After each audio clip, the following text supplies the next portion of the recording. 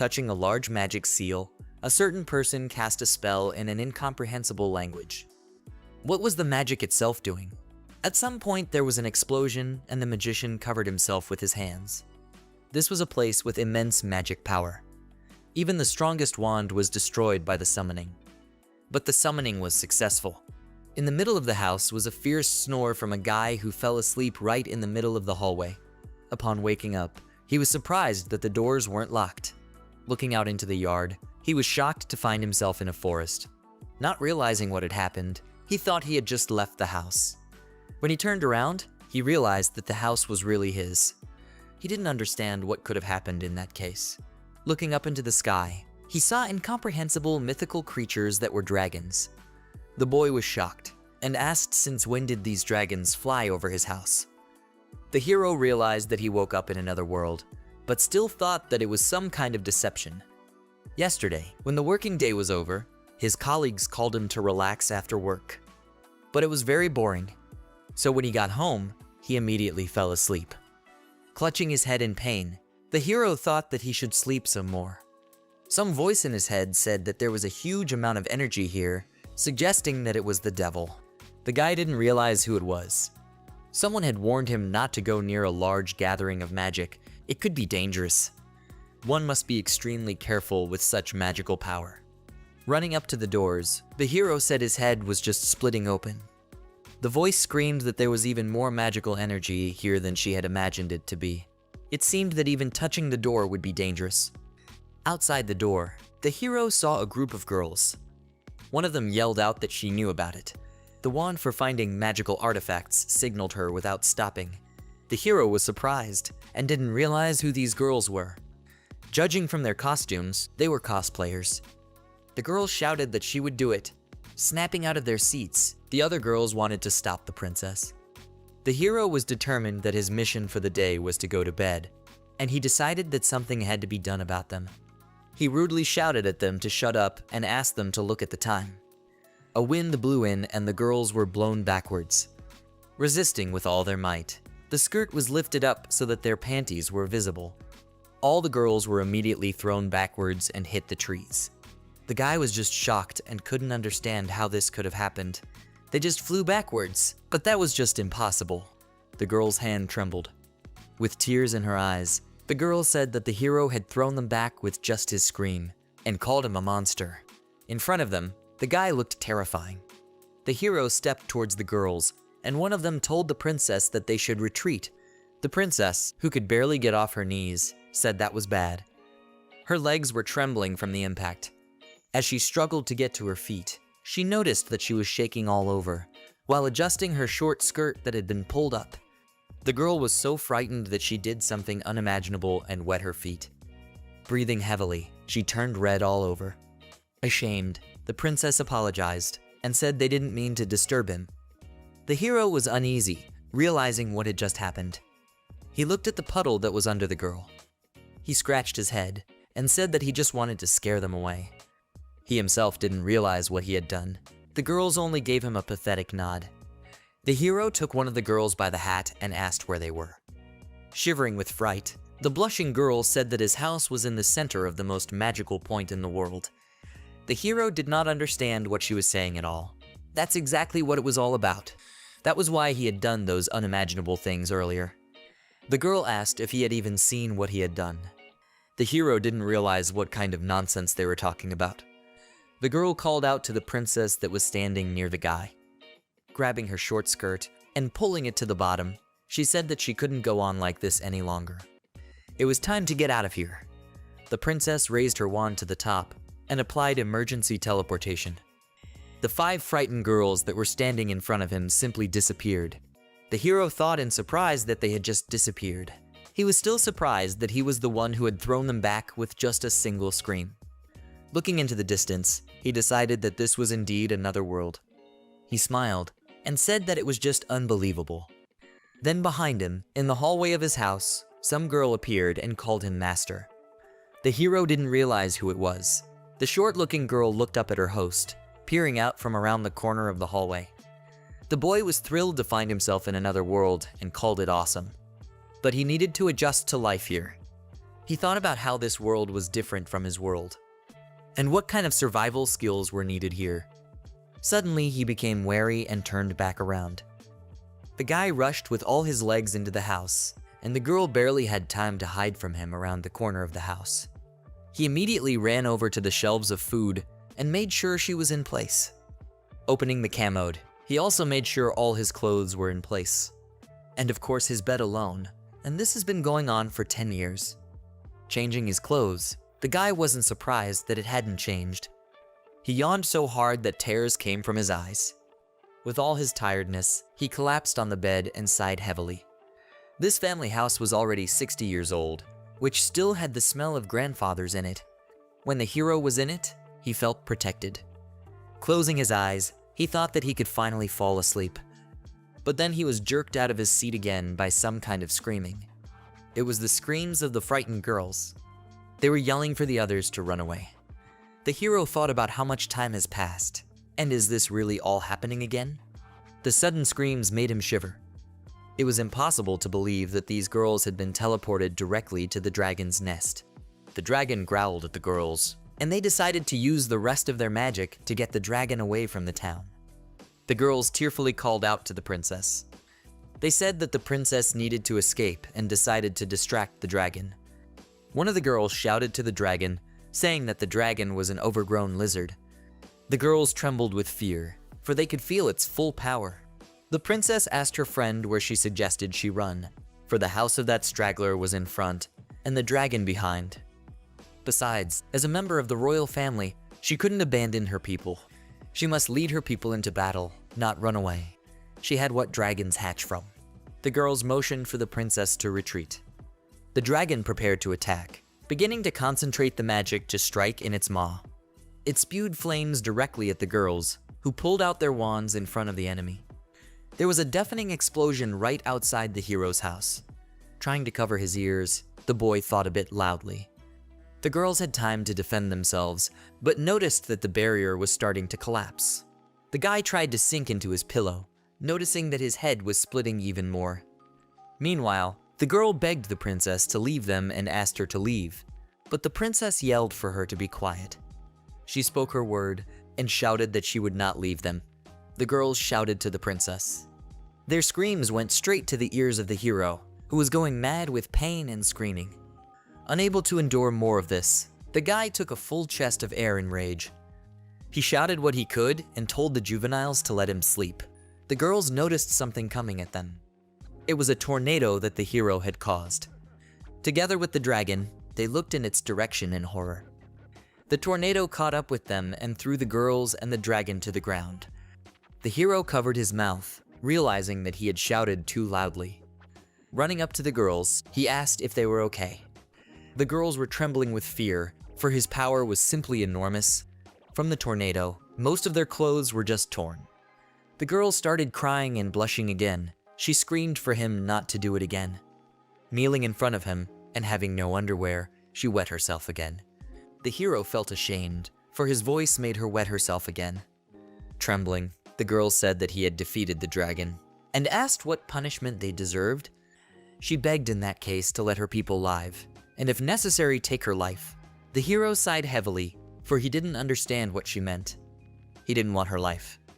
He asked them to be kind, and take their dragon with them. After all, that incomprehensible thing didn't belong here.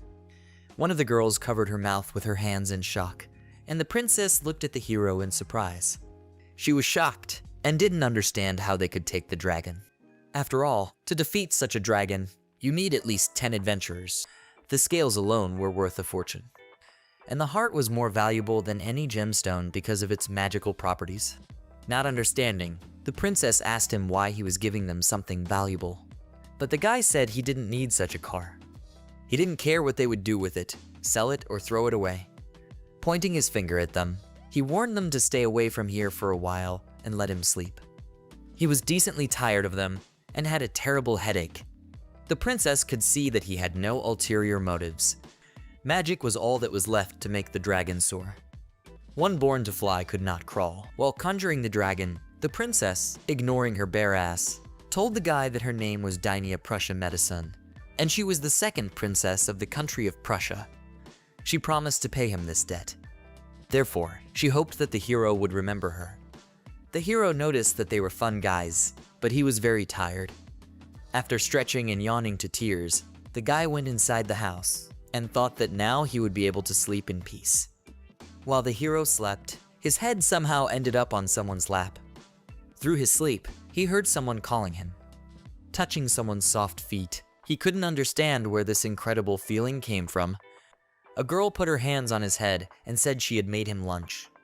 When he woke up, the boy looked at the smiling girl in bewilderment and asked who she was. The girl called the hero a master and said that the disaster was ready. The boy immediately began to remember if he had closed the door. The girl said that the door was closed and no one but him could open it. He doubted this. If that was true, how did she get in here? The girl decided she should introduce herself and said her name was Sakura. She is a spirit bound to this house. And now, decades after her birth, she's met him. Met the family member who had cared for her for so long. Truth be told, she was so embarrassed, so she was afraid to approach him before. The hero asked her who gave her such a name. After all, the name Sakura meant to be a cherry blossom tree. He remembered that the supports of the walls of their house were made of cherry wood. Akira was mad happy that he remembered that. The hero said his grandfather told him that. The grandfather told dake that cherry wood was very rarely used for construction. The hero was surprised to touch the walls and said that their house was cool. After touching the wall, dake had no idea that they had such a cute girl living with them. The girl was flattered that he called her cute and thanked him. She was sure the Lord was already hungry after all that had happened. In that case, she asked him to raid the food. She allowed herself to take advantage of whatever he had and what she found in the fridge. Daichi was just thrilled to see a home-cooked meal. He remembered what Sakura said about getting the food out of the fridge and asked why it was warm. Sakura said that she used magic to create electricity. And there is also groundwater under the house, so she also made plumbing. Dake marveled at the magic and thought it was incredible. The girl agreed and asked him to eat faster before it got cold. After thanking her for the food, dake pounced on the plate of food. After filling his stomach full, the boy decided to ask Sakura. He already realized that this was a different world, but he didn't understand why he was called here. Sakura smiled and said that he had been living in this house long enough to fully soak in the magic, and this house, in itself, is a magical place. The hero remembered that that princess had said the same thing. They too understood very well what kind of power was hidden in this house. Scientifically, this place was called the Dragon Artery. A huge amount of magic was gathered in this place. And there was also a lot of magic in Sakura and the hero. Sakura told dake that he had lived in this house since he was born, in which case it was filled to the brim with magic.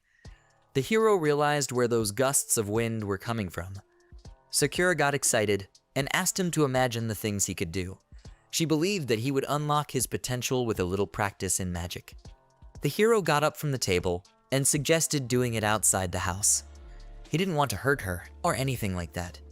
Sakura was surprised and thanked the hero for his concern. He asked her to wait for him here and said he would change his clothes.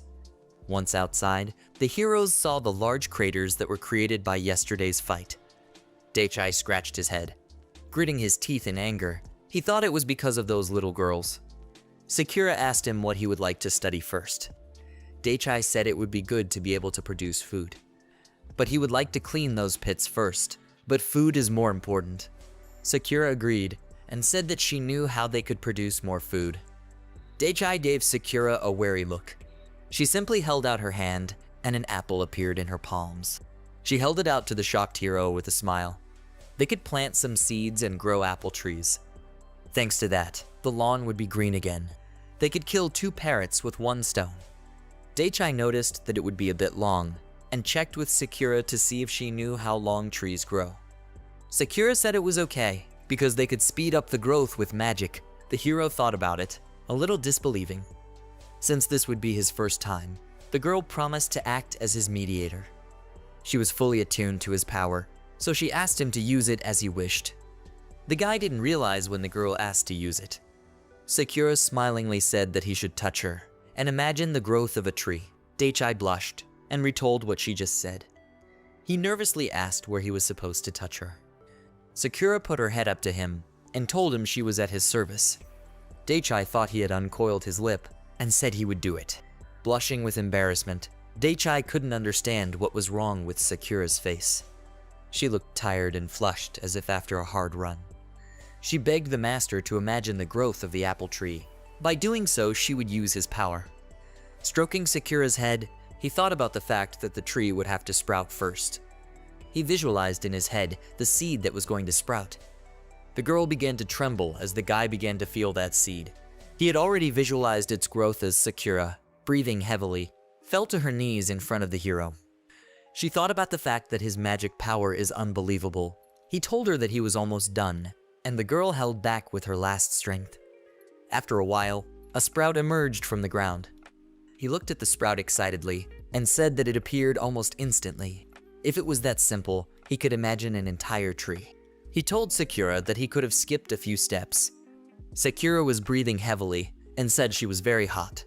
Leaning over to her, Daichai asked if she was tired, but Sakura was more surprised. She said she was fine and offered to continue. The hero thought he could do it, and leaning his palm on Sakura's head said they continue. The girl sighed with difficulty. She couldn't hold back, for he was putting a lot of power into her. He was putting more strength into her than necessary. Tears came from her eyes. She was incredibly red. She cried out that it was simply impossible because his strength was so much. Holding her hands in front of the sprout began to get bigger and bigger. Sakura screamed that she couldn't take it anymore. Just a little more and it would be the end. Meanwhile, the sprout was sprouting more and more. Its power flowed completely through her body, and after a while, a lush apple tree appeared in the place of the sprout. Daichai looked at the tops of the tree in surprise and said that it had grown instantly. He turned to Sakura, who was lying on the ground. He asked her if she was okay, but she didn't know what to say because she didn't expect him to do that. She said that he had done a wonderful job and picked an apple and handed it to the hero. She said it was an apple he had made himself. Daichai smiled and said that it was an apple they had grown together. The girl smiled and agreed with him. After tasting it, the boy was delighted, for it was very sweet. He realized how magic should be used. Sakura said it had incredible power. She suggested turning this place into an orchard. They had to plant a lot of trees, and Sakura happily wanted to help the hero. Suddenly, a creature flew over Sakura. This big creature looked like a bird. It grabbed Sakura and carried her somewhere. Carrying a huge sack of gold, the princess set it on the ground and said it was very heavy. They sold the dragon for a good price. There was a little over 3,000 silver in there. She had to bring that sack to the guy who killed the dragon. She wouldn't let her men near such a dangerous place again. She was sorry that her energy hadn't recovered yet, so she couldn't make the coins float. Her attention was caught by a creature that was floating in the sky. Its scales shimmered with all the colors of the rainbow, but its size was small. It was a great dragon that surpassed all the others. It was very agile and immune to magic. A strong and rare dragon was rarely seen by Shudai, and the girl thought that it was attracted by its great magical power. Daichai shouted to Sakura. If the dragon stole his house, it would mean he was a bullshit landlord. He had to save her. He thought about the fact that he had to use magic. He had to hit accurately so he wouldn't hurt Sakura. He thought about whether he could use magic without Sakura. The hero tried to just visualize it in his mind. He ordered the apple tree to attack, and it flew straight at the dragon. Daichai was thrilled that he could use magic on his own. The dragon let go of the girl, and Sakura flew down. The hero decided to command the tree once more, and it flew at Sakura. Sakura screamed and begged to be caught. Running with all his legs towards the girl, he managed to catch up with her, and Sakura fell right on top of the guy. The hero caught the girl and accidentally took hold of her balls. As she stood up, Sakura turned away, and the hero apologized because he just wanted to catch her. It was an accident, but the girl smiled and thanked him. She shouted to Daichai that the dragon was approaching at 12 o'clock. The guy noticed that the dragon wanted a refill, saying he was persistent. The girl assumed that the dragon wanted to make a nest from a place of magical power. Suddenly, the guy's stomach rumbled and he blushed with embarrassment. All this happened at such an inopportune moment. Sakura was surprised that the hero felt hunger in such a situation. She noticed that he used up a lot of energy on the trees. Sakura told the master that from the information she had gotten, the dragon meat was very tasty. He asked her not to tell him such things with such a cute face. The hero noticed that the dragon had a strange color of scales and assumed it was poisonous, and there would be plenty of food for the two of them. However, he attacked them first, so there was nothing that could be done here. Dake decided that he was going to eat that dragon. Now that Sakura was safe, he could not hold back his power. He decided to just yell at it. He yelled at the top of his voice that he wanted to get some dragon meat, and the tornado headed towards the dragon. The dragon roared and dodged. It almost hit him, but he managed to dodge. Dake thought about the dragon being far away. The dragon looked disapprovingly at the guy. Sakura noticed the dragon flying away, and the guy told her that it would be a problem if it bit other people. But he was too far away, and Sakura called out to the master. She said his introduction was very important. He couldn't just yell, he had to direct that yell mentally. Dake understood her and tried to do it again, gaining air into his lungs. Summoning a tornado, he shouted to the dragon and ordered it to land. The dragon became alarmed when it saw a strong tornado chasing after it. Suddenly, there was an explosion. The princess that was heading in their direction was disturbed by this sound and became frightened. There was a rush of air in her direction. Catching her, the stream threw her to the ground, cutting the clothes on her chest. Falling, the girl exclaimed, and asked why this happened to her every time she came here. The hero excitedly said that they did it. Magic does get stronger if he focuses it. Dake asked Sakura what to do with it now. Sakura gathered her hand into a fist and asked to provide everything to her. She has the knowledge of cutting up dragons. With magic, it could be done easily. The guy was thrilled and said he had the coolest house.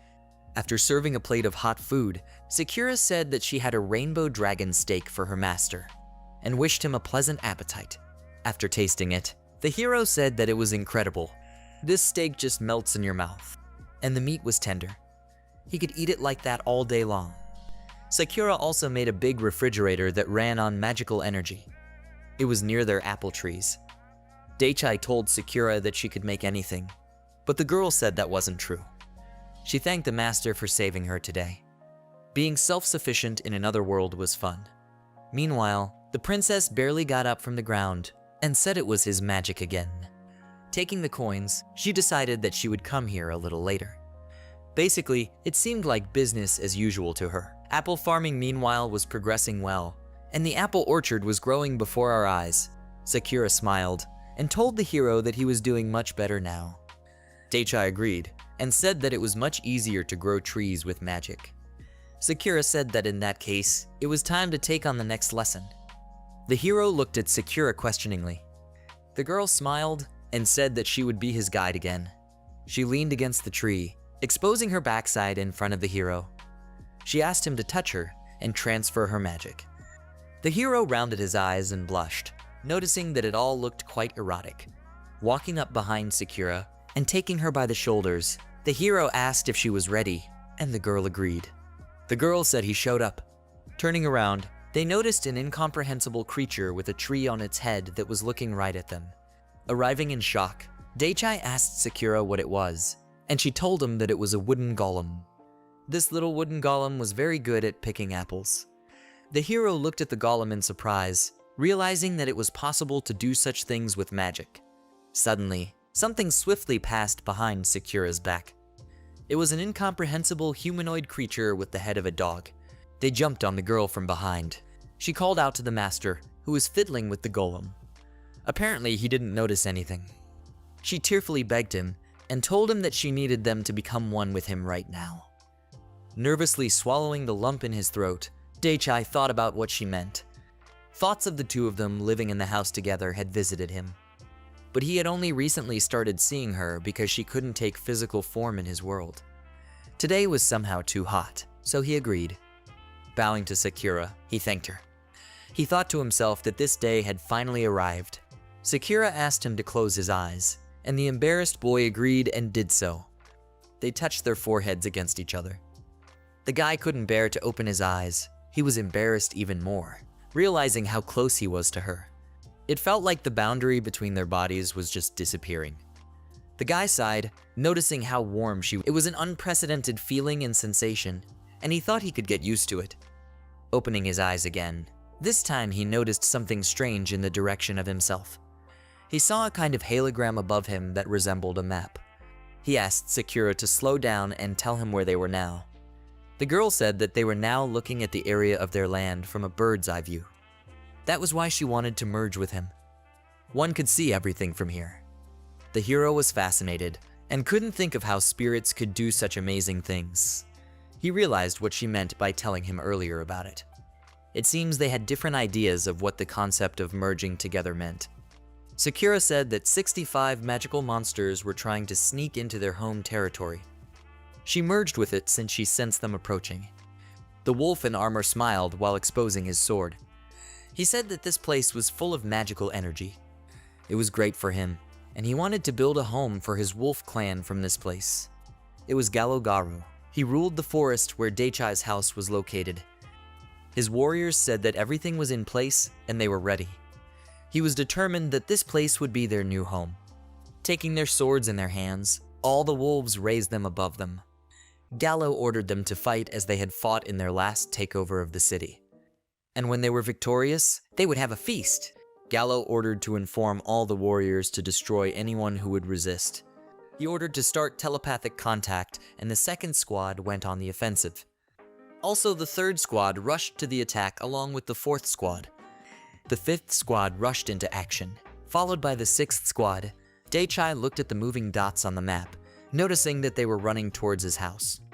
Tapping his fist on his hand, he said he wouldn't let them walk around on his property. They might try, but he didn't think it would end well for them. The wolves were already on their way to his house. They were tearing through the thick trees. Gallo gave orders to all the troops to destroy all their enemies. He was confident that their elite squad would deal with all the enemies quickly. With the help of telepathy, their teamwork stood at the highest level. With a bloodthirsty lick, the wolf said that their enemies only had to pray to the gods. All the squads were on a roll. The hero noticed that they weren't far away now, and began to surround his house on all sides. Daichai grudgingly said that every inconsiderate one was trying to target the place. There were 65 of them in total, and the hero wondered if he could fight them off alone. Sakura asked the Hyojin to use her. They were now acting as one organism, so if Daichai let his magic into her, she would form traps. The hero thought it was awesome if they could do that. Daichai said that these guys had 6 squads. Taking the girl by the shoulders, he told her that he was trusting everything to her again. Sakura sighed heavily and asked to rely on her. Gallo yelled to his wolves to attack. Stopping near an apple tree, one of the wolves noticed something. The tree began to move, and with roots came out of the ground, which worried their unit. The hero ordered the golems to rise up. A wooden golem rose from the ground, which frightened a whole troop of wolves. Golems also began to appear on all sides of their house from where the wolves were attacking.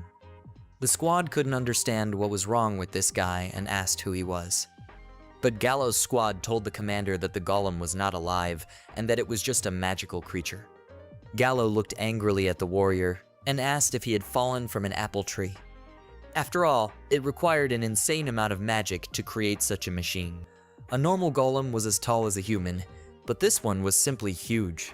The golems were getting bigger and bigger, and the wolves thought about the fact that it was just a dream. Gallo heard cries for help from his soldiers, which said that there was a big golem in front of them. They all needed help. Gallo asked not to be told that there were 5 more such golems. They walked right into the trap, and Gallo cussed. Daichai yelled that this was his territory and he didn't want trespassers here. He ordered the golems to throw this garbage away. From all sides, the golems started throwing the wolves back, and the wolves flew off of them with ease. This happened to every unit of wolves. Noticing the golem launching the wolves far into the sky, Sakura smiled and told the master that it was just great. He was simply excellent at controlling golems. Daichai told her that the golems did a good job today, and then his stomach rumbled again. He sadly said that he had used a lot of energy, and now was a good time to eat. Sakura also remembered that the hero didn't eat breakfast today. That meant it was time to make something delicious for him. Daichai thanked Sakura. When the wolves were hit, The golems could be seen even in the city itself. Seeing the huge golems, people were greatly surprised. What the hero liked about this world was that there was a lot of greenery. He also noticed some cool animals running around in the forest. It had been a whole week since he got here. He looked at the dragon that flew past him and thought that he had been in this world exactly a week ago. In the past world, he left home at 6 in the morning and left work, barely catching the last train. He had gotten used to his new life, and when he opened the door, he said he was home. Sakura worriedly said that he was finally back, because they had monsters trying to get into their house. He thought it was best to forget what he had said earlier, as he was still not used to uninvited guests. Taking the girl by the shoulders, he asked her to show him what was going on. Daichai saw those wolves again, but they were with someone else. And they weren't dressed like the other time. They were much smaller, and the guy thought about the fact that they didn't come here to fight. He asked Sakura to activate the traps if they showed hostility towards them. Daichai and Sakura walked straight out towards the unwelcome guests. He asked the kids what they wanted here, and one of the wolves told the other that it was truly the king's magical aura. They bowed to the hero and said he was their king. Their clan of Ludowolves ruled this demonic forest. Chief Garu introduced himself and said they bowed before him as king. They also brought proof of this, and the mysterious hooded beast took off his clothes. It was the chief's younger sister who appeared naked before everyone. He gave her to Daichai as an offering, and the latter asked to use her and eat her in order to regain her appetite. Covering his eyes, the guy asked in shock what was going on here and didn't understand why this girl was without clothes. He couldn't believe that this girl was a real she-wolf. Except for the tail and ears, she was no different from a normal girl. Daichai looked at the unfortunate girl and asked Garu what he meant. But Garu offered to eat him if she didn't suit him.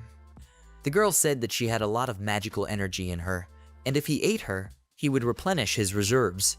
Garu asked to eat her so that he would spare the rest of his men. But Daichai didn't know it was possible to draw his magic in this way. He was shocked that he was offered to be eaten by a lowly she-wolf, and he asked Garu if he had mistaken the shores. Pushing the wolf away with magic power, Daichai told him that he was wrong. He wasn't going to eat anyone, much less his sister. He wasn't going to become anyone's king, just live in peace and tranquility. The squad looked at the guy in surprise and asked if he forgave them for attacking his territory. After all, they lost and ran away, so now he could use them as he wished. Daichai thought for a moment, and taking the cape next to the naked girl, said that ordering it was a good idea. Dressing the girl, he ordered them to never attack humans again, and that was all he wanted. The girl looked at Daichai in surprise. Garu was shocked at such leniency to the losers. He hugged his sister who was crying and expressed his joy that she was fine. The hero waved his hand and said that even though they looked like wolves, they were still human. He said it was time for them to go and asked them to remember that order. Garu once again asked him to become their king, and if he still did not want to, he would like to bring him their offerings. He pointed to a huge cart that was filled to the top with food and said that here were all the supplies of their wolf clan. He asked Daichai to accept these offerings. It was tempting, but the guy took a couple bags and asked to take the rest back to their families. The wolf assumed he wasn't happy with their gifts, but Daichai said that wasn't the point. There were only 2 of them here, and besides, Sakura was watching her figure. The wolf squad saluted him and said that Sakura looked in great shape. Carrying the carts away, they once again asked for forgiveness. Rubbing his lower back, Daichai thought about the fact that they were very loud and it was finally safe to return to the house. He still couldn't believe that he was now their king. Sakura smiled and told the master that she would use these gifts to make tonight's dinner. She will make a stew with vegetables. The hero thought to himself that it was delicious. Ludowolf kings aren't supposed to gain weight so carelessly. It had been a few days since the Ludowolves had attacked the Daiichi house. Everything was calm in the Medes kingdom. After placing the sacks of silver on the ground, the princess was determined that today she must complete her mission. Today she was determined to take these coins to the hero. Walking along the path along the forest, Sakura and Daichai saw 2 dragons in the sky. He looked at the nearest branch with an apple and asked what it was. The boy plucked the apple, noticing that it was golden. Daiichi assumed it was rare and didn't know if such an apple was edible. Sakura noticed another one like it. She didn't think that if they ate them, something would happen. They decided to eat them together and took a bite. The hero said it was very sweet and juicy, but after swallowing it, Daichai thought there was something wrong with this apple. His body started to burn, and he asked Sakura what was going on. He looked at Sakura, who was breathing heavily. She also looked at her master. Blushing, the guy approached Sakura and admitted that he wanted to tell her something ever since they first met. Suddenly, some voice asked them what they were doing here. The hero looked at Sakura and asked what she said, but Sakura assured that it wasn't her. It was one of the dragons that was flying right above them. He told the other dragon that the king had banned him from flying here, calling him a disgrace. The second dragon replied that he knew nothing, for he saw no one here who could harm him. Adrian was surprised that the dragons were talking, and Sakura could hear them too. She smelled the apple and said it gave off a faint dragon magic. She assumed that after they took a bite of the apple, they began to understand them. This tree they planted in the same place where they killed the great dragon. The blood of dragons is very rich in their magical energy. Apparently his blood got into the ground and mixed with their magic. That's why this apple has such a strong effect. Tossing the apple in his hand, the guy said that this was interesting news. Maybe they could get other interesting things with the blood of other animals. He decided to check it out later. Suddenly, there was an explosion. Not expecting that, the guy dropped his apple and asked, "What is it this time?" A golem appeared in front of him and grabbed the princess. The girl was red as a tomato and hesitantly said hello to the hero. The boy noticed that she was dripping again. He was just shocked that it happened again. The princess thought about the fact that the hero had already forgotten her. An angry Daichai asked how much longer she was going to mess up his lawn. She sat down on her knees in front of him and said she was sorry. But this time she had a reason for coming here. She told him she had to pay him back. She was the person that lived in this place filled with magic. She introduced herself as Dainya, but said she didn't have to be called by her title. The boy thought about the fact that she never called him by his name, probably because he had never introduced himself to her.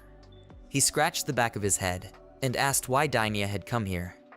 The girl remembered and said she dropped them when the golem grabbed her. Placing the two large bags in front of Sakura and Daichai, she thanked him for saving her from the dragon. She wanted to give his share after selling the dragon and said that there were 3,000 silver coins here. That's almost 3 million gold pieces. The hero looked at the bag and realized what the currency here looked like. That's enough to not need money for a whole year. The guy thought about the fact that he would be able to idle for a whole year. Apparently these coins were equal to yen in value. The princess looked at the golem and thought to herself that he was doing a pretty good job. When the hero saved her life, she spoke of how she would still come back. Daichai smilingly remarked that the girl was quite conscientious. Sighing heavily, she replied that that was her only plus. Not counting her talent for magic, which she hadn't been using very skillfully lately. She heard the voices of dragons from above, and one of them said attacking first. The first dragon asked if he was sure about that, since they were talking about how the guy ate the dragon. Also, the king talked about wanting to go one-on-one with him. The second dragon asked to see the man who was as tall as a pebble. Plus, if he killed their brother, he's already a dead man. Calling the hero a puppy, the dragon suggested that he was pretty tasty since he had so much magic in him. The hero told the princess that they were going to eat them again, which she was not thrilled about. Daichai looked at the dragons that were gathering in increasing numbers. He wondered how many dragons it would take to defeat him. The princess looked up in horror and noticed that there were 5 to 10 dragons. That was a lot, and in her fear, she wet her stockings again. She thought about the fact that they were finished. Daichai was surprised at how there were so many dragons here. It looks like the heroes had formed some problems. Daichi gloomily looked at the princess and thought about the fact that she was aware of it. After all, they had attacked them as soon as she came here. She tearfully looked at the hero and asked him not to put all the blame on her. The guy exhaled and said that he was joking. After looking at those birds, the hero said they should get ready for battle.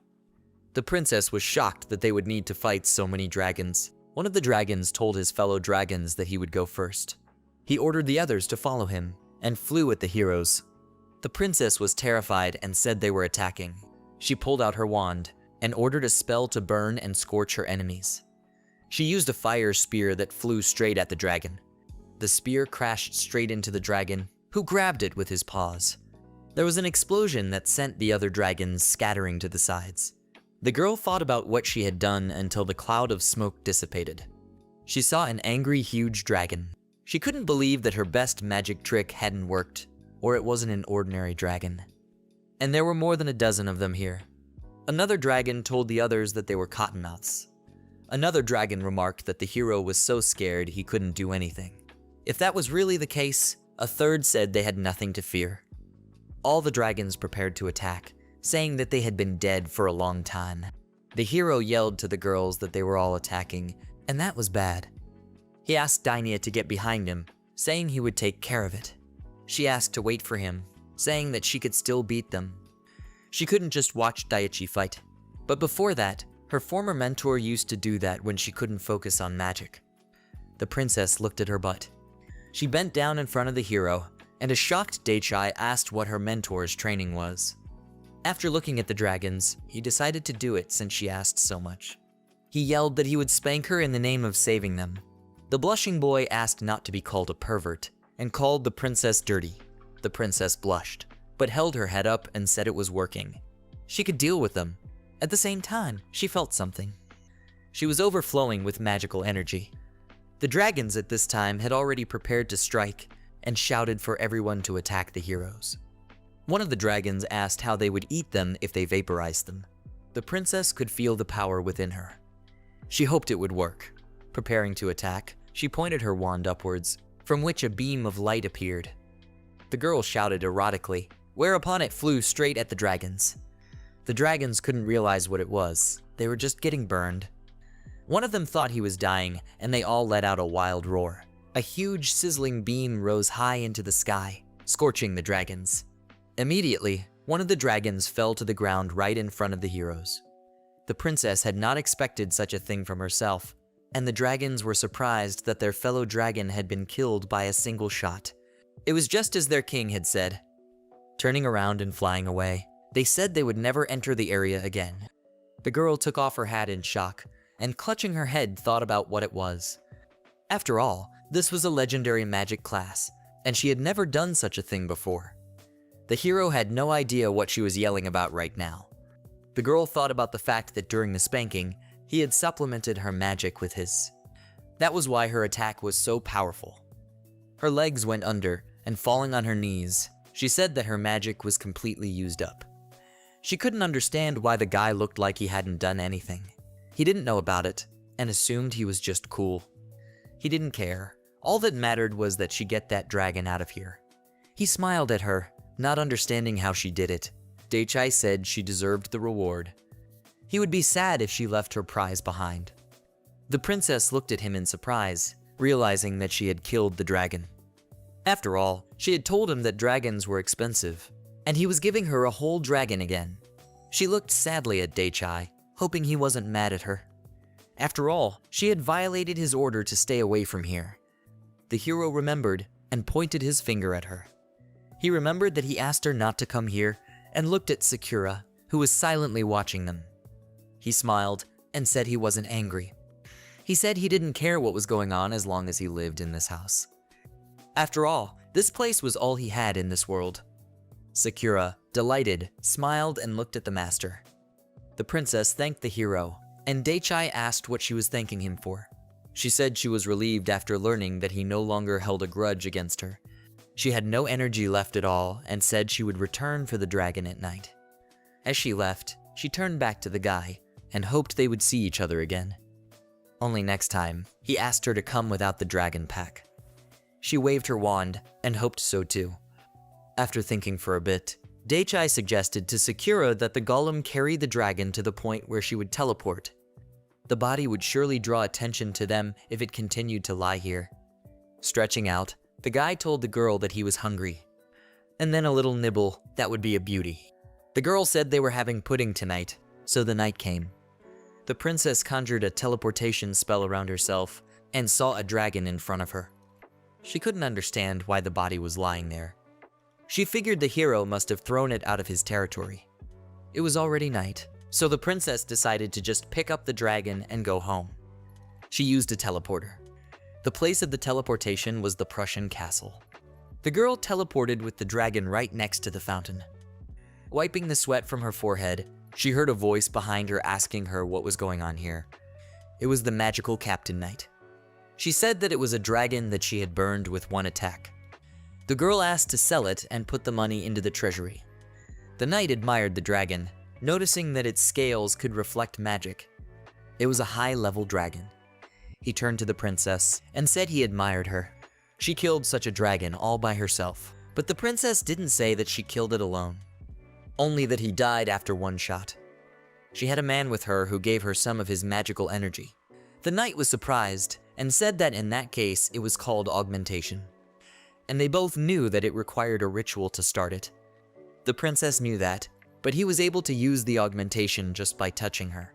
He could probably be assigned a legendary or super high mage class.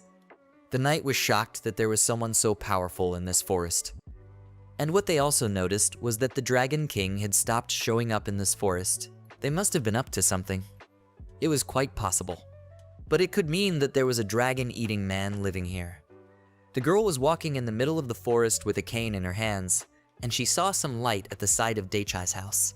That strange girl stood staring at Daichai's apple tree. While walking in the middle of his garden and talking to Sakura, Daichi noticed a certain girl near the apple tree. He admitted that it was the first time he saw such a cute intruder here, and thought about the fact that this girl was lost. The girl looked at him and asked if they were really apples. The hero said that they are apples, even though they are golden, they are still apples. She said that she understood that, and had learned something new during her journey. The hero looked at her and wondered if it was considered normal to leave home at such a young age. The little girl held out her hand and said she was Hestia. She was pleased to meet them. The boy held out his hand and reciprocated. Hearing her stomach rumbling, the guy assumed she was hungry. But Hestia said she didn't know that, but her stomach was making strange noises. The hero wasn't sure if she was alright. Daichai looked at Sakura and asked if she would be okay if Hestia ate that apple. Sakura decided to test it out. There was a huge dragon-like aura around the girl. Sakura marveled at how much magical aura was in such a small girl. She smiled and said that she would be fine. This child was very strong magically. The hero offered to try it on her and see what kind of magical effect it would have on her.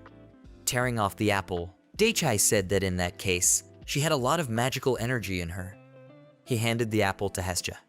Hestia questioned if he was giving her this apple, and the guy said yes.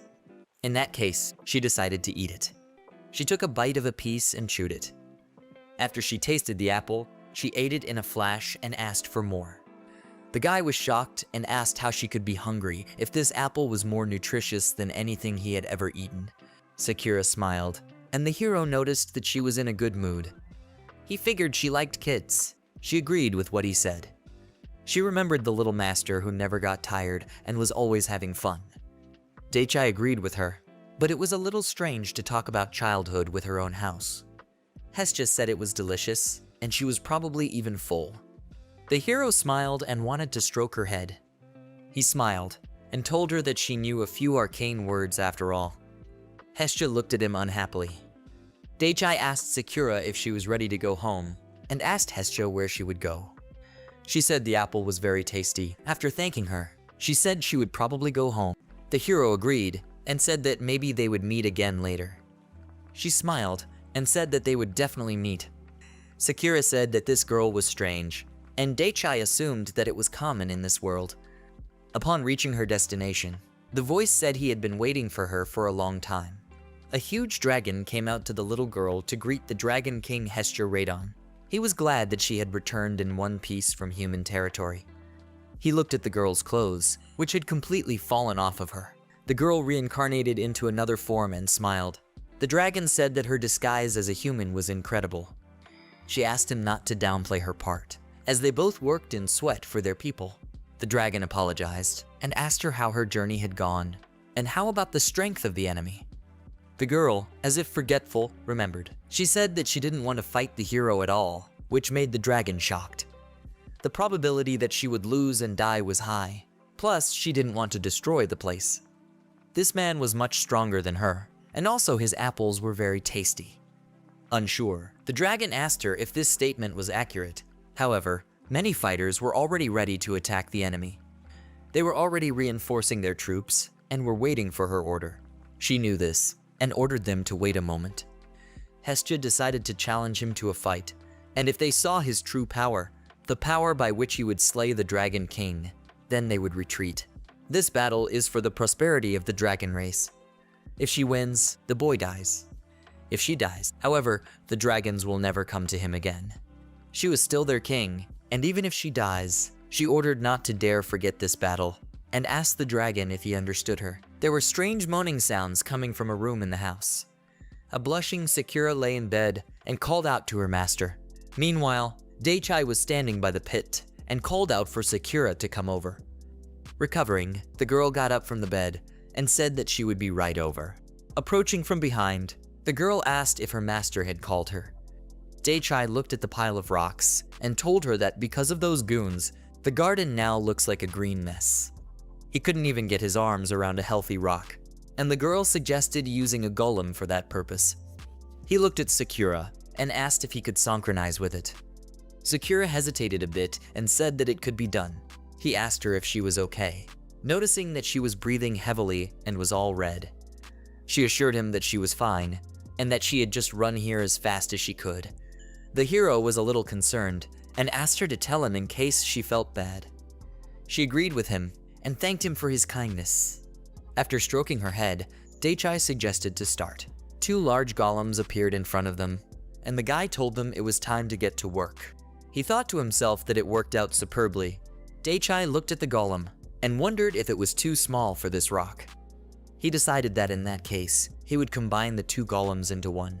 He thought that if he channeled magical energy into his hands, then he could easily control them, so he decided to give it a try. After touching the golem, he decided to start. The guy was glad he was right. It felt like he was stuck in glue. So soft, and it was hard to believe he was dabbing the wooden golem like that. He decided to try to control it. He was surprised at how soft it was. The golem completely engulfed his hand, and Daichai told Sakura that apparently it was stuck. In shock, the guy looked at the golem that raised his arm. He talked about how he didn't order it to move. Sakura assumed that he was repeating his movements. Daichai decided to check it out. After trying to control his hand in the golem, he noticed that the golem was also moving his hand. Sakura said it was like that because he had synchronized with it. He was channeling his magical energy through his body, so he was repeating all of his movements. Once again, the guy repeated that magic was incredible. He had a simply wonderful idea. He decided to squeeze it here and press it a little here and then elsewhere. Sakura smiled and said that Daichi looked like his childhood self. She saw him as the same child who asked her to look at what he had done. The hero climbed right into a golem and became one himself. All that was left of him was his face. Who knew he could get those 2 golems, and that a phygenic wooden armor? Sakura said that the master is amazing, to make something like that out of 2 golems, but the hero asked not to flatter him, because right now he looked like a chubby oak tree. He decided to imagine that they were just shooting a new mecha. He just stood at the control panel. The hero decided to see if he could lift the rock like that. After lifting the rock with ease, he thought about the fact that he could do anything with this wooden armor. He suggested that Sakura clean the place up. Sakura was still smiling as she looked at her master. It was the introduction of a new technology. The hero looked up into the sky and said that these aerial projectiles were great. With magic, he bent and dug the top of the trunk into the ground. As the target flew past, the trees would bend and launch projectiles at the enemy. Thanks to his wooden mech, making them was easy. Recently, the hero had expanded his territory and made some new traps. He looked at Sakura and said that these traps would definitely do the trick. The girl was tired and said that it was wonderful. She called out to her master, after which she fell to the ground. But the hero had time to react and caught her. He asked if she was all right. The girl said she was sorry and asked for forgiveness. She seemed to have used too much magical energy. She said she had fun with him and forgot that energy needs to be replenished. Daichai didn't understand what she meant, because he takes energy directly from the dragon's vein, so she should have slept for a few hours and she would have been fine. Suddenly, he heard some crunching outside the house. Sakura apologized and said that she was the spirit of this house after all, Due to the lack of energy, it looked a bit lousy. Daichai asked Sakura if there was any way to fix it all faster, and she offered to give him her energy. The guy breathed a sigh of relief and thought there was a way after all. He said he would do it, but the girl was a little hesitant to answer. The girl blushed and said that the most effective way to restore magical energy is to satisfy her desire. The guy asked what she wanted, and the girl got embarrassed. Sakura said that it was necessary to satisfy her innermost desire to restore magical energy. The hero agreed and thought that he had bruised his brain a couple times from recent events. The hero asked for another reiteration of what she wanted. Blushing, Sakura said that he should satisfy her libido. With those words, she covered her face in shame. Daichai thought that maybe she should eat or sleep to recover, but the girl said she didn't need sleep. And as for eating, she had expended too much energy, and it would take too much food to recover all of it. The hero remembered that he really never saw Sakura sleeping, and she always ate very little food, not at all proportional to how much energy she used. He asked from her if she always recovered energy this way. The girl blushed all red and said that she had never had so little energy before. Daichai thought to himself that in that case, she did it often.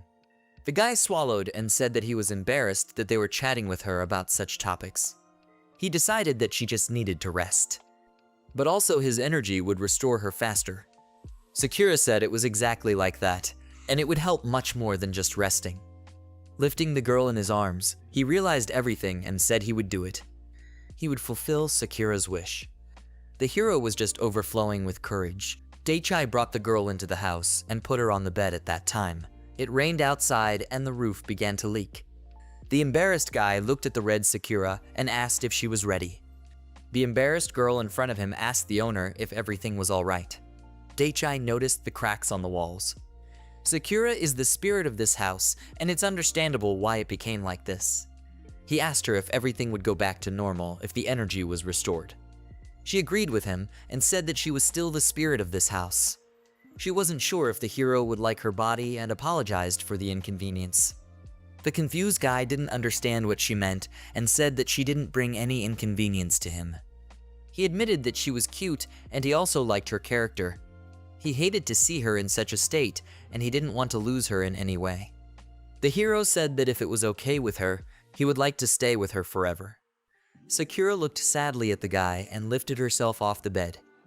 She wiped her tears and said that it truly made her happy. And what he just said was just unbelievable. The hero looked at the crying Sakura in surprise. The girl said that she had always thought of him since he was born. She grinned and said she was glad they were here now. The boy swallowed the lump in his throat and thought about what she had said. He was embarrassed because before he had only seen her as a house. But now he saw an incredibly cute girl named Sakura in front of him. He touched her face and said that now they would finally be together. Without hesitation, the hero kissed the girl on the lips. It was raining outside, and Sakura looked at Daichai with embarrassment. The guy said that he had apparently figured it out, and decided to start little by little. Looking at her master, the girl cried and said they were tears of joy, because she was so happy. The boy fell asleep right in Sakura's lap, and the girl stroked his head. He is the only one who can be her master, and he's the only one who lives in her. Waking up, Daichai was just shocked and asked what happened. He couldn't understand what kind of asshole had added a second floor to his house. Sakura smiled and told her master that his magical energy was inside her, so apparently she got pregnant. The guy thought about her words and understood everything, but he didn't think biology explained the origin of the second floor of the stone structure. She smiled and reminded him that she was the spirit of the house. Logically, her children are the new houses. She said he transferred so much magical energy to her that it overflowed and the excess formed a new part of the building. The hero thought for a while and realized everything. It appeared that if he kept sharing energy with her, his house would grow. Sakura told everything that this was exactly how it was, and it was quite simple. That was how his son ended up on the first floor of his own house. After Sakura and Daichai merged, he got the second floor of the house. After going down to the first floor, Daichai was surprised at the sight of it. It was simply huge, and the young man was delighted. He figured it was a whole 3-bedroom apartment, and there was even furniture here. He told Sakura that it was just unbelievable, but she blushed and said she didn't do anything. It's all because of the energy he gave her. It's because she was overflowing with energy that the first floor appeared. Dake didn't think that he had done something great and offered to go back up. After going up, he said that it was a bit cozier here than downstairs. His attention was drawn to a small shed in the garden, and he assumed that one had come into existence that very night. He noticed that a lot of stuff had appeared since the energy replenishment. Sakura thought it looked kind of empty and suggested renting it out. Dake thought about becoming a landlord. It could work if they could find people to settle here. Sakura was glad he was thinking the same way she was. She wanted to make the place more crowded too, but she asked the owner to stay to live on the second floor with her. She didn't want him to go anywhere. But the guy wasn't really planning on moving anywhere. He felt really cozy in this part of the house because of the room and the furnishings here. His house could keep growing, but this is where his real home was. He didn't want to think differently, and Sakura said it was glorious. The hero asked if she was really worried about it. The girl was worried that if he saw the new construction, he would decide he didn't want it anymore, then move there. Dake said slyly, if he really thought that, then he will do everything he can to expand the place as much as he can at all. Sakura said cheerfully that she will do whatever her master wishes. The guy thought about what sounded like she wasn't going to lose to him. They both have the right to choose and be chosen. Sitting down next to the hero, Sakura said that's why she would do her best to make the master choose her. But he wasn't going to move anywhere, so he asked her to stop thinking about such things. Dake offered her breakfast, and she accepted. That's how 1 week passed. Their house ended up on top of some skyscraper, and the guy asked in shock, how is that even possible? He thought about the fact that the house had gained 7 more floors in just 1 week, but he hadn't done anything like that. Life with Sakura went by slowly and quietly. They ate, woke up, fell asleep, and took walks. But it's not like he never once visited her secret rooms in a week. At most, they slept side by side. Sakura smiled and told her master that his magic was very strong.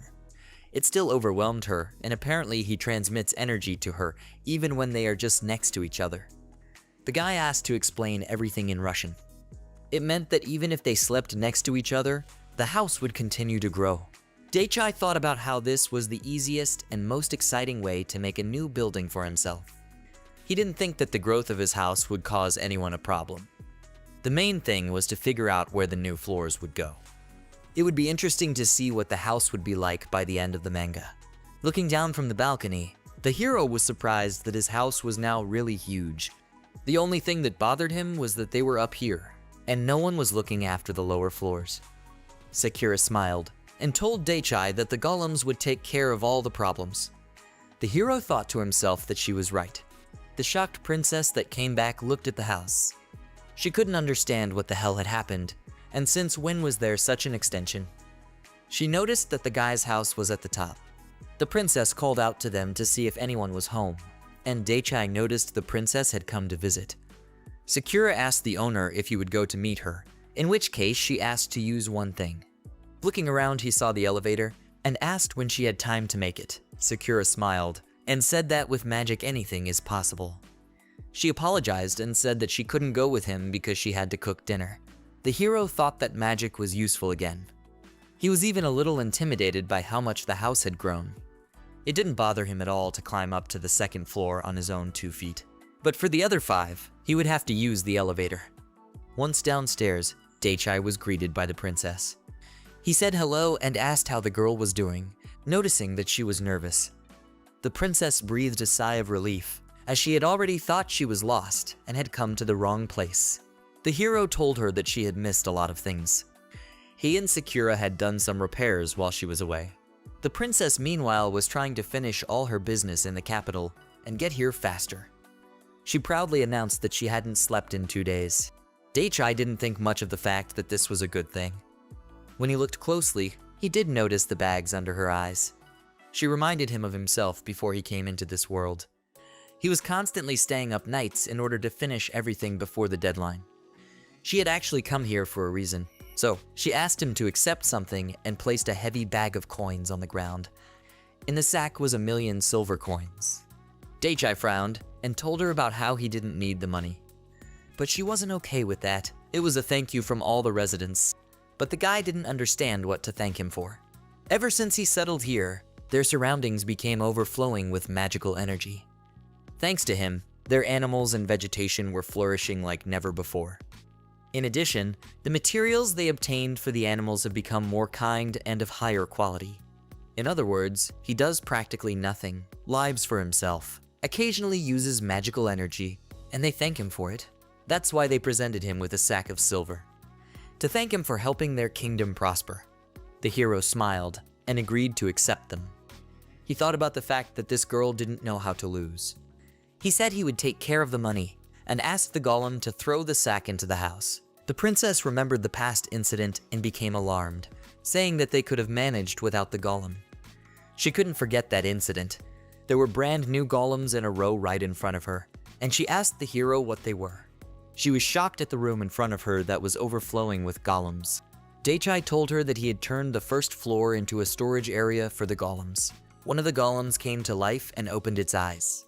The princess looked at it with fear and thought it was happening again. She asked Dake if he was sure, since he had already abused her last time.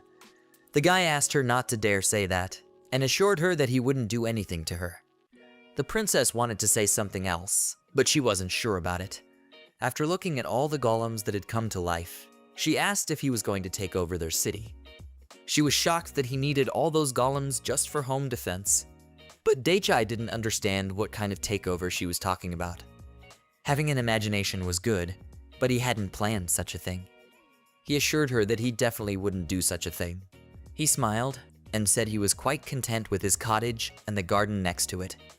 The princess exhaled a sigh of relief and said she was glad to hear that. And even if he called them golems, they were still simple apple trees. He asked her to look, for she shouldn't have been afraid of a regular apple tree. The golem lowered its gaze, and the hero told her that she made him sad. The princess felt bad and said she was sorry. She jumped to conclusions as usual. Dake mentioned that she hadn't slept in 2 days, and asked the golem to deal with it. Plucking an apple off the golem, the guy threw it to the girl, saying it was a delivery fee. After catching the apple, the princess could feel that this apple was overflowing with magical energy. The hero told her that it would help with sleep deprivation. She agreed with him, and said that it would definitely help her and make her feel better. The princess asked if he was really giving it to her. Dake smiled as he remembered what she had said about her not feeling well. She would feel better if she ate an apple. The princess was flattered, but didn't know how she could thank the hero. But the guy exhaled and said there was no need to pay anything, and asked her to just eat it. The girl agreed and said she had to go, waving goodbye. The hero noticed that she makes a lot of noise when she comes here. They had already had many people visit them, though not only them. There were wolves and dragons here as well. Dake decided to find people who wanted to settle here. But to the people here, the shape of his house was strange, and even the princess was surprised when she saw it. He got a super idea and decided to ask Sakura about it. Sakura suggested that they could turn it around if they bonded. The hero was thrilled that such a thing was possible. The house began to change shape, and the outside was back to its original appearance. Dake was ecstatic that their old house was back. Sakura also thought that the shape of the house was convenient. Now his house looked like it did before, but it wasn't that simple. He had hidden all the other floors underground. The first 5 floors are storage rooms, and the 6th floor was filled with golems. He keeps the golems on the lower level, but that makes them less functional. He has created a unique system whereby they can instantly rise to the surface. Now it's like a secret base with cool hatches and stuff. Now he looked pretty normal to the people of this world. Sakura smiled. She was glad that in this case, people would consider this place favorable for habitation.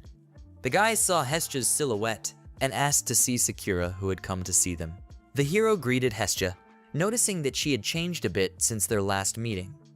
The girl said it was a disguise, and she had dyed her hair and used makeup. That white hair made her more noticeable, which made it harder to travel.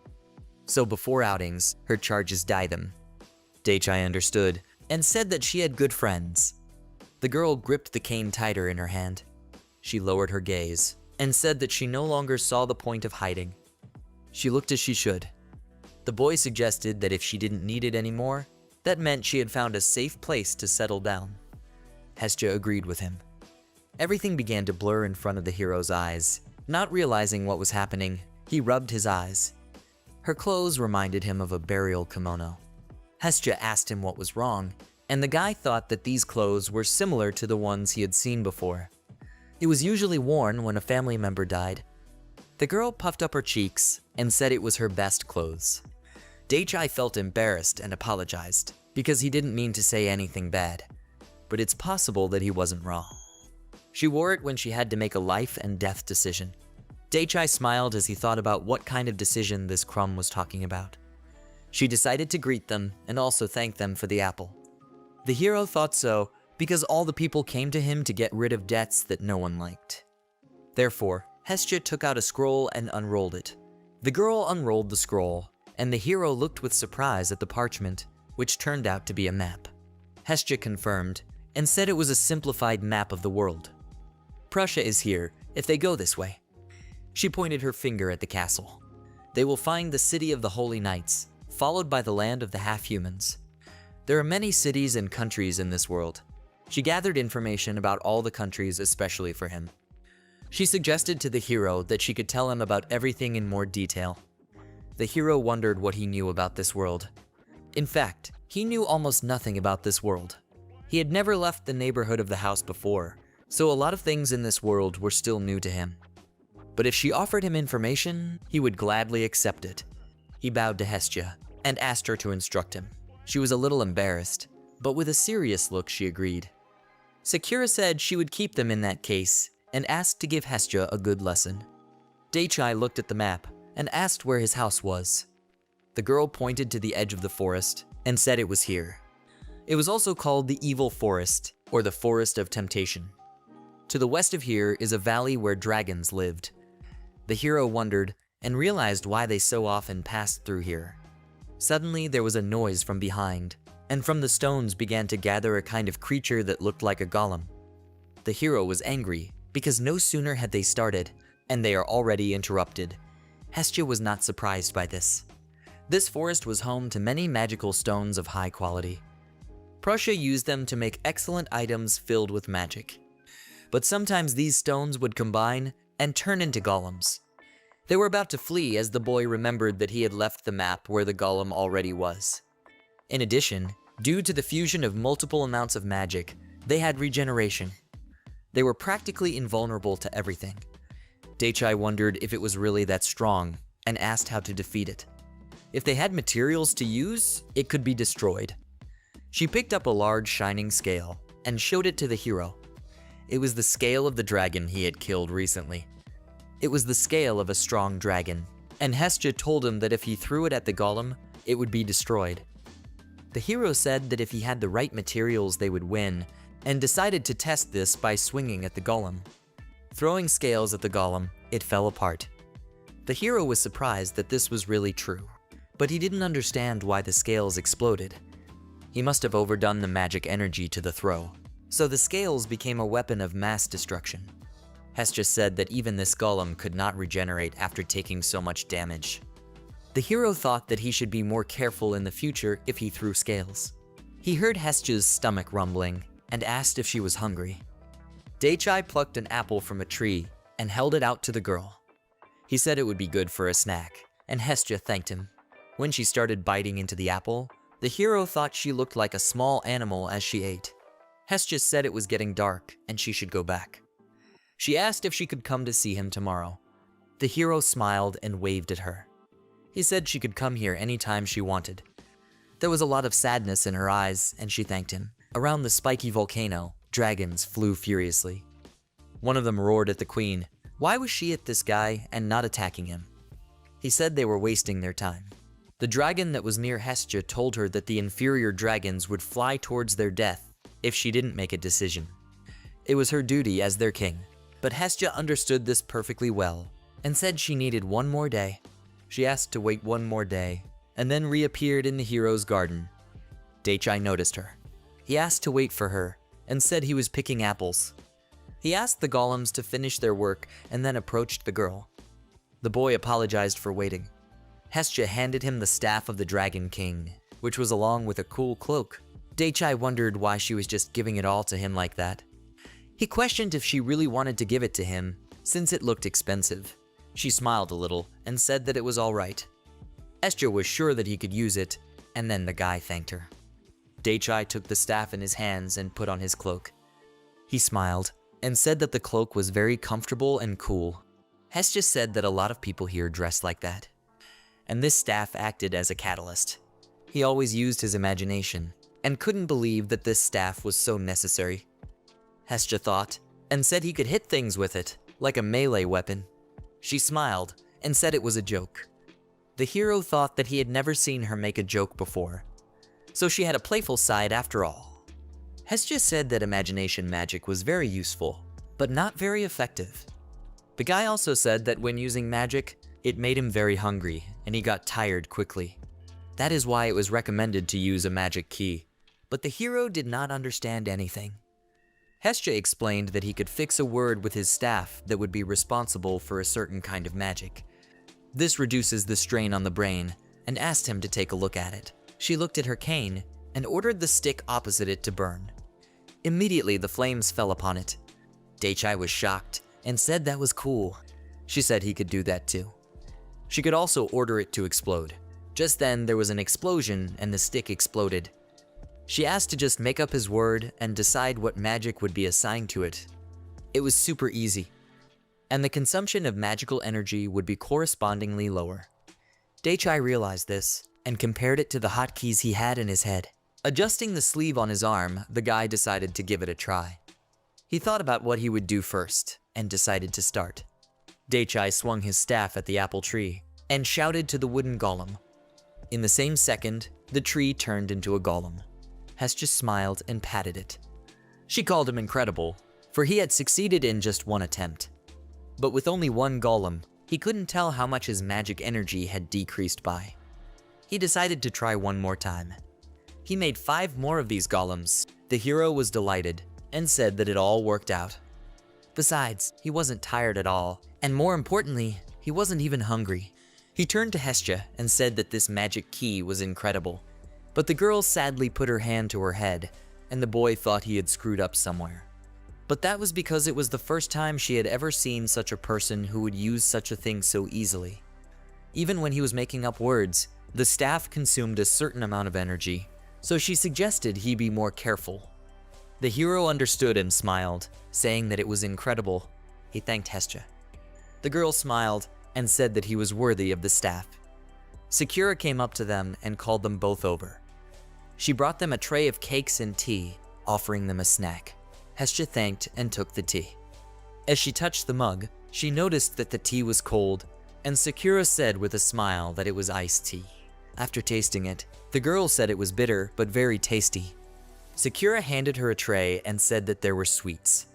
The hero marveled at the way Hestia was eating. She thanked Sakura and said it was delicious.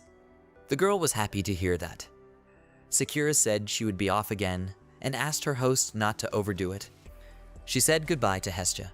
Daichai said that if Hestia was leaving, he could continue practicing by himself, but the girl said she would keep him company. After a while of practicing, the guy said he was tired and decided to make one last dash. He created huge, muscular golems. It was the evolution of muscle.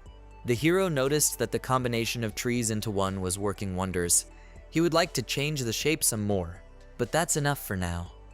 Hestia said he had done incredible on his first day. He smiled and said it was all because he had a good teacher.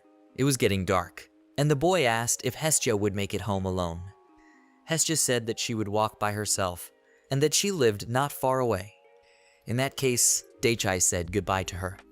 Hestia smiled, thinking that they had fun, but their time was coming to an end. She said goodbye to the hero. Daichai didn't understand what she meant and wanted to ask what her goodbye meant. But Hestia was already far away. He assumed she just wouldn't be coming anytime soon. That night, all the dragons gathered over the rocks in their valley. The dragon that accompanied the queen shouted to the others and asked to be heard.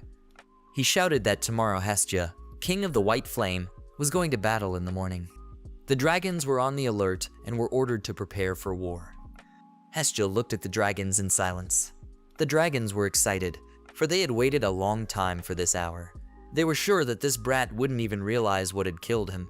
They doubted whether they really needed such a huge numerical advantage to deal with such a small man. The dragon shouted that everyone was going to head out tomorrow to see the king fight the brat. Hestia looked sadly at the dragons. She couldn't understand how she ever got to rule over jerks like them. The girl was surprised at herself. She thought these dragons were shallow, but there was nothing that could be done about it. She looked at the dragon behind her, thinking that he had already lived for over 100 years. If it wasn't for his ability to think so critically, he would have been killed long ago. He was her right-hand man. But Hestia was responsible for her charges and thought she should help them. The dragon behind her apologized and suggested that she use this time to prepare for battle. The girl took off her clothes. It had been so long since she had last taken her true magical form. Just then, instead of the girl, a huge armored dragon appeared in the sky. She thought of the hero who smiled at her so sincerely. Hestia told him everything he needed to know about this world and about magic. She had never met an opponent that she needed to fight at full strength, and she looked forward to this battle. Even if it meant she would never see this place again. While on top of the house, Sakura and dake looked at the marvelous view they had. dake thought it was the same Dragon Valley that Hestia had talked about. But the valley itself looked like just a bunch of pointed rocks. When the house took on the appearance of a tower, you could see absolutely everything in the neighborhood from it. Sakura was insanely happy to be spending such a wonderful morning next to her master. Thanks to the magic keys, he was no longer losing huge amounts of energy and waking up earlier. He was worried about Hestia, whether she had arrived home safely. He remembered the words she said when she said goodbye to him. Suddenly, the boy noticed a whole cloud of dragons flying at them. It was a whole horde of them, but the huge white dragon that was at the head of the dragons was something he had never seen before. Sakura said she saw hostility in their eyes, but apparently they were just passing by. Sakura suggested going downstairs, otherwise they might have hit them with air pressure. dake agreed with her. It still took a while to get down to the first floor. The hero noticed that they were pretty close. The dragon prepared to strike, which dake was shocked by. He couldn't understand why they were attacking. The white dragon struck right towards the side of the house. dake looked at the house and thought about Sakura being there.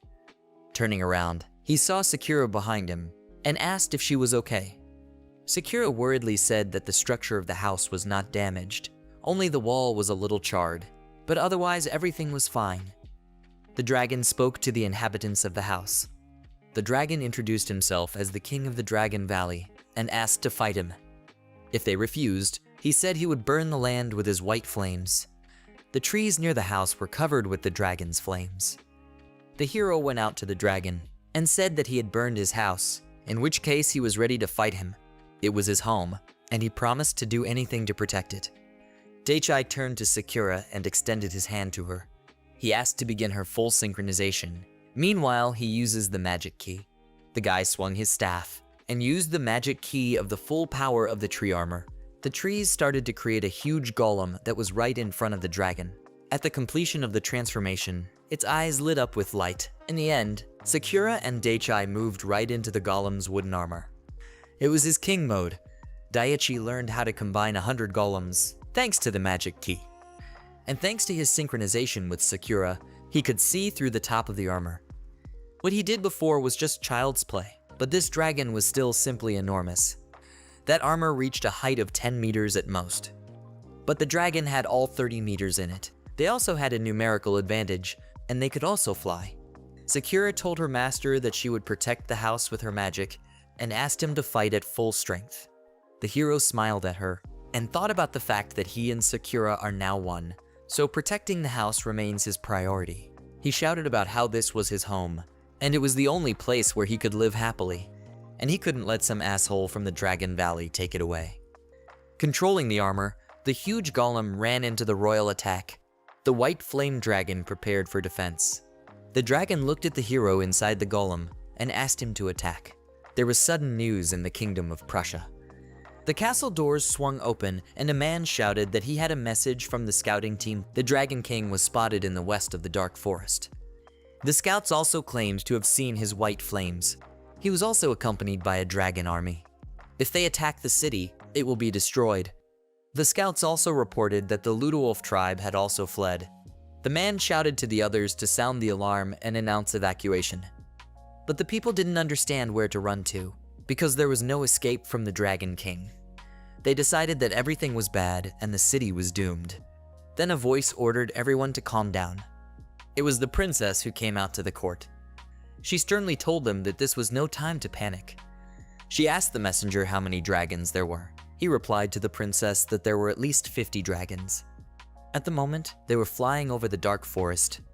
In addition, part of the forest had already turned into charred bushes. The princess thought for a moment and realized what the Dragon King was. A dragon that was the stuff of legends. There were legends where he burned down an entire country. She had heard that he was sleeping, but now they were seeing things with their own eyes. The princess turned to the Captain Knight and ordered him to start the evacuation. She asked him to save as many people as they could. The knight said he would certainly inform his warriors, but it would take at least a day for them to arrive here. The princess thought for a moment, then went to the weapons shelf and took a staff from there. In that case, she herself was ready to fight the dragon. The knight was shocked, but the girl wanted to do something for this city. The knight wanted to let her object, but she understood him perfectly. The princess said she knew that she wouldn't win the battle, she was just sacrificing her life. But she smiled and said that if she tried her best, she could hold him off. At times like this, she realized the fact that she was happy to be a princess. Instead of running away, she wanted to protect her people. The girl blushed and pulled down the short skirt between her legs. Pulling herself together and gripping the staff tighter, she said she was happy to give her life for her people. The knight and the others present looked at the princess in shock. She turned to them and said she was leaving. She asked them to watch her battle. The people of the castle wanted to stop her, but the princess had already managed to use teleportation. She moved straight to the lem, noticing that the teleport went perfectly. In that case, she began to look out for the Dragon King. High in the sky, she saw a dragon that was spewing white flames, and she couldn't believe it. Right in front of her stood a large golem that overshadowed her. The princess looked at the Golem King in shock. She couldn't understand what kind of creature it was that was able to block the dragon's flame. Dake looked at the princess in shock, not understanding what she was doing here. The princess recognized the voice of the hero and was surprised. Golem looked at the dragon and shouted at him that he burned his garden. He also burned the arms of his wonderful wooden armor. The hero was furious and sent the dragon away. He said he would not let it continue to destroy his house. Dake summoned the rest of the golems that were at home in the vault. All 5 floors with golems began to wake up and start to move. Dake smiled and thought about how it was a great idea to fill all the empty space in the house with golems. And now he hoped it would be fine, since he hadn't tested some of the stuff yet. He commanded the golems to assume full defense mode. Absolutely all the golems immediately began to rush at the hero's armor from all sides. They enveloped his armor all over the golem's body. This technique the hero called a royal defense. Dake shouted to the reptile to attack, and told him that he would pay him for his garden. It was time to counterattack. The battle with the Dragon King was starting to get into full swing, and the guy shouted to him that they would show everything they could do. At first he thought about bringing the dragon down to the ground. The hero looked at Sakura and asked if everything was okay. She only said that the fire didn't damage the structure of the house, so everything was fine. In that case, the guy said that they would do it. Traps started appearing around the dragon from all sides, and Sakura said that the target was captured. A trap was triggered on the flying weirdos, and arrows rained down on the dragons from all sides. The dragon thought about just dodging and not burning these projectiles. But as he dodged, he noticed that they were revealing themselves. But even in this position, the dragon was able to dodge, which the hero noticed. In that case, he tried another technique and tore out the trunk of a tree. Taking aim, he threw the trunk at the enemy like a spear, and the tree opened in flight. The dragon thought he had another obstacle in front of him and decided to just burn it. He applied the dragon's breath. Dake thought that it was very convenient for the dragon because it could just burn everything in its path and hover in front of them. But he thought about how it was weak for the dragon to just land and fight like a man. The hero golem used a wood shield, but as soon as the shield collided with the dragon's flames, it immediately shattered. The guy said that this shield was made of magic apple wood, and it shattered after a single blow. The rest of the dragons flew near the king and shouted that the lord was winning. The dragons laughed and remarked that the battle was very good. They were even sorry that it was about to end. The dragon looked at the hero and said that he is the current dragon king, and this is his full power. With those words, the dragon prepared his next attack. The guy noticed that he was going to breathe fire again, and if that happened, everything in the neighborhood would be burned. Dake got angry and asked the dragon not to think about giving up so easily. The hero turned to Sakura and told her that they will use everything they have. Sakura agreed with him, and the dragon thought to himself that this was the end. Focusing his attack, the dragon used the white flames of the Dragon King. The Golem King lowered his hands to the ground and addressed every tree they had left. He ordered them to grow and unite, whereupon a huge tree was created above him, which took the dragon's blow. The earth in the neighborhood trembled and everything began to crumble from the force of this blow. This was the climax of the battle with the Dragon King. The hero noticed that the top of the tree was starting to be sizzled and said that they needed more magical energy. Dake strained as hard as he could and the tree began to slowly grow. After a while, the sapling tree regained its crown. The dragon was surprised that the tree began to grow. He did not understand how it was growing through his flames, and the hero shouted at it to bite it out. Bursting through the dragon's flames, the branches wrapped around him and began to squeeze all over his body. Dake said it was fine, and the dragon was caught. But then the guy noticed that the staff that Hestia gave him was cracked. He thought about the fact that he let too much energy into it. The dragon shouted in rage that he would not lose to him. With those words, the dragon used his flame directly on the tree that held him. Well, Hestia was getting nowhere, and she realized she was exhausted. Guy noticed that this dragon was indeed the king of all dragons. He was much stronger than any other dragon. But now he asked to be allowed to demonstrate what this armor could do. Lifting up the leg of the huge golem, he said that it was simply incredible power. It was the power of hundreds of apple trees. But that wasn't all. It was also the magic that overflowed into his house, and it flowed in every cell of this armor. The Golem King walked over to the trees that enveloped the dragon and wrapped his arms around them. He used all his maximum power and shouted that now it was definitely the end. Pulling the roots out from under the ground that were restraining the dragon, he plowed them to the ground using a royal deflection. The branches of the tree, along with the dragon, collapsed to the ground. The princess looked in shock at the dragon that was defeated. The rest of the dragon pack watched silently. Dake said that all those things he mentioned, they were what determined this victory. It was their incredible strength. The hero looked at the dragon that fell with the branches to the ground. He thought about the fact that they had succeeded and the dragon had finally fallen. Sakura said in tears that the master was incredible. He was the best. The shocked princess only watched as the golem headed towards the dragon. Surprised at herself, she didn't understand why she was crying. The girl didn't realize what had just happened. The legendary dragon of white flame had been defeated.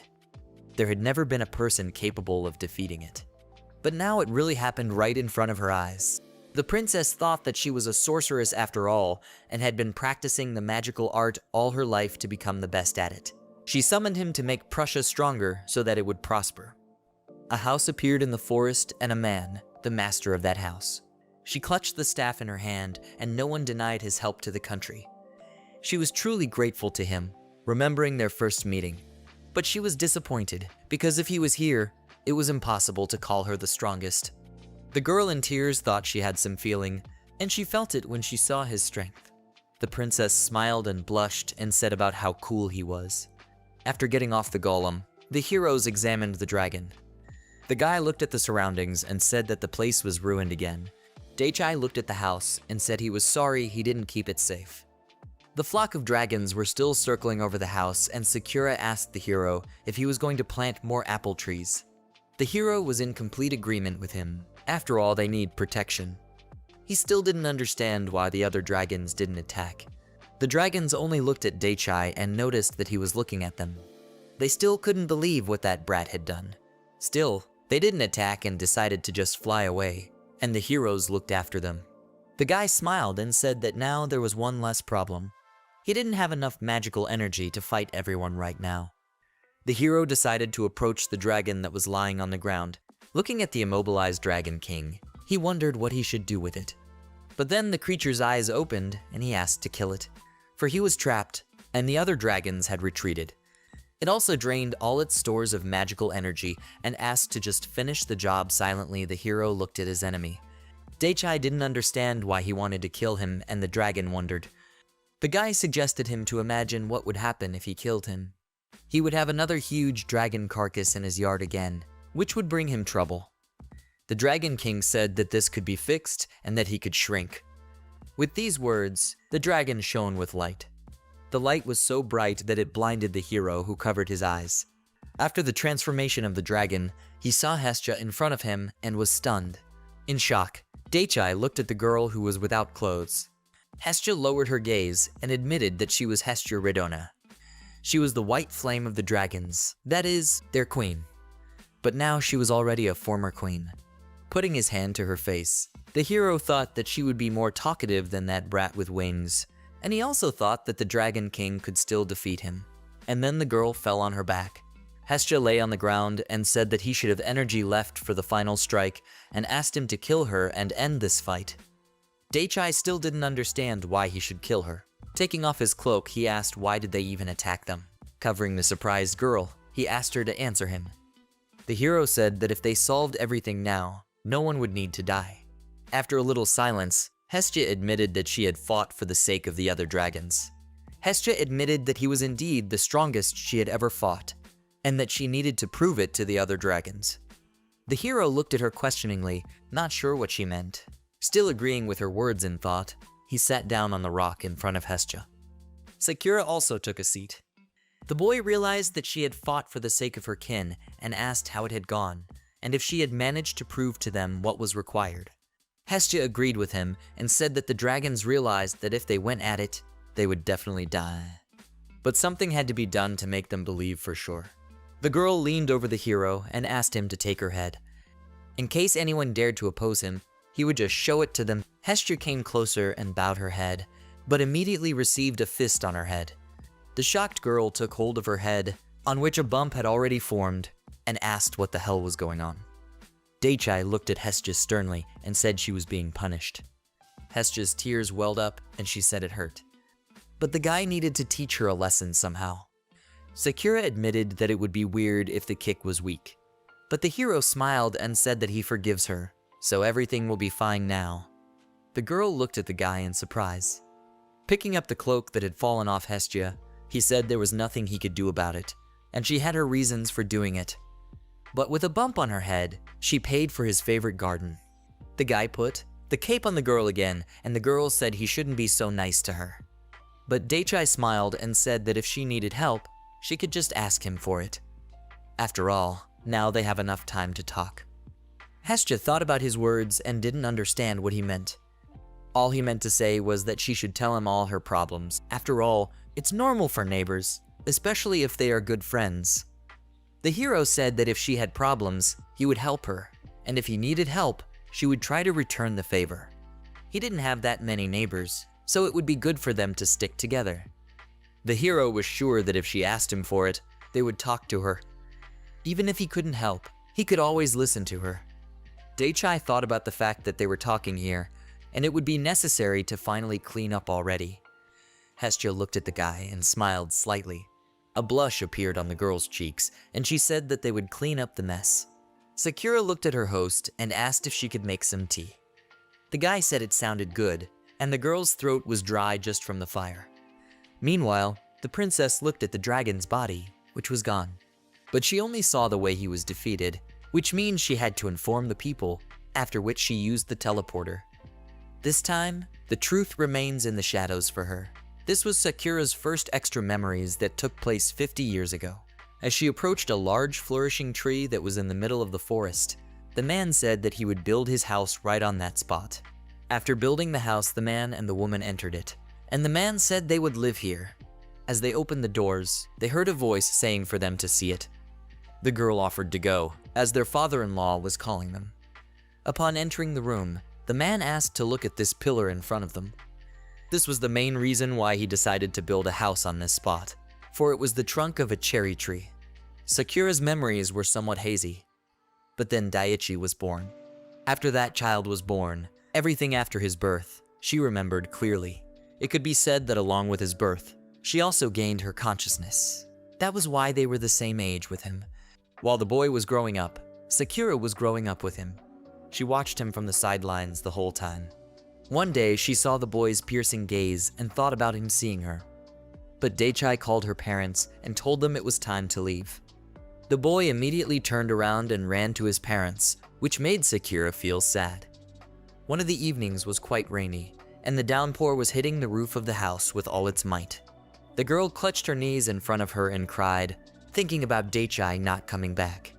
She couldn't understand where he had gone. With these thoughts, tears poured down in streams. She was terrified of being alone and sobbed every day. All this overpowered her, and she could not leave this house, for she was his spirit. Looking at her hands, she thought of disappearing. The girl screamed with all her might that she didn't want to die and asked for someone to come. After looking around the empty rooms, she sat down in the hallway and began to cry. But at some point, the door of the house opened and a boy shouted that they were home. As soon as Sakura saw him, she realized that she was saved. The grandfather that was with him cursed the typhoon and thought, why can't airplanes transform to fly around it? He missed this place and this house. Wiping away her tears, the girl thanked God. She knew who she should be grateful to for saving her.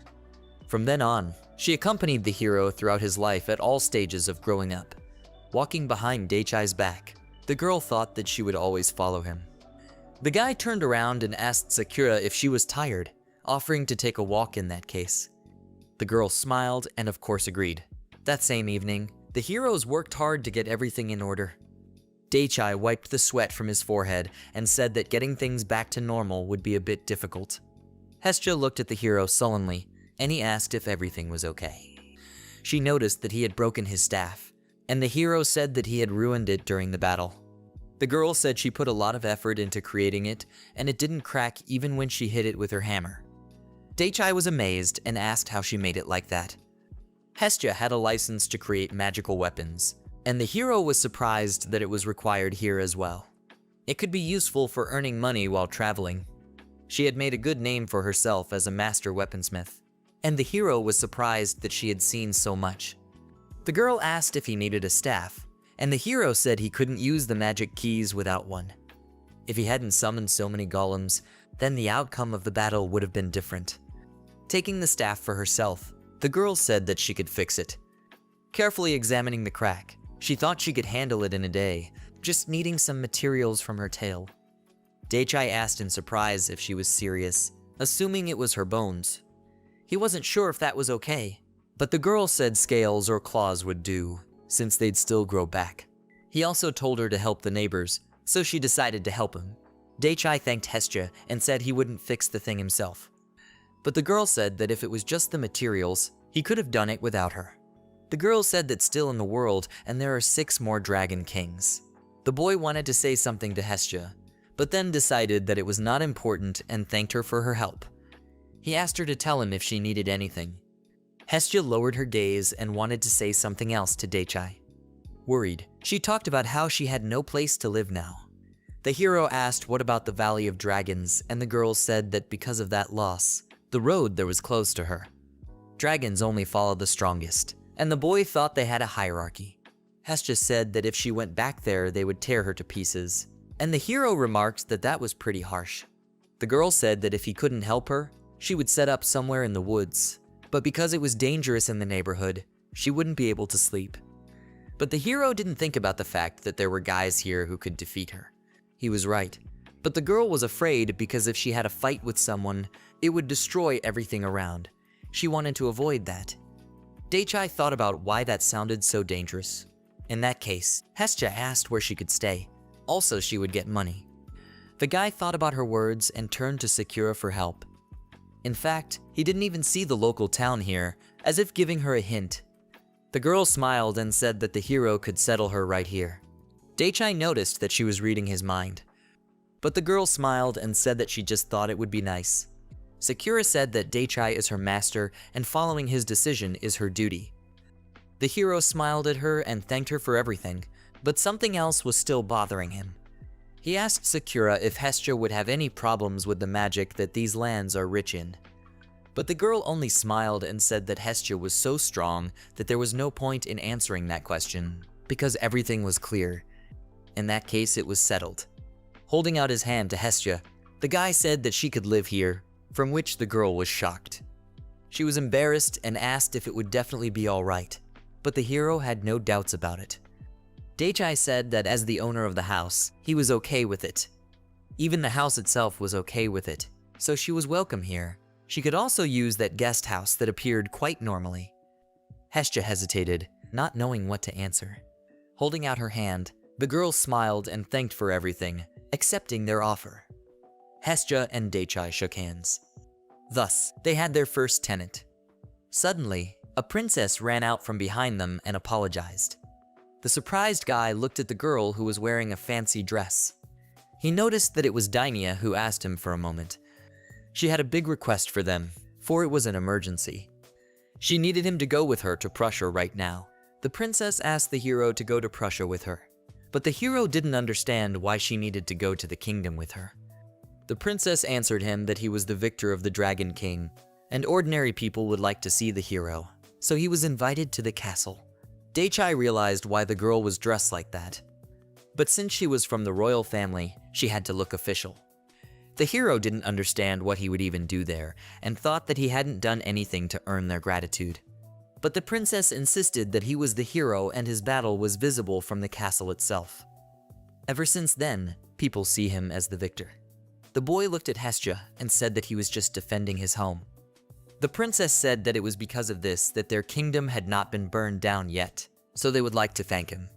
Dake didn't know what to do, and said in all honesty that he didn't want to go anywhere.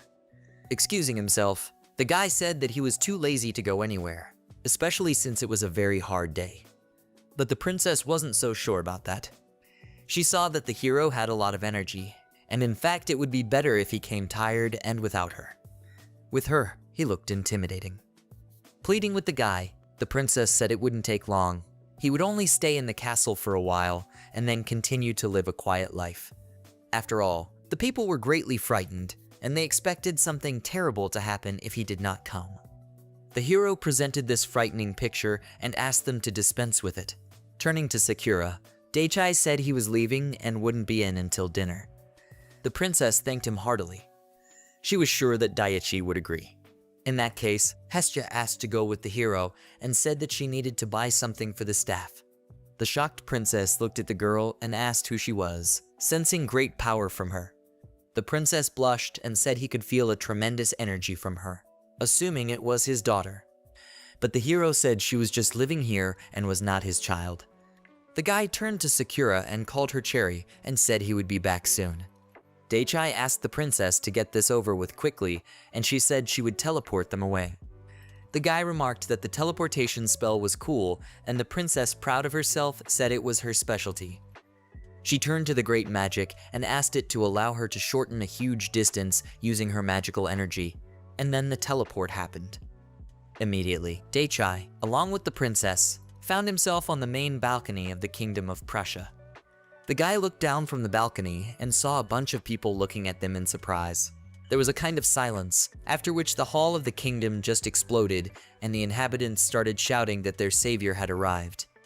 They were overjoyed that the hero was already here. Dake just pointed his finger at them and asked the princess what kind of people they were. The girl smiled and said that they were rich nobles or better adventurers and they had come here to welcome him. But the guy didn't understand what it was for, and the girl said that the Dragon King was only a few kilometers away from their kingdom. Many of the people had already resigned themselves to imminent death. Dake gloomily looked at Hestia that was next to him and thought about the fact that people don't even know that she had gotten as far as the castle. But the girl calmly turned to the young man and said that she had gone to buy things for the staff. The boy asked her to hurry up. After the girl left, the princess asked the hero in surprise if it was okay that he let her go alone. Their guards were good, but the city was still dangerous. The hero imagined her turning into a dragon and said it was cool. He thought she would still be more dangerous than the city. In that case, the princess asked him to come closer. She pointed to the place where the knight was standing and asked him to start the ceremony. To begin with, there was a small formal meeting right here. She wanted to introduce him to the captain of the Mage Knights. The knight bowed to the hero and said he was happy to meet him. He introduced himself as Okudo, the captain of the local mage knights. Daichai reciprocated, after which they shook hands. Feeling the guy's strong handshake, the knight's face changed. Daichai turned to the princess and said that his friend was not good, or it was customary to shake hands like that here. But the girl smiled and said that he seemed to have an overabundance of magical energy. The princess asked the captain if everything was all right, and he agreed with her, asking for forgiveness. The knight said that apparently he was not good enough to stay here and apologized, deciding to leave the ceremony. The princess decided it was time for them to begin and suggested that the guy introduce himself first. The girl blushed all red and said she would like to know the name of the man who had saved her twice already. Daichai looked at her in surprise and realized that he had never called her by name yet. The guy smiled and said his name was Daichai. The girl was delighted and said that it was a great name that suited him as a dragon vein master. She put her hand to her chest and said she would keep that name in her heart. The princess was approached by a knight who presented her with a tray with a hero's reward. She told Daichai that they had prepared something for him as a token of gratitude for his victory. He had done a great deed, so she asked to accept this reward. The hero looked at the piece of paper that resembled a diploma and thought to himself that it didn't get him anywhere. With a strange smile, the hero only repeated about defending his home. The paper said that he was given 10,000 silver coins, the right to use the facilities within the kingdom, as well as the right of passage into the kingdom. But apparently, nothing bad would happen to him if he just accepted it. In that case, the girl smiled at Daichai and said that they were done with the official part. The princess lifted her puffy dress and asked for company. People shouted and asked to be shown their hero. They wanted to hear a story from him, but the guy thought about how he was suddenly lazy. He didn't want to get even more tired of all this nonsense. Daichai scratched the back of his head and said he was sorry, because he wasn't very good at this kind of stuff, and in that case he decided to go home. The princess asked him to slow down, and didn't understand the fact that he didn't want to be the chief guest at the royal dinner. The knight supported her, and said they had the best kitchen in the world. But the hero said he was wrong, saying that the best kitchen in the world was at his home. And it seemed to him that now his dinner was getting cold. The princess knew it was useless to argue with him, and decided to teleport him home in that case. But the guy waved her off and said he shouldn't, figuring it would be a good walk. But it was very far away, and the princess thought about the fact that they could go together. But then the doors opened and Hestia walked in, saying she was back. Daichai noticed that she had taken everything she needed, and the girl said that now she could fix his staff. The boy said that they were now heading home, and asked Hestia if it would be okay if they walked. Hestia said that in that case she had an option. She turned to a dragon, and asked why not have the hero ride her. The knight and the princess were simply shocked, for before them was the very dragon of white flame. The princess in shock asked the hero how he managed to tame the white flame dragon. Daichai cursed, thinking about how he had forgotten about it. That was his little oversight. The princess was horrified at the thought of the hero wanting to destroy this city, but Daichai asked her to smoothly remove her hands, and said he didn't mean to destroy anything here. He turned to get Hestia's help to confirm. The dragon said that they really didn't mean to destroy anything. The princess was happy to hear that, and the hero waved her off and said that they were already delayed. The girl held out her hand and asked him to wait, saying that she was saying all this on behalf of the kingdom. But she also wanted to thank him personally from her. He told Dania that she really did look like a princess now. But he didn't remember bailing her out, so he asked her to save her gratitude for the moment when he would truly save her. The princess remained silent and smiled as she watched the hero climb onto the dragon. Daichai confessed to Hestia that he was freaked out when she started reincarnating. He wondered why she was smaller, and Hestia said it was because of the magical energy. There wasn't enough of it now, and the dragon's body was forming in proportion to her power. In that case, the boy put his hands on the protruding spike and said that he would hold on to it, then turned to the princess and asked her not to be out of sight. The two guards looked up in shock, and one of them said he had just seen a dragon. The princess and the knight silently escorted them with a look. It began to get dark, and the knight told the girl that they had already left. Meanwhile, Daichai was surprised that the girl could fly with him on her back. But Hestia answered him that it would be strange if she couldn't. The hero thought it was just a beautiful sight. The flight of a white dragon against a black sky. Some people who happened to look up were still able to spot the creature flying at an extraordinary speed. Some blamed the phenomenon on alcohol. But the fact remains that the white dragon returned to the dark forest from the light castle. It was also noticed by a dark figure from the forest. The girl said it was her sister and said it would be fun. Eventually, rumors began to spread in the town that a white dragon had built a nest right in the castle. Everyone wondered what the hell was even going on here. After flying home, Hestia reincarnated back, and the boy thanked her for her help. Hestia rubbed her eyes tiredly and said she was tired for the day. She asked for permission to sleep, and the guy of course let her go. She thanked him and said goodnight. The hero was also tired, and as he walked to the elevator of the house, he thought about the fact that creatures also need to regenerate magical energy. That's what Hestia was sleeping for. When the doors opened, Daichai was met by Sakura and greeted him.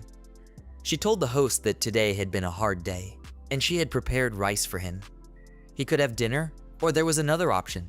Sakura blushed and hesitantly said something about how she could help restore his magical energy. The guy thought about how that was too cute, just like in the anime, and he needed to answer correctly. He smiled and said he would eat first, because it would be a shame if her cooking went to waste. Sakura agreed and said that eating at his age was very important.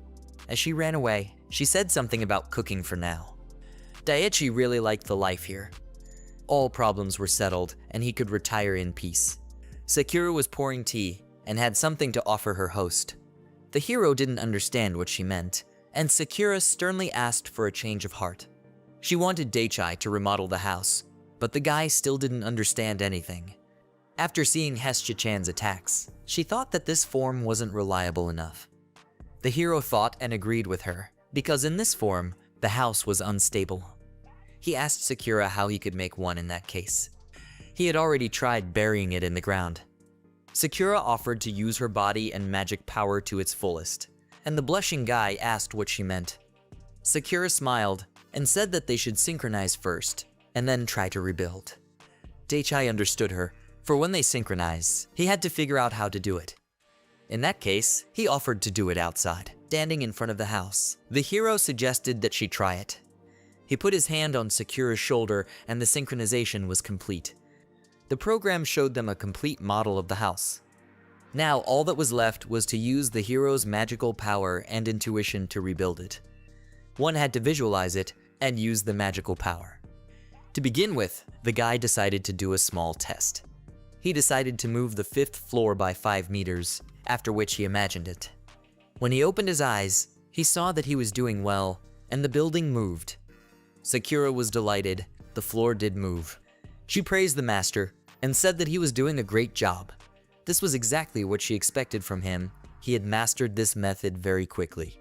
But the hero said she praised him too much. He didn't realize that the house would be so easy to move. Sakura said that as long as they were synchronized, their magic power strengthened the walls, so it wasn't a problem. She smiled and said that it was important to just get used to it. She suggested trying different variations. Another 10 minutes went by like that. After that time, there was a whole house floating in the sky that looked like a bunch of blocks that had merged into one. After they finished, there was a multifaceted and multi-story cottage on the ground. Daichai looked at the house in surprise and said that magic is really amazing. The house could be rebuilt as if he was playing with blocks. In addition, he could change his shape at will, but he could not change his volume. Sakura said that the master was amazing for doing all this in such a short time. He now understood how to move it, deciding to move to its shape. The form of the building was still weak against outside influences, and he wanted to make a solid form. The apple orchard was quite large, so he decided to make the house wider. In that case, he realized what he should do. In an instant, the house turned into a pyramid of Cheops, and Sakura was just thrilled.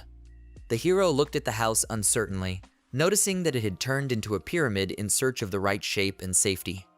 At the top of the pyramid, there were still 2 rooms, the dining room and the kitchen. But the hero compared the pyramid to a tomb, and he felt as if he had made a mistake. But Sakura disagreed with him. In terms of safety, it was the most suitable solution. With this reinforcement, there would be no trace of Hestia-chan's strike. The guy scratched his head uncertainly and said that the house was indeed strong and suitable for defense, but he didn't want to give Sakura, his house, a rough shape. The girl looked at him in surprise and smiled her thanks.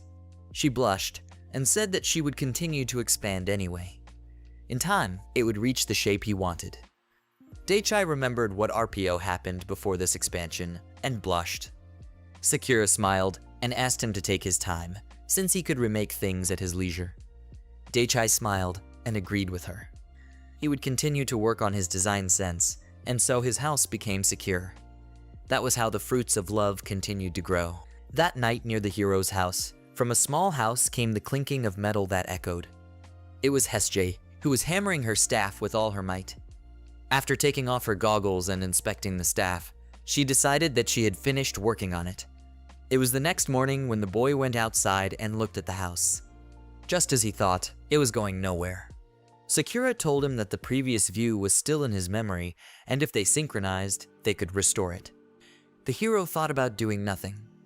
But then Hestia came up behind him and noticed that the guy was using magic in a rather strange way. Noticing her, Dake wished her a good morning. She said that she had felt a change in the magic energy yesterday, but she had no idea that he was using it like that. A normal person would have fainted if he used that much energy even once. Hestia handed him the staff and told him that she had brought him the right thing. This new staff would make it easier for him to do such things. The hero was delighted to notice that the new staff was harder and thicker than the previous one. Hestia said that she had carefully selected the materials and worked on it in isolation. Because of this, it is harder than the previous one. The boy thanked Hestia heartily. Using the magic key, it would be much easier for him to fix the shape of his house. Hestia looked at Sakura, doubting that she was right. Sakura averted her gaze and said that they would need a possible synchronization. Once the form was set up, it could be changed in an instant. The hero said he understood and offered to try it. He suggested that Sakura synchronize with him and try to get back into construction mode, and Sakura gladly agreed. The magic key needed a keyword to activate. He needed to come up with a suitable keyword for the base form. Dake raised his staff above him and said that the keyword would be the common tower. Looking at the house, he was pleased to see that it had indeed changed instantly. Sakura congratulated her master, and Hestia looked at the house in surprise. She said that it was just amazing, and he got it right the first time. In that case, the guy suggested Sakura to continue. He used the pyramid magic key, and then the house took the shape of a pyramid again. The hero was delighted and said that the magic key is great. Hestia asked for the staff for a moment, and the guy held it out to her. After examining it carefully, Hestia concluded that this time she had managed to make a staff that wouldn't break. She held it out to her, telling Dake that he could take it back. The hero smiled at her and said that this staff was reliable enough. Thanks to it, he didn't feel tired, so it was very effective. The hero thought a bit worried and decided to continue. With a wave of his staff, the house turned into Hainji Castle. After that, he used another magic key called the Celestial Tower. He yelled out that he had done it, but since the house was small, it only turned out to be a miniature. In that case, he finally decided to use the guardian deity, whereupon the house turned into a solid huge golem. The hero stared at the golem and said that he had gone too far. He apologized to Sakura and said that he got very carried away. Sakura only smiled and told him not to worry about it, because they could take it all back. As expected of a master, he was moving too fast. If he kept up the pace, he would be able to do it without synchronization very soon. The hero smiled and said it was all thanks to the staff, and thanked Hestia. Hestia was glad that she had managed to do something worthwhile for him. She asked him to tell her if the staff broke again, and she would fix it. The hero agreed with her and said that if it happened, he would be sure to tell her.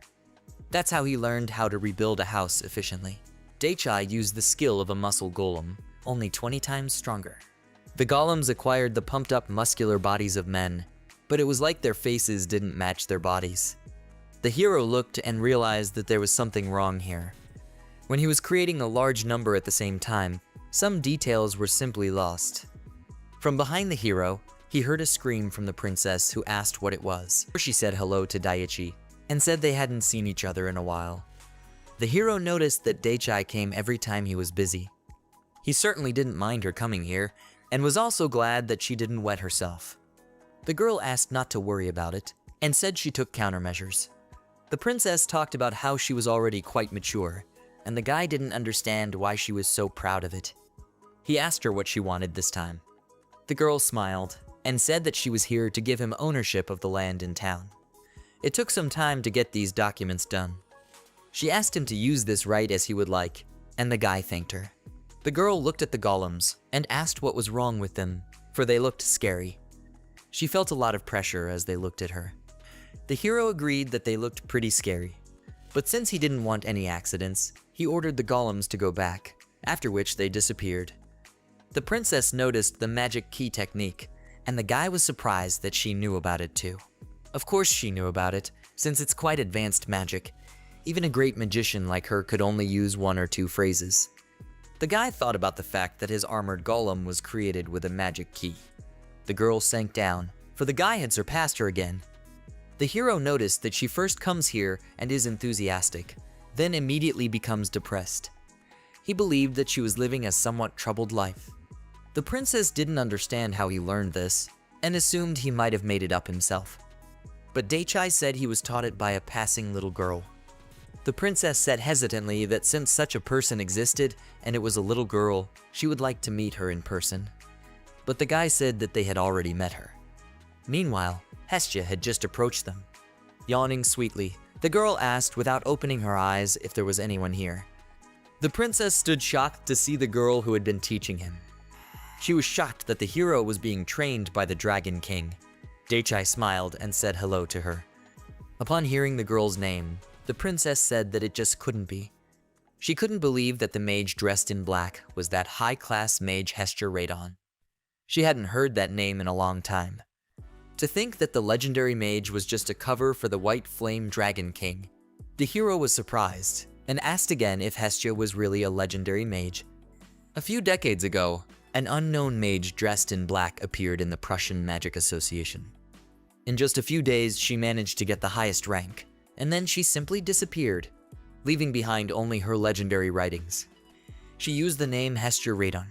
The hero thought about the name being a little different, but Hestia said she used an alias. But they weren't much different. The other dragons offered her a fake name, as well as black hair and clothes. The guy smiled. He wouldn't have thought that she would turn out to be a famous person. Hestia said that if the guy was thinking about her being a legend, he was wrong. If he was in a magical association, they wouldn't be able to measure his power. He's so far beyond normal that the only close rank would be mythical, but even so, he could be much stronger. They just didn't have any way to measure his strength. So they couldn't give him an actual rank. Hestia and the princess nodded to each other in agreement. The hero wondered why they were talking about him so suddenly, since the princess was still afraid of Hestia a moment ago.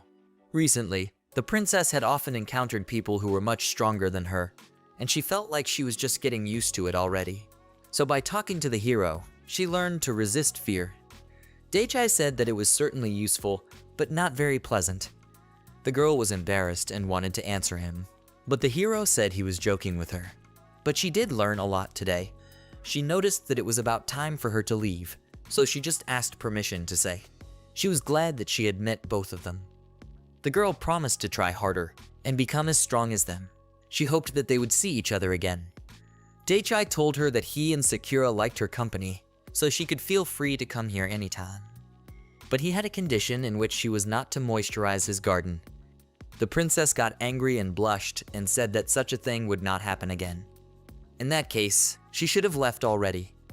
Hestia noticed that the princess was feeling better. For a few minutes ago, she had been very depressed when the hero thought about going back to his golems. Hestia suggested that he was making even weirder golems, and she was interested to see it. The guy figured that since she was going to look at it, he needed to do it right. In that case, he needed to focus. He applied a muscular golem form 20 times stronger than the normal one, and noticed that they were better. They had a new improved face. Hestia said that was great, and so the hero started working on improving the golems before lunch. Sitting in the study, the girl thought about the fact that even the princess had to do writing work. She had a lot of work to do, and a lot of people had panicked when they thought the city was under attack and she would have to make a statement. At least she decided not to procrastinate all night. And thanks to Daichai's magical influence, their crops were growing much better than before. The girl wondered for a moment when they would meet the hero again, as someone knocked on the door and asked for permission to report. The princess took up her quill again and allowed entry. The knight apologized and said it was regarding the emergency forces from the fortress city. The princess remembered them and said that they were not needed, but still she was grateful for their support. She asked if there were any adventurers there, and the knight said yes. Most of them return, but some stay here to search for treasure. The girl thought about the fact that they wouldn't want to return empty-handed, since they were adventurers. The knight was in agreement with her. There were many dungeons near the fortress city. He was sure they wouldn't want to lose a week's earnings. It would make sense. The princess asked if the knight had remembered to warn them to stay away from the Daichai forest. The knight did as she asked. He wouldn't be surprised to find out that they would ignore that warning. The girl grudgingly said that it wasn't good, though Daichai shouldn't have a problem with them. The knight felt this power on himself, and yet there was still a certain specialty in his abilities. But he didn't think about Daichi killing the adventurers. But he also really appreciated the silence. If they bother him too much, an apology should have been prepared for him just in case. The princess agreed with him, and thought about visiting there to apologize. She thought about it so much that the knight worriedly asked her if she was alright. The girl apologized and asked if that was all there was to it, but the knight had something else to say. He said that a delegation was coming from the fortress city. The princess was shocked, whereupon she got up from her chair and slapped the table. They wanted to find out how they managed to fight off the dragon. Besides, the knight was sure they hadn't told them everything. He heard that they had someone capable of finding powerful magical energy. That was impressive, because the princess didn't realize that the fortress city was so familiar with magical items, and most likely she knew what they were aiming for. The knight was also sure that the rumor about the hero had already reached them as well. If they wanted to attack Daichai's home, the girl was ready to stop them proper if necessary. Perhaps the adventurers in delegation, it was already too much. She told the knight that she might need his help, and the mage knight agreed. Meanwhile, the adventurers walked purposefully into the forest, laughing. One of them said he loved going on morning hunts. One of the hunters told the boss that it was smart of him to go early while the monsters were still awake. The boss said that they would be there soon. After looking at Daichai's house in the distance, the boss said that this place is here. He suggested that the guys get ready for tons of treasures because he thought it would be an easy victory. When the adventurers and their boss reached the house, they laughed happily and decided to go on the attack. But one of the gang members felt sick, and his cheeks puffed up. At some point, the whole gang of people started vomiting, and the boss thought it was a magical disease. He thought it was impossible. After all, no one could be that strong. They shouldn't have had any problems. The boss pointed ahead and said that there was a hut there. He suggested they hide there and regroup. But then Hestia came out to meet them, and the guy ordered everyone to stand still. A girl with a cane in her hands asked the boys who they were. The adventurers wondered what a child was doing here. There was just incredible magical energy around her that shone in the shape of a dragon, and the people couldn't understand what happened to this magical energy. Hestia assumed that they were uninvited guests, and she was probably supposed to stop them. The girl thought for a moment. She pointed her finger at them and decided to give them her first warning. The adventurers didn't understand what was going on here. They stood still and just couldn't move. Hestia told them that this was private property and no weapons could be brought here. With those words, she ordered magic to blow it away. A gust of wind struck the opponents and knocked them to the ground. The boss said in a rage that she had used a magic key. He asked everyone to be careful as she was a high-level mage. Hestia, meanwhile, thought about the fact that it might have taken a lot of effort. She thought to just burn them. Noticing that the attack had stopped, the boss ordered his subordinates to prevent them from being taken by surprise and attacked. Suddenly, a wooden figure grew behind them, and the bald boss perplexedly shouted, "Where did this strange golem come from?" Hestia, barely surprised, said that he was now working on his own, and decided to leave them alone. The boss shouted to his subordinates that it was a simple wooden golem and they could just chop it into pieces. But after attacking the golem, The enemy noticed that it didn't have a scratch on it. He said that his blade couldn't cut it, and didn't understand how, since it was just wood. Realizing that there was nothing they could do to him, the men shouted that they had to run away. Meanwhile, Sakura handed a towel to the hero while he washed his face. After thanking her, Daichai wiped his face and heard some shouting outside. A voice was yelling that they were trapped. The hero gloomily said that the garden was quite noisy today. Sakura replied that a group of marauders came to them this morning, and she wanted to ask Daichai what to do about them. She also brought a staff to the hero. People hadn't attacked from it since Dane's time, and they also didn't know what they wanted. Daichai decided to find out what they wanted, and taking Sakura's hand, asked if she was ready to synchronize. Daichai applied the magic key of the wooden golem 20. Suddenly, the ground shook, which further puzzled the adventurers. Without noticing how it happened, they were completely surrounded by huge golems. They were so frightened that Sakura assumed they had fainted. The hero thought about how he didn't even use any of his real traps because he wanted to avoid it. He just wanted to talk to them. Sakura smiled and asked if Daichai was ready for breakfast. Opening the doors to the house, the hero happily said they would wake up after he finished breakfast and looked at the table of food.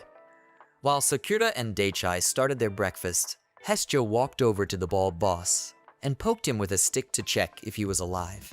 After waking up and kneeling down, the attackers apologized for what they had done. Apparently the golems were pretty intimidating, and the hero needed them to explain something to him.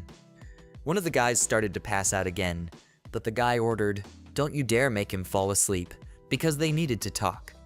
He apologized, for he didn't have a high resistance to magic, so it was hard for him to breathe. In that case, the hero asked who was the strongest and who could explain this situation to him. The bald boss raised his hand and said that it was him. Daichai understood, assuming that they are adventurers from the fortress city. They also make up a group called the Shining Heads. They were summoned here to help them fight the dragon, but didn't want to return empty-handed. Sitting on his knees, the boss agreed with his words, and the hero asked how they had gotten the idea to come here. The man said they had been given an assignment at headquarters. It was a woman with black hair and huge orbs, and she made them come here. She told them that there would be a lot of treasure here. The hero frowned and asked if they had seen treasure here somewhere or something like that. The boss said there were a few magic stones, but that was it. But he asked to be sure they didn't touch them. They really didn't think anyone would be here, especially someone as powerful as him. They were very sorry. Daichai was barely surprised and asked if that was it. Looking at the guys, he didn't think they were lying to him, but it didn't look like they were really targeting him. In that case, he believed them and said he was still not happy that they barged in here uninvited and with guns at the ready. Repentant, the boss said that he understood everything and to pay for his actions, he was willing to shave his head. But the hero thought about the fact that his head was already shaved. The boss yelled to the others that they heard him and that they needed to shave their heads. In that case, they decided to do it. The hero asked them to stop and told them that he wouldn't care if they shaved their heads. In all seriousness, they would just make a mess, since it's quite difficult to clean up hair. Since they didn't break anything, he would be happy if they took their stuff and went home. The boss was surprised that that was the end of it. He interrogated the hero if he was going to put their heads on stakes as a warning to others. But the hero only asked what kind of savage do they take him for here. Daichai asked just not to attack his house again and to tell the others upon his return that there was no treasure here. The boss happily agreed and thanked the hero. Turning to the others, he ordered them to pack up and get the hell out of here. The hero wondered about the woman with black hair they were talking about. He didn't understand why a stranger would send a request to raid his house. He didn't know what might happen next, but it was obvious that these guys were just being manipulated. After gathering all their belongings, the men saluted and said they were done. The guy praised them and said that they could go home now.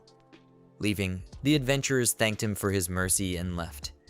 Exhaling tiredly, the guy thought about the fact that there would finally be some peace and quiet. Daichai thought about the fortress city, and he didn't like the fact that he knew so little about the situation. He asked Hestia if she could tell him about this city. The girl agreed, but first, she pointed her finger to the sky and said he had a visitor. The surprised hero looked up into the sky and saw a silhouette. It was a huge dragon that hovered above the heroes and looked up at them. Dake looked at the great dragon in surprise and asked if he was here because of Hestia. The girl knew him, but she was sure he was here for him. In that case, the hero asked what he wanted. The dragon apologized for disturbing him and asked for permission to land so that he could have a better conversation. The dragon addressed them as their former and present king. Noticing the great dragon over their heads, the adventurers said it was not their day and decided to run away from this place faster. The hero did not yet understand the reason for this sudden visit. The dragon thanked him for letting him land, and the guy asked if he was here because of Hestia. The dragon figured it would be rude of him to speak to him in the dragon language. With those words, he reincarnated. It was Harrison, who was Hestia's former deputy. Having assumed human form, he said that in this guise he could speak the human language and asked the hero if he understood it. Dake said with a smile that he understood him, and the dragon exhaled in relief. He wasn't very good at turning into a human, but the hero didn't understand what he meant. The boy asked Hestia if all dragons were capable of becoming human. The girl said that after 100 years of life, dragons skilled in magic may or may not learn it. The guy realized that it was a pretty rare ability, and the girl agreed with him. She said that also those who live a very long time can begin to degrade in intelligence, so they become simple animals. The boy was surprised that even dragons fall into senile marasmus.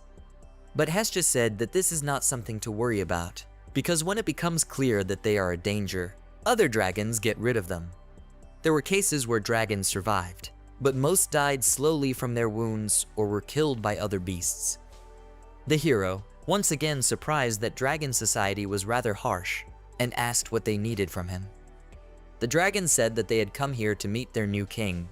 Since he could transform and has a small stature, he was chosen as a representative. He was honored to meet him. With these words, the dragon bowed. Dake noticed that it was quite polite of them and thanked them. At this moment, all the other dragons were waiting for them. The boy looked up at the sky in surprise and saw a huge pack of dragons. One dragon told another that even though he was a human, he could speak their language, and the other was amazed at this, for it takes several decades for humans to learn their language. It was amazing to them that a hero did this for them. But Dake only thought about the fact that he learned it when he ate that apple. While the rest of the dragons were flying in the air, the representative wanted to pay his respects and asked to tell the others to land. But the hero thought it wasn't worth it, since they wouldn't all fit here anyway. Harrison said that in that case, they would just give him their greetings. From this day forward, the dragons swear to follow him as his subordinates. Guy looked up into the sky and saw the other dragons bowing to him as well. Dake understood everything and asked, then from now on, not to get too close to the city, as the people were in a panic after their last visit. Harrison said that they understood, then gave the order for the rest of the dragons to return home. He thanked the hero for letting them follow him. He looked at Dake and said that if the time ever came and he needed their power, he could use them. But the guy didn't think about the fact that someday he would be in a similar situation. He didn't know if he would ever need their powers in battle. Harrison said that in that case, they were lucky to have such a strong but kind king. The hero did not understand what he meant by the word kind. Looking at Hestia, Harrison smiled and said that he was very kind. After all, he did not kill Hestia. The girl looked surprised at the dragon, who said that this act was enough for them to swear loyalty and respect to him. The hero thought that Hestia was very much loved by the dragons. She had told him before that they didn't need her, but she seemed to have underestimated how much they still valued her. The dragon turned to the mistress, and Hestia said that there was no need to speak in that manner now. But Harrison said that was nonsense, for she had led them and they would always respect her. The girl was embarrassed and looked away. The boy thought about the fact that even among dragons there were some pretty good people, and he was glad that things had been resolved peacefully. He asked Harrison if this was all they had come here for. Harrison said he had something to discuss with Hestia, and she looked at the dragon in surprise. He believed that the Black Dragon King had come to move, and he sensed its unique magical power. Hestia as if she wasn't surprised, and said she understood. The hero assumed that this dragon was dangerous, but Hestia said it was mostly harmless. In that case, the guy thought it must be okay. Harrison asked them to say hi from him if they met him, in which case he decided to say goodbye to the heroes. The three friends looked up into the sky following the dragon. Hestia yawned tiredly, and the hero said that a lot had happened today, and it was logical that she was tired. The girl agreed with him. The boy lay down under the apple tree and said that the sun was shining and everything was finally calm. It was a good time for a nap, and Hestia thought it was a good idea, deciding to join him. Sakura smiled and thought about the fact that now would be a good time to start making dinner. So the heroes slept until Sakura came to them and called them in for lunch. Daichai ordered the golem to take care of the apple trees. Hestia called out to him from behind and asked if he had some time. Since those adventurers were here the other day, she would like to tell him about the fortress city. The guy thanked her for her help, and the girl said that was all in lieu of rent, then unfolded the map. Daichai was surprised that the girl had a new map, and she said she had a lot of them. Since she often traveled the world in dragon form, they often broke, so she had a lot of supplies. Daichai was not surprised, remembering her power. Hestia pointed her finger to the south of the demon forest and said that this is where the city fortress is located. It is a city-state built on a plain. They live in the territory of the Black Dragon King, and it is surrounded by forest werewolves, ogres, goblins, and orcs. There were also other monsters there. The guy noticed that they were too surrounded by other races and asked why they built a city in such a place. There was a dungeon in the center of the city that created a lot of magical energy, so groups of armed people gathered there to make money. Going to the dungeon, this industry of the fortress city, and it was pretty brutal. Hestia agreed and said that it was efficient and it didn't fade. Other races besides humans also receive magical energy. She told the hero that the dungeon creates a lot of magical energy, though not as dense and powerful as the land here. There were many fierce tribes around the city, but also in this city there are many strong and armed people who like physical labor. It seems that this city had no connection with Daichai because he didn't like physical labor. The girl said that if he went there, he would make a lot of money, but even if there was a lot of money, he had no way to use it. The hero asked Hestia if she needed money or something else.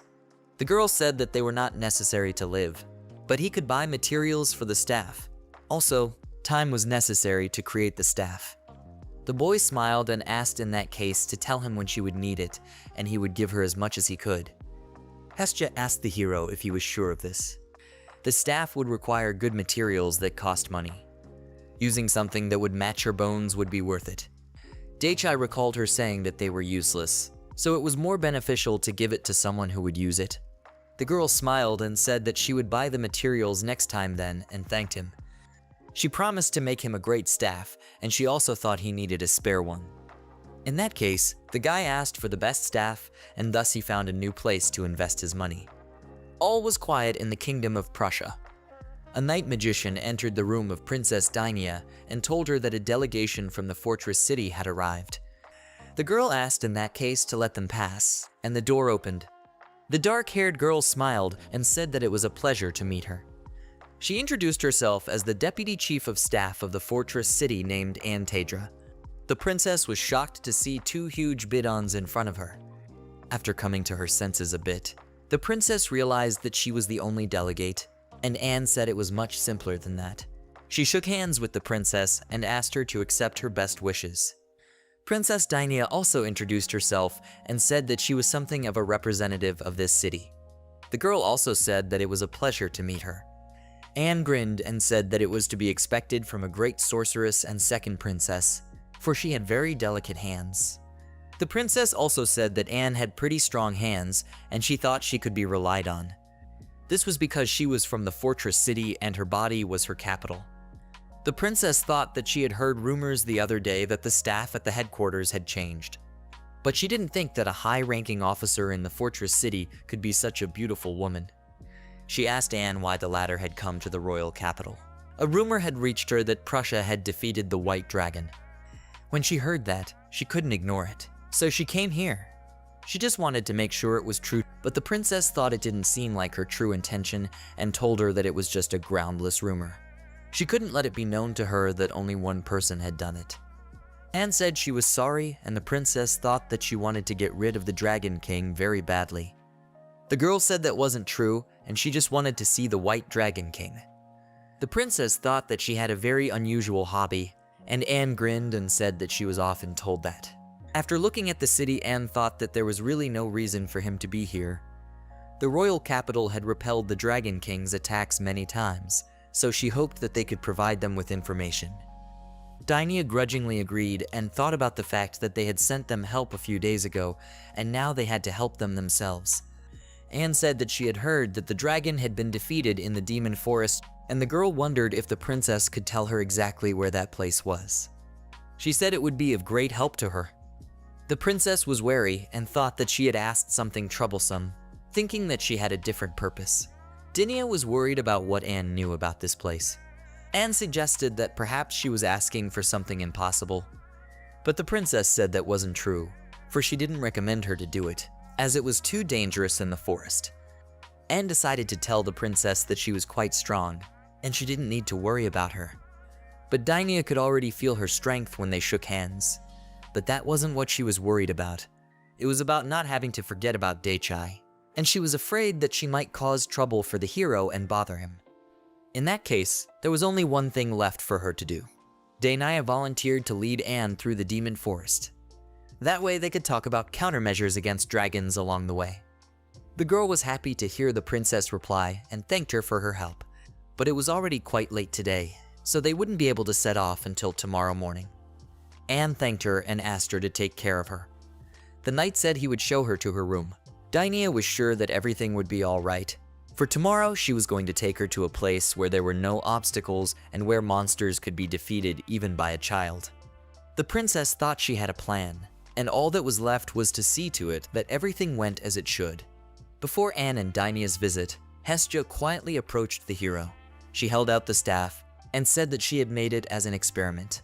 The hero was surprised that she was able to make it in such a short time. But Hestia said she was already used to making them. This time she was testing the materials she had gotten on her journey. The guy asked if it was good to use something like that, and the girl said it was no problem.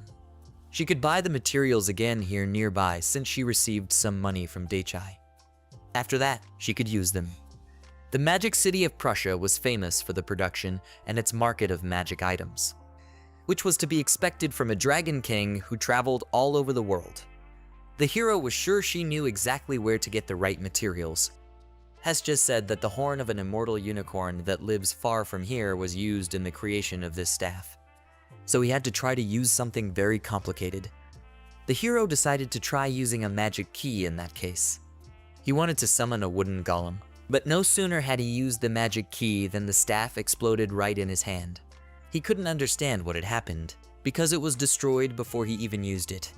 The hero told Hestia that he was sorry, but the girl said it was okay. As the creator, she dreamed of him being used until he broke. It seems that this time, it was too focused on strength and not malleable enough. Hestia decided to make it again. The hero asked her not to overwork herself. He promised to invest as much as needed. Hestia asked to rely on her, and the guy noticed that Hestia had her artisan spirit inflamed. Now the staffs would be more and more. Closer to nightfall, loud shouts came from Prussia's tavern. The four adventurers had decided to have a drink. The bald boss drank the entire mug in a volley. A man came up to them and said he had brought them more drinks, and the others laughed. After drinking, the boss wiped the rest of the drink from his lips and said he felt alive again. The squad noticed something, that the boss was drinking too fast. One guy in the squad was still scared as he was attacked by the owner of that land. He assumed it was the aftermath. The boss poked the adventurer in the shoulder and said that he wasn't scared, he was just shaking with admiration. Unbelieving, the team member laughed. The boss kicked the table with all his might and said that they had weapons, but he was so strong that they didn't have a chance to overpower him. Now they were among the best adventurers, but even so, they were treated like children. The boss asked if the others realized that he had let them go. It looked like he had a big heart, and the others agreed with the boss. They were hostile to him, but he didn't charge them anything. One of the adventurers looked at the boss's sword and assumed it was worth a lot. The boss took the weapon in his hands and said that it could buy a house with many rooms, but he didn't even consider it. He was completely different from those rotten holy knights. This guy was strong, and the adventurer didn't feel any hostility towards them. It wasn't easy to be such a strong and kind person. The others laughed and supported him.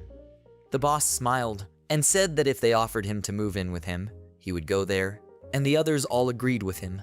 Even so, he wondered who the big-breasted An-chan with black hair was who gave them the money after they reported for the assignment. He had lived in the fortress city for a long time, but he had never seen such an attractive girl. He was surprised when she became the deputy chief. The team member told the others that he had seen her on the outskirts of the city, after which he sipped from his mug. She sold oddly shaped armor and suspicious items in her store. She was followed there, after which she was sent to headquarters. Perhaps she was not from the fortress city. The bald boss raised his mug to the top and suggested that they put off the hardest part for later. They would stay in the royal capital for a few days. Until the gold runs out, they will sightsee and drink. The adventurers told the boss that they would follow him. Thus passed the night in the royal capital. Anne and Daenair reached the entrance to the demonic forest. The princess offered to go on, and the girl thanked her for her help. Anne asked the girl what she must have known about there being a nest of an old dragon that had lost its mind. The fortress town is also cautious about the demonic forest, and Anne has done a lot of Isekai'd on the matter. She also knew about the fact that in the demonic forest, somewhere at the end, there might be a valley of dragons. The princess frowned at the girl and couldn't understand her intentions. For someone who knows about the dragon, she had too light equipment. The princess didn't want to let her appearance fool herself. This woman in front of her, at such a young age, became the deputy city chief of the fortress city. She couldn't let her guard down, otherwise she might say too much and it would be a huge problem. Daenair decided that today he would show her the dragon's nest from afar and explain what they usually do, after which they would return to the castle. The princess thought about how that would be better, and that was the first thing to think about. She didn't have to worry Daichai, and hoped that everything would be fine and she could protect him. As long as everything went according to plan, the situation shouldn't get any worse. She prayed that everything would go as it should. Anne turned to Dinya, wanting to ask her something. The princess agreed, and said that if she wanted to ask her about the dragon, she would tell her everything. Anne said that everything was fine, but noticed that someone was approaching them. There was a rumbling sound coming towards them from far away. It was a big mud monster running towards them. The princess couldn't understand what kind of monster it was. This golem was made of black mud, and she had never seen anything like it. Thinking that things were not going according to plan, the girl raised her staff and prepared to attack. Meanwhile, the guy looked at the top of the house and thought about the fact that he had finally finished rebuilding the house. The house had gotten much bigger, so he had been rebuilding it since morning. He finally got something done. It used to be tiny, but now it looked like a real castle. Looking to the side, he saw Hestia and assumed something was wrong because the girl was wearing a robe. Hestia replied that she had decided to go to town. She had gotten some money yesterday, so she needed to buy materials for her staff. The journey there and back only took 10 minutes. Upon her return, she was going to make another staff, so she asked the hero to just wait. Daichai smiled and agreed, after which the girl left. Looking at her trail, he found it hard to believe that at that speed, he could make it there and back in 10 minutes. Sakura smiled and said that she could use the power of a dragon, even in human form, so it would be very fast. The hero thought about the fact that he had never seen her move at such a tremendous speed. The guy said that even in human form, Hestia was very strong, and she was definitely not something to worry about. With those words, his stomach rumbled, and he thought about how hungry he was. He had been working since the morning though, so it had been quite some time. Sakura smiled and said that she had foreseen this, so she made bento. She brought the open box of food over to the hero. Daichai smiled and said that it looked just fine. He praised Sakura and said that she was just great. Sakura served him the onigiri and said it was saltier this time. The hero really appreciated that. Doing the remodeling of the house today, he was sweating and very hungry. He asked Sakura what about the rice stockpile, as it was getting low. Sakura replied that there was enough white rice for 2 more months and brown rice for 1 more month. As he chewed his food, the guy thought about starting to grow rice, though he didn't know if it could be grown like apple trees, and thought about checking it out as soon as possible. Sakura smiled and told the master that it would be easy, She suggested to try and grow as much rice as possible. The hero said that these onigiri were delicious and he would eat them forever, as he suddenly heard screaming. It was the princess who was running straight at the hero in tears. She asked Anne not to stop. The guy, in shock, looked at the girl and couldn't understand why they were in his garden and who it was next to the princess. The princess shouted to dake that she was sorry because they were attacked by some strange creatures. Finishing his food, the hero thought she had apologized this time, so he decided not to get angry. He took a deep breath and asked permission to say something. After yelling for them to let him eat in peace, a hurricane formed and blew away the monster along with the princess. Dainia fell right on her 5th point, and Anne smiled sweetly at her. The princess remembered how she hadn't been here for a long time, and the guy asked if she was okay, because it was reminiscent of the old days. Standing up, the girl adjusted her skirt and said that it wasn't like that this time. She is completely dry this time. Looking at the parts of the golem, the hero grimly said that it was good and asked her not to bring any more dragons, mud dolls, or anything weird here. She apologized and said it was an unknown monster. She didn't know how to handle it and was cornered, but the guy just thought of it as a mud doll. The princess replied that she thought he was the only one who could call it a dirty doll, but it was pretty sturdy. The hero realized that it was an earth golem, but whatever it was just a monster. The girl said that if there were only a couple of them, she might have been able to deal with them, but they were surrounded by more than 10 of these creatures. They somehow made it here, constantly shooting back at them. They managed to disarm almost all of them, except for that last one. Dake asked why she brought him here, and the girl apologized. But since they had dealt with that, he thought about the fact that everything was fine now and looked at the dark-haired girl. He asked who she was, noticing that she was caught in the flow of his magical power, and yet she didn't seem bothered by it. Dainia explained to him that she was her guest, and suggested that Anne introduce herself. But the girl was as if in ecstasy, saying that this blow was so powerful that this force was beyond her imagination. It reached her mind, and it was a pleasant feeling of euphoria. The princess asked embarrassedly what she had just said, and she apologized to them, saying that she had forgotten a little. Looking at the surprised hero, she apologized. She explained that she worked in the command center of the fortress city and her name was Anne. She was the deputy chief. The guy replied that it was nice to meet her, and since she was from Fortress City, he immediately remembered these guys who were also from the same city. The hero assumed that she was a boss type there, and the girl smiled. Anne immediately realized that he was the boss of this magical land, and the hero agreed with her. She already knew that this place was full of magical energy.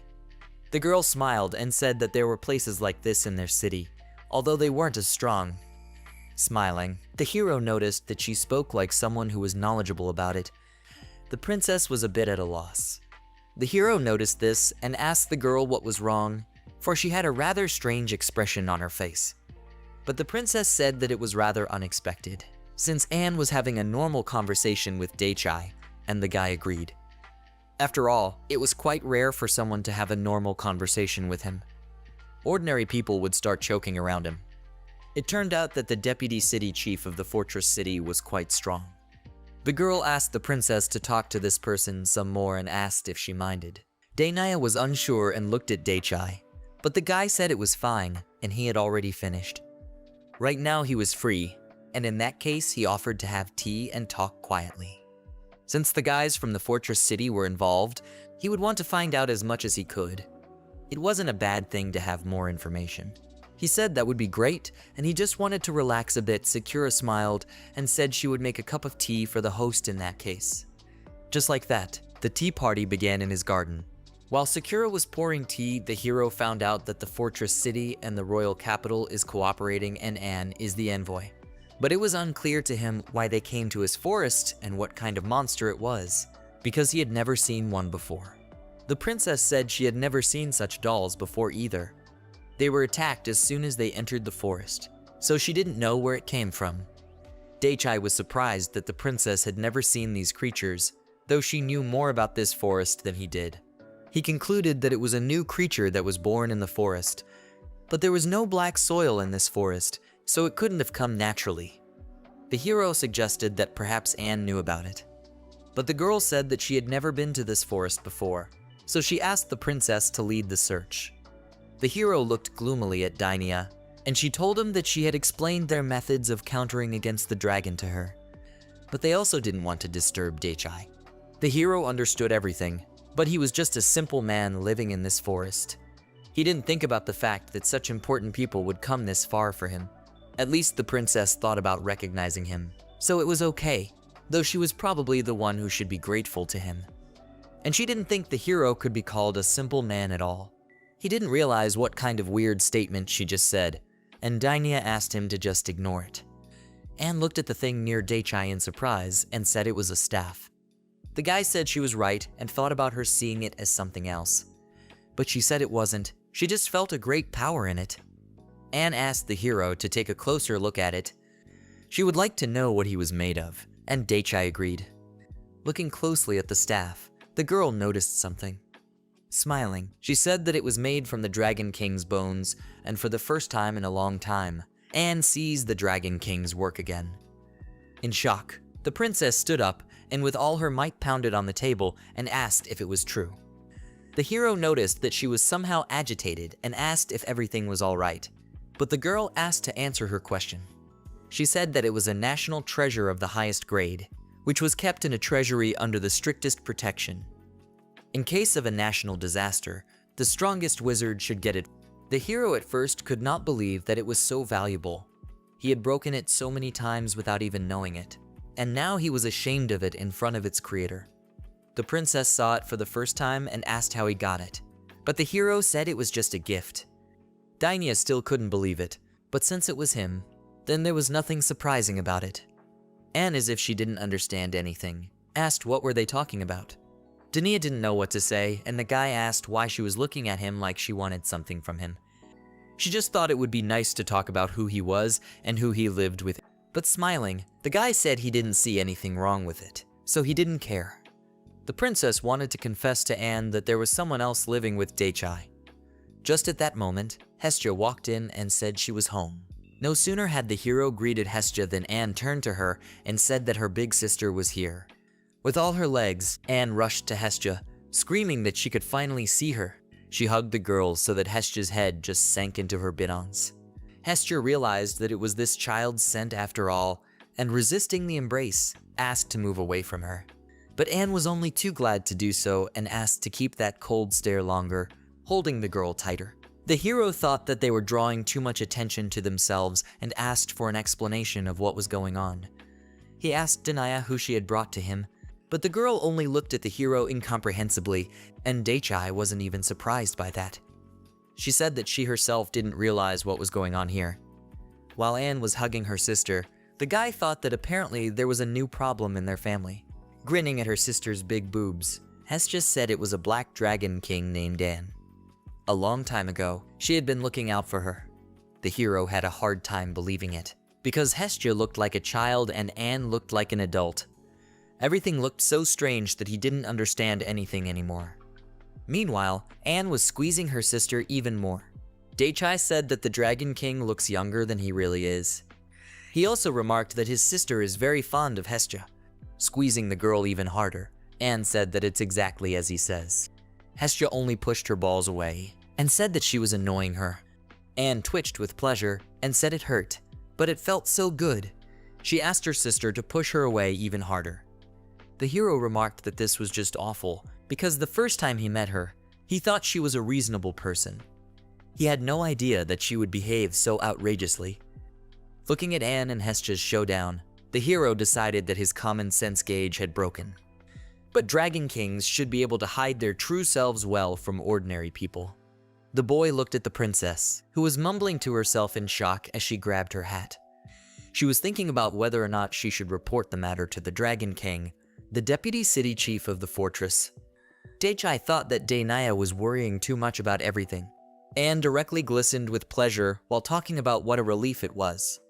After letting go of Hestia, the girl turned towards the hero and staggered towards him, talking about how stuffy it was. Watching the two dragons, dake was so tired that he didn't even know how to react. It was truly extraordinary. Just an amazing contrast.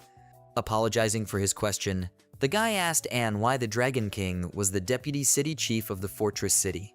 He thought about the fact that the girl was planning to take over the fortress city.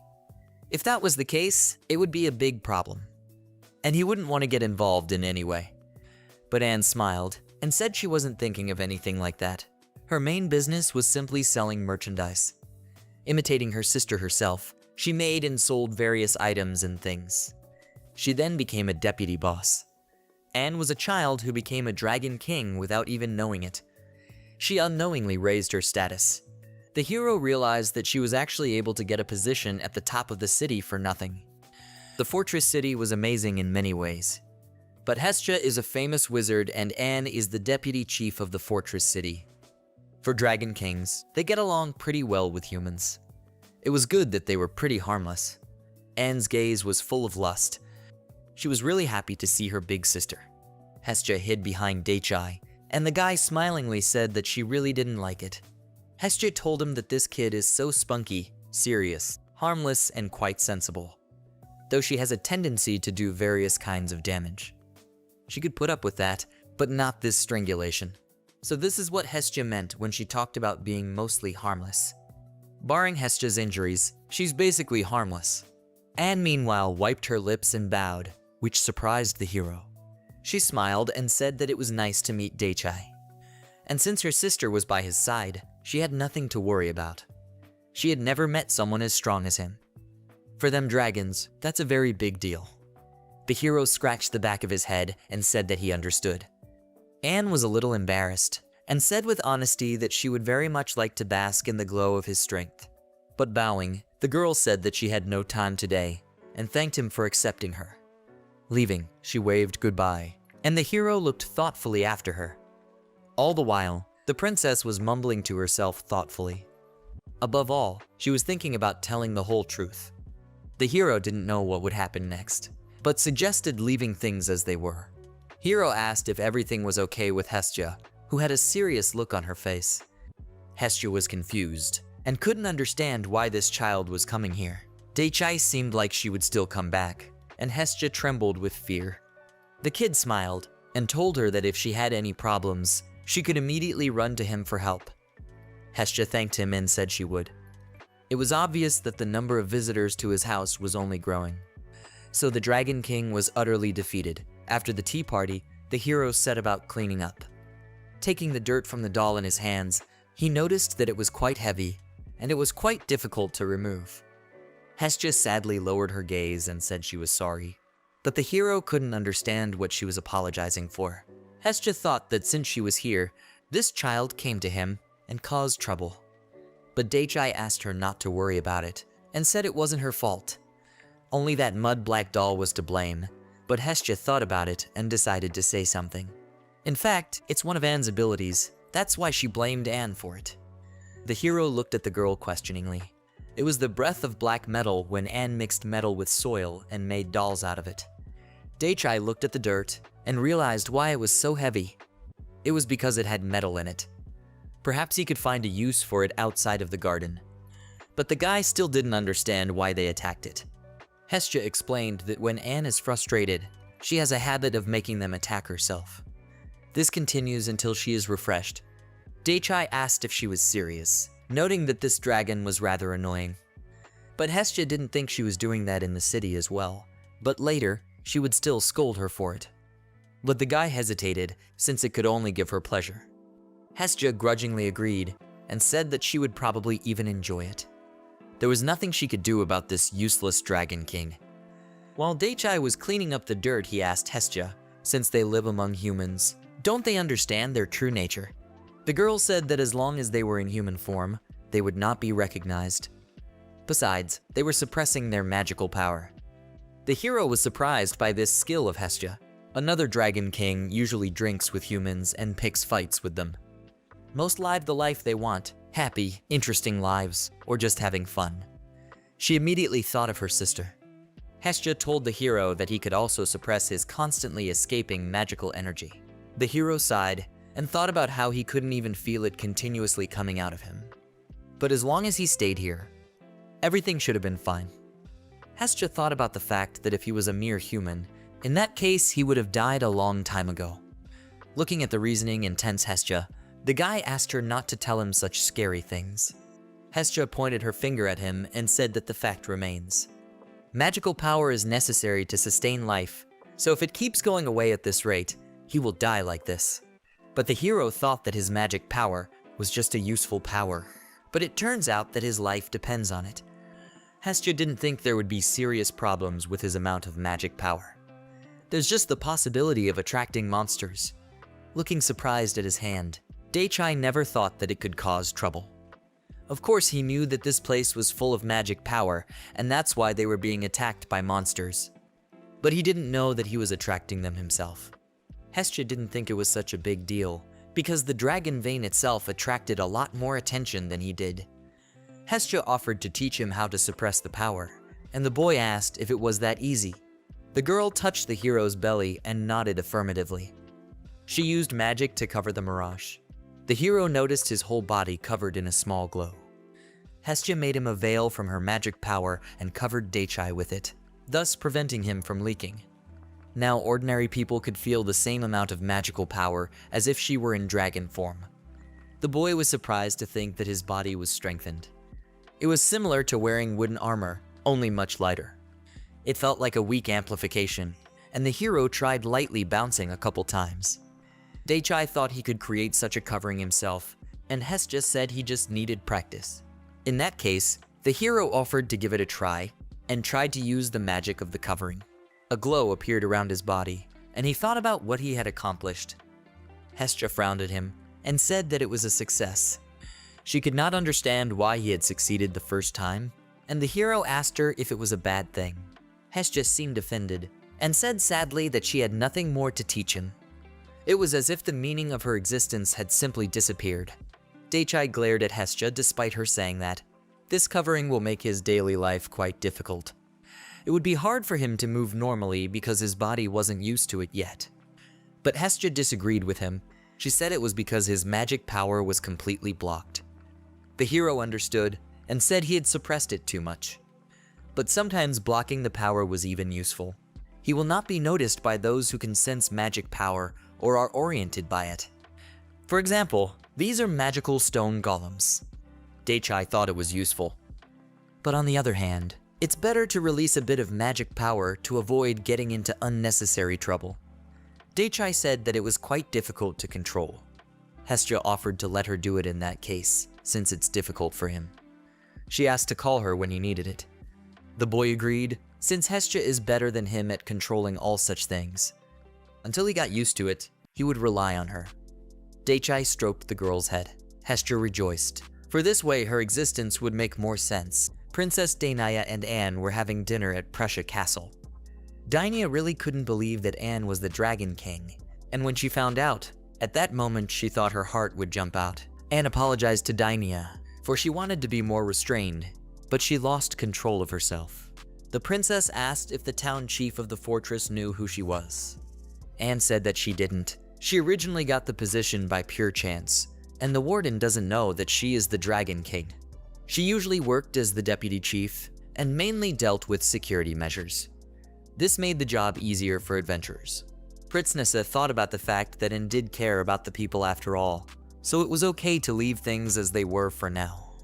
As long as Dainaya could defend the royal capital, she didn't care. But still, she was curious about what kind of mud doll it was, and if it was a new species, then some action had to be taken. Anne admitted that she was the one who made them, and the princess was surprised.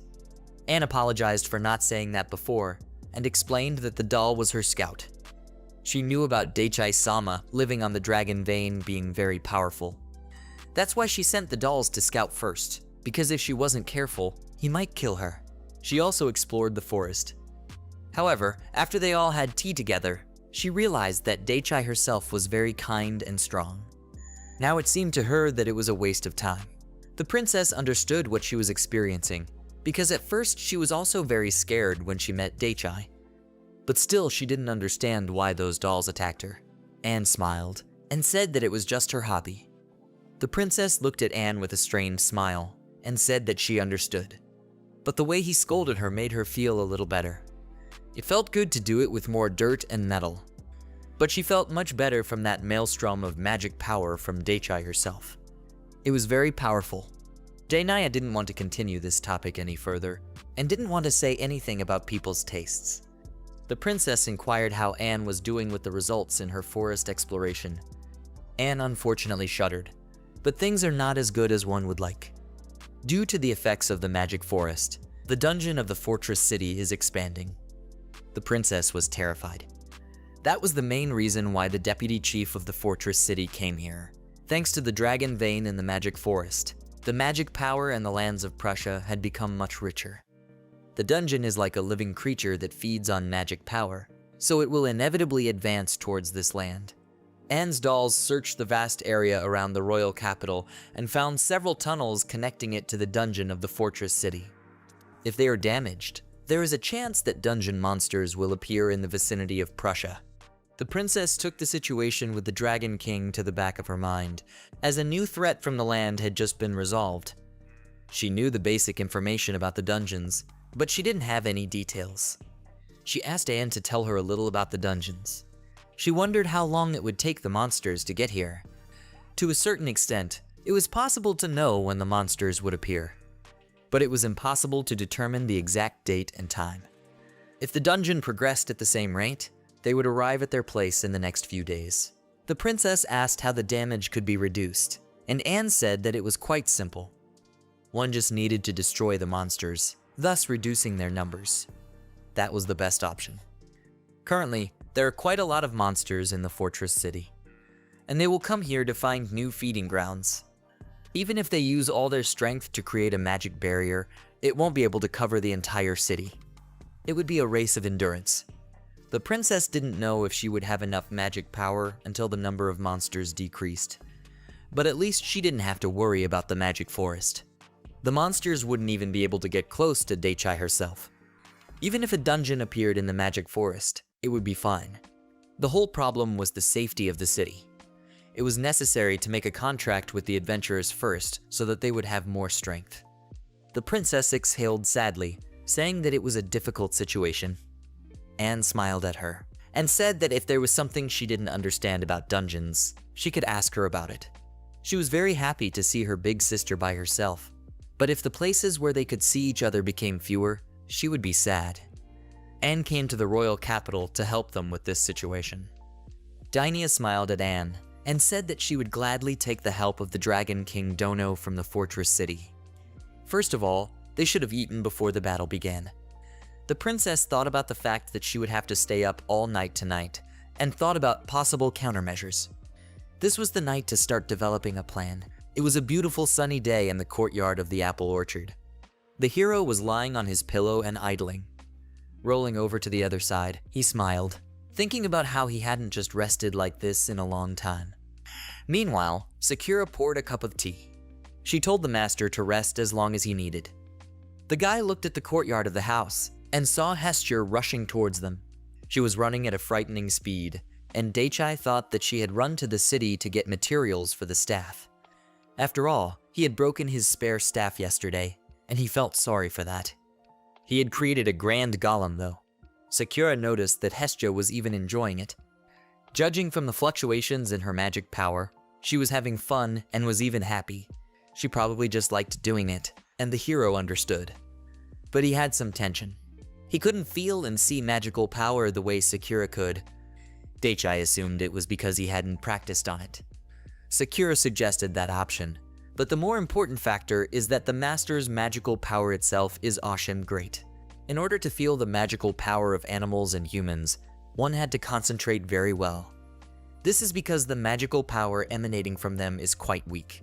But the hero noticed that Sakura could feel it perfectly. After all, she is a house, and she is very sensitive to the presence of people.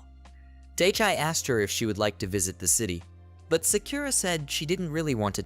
She smiled and said that she takes care of her master by herself and watches his sleeping face and observes his life.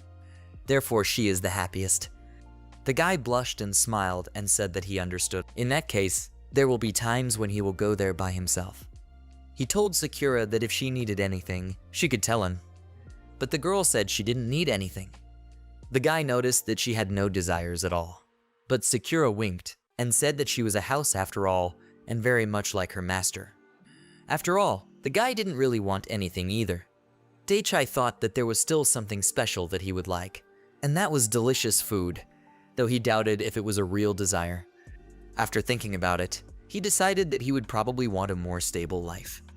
Sakura said she had that wish too. Sakura asked the hero if he wanted to go to the city. Actually, he thought he didn't have to go there. Necessities and more were gathered around the house, and the werewolves bring it. Daichai smiled and told Sakura that he would stay home in that case, and the girl cried. The hero was surprised, and Sakura said that hearing those words from her master made her feel so good, like she had gone to heaven. The guy admitted that he's a homebody, and it was fine as long as she was happy. The best thing for Sakura was taking care of her master. She loved cooking, doing laundry, preparing the bath, spreading the futon, and greeting him every morning. When she was doing these things, she felt very happy. According to her, in order to make Sakura's life comfortable, he had to leave all the worries to her and thank the girl. But still, Daichai thought that he should have helped a little too. But Sakura was adamantly against it and wanted her master to just rest and enjoy. After all, that was what made her happy. But the guy replied to her that if he did that, he would feel useless and collapsed on the floor. But today he thought about listening to Sakura. Sakura offered him her lap as a pillow, and the guy agreed. The girl clenched his head right among her soft legs. The hero lifted his head and looked at her, and Sakura thought about the fact that he was in pain. But the blushing guy just didn't expect the fact that she would do that while he was lying face down. He tilted his head and offered to lie sideways as something suddenly alarmed him. Meanwhile, the monsters were gathering around their house. And because he touched Sakura, an automatic synchronization occurred. Daichai noticed that there were more monsters than usual, but it didn't matter, and he asked the golem to be kind and deal with them. The golem obeyed its master. Only 10 seconds passed, and Sakura told the master that he gave them a good fight. It had been quite some time, and even the monsters needed a rest. It was very comfortable in the sun, and under Sakura's warm feet, the guy fell asleep. He thought about how this was the best day of his life, and that his home was the best. Daichai used his staff, and summoned as many as 100 huge golems. This was a record high production rate. The guy looked at his new staff, and said that it was just fine. There wasn't a single crack on it. Hestia rubbed her eyes with her hands, and said she had been making it all day and all night. Her stomach rumbled terribly, and she told the hero that she was hungry. Plucking an apple from a tree, the lad offered to eat it. Hestia began to gnaw on the apple, and the hero noticed that she was eating even the core with the seeds. Apparently, she was very hungry. After eating the apple, the girls sat down on the grass. Even in one apple, there was so much magical power that she was now calm. The hero said that she didn't have to work so hard, and that he could wait in case, but Hestia disagreed with him. The amount of magical power he spent every day to use the magic key is getting more and more, and she must make every effort to keep up with it. Hestia was determined. The girl noticed that now the golems were getting bigger and stronger. The hero noticed that his golems were more muscular than before. Although, the more he dwelled on it, the more his magic power consumption increased, and there was something else. Daichai thanked her for everything. After all, she had been searching for materials for the staff and then also creating it. Hestia waved her head and said that it was just a hobby of hers. Besides, the hero paid her the cost of all the materials. But the guy noticed that the main material for the staff was her bones, and asked if that was the case. As she had told him before, even if it was bones, it was closer to claws or scales, so there was no problem with that. Even if they do run out, there were other places to get them. So the guy asked, what were those places? Besides Hestia, there were other dragon kings, but there were differences between magic power and degree of hardness, but overall they were the same. So it was possible to use them as replacements. She cited her younger sister Anne as an example. But before she could say anything, with a terrible stomping sound, Anne was already running towards her. Hestia was startled by the surprise. Anne again plunged Hestia into her huge hooters, where her head sank. Without letting go of the girl, Anne wished good morning to Daichai. Since she needed to go back, she came here today to talk to Daichai by herself. The hero greeted the girl and assumed that she would still come. Still hugging her sister, Anne bowed along with her. The boy felt uneasy seeing Hestia twitching. Pushing Anne away with all her might, Hestia shouted furiously that she didn't call out for her. At her response, Anne was so ecstatic that saliva flowed from her mouth. Breaking out of her embrace, the girl quickly ran towards dake. Anne thought about how adorable it was, and it was a pity she ran away right away. She thought it was just her sister's marvelous strength, and how good it made her feel. The hero did not understand how Hestia tolerated such behavior of her younger sister, and the girl was glad that the guy understood her. For a moment, Anne forgot about everything earlier and looked at the amazing magical power of these golems that the guy had created. Dake said that he made these people from apple trees.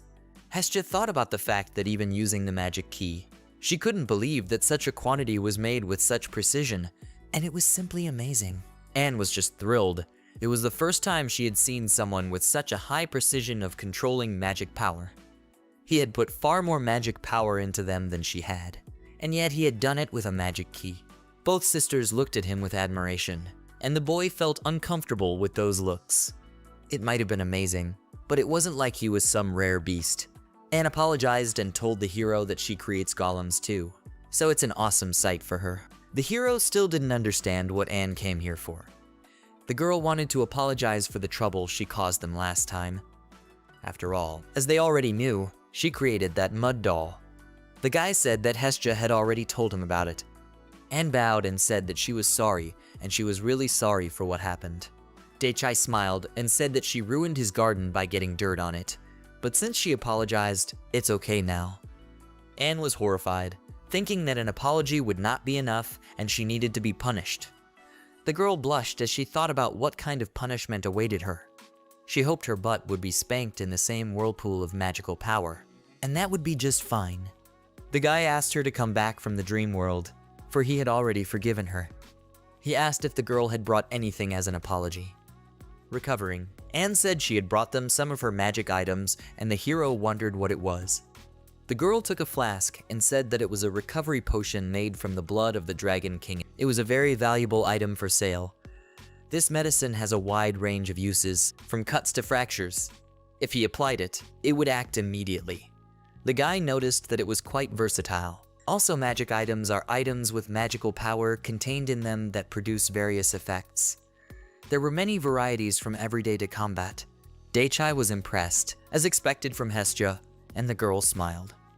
If there was something he didn't understand, she could explain it to him. Daichi noticed that Anne was good at creating magical items. Since she is the newest Dragon King, she liked to create new items that contained magical power.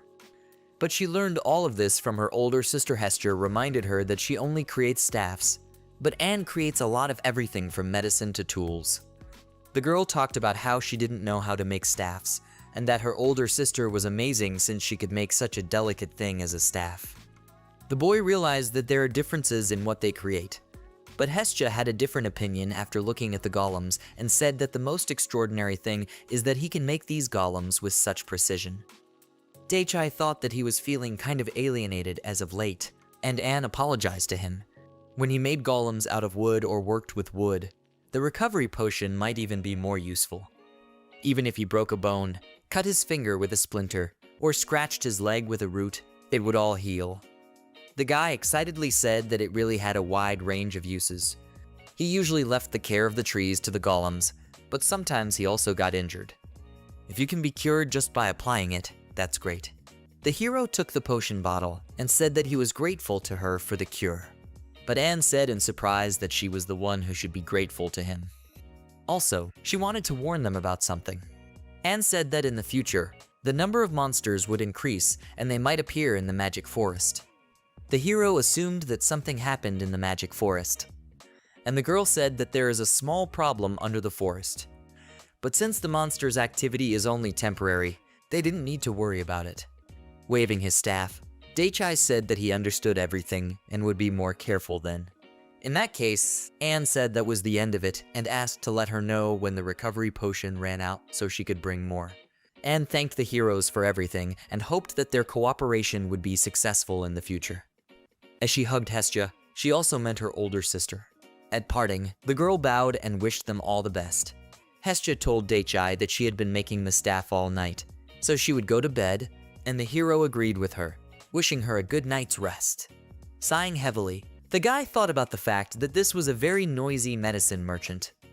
But he thought it was normal to be so lively at home, and nostalgia attacked the hero. The clanking of armor sounded inside the Prussian castle, and the knight told the princess that the magic barriers and water mages were ready. The girl thought that this would be a grand experiment, and decided to try her best. The princess turned to the night mage. She told the captain of the knights to judge objectively. The night magician raised his hand sharply and asked everyone to get ready. The princess summoned the water stream in front of her to be her projectile. A multitude of sorceresses summoned a huge bubble of water that merged together. The princess commanded and launched the water bullet forward. She thought about remembering that feeling in the forest. Pulling her wand forward, she commanded the piercing fire lance to burn everything. After that, a stream of fire emerged from the wand, which was directed at the barriers. As soon as the fire reached its target, there was an explosion. The knight proudly said that it was their princess. It was the power to break through the 10 water bullets of the witch squad, an incredible piercing power that created a new record level. But the princess said that it wasn't over yet, because the current fire spear had gotten a bit stronger. Dainya was sure that this level wasn't enough to vaporize a dragon with magic defense. The power of the magic she used thanks to Daichai Dono was different. The firepower and penetration was much greater. The knight didn't understand if that power wouldn't be enough. But the princess said it wasn't, and she would never be able to catch up with him if she didn't improve her skills. Dainya knew that the knight captain planned to fill out the paperwork afterward and visit Daichai Dono. The knight confirmed that. In that case, the princess asked the knight captain and the witch squad to stay here for the whole workday. The squad bowed to her, and the captain of the knights agreed. The princess thanked them and suggested they continue. Meanwhile, Daichai and Hestia sat outside the house on a bench and rested. Hestia smiled and looked at the staff, which the hero had not yet managed to break with his magic. Daichai looked at Hestia and said that it was easy to use. He had used it dozens of times, but it hadn't broken. Hestia stayed up all night making adjustments to it. But she was displeased that there were many small cracks in this staff.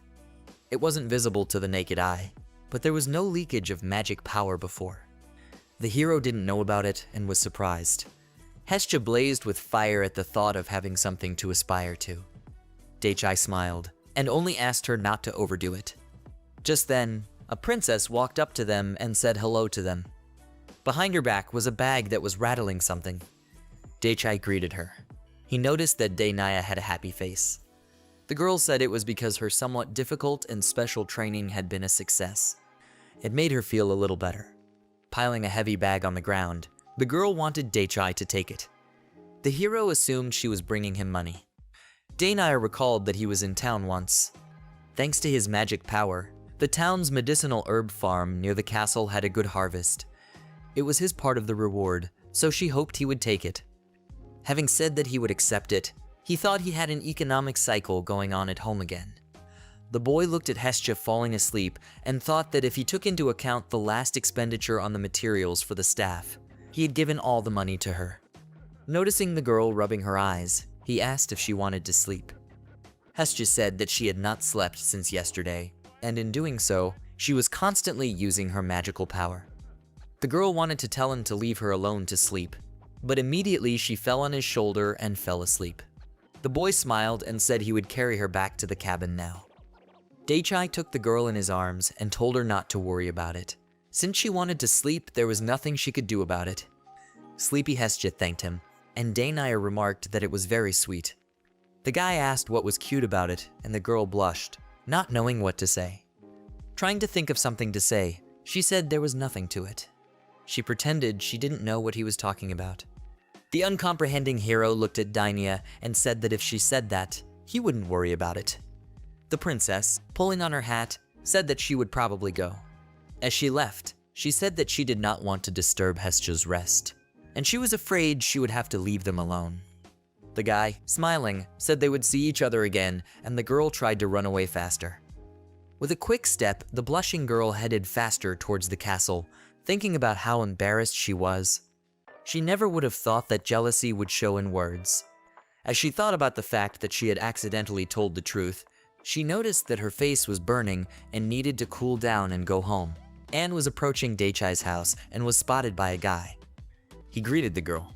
The girl smiled and said that she came today to give him a present. It was a portable first aid kit that had a beautiful design. The guy incomprehensively looked at it, and the girl said that this bag was for storing potions. He could immediately use the potion if he hurt himself while working in the garden. Hestia looked at the medicine bag carefully and noticed that it was made from the skin of a dragon king. It was most likely around the base of the wing, she thought. Daichai was surprised that Hestia realized this just by looking at it. The girl, as if hesitating, asked the creator if she was right. Mad Anne, agreeing with her, said that she expected that from her older sister. She was able to identify her material so quickly. The hero assumed that Anne had taken the material of her own body as well. Smiling, the girl said that he had the right idea. It was a magic item that was made from her wings, so it wouldn't be destroyed even by Daichai's magic power. At least she could guarantee him that. Guy noticed that she was just like Hestia and asked if it was too much for a dragon king to use her body as a material. But Anne said that it was only a part of the skin, so it was fine. Also, everything healed in a few seconds. In that case, the hero thought that he would take it for nothing without worrying. But he felt sorry that he couldn't give anything in return. A distraught Anne said that she didn't need anything, and it was just enough that she could breathe the same air as her older sister by herself. Daichai looked at the girl warily and decided not to argue with her. Hestia, expecting the worst, hid behind the hero and said that she was indeed terribly spunky. But Anne thought she was joking, and the hero said that half the time it was true. Anne said that regardless of her sister's relationship herself, she gets enough reward from Daichai, but the hero didn't understand what she meant. The girl reminded that he showed her his golems, and that was very important to her. After all, they are some of the best first-class magic items. Since she is also a creator for her, it was very useful. The guy thought of Anne creating golems too, and the girl, smiling, confirmed. But they had a completely different quality. They weren't like Daichai's. She said that he would understand if he compared them and applied the breath of black metal. Immediately, dirt spilled out of her hands that fell to the ground and began to take shape. With interest, the hero looked at Anne's ability and asked her what it was. Hestia explained that Anne was a black metal dragon king, so her breath creates earth with metal. And since she is also the newest dragon king, she can create new magic items one by one. Anne thanked her sister for the explanation. The girl said that it was her mud golem and it would take her a long time to finish it. She lacked the stamina for it, although it has the ability to explode and if surrounded by monsters. The little golem looked at the guy and waved at him while smiling. Daichai said that he was just adorable, and even Hestia stroked his head. With a smile, the girl told her sister that she was growing up, and her magic power contained in him had become stronger. Anne immediately grabbed her sister and thanked her from the bottom of her heart. Cuddling the girl tightly to her, she said that she was happy that she remembered her from those old times. Anne couldn't help how kind, sweet and tiny she was, and Hestia thought the second part was unnecessary. Frowning, the girl didn't even bother to lash out and thought to herself. Daichai smiled, noticing that Hestia had apparently already accepted it. The boy decided that Hestia was very kind after all, since Anne kept coming over to hug her. He looked at the golem and decided that he would use the earth that Anne had left behind. That way he can make it himself. He asked for the girl's permission to make the same golem. Since her last arrival, there was some of that land left here, and Anne looked at Daichai in surprise. She said that if he had the material, he could certainly make one. But since it was different from making wooden golems, it might be more difficult to make. The guy understood her and decided to see what would happen by ordering the mud golem to stand up. A second later, a large golem appeared out of the small mud. In shock, the girl couldn't understand why he had succeeded, and Hestia thought to herself that this was exactly the reaction she expected from her. Embarrassed, the boy said he couldn't help it. The hero pointed the mud golem to a rock and ordered it to hit it, and the golem prepared to attack. It was able to destroy the rock with ease, and the guy said that this golem had a very slow reaction time and was hard to control. But apparently it was too late to remake him. Blushing, the girl said that it wasn't, because it was already hitting faster than her mud golem. She also said that all the golem makers would get depressed if you told them he was hitting slow. Or rather, the versatility of Daiichi's wooden golems is too high. The hero thought about the fact that it was true, because his wooden golem could be made instantly. It was only worth thinking of him. Mass production is also possible. And since it was very easy to make, he thought it was convenient. But he didn't know that because there was nothing to compare it to. Anne simply had no words and said that Daichi was simply amazing. Hestia just waved her hand and said that it's nice to have someone who understands you. The guy thought about how he felt alienated again. But there was something else. He said that the land could be used for more than just golems, and asked if in that case he could take the rest. Anne, smiling, agreed and said it was fine. So the hero had new material, and he thanked her. There was a huge explosion on the border of Prussia and the magical forest, after which the girl said that for today alone and here finished. Dainia turned to the commander of the knights and told him that it was certainly good that he was accompanying her. But it wasn't good to leave an order of knights without command. The knight bowed to the princess and said that she had done a good job.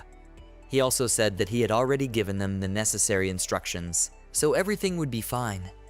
It was much more dangerous now to leave the princess alone. Now that the dungeon was activated, she had to be careful. The princess said that was correct, but so far there hadn't been a single massive monster invasion. Right now, they were just hunting naturally occurring monsters as usual. According to Anne, the invasion was supposed to happen in 2-3 days, but it had already been more than 3 days. The city was in turmoil. It had already been quite some time. Because of this, they had time to deploy defensive personnel. They were lucky to have such an experienced group of people in the royal capital. Brilliant Heads, a group of top adventurers from the fortress city that boasted a 90% completion rate. It was good that they were in the royal capital, and the knight was very grateful to them for helping defend their city. The monsters here were quite strong, and even 2 normal adventurers working in pairs have a hard time here. The girl agreed and gave the example of the Fabuneers that try to kill humans with their sharp tusks. Also the big slime that waits for you to let your guard down in the magical forest to devour you. Many of the monsters here are hard to defeat without a good group of adventurers. Adding to that, the monsters from the dungeon become no longer a joke. It was good that they were able to organize a defense in time. The commander of the knights said that they had invited other adventurers, but they would also need a lot of supplies. Sighing heavily, he said that they had a lot of problems. They also didn't have enough food in case they isolate the city with a barrier.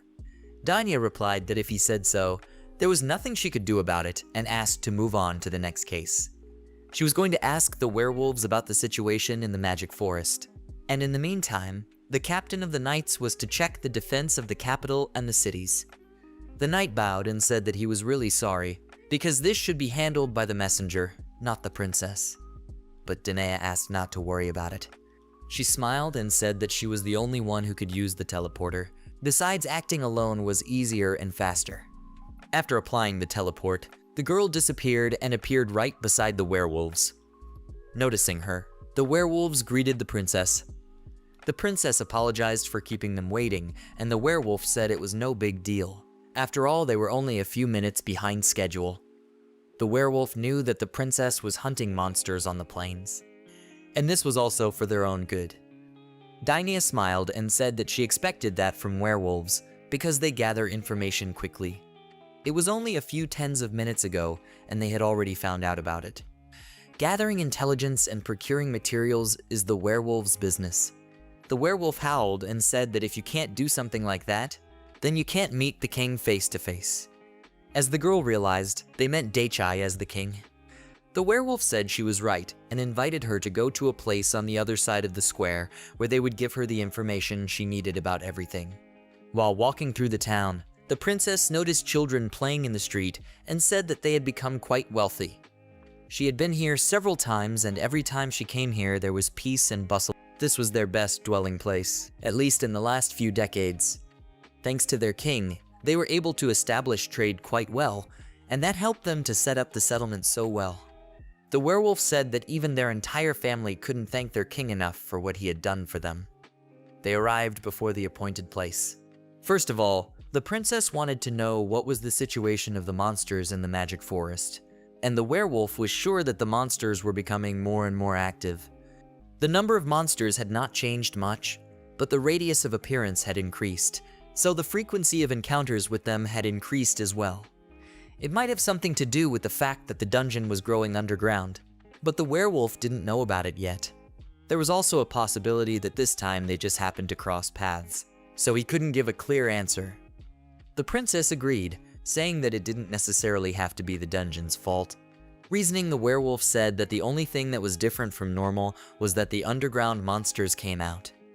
By underground, he meant something like a worm coming out from under the ground. He had never seen such before, deciding that they were definitely not from around here, or they lived so deep down that they had never seen them before. The princess thought about how the ecology of the magical forest had changed. Also, their king was in the vicinity, and his presence alone changed the ecosystem at least a little bit. Smiling, the werewolf looked at his sister and said that they were among them. Pointing at the paper, the werewolf said that the number and types of monsters they had encountered so far were recorded here. He also wrote down the name of the monsters they had stopped encountering in recent months. The girl noticed that the monsters they had stopped encountering were the most aggressive. The ones that confronted their king were beaten up and then ran away. They must have decided it wasn't safe for them to stay here.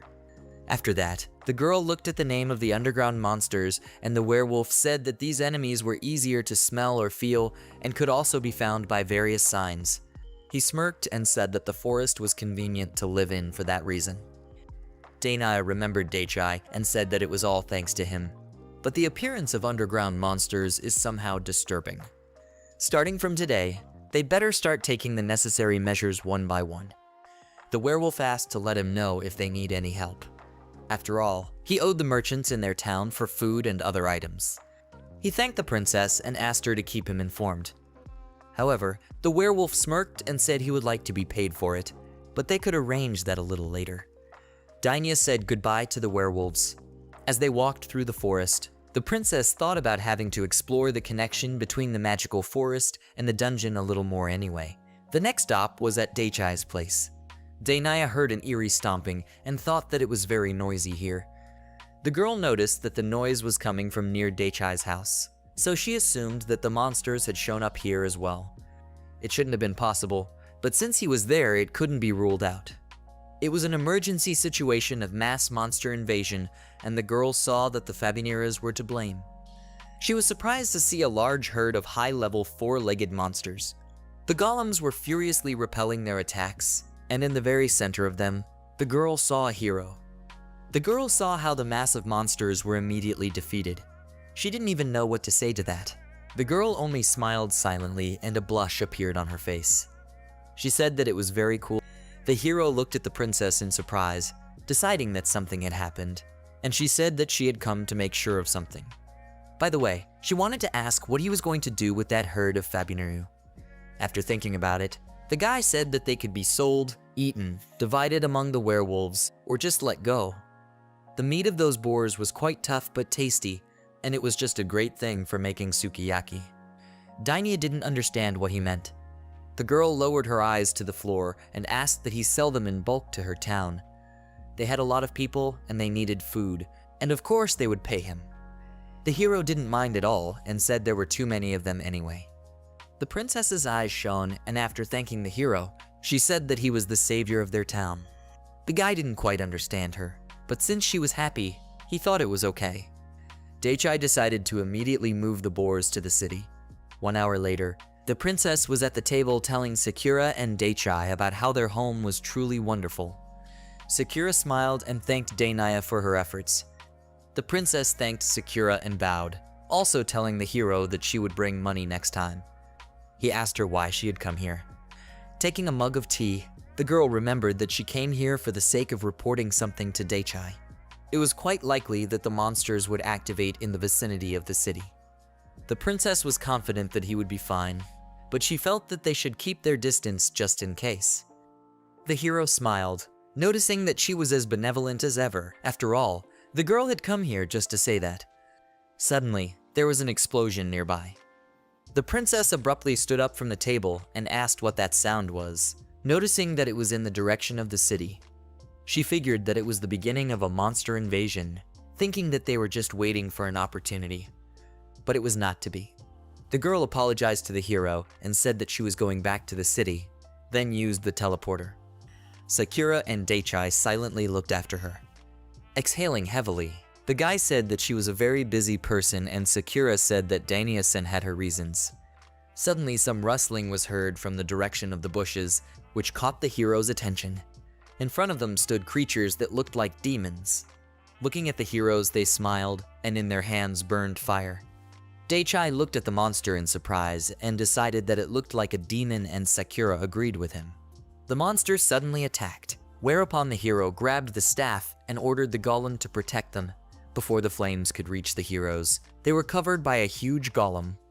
It immediately rushed at the monster, who began to run away from it. The guy noticed that this demon is quite agile and the golem can't deal with such a thing. In that case, he and Sakura held hands. He used an indestructible wooden armor with her, after which there was a rustling of branches. Instantly, an armored huge golem appeared with the heroes in it. While inside the armor, Daichai said he would deal with it himself and used a shot. Immediately, the monster turned to Ash, and Sakura, smiling, said that it was excellent. The guy noticed that something fell off the monster. It was like a magic stone, but with very stale magic power. It looked like his body was created by the magic power of that stone. Daichai sighed and said that there are very strange creatures living here. Hestia woke up from the noise and asked what was wrong with them. Showing the stone to the girl, the hero said that he killed a strange monster and it fell off him. Examining it carefully, Hestia said that it was a magical stone of demonic origin from the dungeon. Judging by his size, he had killed a demon servant, but she didn't understand why he was here. The hero didn't understand if it was strange, and the girl said there were no dungeons nearby. And yet it was left by the dungeon monster. It seems that there was an environmental change in the forest, and that's why the dungeon monsters started to appear. The hero asked if it would affect his house in any way, but Hestia waved her head in the negative. She said that these guys were warlike, cunning, and instinctively attacked people, so they were quite troublesome to deal with, whereupon she pointed her finger and asked him to take a look for himself. The same monsters started coming out of the forest and watching the heroes with anger. Daichai thought that this was the same monster invasion that the princess was talking about. But Sakura also didn't understand where they came from. The armored golem took Daichi and Sakura on his arm, and the hero said that he would deal with them right away, after which explosions were heard. After a couple moments, Sakura told the master that there was no sign of demons outside the house. The guy smiled and said that was good. Meanwhile, in Castle Prussia, there was bustle and talk. People were shouting that the adventurers were holding defenses in the north, but what was happening in the west? Dainiya appeared behind the captain of the knights, and the night mage said that they had been waiting for her appearance. The girl asked how they were doing. Monsters appeared in the east and south at the same time, all of them moving towards the city. Their defensive forces had already intercepted them. The princess looked at the map, and the knight explained that the red crosses marked where their troops were fighting. Dainiya asked what the black circle in the east was. In the east was Anne herself. She said to mark the place and went there. She also said that her alone there would be enough. The princess smilingly thought that the Dragon King should have been enough to handle it alone. The squad of knights in the south was showing superiority in the battle. It appeared that only the west was left. Because of the lack of time, there's a gap in their defense. But the knight said that a group of adventurers had gone there. Dainiya wondered what kind of group it was. It's a group called the Shiny Heads. They were a group of high-class adventurers, and with a 90% completion rate. Judging from these numbers, they were quite powerful. But it was dangerous for only one group to go there. With these thoughts, the girl gripped the staff tighter. The princess decided that she would go there to help them, causing people to be shocked. But Dainiya didn't see it as a surprise. She's the only one who can teleport there. The knight wanted to object, but after thinking about it, he decided that even if he asked her to stay here, the princess still wouldn't listen to him.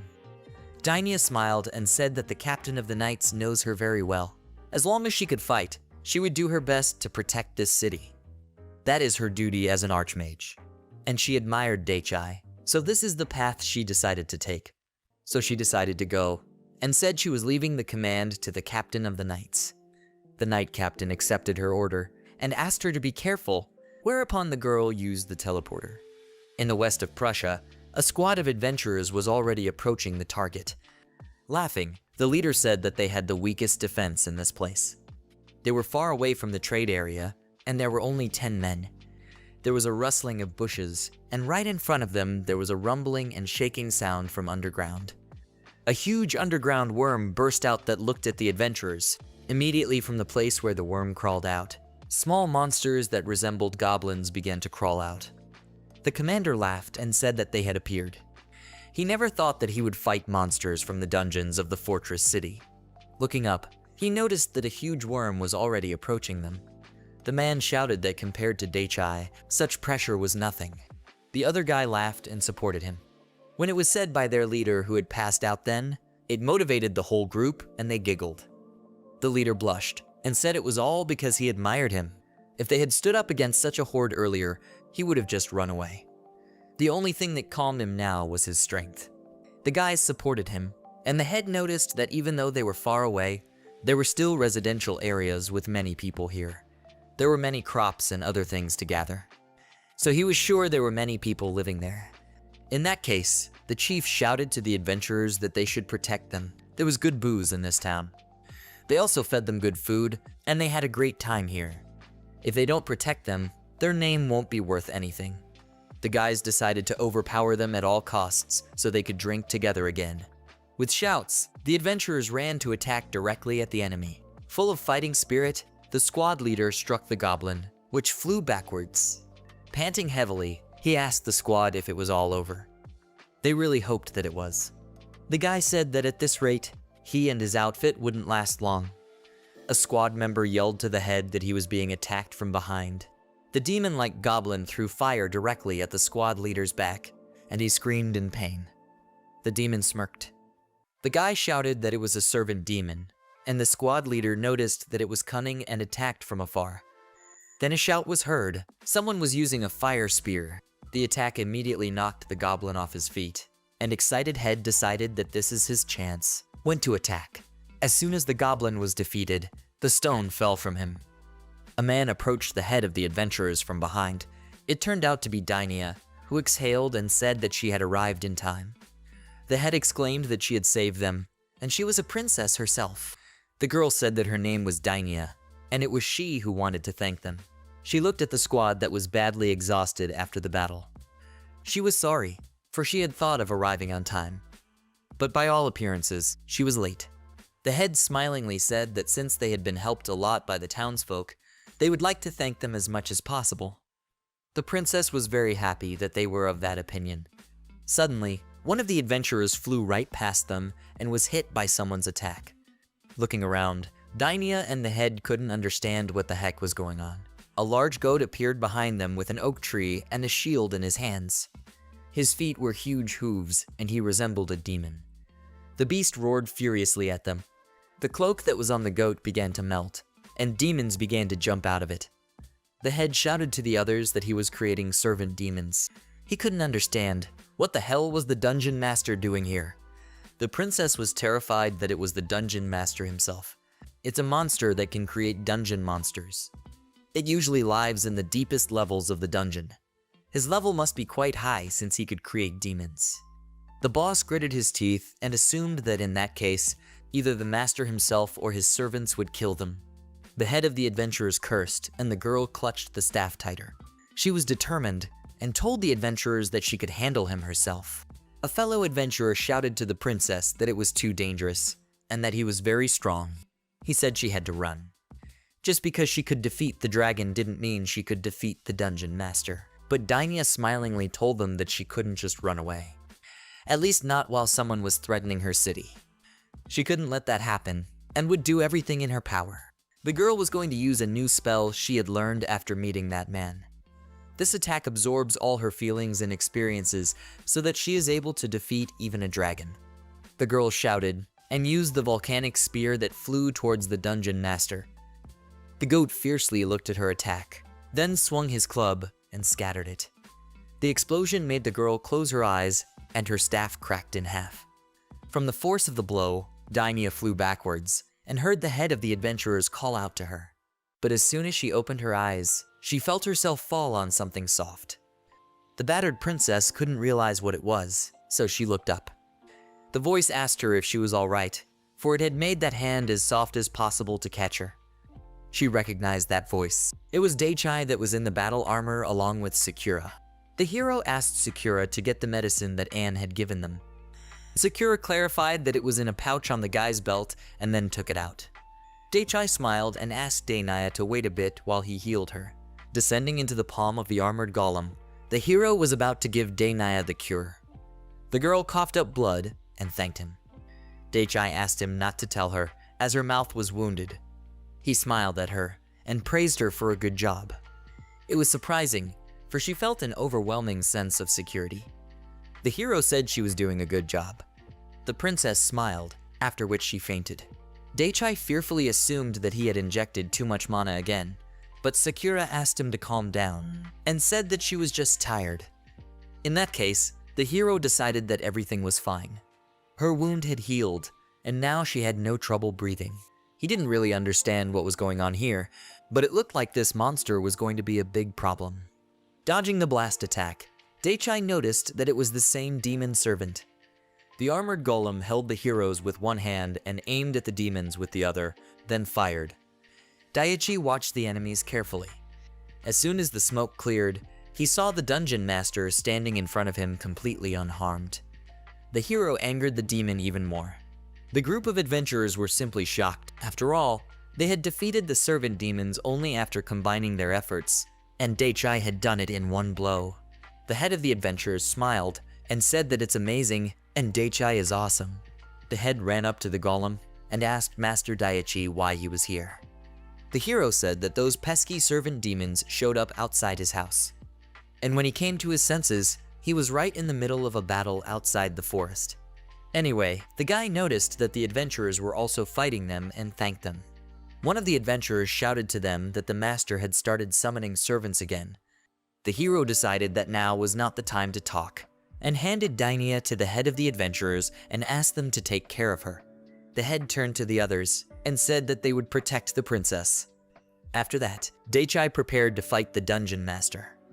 After they were alone with him, the guy angrily said that he didn't care what he was doing. But this forest was his home where he felt comfortable, so he ordered the demon to get ready to get his ass kicked for this. He looked at Sakura and said they were starting, and the girl said she was always ready. The guy applied the wooden armor, and the golem began to equip into even more powerful armor. The golem grew 2 more pairs of arms, and this mode was called Wooden Armor Mode. Looking at the enemy's stats, Daichai counted a total of 20 monsters. It looked like the monsters were about to attack, so the guy commanded to attack. A large root rapidly grew from the ground and slammed into the golem from behind. The golem stretched out all 6 arms in front of it and prepared to attack. At some point it was attacked by demons, and the golem was covered in fire. Daichai only calmly said that this fire was no longer damaging them. He had noticeably improved his wooden armor abilities after the battle with Hestia. This armor was now completely invulnerable to fire. Even if it could reach the wood, it would only damage the coating at most. The golem extended its arm and prepared to strike again. Shots rang out from all 6 arms, instantly wounding all the monsters around the goat and killing them. The guy smiled and said that he was invincible. The battle against the dungeon master and the hero continued. The goat looked at the hero and thought, why the hell does he have such great strength? Daichai was surprised that this demon was also talking, whereupon he threw himself into the attack. But no sooner had he run up to the golem than he hit it with a shot from his hand, and the demon fell to the ground. The enraged dungeon master began to summon more and more of the demon's new servants. The guy noticed that the dungeon master could summon a bunch of servants every second. The hero noticed that there were already more than 100 of them, and the dungeon master smiled evilly.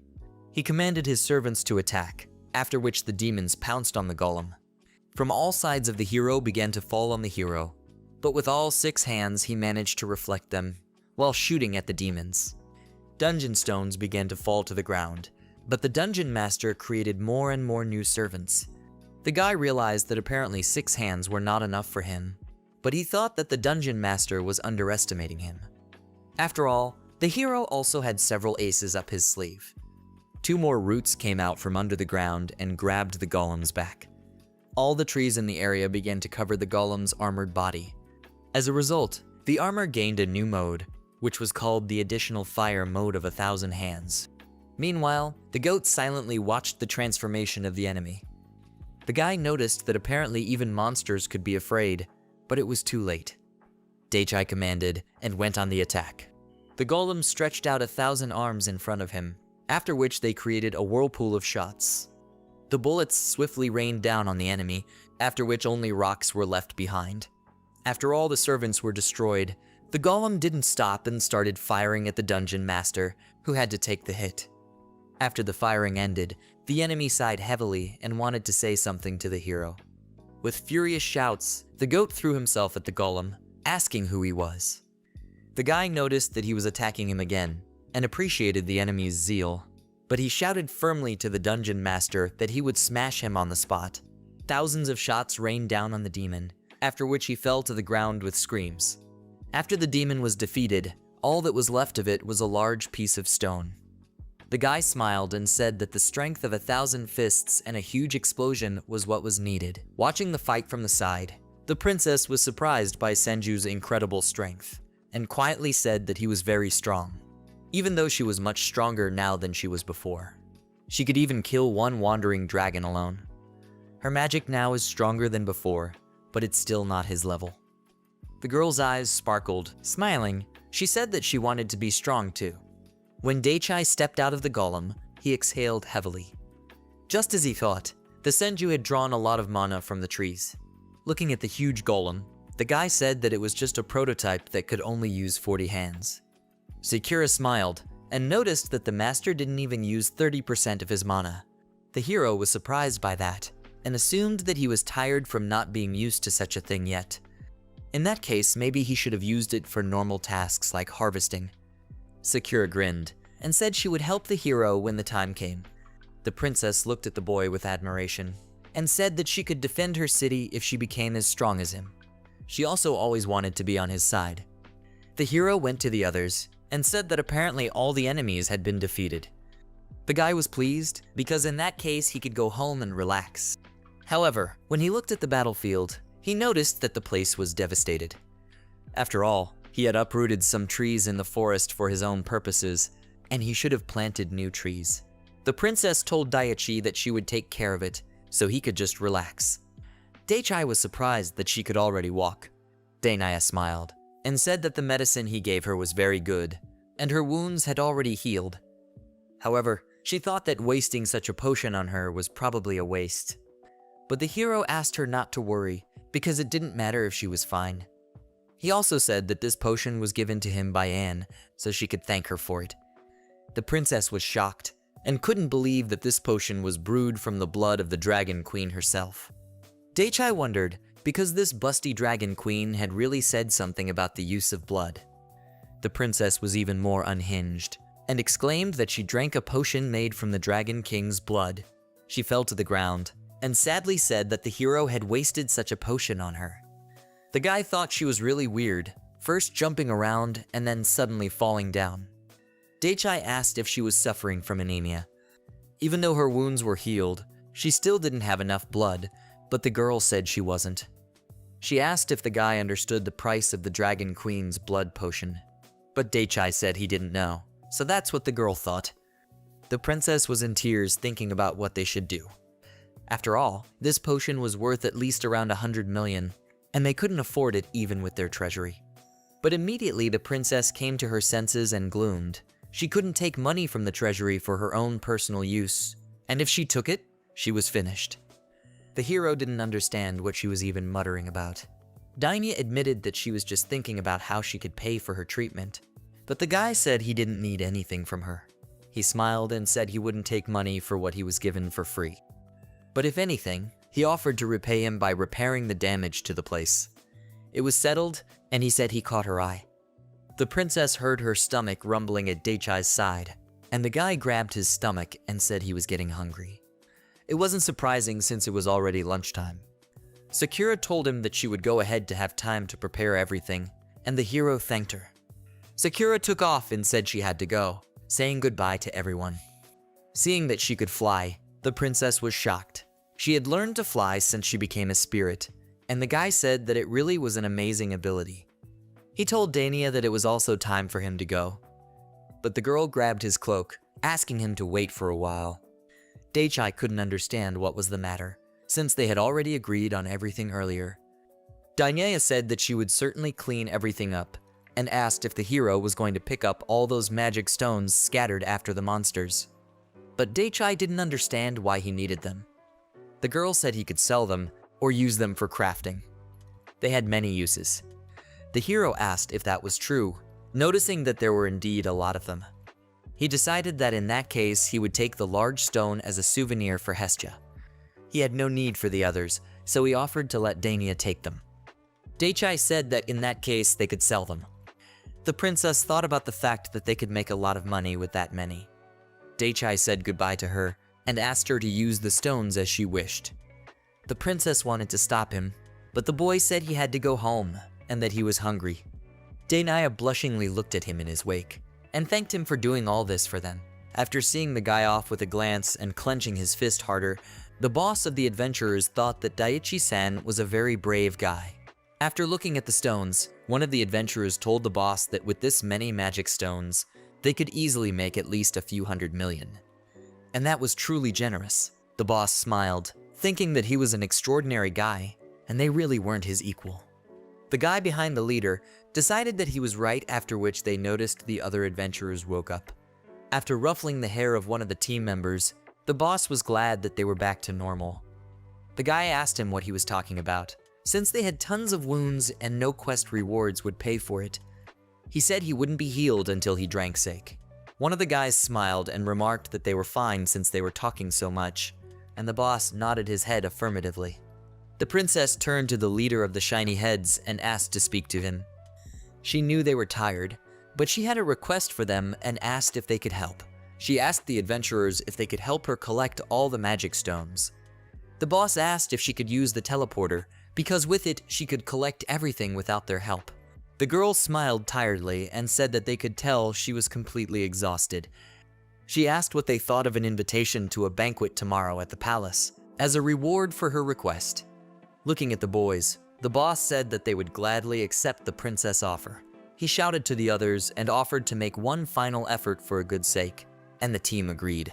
A little girl was sitting among a pile of stones and was hitting one of them. Daichai told Hestia that he had returned, and the latter greeted him. He asked what she was doing, and the girl said she was working on improving the magic stones. Once she was done, she could use them for different things or even medicine.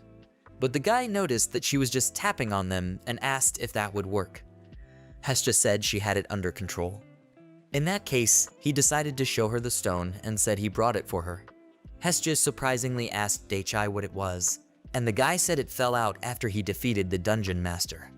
The girl said in surprise that she knew about dungeon masters, but she didn't think that magic stones of such a large size could fall from them. Daichai hesitantly said about getting that stone after defeating him. Hestia said that it was an abnormal size and most likely came from an unexpected mutation or something else. But the hero thought about the girl knowing about it and asked if she could use it. Hestia thought about it and admitted that she didn't know about what would happen after they used it. Daichai asked if it was that dangerous since he had taken it as a battle trophy. He thought it might be better if he threw it away somewhere. The girl said that this stone contains enough power to create a dungeon, and if it somehow got underground, it would be even more dangerous. In that case, the boy didn't understand what kind of stone it was and asked what they should do. But Hestia said that this thing that could create a whole dungeon, and if left unattended, it would be very dangerous. Hestia asked him not to worry. If he left this stone, monsters might reappear, so basically only he could own it. She thought he should keep it for himself. The guy realized that he couldn't use it or throw it away somewhere, but the girl told him not to worry. After all, the mana of his home was much stronger, so if he buried it in this area, the mana from the stone would become his. That was the best option. The hero asked if it was dangerous and Hestia said it wasn't really. She thought that on the contrary, this stone would make him much stronger. The guy didn't fully understand her theory, but since she said that was the best option, he decided to just bury it. Daichai asked the golem to dig him a hole. The golem immediately understood and got to work. Hestia also asked the hero to break off a piece for her. She wanted to analyze this stone. She said that if she found a way to use it, she would make something out of it, and the boy agreed, breaking off a piece of the stone. Hestia was surprised that the hero broke it off with ease. She said that the hardness of the magic stone depended on the amount of mana in it. Therefore, it should be impossible to crack such a stone with bare hands. But the guy only tried to repeat the way she broke her stones. The girl frowned, thinking about her years of experience being devalued for nothing. Suddenly Anne came out to them and exclaimed that her big sister was home. Before she could do anything, Hestia hid behind Daichai's back. The boy noticed that Anne was all disheveled, and he asked her what was wrong. All her clothes were tattered. She said that she used a lot of her power to protect the city. Also, she created a lot of magical things to stop the monsters from attacking. The hero noticed that she was having a hard time and asked why she was here. The girl smiled and said that she came here to replenish her mana. The hero questioned if she should have traveled so far for such a thing. Anne drooled as soon as she thought about the fact that all she needed to do to restore her was to receive love or a blow from her older sister. With all her love, she looked at Hestia. She said that one punch would be enough and asked if the hero could lend her her big sister. Daichai asked Hestia what she thought of it, and the girl said she refused. Anne was thrilled and said her big sister was so cute. With a heavy sigh, she thanked her big sister and said she felt so much better. The guy got uncomfortable and asked if she happened to have some kind of battery inside. Anne said that wasn't exactly true and turned her attention to the magic stone that had fallen out of the monster. The hero said that apparently its mana was too strong, so he decided to bury it here. The girl smiled and said that she was relieved. Still, the mana of that magic stone was exuding too much power. However, if you compared its power to Daichai's, it was simply insignificant. Hestia confirmed it, and the guy thought about the fact that he had received the approval of the two dragon queens. In that case, the guy said he was starting, after which he took the stone in his hands and handed it to the golem. It looked like his house mana became stronger, but only by a small amount. For his house, this stone didn't turn out to be that cool. A day passed after the fight between the hero and the dungeon master ended. Looking around the neighborhood, the boy thought about whether new trees could be planted here, since part of the forest in the vicinity of his house had been destroyed. Hestia told him that the more he went deeper into the forest, the more inferior demons appeared. At first, she fought them in the form of a man, but they became much more numerous, so she burned them all to the ground. Daichai was a little surprised, but said it would be great if she thought about the consequences of her actions. But since everything was fine, it wasn't that important. Hestia looked at Daichai in surprise and smiled. Anne came over to them and wished them a good morning. She asked about how they were doing today. Hestia immediately hid behind a surprised Daichai, who asked the girl why she came. Anne forgot that she hadn't told them and rejoiced at the news that she would now be living in Prussia. Hestia was just shocked, and Anne said she had talked to the princess about it as early as yesterday. The princess gave her a plot of land next to this forest, located in Prussia, and she decided to open a store there. The guy looked at Hestia, who almost fell over from shock. He decided that she was in such shock that it was best to leave her alone, and asked Anne why she had decided this so suddenly. After all, her position and lifestyle in the protected city was pretty good. She said that was true, but she could always fulfill her duties from there just as well. The elder gave her his approval when she told him she wanted to open a store, and there was something else that was more important. She smiled and said that this way she would be closer to her elder sister still. She would always wish to breathe the same air as her. The guy looked at the girl in surprise, noticing that her main target was her. Daichai also noticed that Hestia wasn't herself with fear, but Anne said that it wasn't just because of her sister. After drooling, the girl said that she also wanted to be next to Daichai in this magical point where she was always full of energy. It was addictive. She had never felt such unimaginable power anywhere else. Hero exhaled heavily, saying that things were getting more serious and that even he had managed to get dragged into this. He looked at the shocked Hestia, who understood him perfectly. Daichai agreed to it, but on the condition that she wouldn't bother him. Anne blushed and thought they should go back to their conversation. After all, she had brought a gift since they were neighbors now. She thought about giving him a potion. But Anne also thought about how it wouldn't be normal to give him the same potion as before. Daichai realized what potion she was talking about.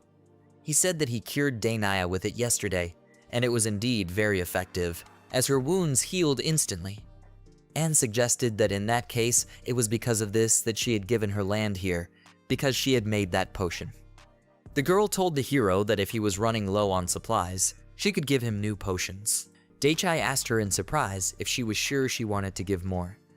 After all, the princess had said about it being very valuable. The crazy girl said that she was sure of it, for it was priceless for her to spend time by her big sister's side. Hugging the girl, she said that if the girl would let her hug her a little, she would bring as many potions as they needed. Hestia noticed that she hugs her every time she comes here. Daichai told the girl that if she felt it was too much, she could always hide behind him. Anne waved goodbye to them and said she would go get the potion. That's how they got new neighbors. At night, a large banquet was organized in the capital. After the fierce battle, the princess stood before the people and said that she was sincerely grateful to them all for their help in the defense of Prussia. She knew it was not the most sumptuous feast, but she asked everyone to enjoy it. Raising her glass, she offered people a drink. Immediately, everyone raised their glasses, and in the front rows were the very adventurers she had fought. The captain knight said that it was a good toast, and they would so spend all the proceeds on this feast.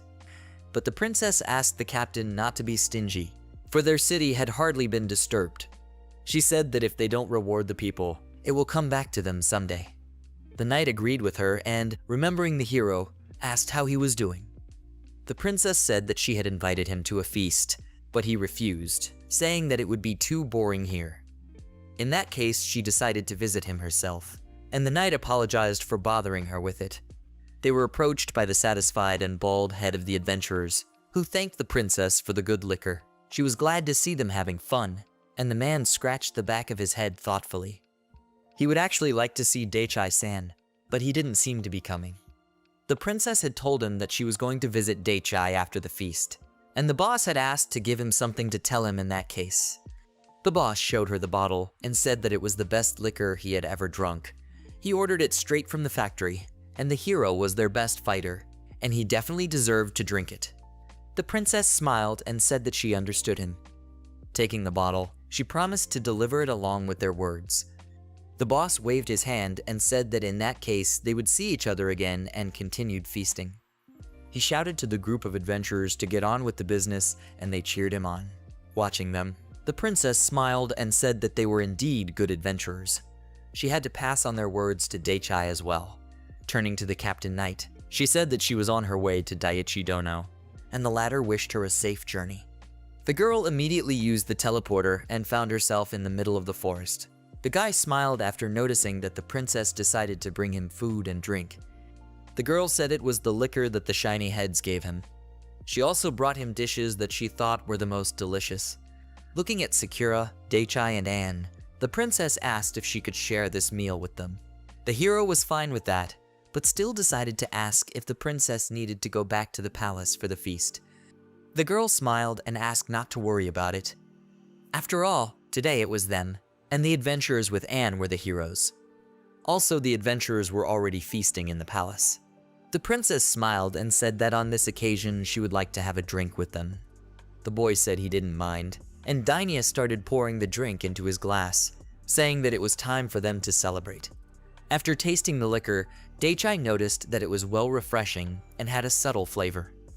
The princess was glad he liked it. Just then, Hestia tugged on the hero's arm, and he asked in surprise what she wanted. From behind, the girl was being squeezed by Anne's huge boobs, and she grimly told Daichai that she couldn't relax. Anne was going crazy. She loved it when her sister resisted her so hard. Pushing Anne away with all her might, Hestia ran away asking her to stop. The girl was in a kind of euphoria, and the hero thought about how she would never change. It was a little noisy, but he felt fresh, which he liked. Daichai thought the liquor was good, and Sakura and Dainaya's food was very good. Tonight's dinner was just great. Sakura smiled and said she was pleased to hear that. Pouring water into Daichai's cup, Sakura offered him some tea.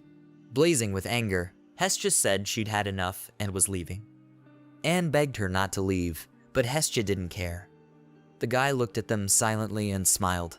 He thought about how nice it was to just have dinner like this sometimes. This was the moment of quiet happiness, that long-awaited peace game, and Daichai closed his eyes and thought about how comfortable he was. Hestia asked the hero who was lying on the bench if he was resting too much. The boy didn't understand what was wrong here, since it had been so long since they'd had that kind of rest. He asked the girl what she was doing. Hestia said she separates the materials she can use from those she can't. Looking at the stone, the hero didn't realize what difference there was between the two. Hestia explained that the large pieces were easy to use because they could store a large amount of mana. The smaller ones were disposable. That's why the small ones are often used as magic ammunition, something Daichai didn't know. In the past, she often played around using those disposable stones to cast fireball spells, so she knew about it. The boy asked her what kind of game it was. When the young dragons were afraid and didn't want to fly, she used small stones to push them. They were only considered adult dragons when they could fly, so it was both practice and play at the same time. Daichai thought of it as a reverse bungee jump, but on a completely different scale. Now Hestia had a lot of those rocks, so she could make it fly pretty far. She asked the hero if he wanted to try it, but Daichai said he declined her offer. Instead of this rather dangerous game, he would rather rest like this. Hestia said that now he was using his golems to defeat the monsters in the neighborhood, and he called it resting. The guy said that they are in automatic mode after all. Hestia took a piece of stone and told the hero that if Mana was to be believed, a strong monster was approaching them. Hearing the sounds of battle from behind, she thought that it had just been defeated. Hestia wasn't surprised by that. The guy said that he liked this kind of vacation. Suddenly, they heard a strange voice shouting that he had done nothing. The girl yelled to the golem who grabbed her by her hat and hair. She shouted to him that she was completely unarmed and asked him not to take off her clothes. But the golem did not listen to her and pulled off her skirt, which left the girl in her underwear. Daichai could not understand what he was doing, and Hestia asked if he wanted to stop him. Meanwhile, the golem was already reaching for her breasts. The golem was merely following orders and performing its duties.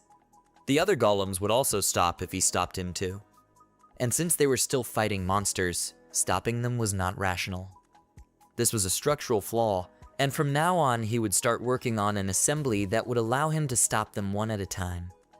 Hestia thought and said that the monsters would be destroyed in a few minutes. The girl in tears begged Daichai Dono to help her.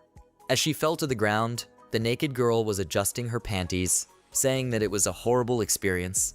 The guy handed over the clothes and said it was her fault, as she had tried to enter from the back entrance. She was seen as a grabber, and the girl had already realized that. Daichai asked why she came here. The girl said that she came here to check it out. Even though the large-scale attack had stopped, they had to not relax and be on guard. Daichai asked the princess why she came from the north, and assumed that she had met monsters. But the girl said that was not the case. But she had heard of fighting rabbits that had settled in the north of the forest. That's pretty strange, so she went there to check it out. After thinking about it, the boy assumed that they were the same rabbits that shared territory with the werewolves. She heard from the village leader that they had partially left the village. When she got there, the village was completely empty. Daichai didn't understand what was wrong with that. The princess said that rabbits were also called night butterflies. They also fed on the energy of men at times. In their form, there were only female species that regenerated their mana through lust. The guy guessed the connection the girl was talking about. Daichai asked what kind of species they were and why they were called battle rabbits. The princess replied that there were 3 reasons. The first was the fact that they had large ears. The second was that they were very strong, each as strong as 2 or 3 adventurers. And there was a final reason. They could completely steal the male energy and use it to restore their mana. And that male energy became their strength. Listening to the princess, she noticed that Daichai had a rather strange expression on her face. The guy said she thought she was imagining it, and asked where those fighting rabbits went. But she was just figuring that out on her way here. Hestia called out to them and asked if they were talking about the rabbits. In the midst of the fallen boars, there were also girls with ears, just as Danae had said. Hestia touched one with a stick, checking if she was alive. She said that they were attacked by golems along with monsters. The boy looked at one of them in surprise and hesitantly asked if they were real. The stunned rabbit made moaning noises, and the princess told the hero that he was doing a quick job as always. The guy felt embarrassed, as he didn't feel what he was working on. However, they decided to attack him specifically. It seemed like he needed to find out about their motives. He wondered what these shameless rabbits were forgetting here.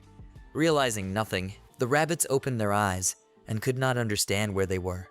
The guy noticed that it seemed like all the rabbits were awake at the moment. He wanted to ask them a couple of questions, and one of the rabbits felt an unimaginable power that came from the hero. Feeling all the power of the hero, the girl rabbits squealed. Daichai was not surprised, because surprisingly he was familiar with this situation. The princess blushed with anger and embarrassment when the guy looked at her. Among other things, the guy thought that he should learn how to control his mana when he met new people. Looking at the girl with the crown on her head, Daichai decided that she was the most important person here. He asked her if she could talk, and the girl admitted that she was a leader of the fighting rabbits named Rebecca. Daichai asked her why she, along with the others, attacked them with the monsters. The girl started to make excuses and say that they didn't mean it. Frankly speaking, they had planned to attack them for another purpose. They didn't want to hurt them in any way. And they wouldn't even think of attacking anyone with that much magic power. Rebecca blushed and bowed to the hero, asking him to do whatever he wanted to her, but only if Daichai would spare her comrades. The guy scratched his head thoughtfully and asked her not to worry, because he wasn't going to kill anyone. Rebecca looked at him with tears in her eyes. He asked her to calm down, thinking about the fact that all the people in this forest like to put their lives on the line. Like she said, they had a reason to attack them, and the guy asked what purpose she was talking about. Rebecca blushed and said that the reason was of an intimate nature. She thought they could satisfy their hunger if they absorbed his mana. Daichai didn't quite understand her, and the girl clarified that she didn't mean food, but energy and mana. A lot of men from Prussia who came for entertainment used to come specifically to their establishment that they had opened in their village. However, they stopped going there, so they had too little energy left. The boy assumed that this was why they came to his house, which was nearby. More specifically, they came here because of the huge amount of mana they sensed. With his strength, she was sure that he would be perfectly fine even if they absorbed all of his energy. Daichai turned to Dainaya and asked if this kind of entertainment was forbidden in their city. The princess said that it wasn't, because adventurers still went into the forest even though it was dangerous. She wondered what the current situation was about. Rabbit said that the establishment they built near the entrance to their village was destroyed by a rock falling from the sky. Daichai didn't quite believe it, since rocks couldn't fall from the sky in this world. The hero concluded that they were now in trouble because their establishment was destroyed and they could not continue their business. The rabbits replied to the hero that the stone was so heavy that they could not move it. The place where the stone fell is now quite dangerous, so it was unwise to rebuild the establishment there again. They would not be able to continue their nightly business without a store, and they had no money to buy new land and rebuild. With these thoughts, Rebecca cried. The hero thought about it and said that he felt sorry for them, but he didn't know how to help them. Even if he gave them money to build a new place, he was sure that people wouldn't come if the place was hard to get to. Daichai put his hand on Dainaya's shoulder and said that he knew who they needed. Daichai told the princess that she was the ruler of Prussia, in which case she could make sure they built an establishment within the city. The princess said he was right, and the guy was surprised that such a thing could be forgotten. Dainaya blushed and said that when they first met she wasn't a ruler yet, but just a good sorceress. So now she had forgotten about it. By the way, she said that there was free land in the city, so there was a possibility to build an establishment there. Rebecca approached the princess hopefully and squeezed her hand, asking if it was true.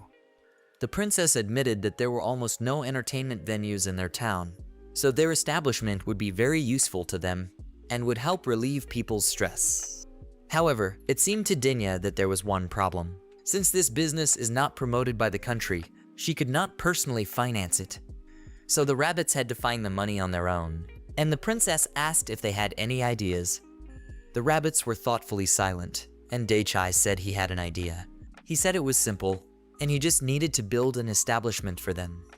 He could easily build a house using trees and earth. He only needed to use a little more mana to do so. The princess was shocked, asking if he would really do that for them. Dake suggested that if those rabbits left unsatisfied now, they might attack someone else in the future. He smiled and said that in that case he would build an establishment for them. The rabbits were delighted, and Rebecca agreed with him. She ran up to the boy and pounced on him with a hug. Rebecca exclaimed that they would never forget this and thanked him, saying he was their savior. Dake suggested that in that case they start building. As they approached the town, he asked if they liked the place. The princess said that it would be convenient for visitors to stop by here. It looked like there shouldn't be any problems with this place. She asked Rebecca for her opinion, and Rebecca said it was cool. She thanked the princess for such a beautiful place near the city. Since they had decided everything, the hero said it was time to start, glancing at the bag he had brought with him. Bunny bowed and thanked Dake profusely, saying that not only had he provided them with a new place, he had also lent them money. The hero embarrassedly said that he would accept the thanks after he was done. He checked with the rabbits about the establishment, and they asked that it wasn't small. The guy started to lay out the apples from the sack on the ground that he had brought with him. Rebecca didn't understand anything and wanted to clarify what the hero was doing. Dake said he was building a house and asked what was wrong. Bunny didn't know what to answer him, and the hero asked her to wait a bit to see for herself. Dake concentrated and thought he needed to visualize a house that wasn't small. He needed to visualize the layout of the house in his head. Dake raised his staff and commanded the trees to rise up and reunite together. Large tree roots sprouted from the ground and began to form the structure of the house. In a couple of moments, the empty spot with the apples turned into a 2-story mansion. The princess looked at the house in surprise, and the hero said that it was his first house built out of mud and sticks, yet it had a good view. He asked the rabbit leader what she thought of it. Rebecca was shocked at how big it was. She couldn't understand what kind of power Dake used to build all this in an instant. She said it was a power that didn't belong to the forest magic she was familiar with. And after all, the hero also didn't say any special words during the construction. Dake slammed the wall of the house and said that he just visualized in his head how he moved the trees. He didn't focus on the interior and only created a large framework of trees, so it was pretty simple for him. Rebecca was even more surprised. The princess didn't know how to say it, and said that the hero was just incredible in his different ways. She really admired him, but she had to say that it was all kind of weird. Dake replied that he couldn't help it. Besides, he thought that doing such things quickly was cool. The princess smiled in embarrassment and said that he was right. In a word, he was awesome. Walking up the steps to the establishment, the guy told Rebecca that they could now continue their business here. Recovering, Rebecca and the rest of the rabbits bowed to him in gratitude. She asked to be allowed to express her gratitude again to her savior. The rabbits said they were eternally indebted to him. The guy smiled and asked them not to worry about it. Rebecca cried again and agreed. The next day, the rabbit den opened on the outskirts of Prussia. Their establishment became very popular, especially among muscular men in a short time. Daichi was sitting at a table in the garden, thinking about something sadly. Hestia stealthily approached him from behind. The girl asked him what he was thinking about, because not often you see a hero in such a state. The guy mentioned a rabbit den he had recently invested in, and said it had become quite popular. Their business was booming, so these rabbits brought him a whole bag of coins, and told him it was their rent, handing over 1 million gold pieces. He asked Hestia to just present it. Hestia noticed the sack by the table, and said it was really a lot. They told him that they earned it in just a few days. They charge about 10,000 coins per service, and it seems that the adventurers have become their regular customers. It looked like these rabbits were very experienced. Hestia asked if it was bad, and the guy had told them earlier that he didn't need that much. But Rebecca told him that it was the least they could do to thank their savior. If that wasn't enough, she was willing to give him her life. The hero frowned and said he liked to accept gifts, but not human lives. Everyone in this forest liked to put their lives on the line and things like that. Hestia asked what this bag of money was doing here. Dake said glumly that there was no more room in the treasury. He built more treasuries, but they were already full. He gave most of the money to Hestia and the werewolves, but there was still no room. If this continues, his house will become a tower of gold. Hestia asked if the hero wanted to buy anything, but Daichai said he didn't want anything, and even asked Sakura, but she also didn't want anything. She just smiled and said she didn't need anything. Sakura is really selfless. The hero wondered who she got that from. Hestia asked if the hero had any hobbies he could splurge on. The guy said he has a hobby. He grows an orchard. He also creates golems and strengthens them, but he doesn't have money for those things. Hestia exhaled and said that because of his hobby, the golems were getting stronger every day. But he couldn't stop because they were getting more and more refined each time. Daichai thought that if that was the case, the money would all keep piling up. He also spent some money on that rabbit place, but it wasn't as costly as he thought it would be, even though he ordered lunch there and spent as much as he could. In the end, he still had nowhere to spend it. While they were talking about money, Anne ran up to them and wished them a good morning. As soon as Hestia spotted Anne, she yelled at her not to hug her, running away from the girl with all her legs. But before she could do so, a disgruntled Hestia found herself in her sister's arms. The hero asked Anne how she was doing. Anne happily turned to the hero and said that she opened her store. Daichai thought she meant a bling store, and Anne agreed with him.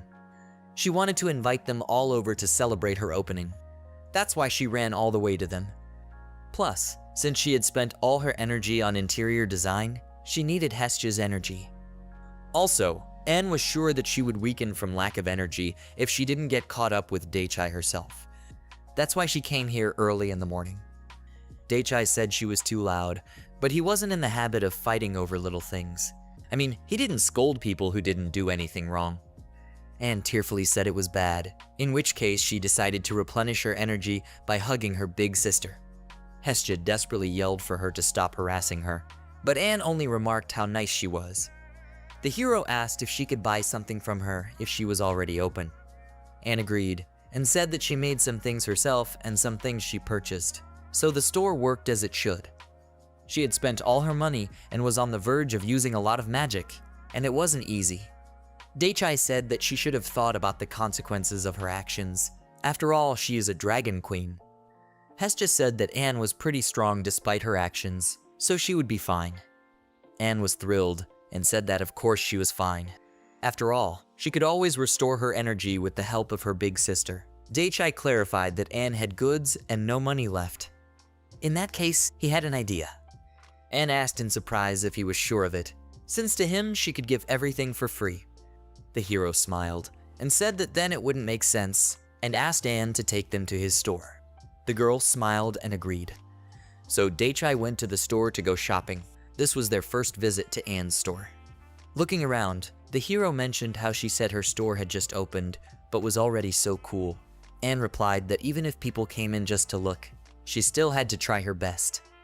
That's what she learned from her big sister. But Hestia couldn't remember ever saying that. Daichai agreed with her and said that all the items that Hestia created were just great. Since there was quite a lot of room inside, Anne would love for them to stay with her for tea.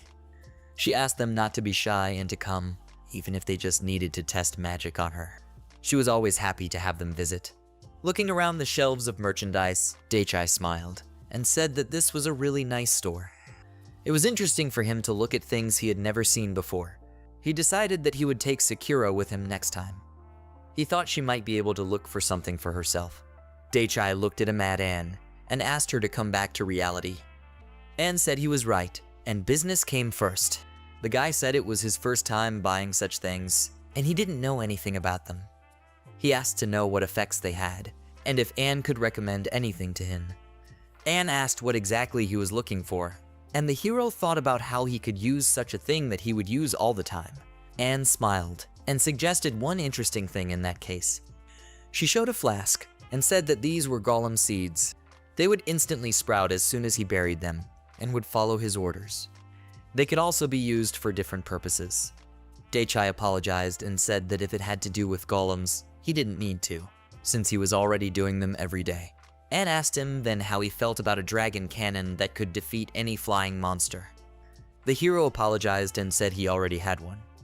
Anne sighed heavily and was confused, thinking about what else to offer. Daichai turned to Hestia and quietly said something about how Anne was about to cry.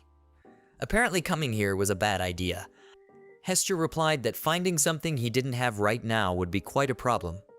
In any case, Daichai thought about the fact that he needed to buy something or else it would turn out that all of this was pointless.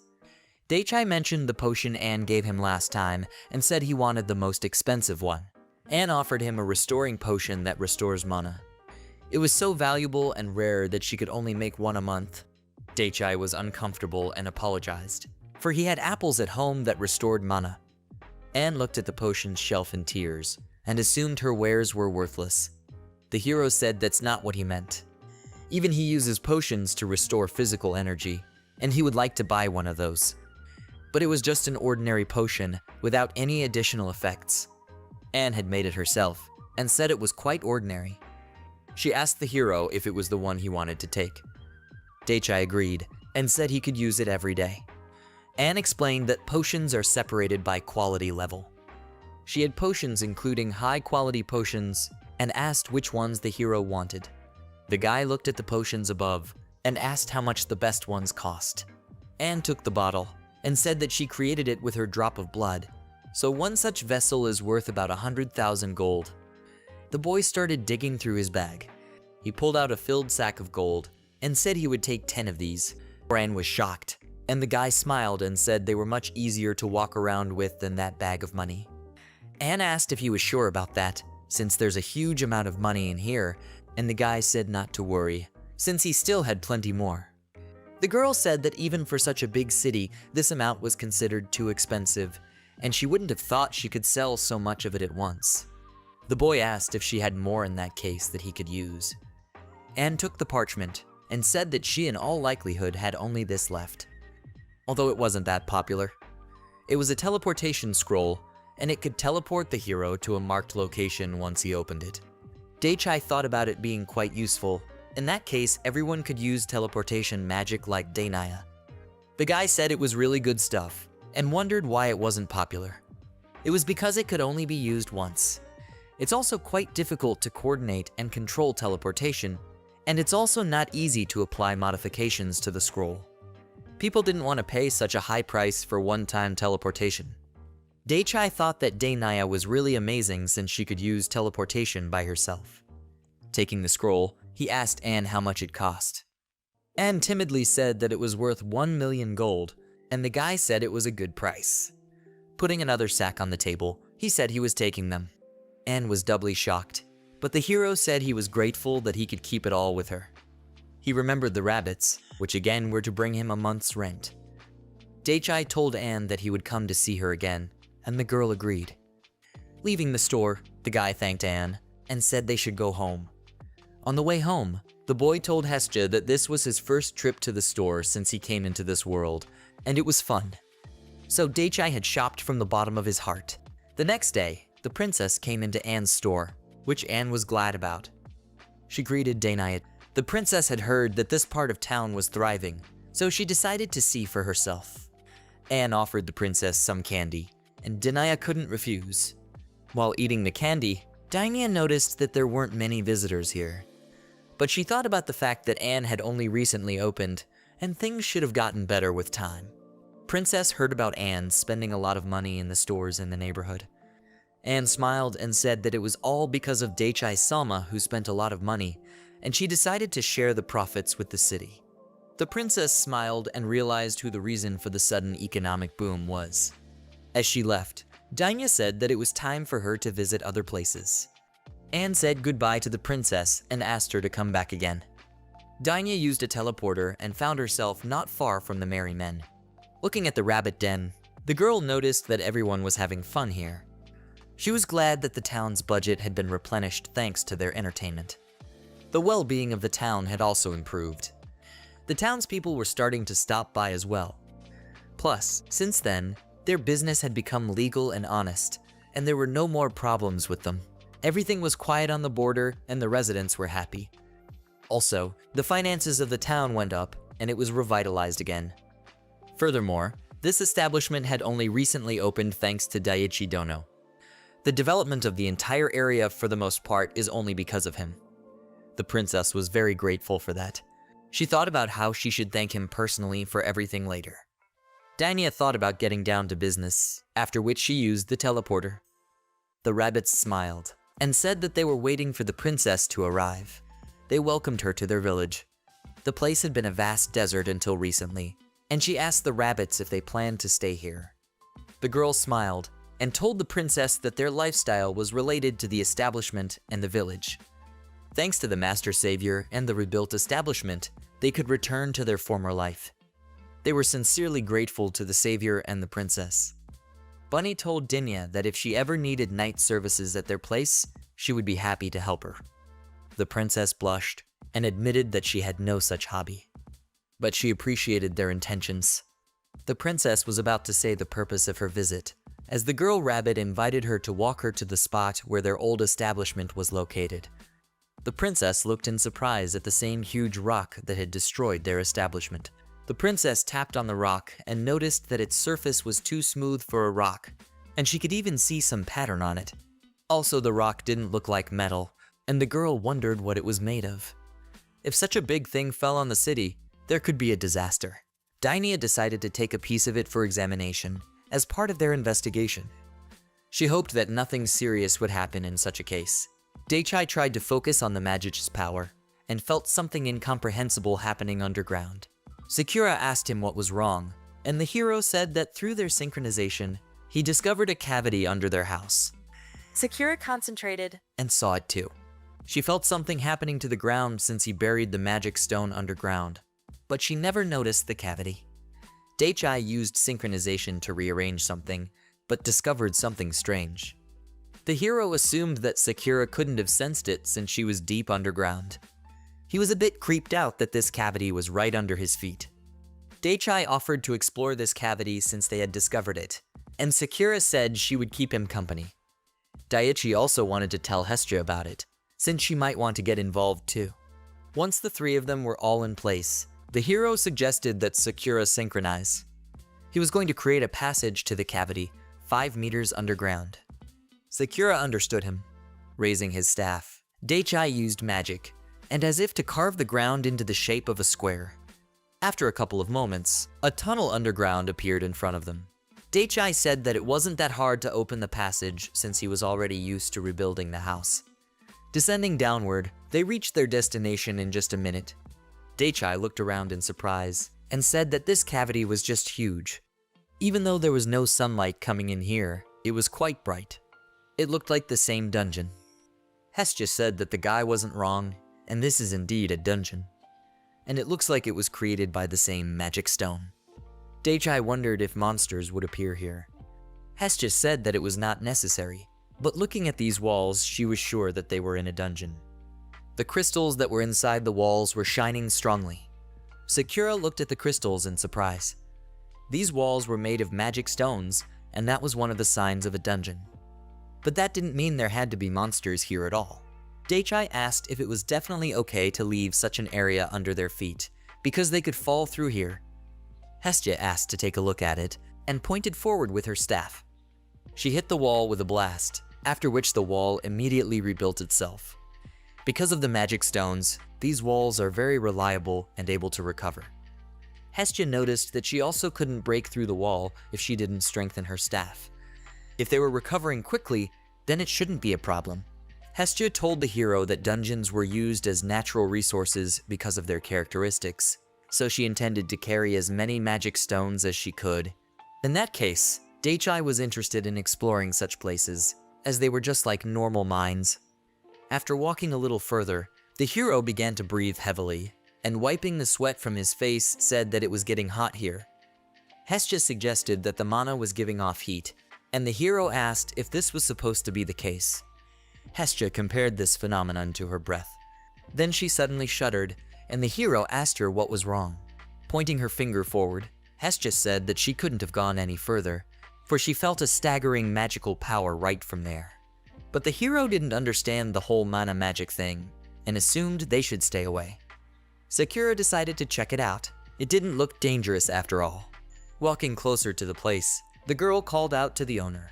Picking up the water in her hands, Sakura said it was a hot spring, which surprised the hero. Getting closer to Sakura, She told the hero that the temperature of the water was below 40 degrees due to the low alkaline environment. It posed no threat to the human body. The guy said it was great even though there was no volcano. The water was heated by the magic stones. In addition, the mana from the stones dissolved in the water. Dake asked if it would be safe to dive into this mana-enriched spring. Sakura said that nothing would happen to the host, but the skin of an ordinary person would dissolve or come off. Apparently, this place was dangerous after all then. In that case, the guy thought that this source would not gain fame. He didn't think anyone would use it. Sakura agreed and said that in undiluted form, its use would be limited. Hestia was still hesitant to approach and said she couldn't do it. Dake thought to himself that he was definitely dangerous, since even dragon skin couldn't take it. Sakura was sure there was a dragon vein not far from here since he was so deep underground. That explained the high concentration of mana. She was constantly absorbing mana from the dragon vein, so nothing would happen to her even if she touched water. The hero said that it was a very effective medicine then. He thought that they could only use it after they diluted it. Sakura smiled and said that she could use the water to make rice, and it was supposed to be very tasty. Dake agreed with her and said that it could be used in many different ways. He decided to create something like a pump to water the garden when needed. Sakura was delighted and said she would help her master. Dake turned some apple trees into a water pump and drilled a path underground, but hasn't started them up yet. Perhaps there could be an opening of hot springs soon, and the lad thought of making an outdoor bath for him. One day something happened outside Dake's house. While he was inspecting his golems, a powerful explosion came from Hestia's house, which startled the hero. He looked questioningly at the house from which Hestia came out. She was covered in black soot and was coughing. Hestia looked at Dake and said that her experiment had failed. Running up to her, the guy asked if she was all right. Hestia said she was fine and apologized for ruining the atelier. Dake asked not to worry about it. The house was fine since it was enhanced by his magic. If it was ordinary, it would have collapsed long ago. Dake asked what she was doing, assuming it was a dangerous experiment.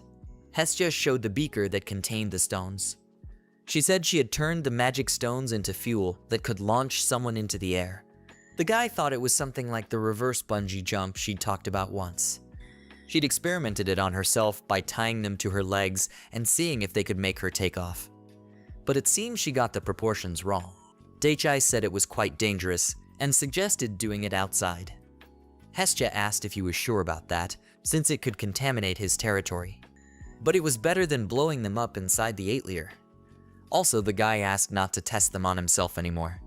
Hestia said that nothing would happen to her. After all, she is a dragon queen after all. Even so, it hurt Dake to see her like that, and Hestia thought he was worried about her. But they had known each other for quite a while, and Dake said that of course he was worried about her. Hestia agreed, and promised to experiment on someone else in that case. The guy thanked her, and asked her who she planned to use next. The hero looked up into the sky and thought that he couldn't fly, and he didn't want to be a guinea pig. And he couldn't ask the werewolves to do that. If he offered it to them, they would immediately agree without thinking about their safety. The werewolves would do it even if it was deadly, and he didn't want that. Dake thought about what they should do and came up with something. He pointed to the golem and asked if it could be used. Hestia said it could work and asked if he was sure. But Dake said he was sure because he had created them himself. But most importantly, he thought it was cool if they could fly.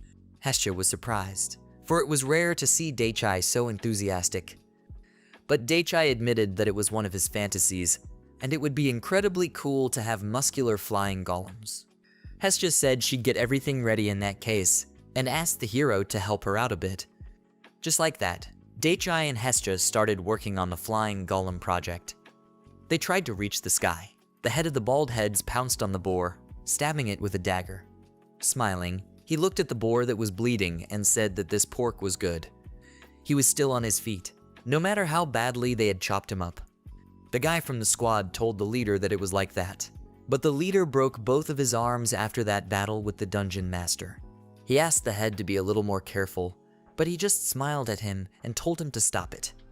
After all, he knew very well that everything was already fine thanks to the restoring potion. The boss looked thoughtfully towards the city. The city was still recovering from the damage done, just like them. They could no longer let monsters harm this city.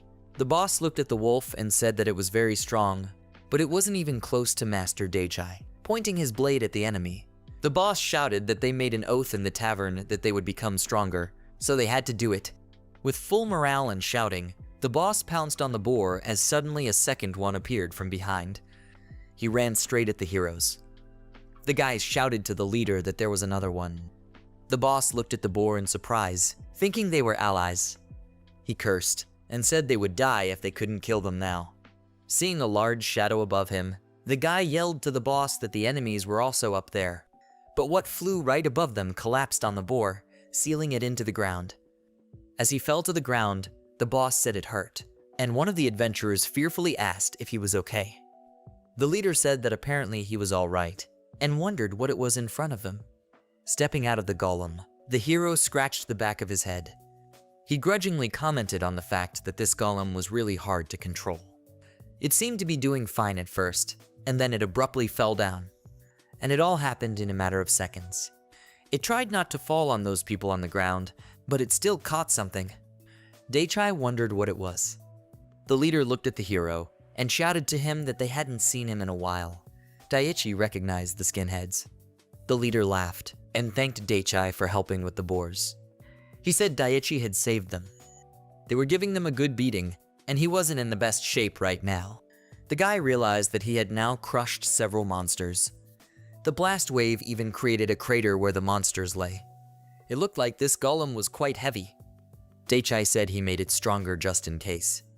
But next time, they needed to make it lighter, or at least add more thrust. He imagined a golem with engines, and thought that would be cool. Every time he thought about it, so many things crossed his mind. His musings were interrupted by his boss. The hero apologized and said he was just talking to himself. The guy thought that the adventurers should have returned to the protected city, but the leader said that they settled for a while in Prussia. After all, the inhabitants now needed help in building the city. The leader said they had great booze and food and lots of beautiful women. There was also great equipment. They had a lot of things keeping them going. They were rescued thanks to dake, and the leader said that they would go back and report back. He also insisted that the hero take the reward for the mission for himself. The guy looked at the boars and realized that it was their assignment. He smiled and said that he just happened to fall out of the sky here, so he would hate to steal their reward, especially since he didn't need it. He asked to keep the reward for himself. The leader was delighted and thanked dake, but he still wanted to thank the hero for his help and promised to bring food and drink. Daichi agreed to this.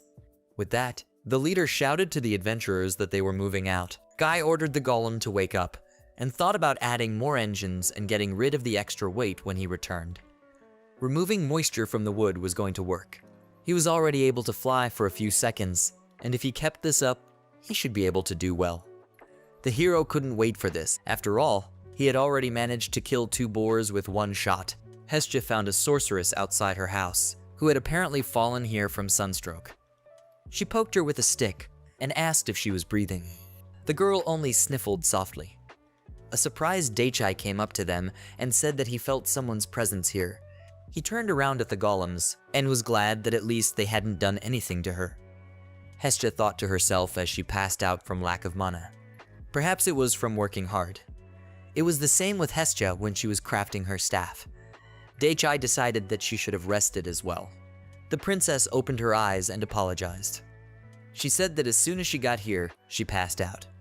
It was like she had overworked herself with organizing the construction of the city and the upcoming festival. dake said that she was overly businesslike, and it would be a good idea to take her to the house in that case. Hestia hesitated and suggested that the hero give her an apple, which would restore her energy. The hero only now remembered this, that his apples could restore energy. But Sakura had told him about how they weren't worth eating to someone who had a lot of mana.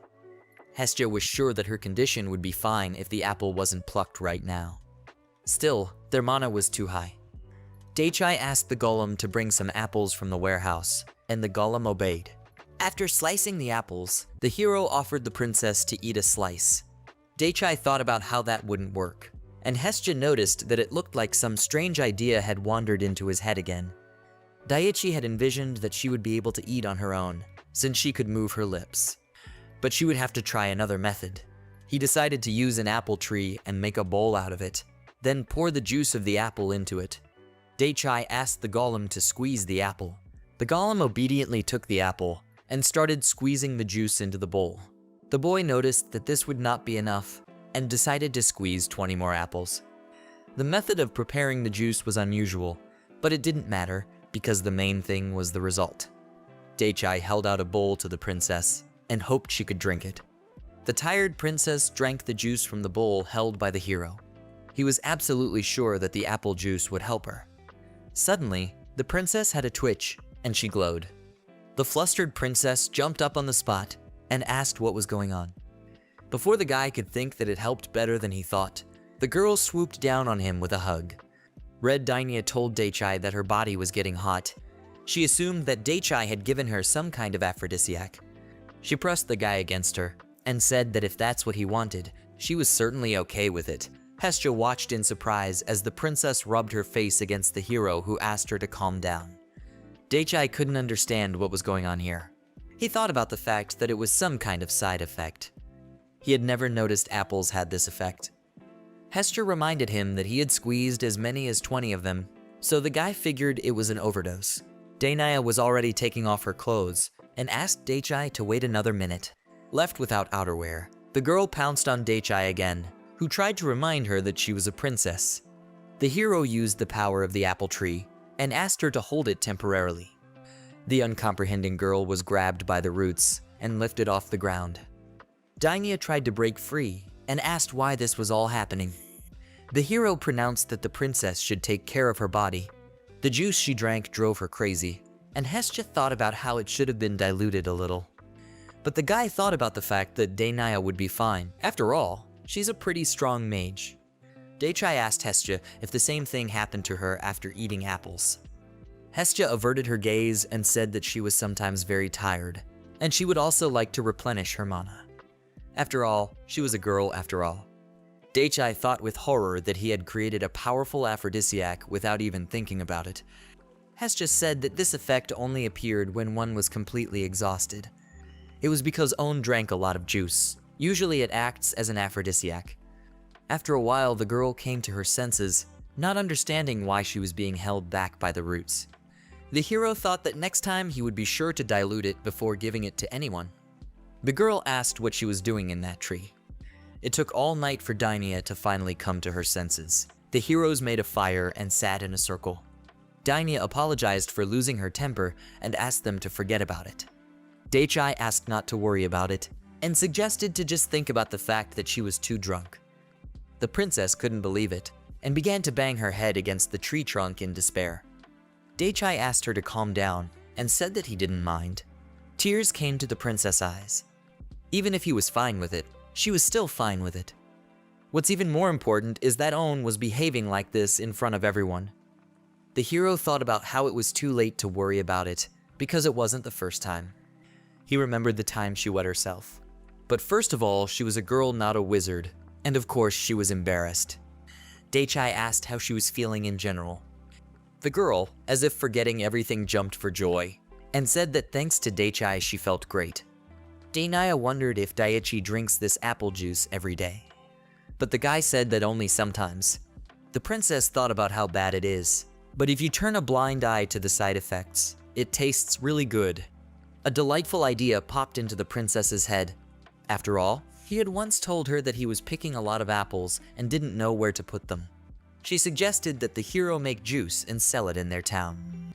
There would be a festival there soon, and she was sure everyone would love it. The boy thought about the fact that it was too risky. Suddenly, the festival would turn into a huge problem. But the girl, relying on her experience, said that the apple juice diluted several times was supposed to be safe for people, so everyone could drink it without any problem. Apples have a very strong flavor, and even diluted, it will be good. Also, the juice has a revitalizing effect, so she thought it was a great idea. Daichi thought of such a business. With his capabilities, they would be able to open their own store where the attendants could be golems. On top of all that, it would also be a regular source of income. The guy said that the idea was quite interesting, but he was already too rich, but getting a job in the city wouldn't be so bad. He could come up with something interesting there. He could store the profits in the empty rooms of the store. So it's kind of like a cash warehouse. And that's one reason why the golems would be able to operate autonomously. Daenair recalled giving the land in Daichai's city and asked why he wasn't using it. He could use it as a training base for the festival. Daichai noticed that the girl had already thought of everything. He looked at Hestia and thought that Sakura and the girl could stay there if they came to town. It was like having a vacation home and killing two birds with one stone. It sounded like a great idea. In that case, the guy decided to build a store. He apologized to Daenair, since she had just recovered, and asked her to use the teleporter to transport herself to the right place. But the princess reminded him that it was nighttime, and the hero on the contrary wanted to get just at this time, when there are few people. He reminded her to forge iron while it was hot, and decided to finish the construction by morning. He already had experience with starting rabbits. Daenair understood and used the teleporter. The heroes moved to Prussia, where Daichai summoned an apple tree and formed his store. A couple moments later, the finished building stood in front of him. He figured it was almost done, only the interior remained. The princess asked if it was even realistic. The guy thought about becoming a store owner in the city. It was interesting to him. So he opened his own store. Daichai exhaled, heavily thinking about the fact that it took him a whole night to finish the interior. Daenair smiled and said that they had indeed worked all night. The hero apologized for keeping her late and thanked her for her help. The princess asked not to worry about it, for she had learned a lot from watching him. The boy decided that everything was fine. However, he thought that the princess should have gone back to the castle. Daenair said she would stay with him, for she was the one who suggested the idea to him. Daichi asked her not to overexert herself, for just yesterday she had fainted from fatigue. The princess thanked for the concern, but said that this juice was fantastic. She was so exhausted yesterday, but working all night today, she didn't even feel tired. But the guy immediately decided to say he wouldn't give it to her today. The girl looked at the guy disappointedly and would have liked to take at least a sip. But the hero saw her true intentions. Daichai thought it would be bad if she became addicted to apple juice, and she needed to get over it. The leader of the adventurers approached them. He was happy to see Daichai and asked if it was really him. The boy greeted his familiar friend. The boss said that it wasn't necessary to call him leader. He would be happy to just be called by his first name, Ash. The hero thought it was the first time he heard his name. Ash said that it wasn't often that a hero would be seen in town. He didn't recall that there had been any building on this spot before. Daichai said he was going to open a business here. That's why he built a store here. The guys were shocked that he built it all in one night. It was very cool to them, and Ash told Daichai he was amazing, but it was just a small store in the hero's opinion. Daenair reminded him that doing something like that in just one night is still not normal. He could also expand his house quickly. He just needed to touch Sakura to enlarge his house, so a small store was an easy task for him. Daichai asked Ash what he was doing here so early in the morning. The leader said that they usually always do their morning patrol here. They also hunted monsters during the patrol. Daenair said that they are first-class adventurers, so they help in the defense of the city. At first glance, they looked like brigands, but you couldn't judge a person just by their appearance. Daichai noticed that Ash had not yet fully recovered since their last encounter.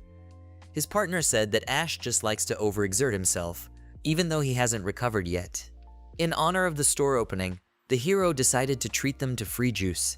The adventurers began to crowd in and talk about what they wanted to. Daichai was sure of its taste, but wanted to have a couple reviews before selling it. Ash asked the hero how much it cost, but the guy said he didn't need money right now, and asked him to tell them what they thought of the drink. In that case, Ash gladly accepted his offer and tried it. He was absolutely ecstatic, and asked what it even was. All the team members exclaimed that it was incredibly delicious. They could feel the energy overflowing through their bodies. A teammate told the leader that his fatigue was disappearing. Ash told Master Daichai that it was just an incredible energy drink. The guy thought that was the best reaction he expected. With this burst of power, it seemed like they could accomplish anything. With that in mind, they decided to go hunting, and the guy asked them to take care of themselves. With a herd, they tore into the forest for their prey. They were quite excited, and the hero said they were too energetic. He did ask Denia if she was sure about selling it, though. Denia thought it was worth diluting it further. Upon leaving the house, the hero stretched lazily and said that he had had a great night's sleep. He decided to take some apples to the store, since he still had to prepare for the upcoming festival, and Sakura agreed. However, he still also had several floors overflowing with apples. Sakura said it was about 5 floors. The hero didn't have to order the golems to collect them automatically, and even now apples sometimes even fall from the windows. It seemed to the girl that the golems were collecting them as canned food, since apples never spoil. Daichai was uncomfortable taking up Sakura's space with unnecessary things. But Sakura asked not to worry about it, because it's okay to use the house to store things. Hearing that from her made the hero feel better. Adding the underground rooms as well, there are about 10 floors, and he would like the house to look like one of them. There was a time when he thought of an underground house in the shape of a castle with a tower built on the surface. Sakura was surprised and said it was just adorable. But with his actual abilities, he wouldn't be able to build a castle properly. Sakura was sure that he would be able to build it by trial and error, like when he built his golems. The boy agreed and said that he should try again. The girl said they would build it the way he liked, and she would be happy to create the design he wanted. The hero smiled and said he would let her know when the time was right. Sakura looked up and told her master that something was falling from the sky. Daichai saw something that looked like a comet. He decided that it looked rather dangerous, deciding to stop it. With a wave of his staff, the lad ordered the trees to grow and grow strong. The trees began to twist away from each other, then grew to the sky, catching a huge boulder. With great force, the stone crashed into the trees, destroying them, but the guy conjured up new ones. After some effort, he was glad when the stone finally stopped. Sakura exclaimed to her master that it was quite expected since he was so fast. But the hero said that she was the one who noticed him. The guy wondered what it was and ordered the trees to slowly lower it to the ground. Upon touching the object, he assumed it was just a rock, but the patterns on it seemed geometric to him, and Sakura still didn't understand something else. Apparently it was some kind of metal, but it was unclear why it fell from the sky. Daichai asked Sakura about what she was feeling. To the girl, it didn't seem like it was dangerous. The stone was more like an empty shell or some kind of inorganic matter. The boy suggested that it was the same kind of stone that had destroyed the rabbit's establishment, and Sakura said it was quite possible. Daichai thought about the fact that they hadn't found the culprit yet, and he was going to tell Denia all about it, because that rock was going to crush his apple orchard. Sakura offered to meet her on the road when he took the apples to the store. But the guy noticed that it was already evening and there would be a lot of people there. He didn't feel like going there right now. He decided that he would meet the princess at night, and the girl said that first they should move that stone behind the orchard. Daichai agreed and decided to do it carefully. He thanked his muscular golems for their labor. Circling over the plains, the dragon-shaped Hestia carried a load, with Daichai sitting on her back. He apologized for her having to carry this load, but Hestia said it would be good for her. Flying up to the building, the guy asked to put her cargo not far away, and they landed. The girl took human form again, and the hero, thanking her, asked if she was alright, for she had been sleeping a lot lately. Hestia said that she had been working all night and was busy with her staff, so she had slept a lot today. Daichai asked her not to overexert herself, and the girl said she wouldn't anymore. Still, he noticed that life was much easier with the cover, for people were terribly frightened when he came to town after setting up shop. Hestia said that it was all because there are those who feel strong magical energy, which is why the cover is so important. The boy noticed that Hestia was indeed very caring, and it was no problem to even come to the city with her. Suddenly, there was a noise. It was Anne who was rushing towards them with all her legs. The girl said that she saw someone white in the sky and came to check, and it was really her. The hero said that not even Hestia could hide from this problem. The girl thought about being scared, so she wanted to punch her with all her might, but Daichai asked her to do without fighting in the city, as always hugging her sister Anne was happy to see her. Hestia indifferently said she had to take the apples to the shop. Ignoring that Anne was crawling on the ground behind her, Mad Anne asked her sister not to be so cold, though she liked that side of her too. The guy said it was nighttime and asked her to admire her more quietly. The girl apologized to the hero and said she was a little overexcited. Anne looked at the hero with surprise and asked why he smelled his sister's magic. The guy was surprised that magic could have an odor, but she said it didn't. But her sister's magic she was willing to learn, anywhere. Dake held out his hand and said he didn't understand anything, but he didn't want her to get close, because her gaze scared him. Anne was delighted and said that his hand smelled like magic too, then licked it. Dake clenched his fist and asked her not to lick it. He asked Hestia to hide behind him, and Anne said he was too cruel. But Dake thought the opposite. The emotionless and sleepy Hestia thanked for saving her, and the hero asked her to come to her senses. She said that as soon as she saw her sister, her night fatigue was lifted like a hand. Anne said that it was only a short time before the festival, so she had been practically awake for the third day and had been preparing goods at night. Here Hestia understood her perfectly and said that when you concentrate on creating something you forget even to eat and drink. The hero thought that they had reached an understanding, at least in some way. Anne turned her attention to their building. She said it looked like a store and asked what they sold here. Hero said he sold apple juice here, which he made at home. Anne asked if they were sure this juice was safe for people to drink, because it must be imbued with magic. Guy said that this juice was not concentrated, so there shouldn't be any problems, and Hestia and the adventurers liked it. They made it themselves, and Dake offered her a taste. After trying it, Anne noticed that the drink was similar in effect to hangover and fatigue remedies. The girl smiled and said that it is a great product. The drink is really safe and also very tasty. Dake remarked that it was excellent, and they seemed to have gotten rid of the invigorating effect after all. Otherwise, she would have already gone to attack Hestia. Anne wondered why they were looking at her like that, and the hero said he was just glad she liked it. He asked her not to take it to heart and asked what her backpack was. After opening the backpack, the girl said that it was medicine and magical artifacts that she was going to deliver to Dania. The hero assumed that she was going to the castle, and the girl said that they had arranged to meet at the castle. Even at night, getting to the castle wasn't, well, easy, so Dania teleports her.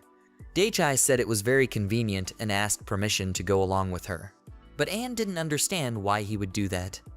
The guy said he had something he needed to know, and she asked if Hestia was coming with him. The girl said there was no way she was going with them.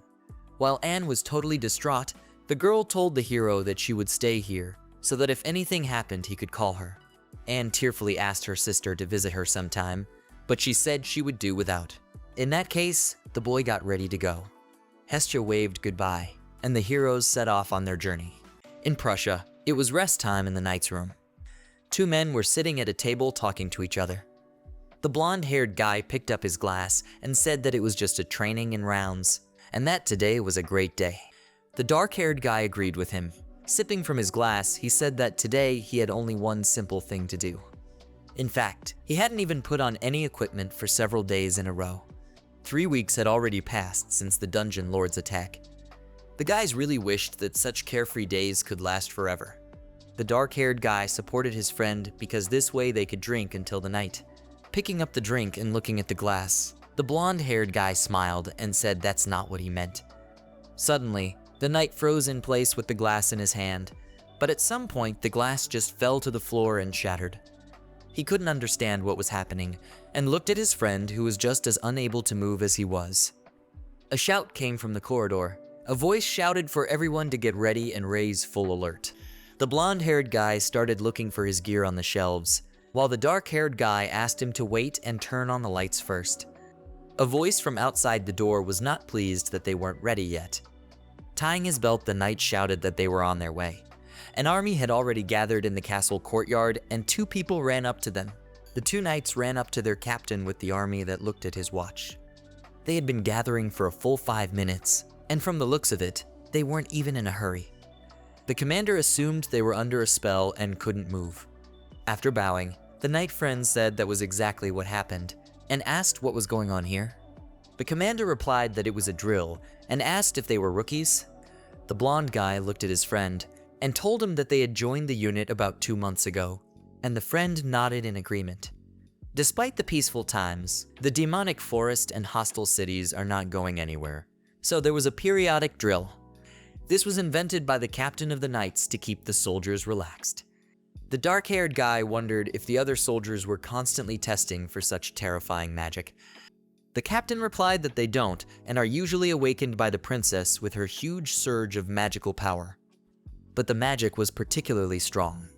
Even if the princess used the spell at the same time as the magic squad, there wouldn't be such effectiveness. The commander admitted that he was more frightened than when he saw the Dragon King. Even he was scared, so he asked his friends if they were all right. The knights nodded in agreement and said they were fine. The commander praised them and turned to the entire squad of knights. You couldn't tell from them that they were fine. It was the kind of alarms that were rare, so drinking and resting was also allowed. But the commander asked them not to relax too much, and the knights agreed with him. Turning to the entire squad, the commander said that in that case they would continue the drill and go patrol the castle, and all the knights followed him. While at the castle, dake looked up and noticed that it was kind of noisy. He asked dake if everything was all right. The princess smiled and told him to ignore it. Just feeling the strong energy, the knights raised the alarm. dake wanted to point out that it was nighttime and asked if it was normal. But the princess replied that it was absolutely normal and that it was at night that they usually held it. This time she asked Anna to help her with it. The Dragon Queen said that sometimes it's good to experience something really scary, so she agreed to help. dake pondered and realized that he had just been caught in a hot hand. But still, Hestia had put a veil on him. The amount of magic that leaked out was still enough to raise all the knights. It was a mirage shroud from Hestia. The guy wasn't sure if he should be in the city. The princess replied that it was fine, and that only those who were already used to noticing magical power could sense his presence. She asked him to remember him building the store, since everything was fine, and the guy agreed with her. dake was sure that everything would be fine as long as she didn't come face to face with him. The people of Prussia were strong, so dake asked him not to worry. On the contrary, she wished he would stop by their town more often. dake said that this time he came for business, and that otherwise, he liked being at home better anyway. Remembering, the hero turned to Anna and reminded her that she wanted to give the items to Daichi. Recollecting, the girl agreed with him and reached into her bag. Opening the backpack, she showed the heroes the medicines and magical literature they had requested. All of these were in her backpack. dake was interested in the literature and assumed that Anne and dake were researching something. The boy replied that it was nothing like that, and he just wanted to learn something. dake wanted to become stronger as a sorceress. It was for this reason that she decided to learn from the dragons. dake smiled and said that they took their work too seriously. dake smiled and said that she was just doing her best. dake wondered what business dake was here for. She assumed something, and her face turned red. The girl wrapped her arms around herself, assuming it was a secret date. But dake said it wasn't like that, and that he just wanted to know something. dake suggested going to a more appropriate place, thinking that the conversation would be long, and asked the hero if he had any ideas. The guy asked for some time to think about it. dake thought that his house or store would be a good fit. Apparently there was no point in coming to the castle, but he would like to take a walk. In that case, if they didn't mind, dake would like to stop by his store for a while. She asked if the boys would mind if she teleported them straight to his place, but dake smiled and agreed. dake raised her magic wand, then said they were leaving and used teleportation. In a moment, they disappeared from sight as if the castle didn't even have them. The heroes moved swiftly into dake's store. Hestia greeted the hero and noticed that a crowd had arrived. dake agreed with her and had something he wanted to talk about. Thus began their meeting. The guy offered to come inside and said that there was enough room for 4. Sitting down around the table, the hero said that the only thing they didn't have was tea. Confused, he scratched the back of his head and asked to be seated, thinking to bring apple juice. Hestia tugged at his sleeve and said he wanted to talk about something. Hestia was ready to bring apple juice herself. dake thanked her and said he was counting on her. Hestia clenched her fists in complete seriousness and said she wouldn't let him down. When Hestia went to get the juice, Anne started looking around carefully. dake smiled and sitting down told her that she wouldn't find any of the amazing things here, no matter how much she looked.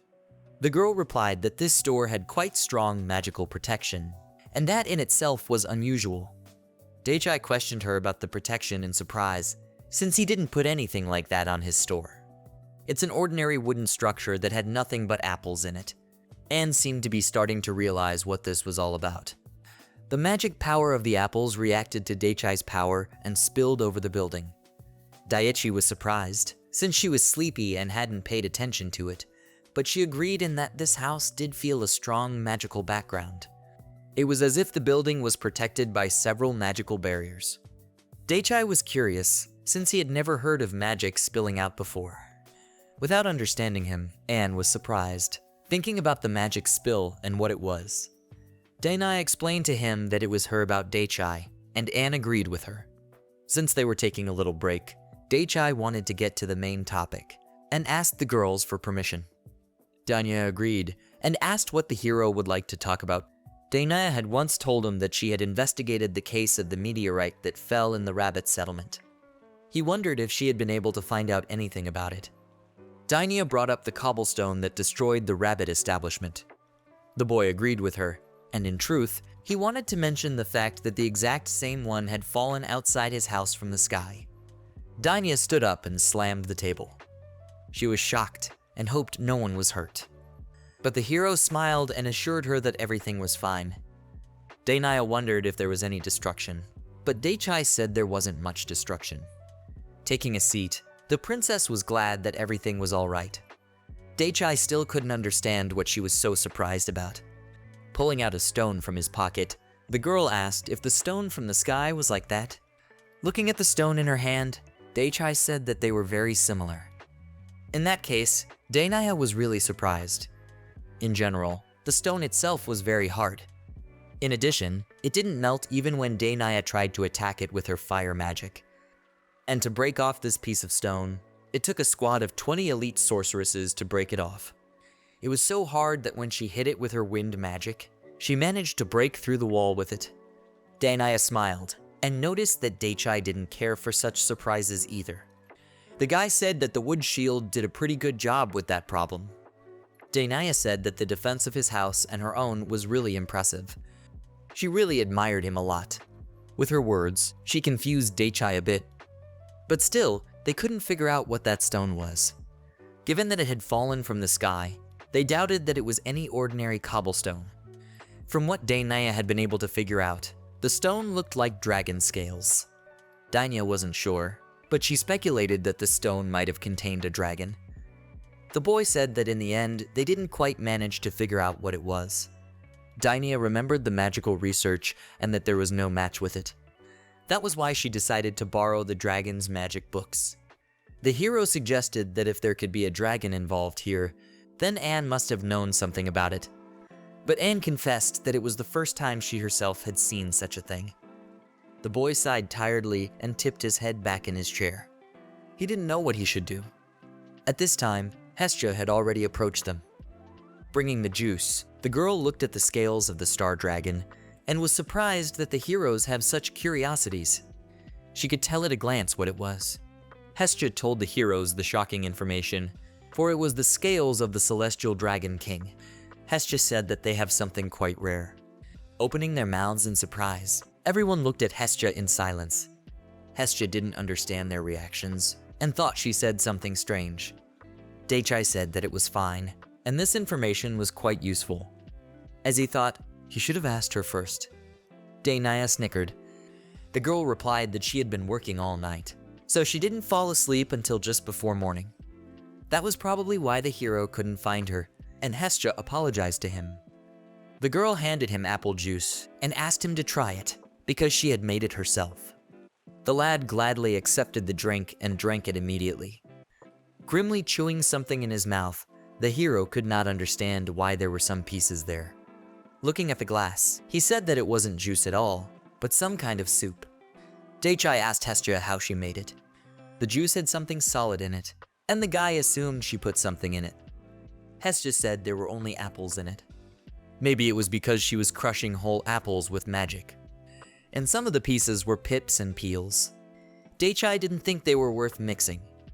But Hestia remained silent and only drank her glass of juice in a volley. Dake decided to ask Hestia's sister if she was really bad at cooking. Anne admitted that Hestia didn't pay much attention to cooking. She was capable of eating just about anything. One day Anne was seen eating tree bark and grass that were meant for her staff. Guy replied that in that case it was clear to him. Since they were talking about it, Dake decided to remember their first meeting. Her face was blank and unemotional even though she was starving. Dake turned to Hestia and asked her to tell him the next time she was going to cook. Hestia didn't understand why it was necessary, but since he asked her to do so, it was necessary. Besides, he was still glad to learn something new about her. He thought about the fact that he probably shouldn't make her watch the store. Danya thought about the fact that they had discussed apple juice enough. Danya was eager to know about the stone and asked Hestia about the Dragon King's scales, asking if it was true. The girl was certain that it was the Dragon King's scales. Ever since they had fought dragons together, she had memorized what they looked like. They were something similar to her childhood friends. Danya completely lowered her head and talked about how all of her research group's work was useless. Dake patted her back and thanked them for their hard work anyway. Hestia looked at the slumped princess and said the fact that she couldn't find anything was the norm. After all, that was 100 years ago. This time, due to some problems, the king of heavenly dragons landed on Earth. This incident was mentioned in ancient compilations, so Hestia was sure that they could find out more about it. Nodding affirmatively, the princess smiled and agreed with her. Guy noticed that the princess' mood seemed to have lifted thanks to Hestia. He was glad that Hestia was a kind dragon queen. Dake looked questioningly at Anne, for she was also a dragon queen, but she didn't know anything about it. Anne said that she had only heard of him because he had flown into the sky before she was born. She knew nothing about his appearance. Therefore, she did not remember anything, not even his scales. Turning to Hestia, Dake wanted to know more about the Heavenly Dragon King. Hestia explained that compared to her dragon form, it was bigger by a factor of 10. It was a very large but light dragon. The hero was shocked, for if her words were to be believed, he was about 300 meters wide. He found it hard to believe that such a huge creature lived in the sky. Hestia agreed and said that he lived in the sky, but very high up. He dwells so high above the clouds that almost no one has ever seen him. So the scales fell from a great height. Now Danya understood why and how she could wipe out a store of fighting rabbits. But she still couldn't believe that Dake Dono was able to save it from that. The guy smiled and said that he was able to save himself thanks to the flexibility of the trees. He also wondered why it was the scales that fell. Hestia thought about him just shedding his skin or something. Dake was surprised that dragons did that. Hestia explained that they only do that in their dragon form, and that she did it too. Anne did the same thing when she was in her dragon form. It was hard to believe that a simple molt had made such a fuss. Danya was still in shock at the thought that simple waste from his body could destroy entire buildings. She was afraid it would happen again during the festival, and she needed to think about what to do if it did. With a shiver in her body, she thought about the fact that she would have to give up sleep to think things through. First of all, she suggested that the heroes hold an emergency meeting when she returned. The princess exhaled tiredly. In any case, she should have been glad that she knew about everything in advance. Standing up from her chair, Danya thanked Hestia and Dake. She told them that she really appreciated their information. Danya was sorry, but she needed to bow out immediately. She needed to report the situation to the captain of the night squad as soon as possible. The guy smiled and wished her good luck in that case. After drinking a glass of juice, Anne thought about the fact that she should go too, since they were still preparing for the festival. The guy agreed and thanked her for her hard work. Anne gave thanks for today.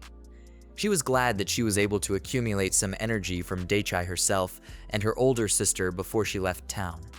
Dake was surprised to assume from her words that she was going somewhere, but Anne replied that she wasn't. From now until the last night of the festival, she had something to do in the fortified city. Since the sales were about to start, she had to sell as many items as possible.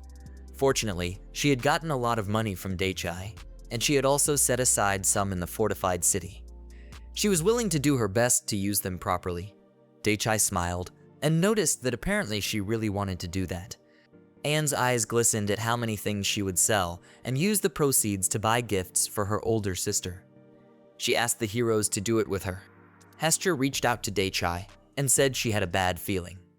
She asked for permission to go along with him, and Daichai, of course, didn't refuse her. Anne said goodbye to them and said that they would meet again at the festival. After she left, the guy looked at Hestia and agreed that it wasn't easy for her. But Hestia realized there was nothing she could do about it, so she acted like nothing was going on. Anyway, the hero was sure that they had work to do, and Hestia agreed with him. A wooden golem approached them. Time flew by quickly in the cases, and the guy noticed through the window that it was already getting light. Hestia was already sleeping soundly on the floor with her head resting on the barrel. The guy asked her to clean up with him, so she would finally go home already. After everything, Daichai walked out of the store. That's when he heard a familiar voice that wished him a good evening.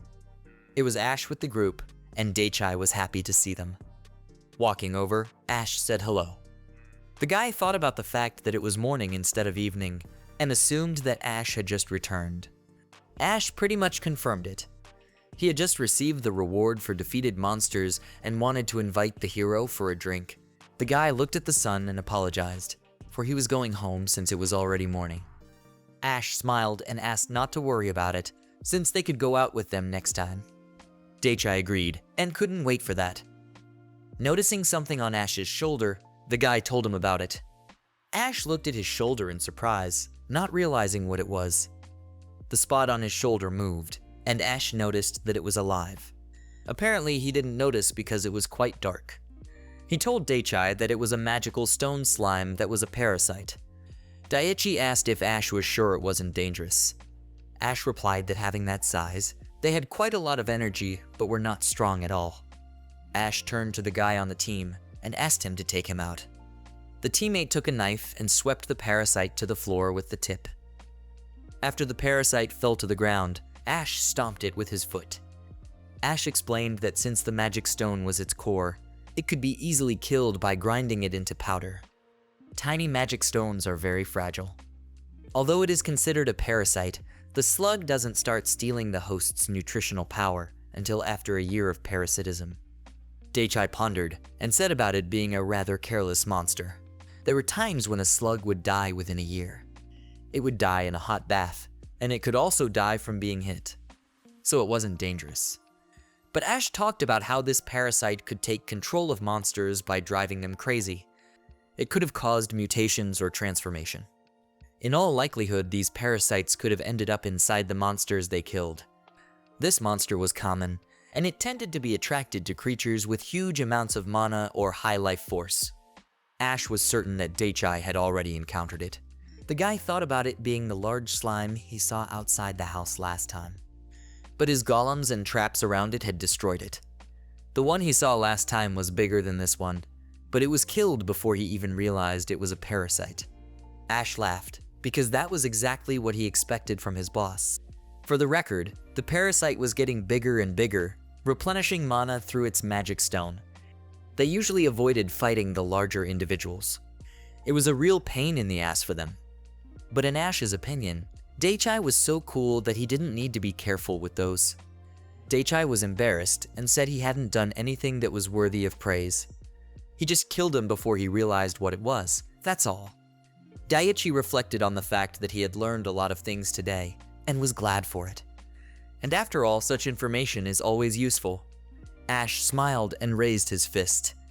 He said that whether it was information about dungeon monsters or neighborhood monsters, Daichai could always turn to them with any question. He would try his best to help their boss in such a case. Ash waved goodbye and said that they would see each other next time. The information about the monsters sounded quite interesting, and after closing the store behind him, Daichai headed towards home. Descending into the stone dungeon, Sakura asked the master what they would be doing today. Daichi thought about the time to build the hot spring he was talking about. It had to be finished before the end of the festival. He just wanted to bathe in the hot spring while drinking the liquor he bought in this town. Sakura heard about the hot spring and assumed that the hero was going to use what they discovered the other day. Daichai confirmed her guess and said he was thinking about how to use that water with its high mana concentration. As they approached the water spring, The guy admitted that he was used to this place. It's just that they used to come here often when they were making water pipes for the spring. He cast a water-raising spell on the pipes that Hestia had taught him. With this spell, the water rose quickly. The main problem was to dilute the source. Saikyou suggested that Sakura team up and search the neighborhood to find underground streams of water. Sakura of course agreed and said she could do it on her own. But she thought about the fact that with Daichi's magic, she would have sensed more accurate information about their location. Daichi took Sakura's hand in that case and didn't mind sharing his mana. Sakura thanked the master. As they concurrently looked at the entire map of the underground water veins and spring in front of them. Even writing a map of this huge dungeon was just nothing to Sakura. This dungeon was like an ant farm. The guy pointed his finger at the glowing spots and asked Sakura, "What is that?" Sakura replied that they were magical stones and minerals containing mana. Daichi was sure that there must be plenty of resources in this underworld. After all, this dungeon was located in the Dragon Vein. It was obvious that there must be plenty of resources here. No wonder Hestia was numb then when she first saw them. This was a true underground treasure. In that case, Daichi suggested moving on to the next stage. After a while, he finally found the water vein he was looking for. However, it was quite far from the source. Sakura asked to accept her congratulations. Synchronizing with the master, she was able to recreate the entire layout of the dungeon very quickly and accurately. She was also able to cover a huge area in just a second. Daichi smiled and told Sakura that they synchronized quite often. Because of that, he was improving every time. He wanted to connect the main water source to this branch because they were quite close to each other. He asked Sakura if that was possible. Sakura thought about the fact that if one concentrated, it could be done. In that case, the guy suggested that they start. After some effort, a huge hole was formed in the wall, from which water rushed straight into the spring. By joining the two together, they would be able to dilute the hot spring. Then they would just need to attach the magic equipment and bring the water to the surface. Daichi noticed something when they first found this place. He wanted to make sure of it, so he asked Sakura if she liked hot springs. Sakura admitted that she did, but she was embarrassed by it. It was kind of childish, the girl thought. Daichi smiled and said that she shouldn't have been embarrassed. After all, he liked hot springs too. Enjoying a hot bath with a comfortable temperature was the best luxury. Sakura was happy that she and her master shared the same interests. By all appearances, they were really suited for each other. Daichi agreed with her. The guy stretched and said that before completing the construction of the spring, there was one more thing he wanted to do. Taking a seat by the water, the hero told Sakura that they needed to set up devices to dilute the water in the pipes. Sakura happily agreed to help Daichi. All night long, the golems got rid of the monsters. Daichi noticed the fact that they were only able to focus on building the spring because the golems were killing the monsters approaching them. Sakura agreed with him because thanks to that, they were almost done. Hot water came out of the pipe, and Daichi said it was great. The water flowed outside very quickly, and Daichi suggested that Sakura check the concentration of mana in the water. It seemed to Sakura that the water had already been diluted enough. Thanks to that, ordinary people would be able to use the source as well. Now that the mana issue was resolved, the temperature needed to be checked. Daichi dipped his hand into the water and decided that since they had diluted the mana, the temperature was comfortable. Sakura smiled and said that Daichi was right. The guy thought about the fact that they have a wide backyard, and the scenery from there is incredible. If done right, they could build a hot spring with a great view of the moon. Sakura thought that sounded tempting, and she would like to stay with Daichi when they were done. She said she would pour sake for him. Daichi agreed and smiled as something suddenly happened behind him. It seemed to him that some monsters couldn't get any closer, and Sakura noticed it too. Before, the golems automatically repelled them, but now the monsters couldn't even approach the golems. Daichi wondered why. To experiment, he filled his hands with water and sprayed one of the monsters with it. The monster jumped up on the spot in horror, whereupon their entire group galloped back into the forest. They instantly ran away, and Daichi thought there might be something dangerous in the water, though he didn't think so. Sakura said that the master had diluted the mana in the water perfectly. With that much mana and a comfortable temperature, the spring is perfectly safe for ordinary people. In that case, the guy didn't understand why the monsters were running away from him. Sakura assumed that they just didn't like the diluted water. In any case, there were many similar kinds of slimes, so the hot spring was anti-slime. The guy admitted that it was rather strange, but the effect did not harm people. Dake said that they would have to build a bathtub for the spring. After all, they couldn't leave the spring like this, where the water just whips out of the ground. Sakura asked the hero what they would do with the materials. Dake suggested using the dragon scales that fell the other day. Sakura recognized it as a good idea. After all, since it was as strong as stone, it could be processed and made into a bathtub. But the problem was that they only had one scale. Dake decided to ask their artisan master Hestia how best to process it. Sakura agreed, and they headed to the cabin where Hestia lived. Hestia was embarrassed that the boy had brought her back when she had fallen asleep in town. She apologized for disturbing her.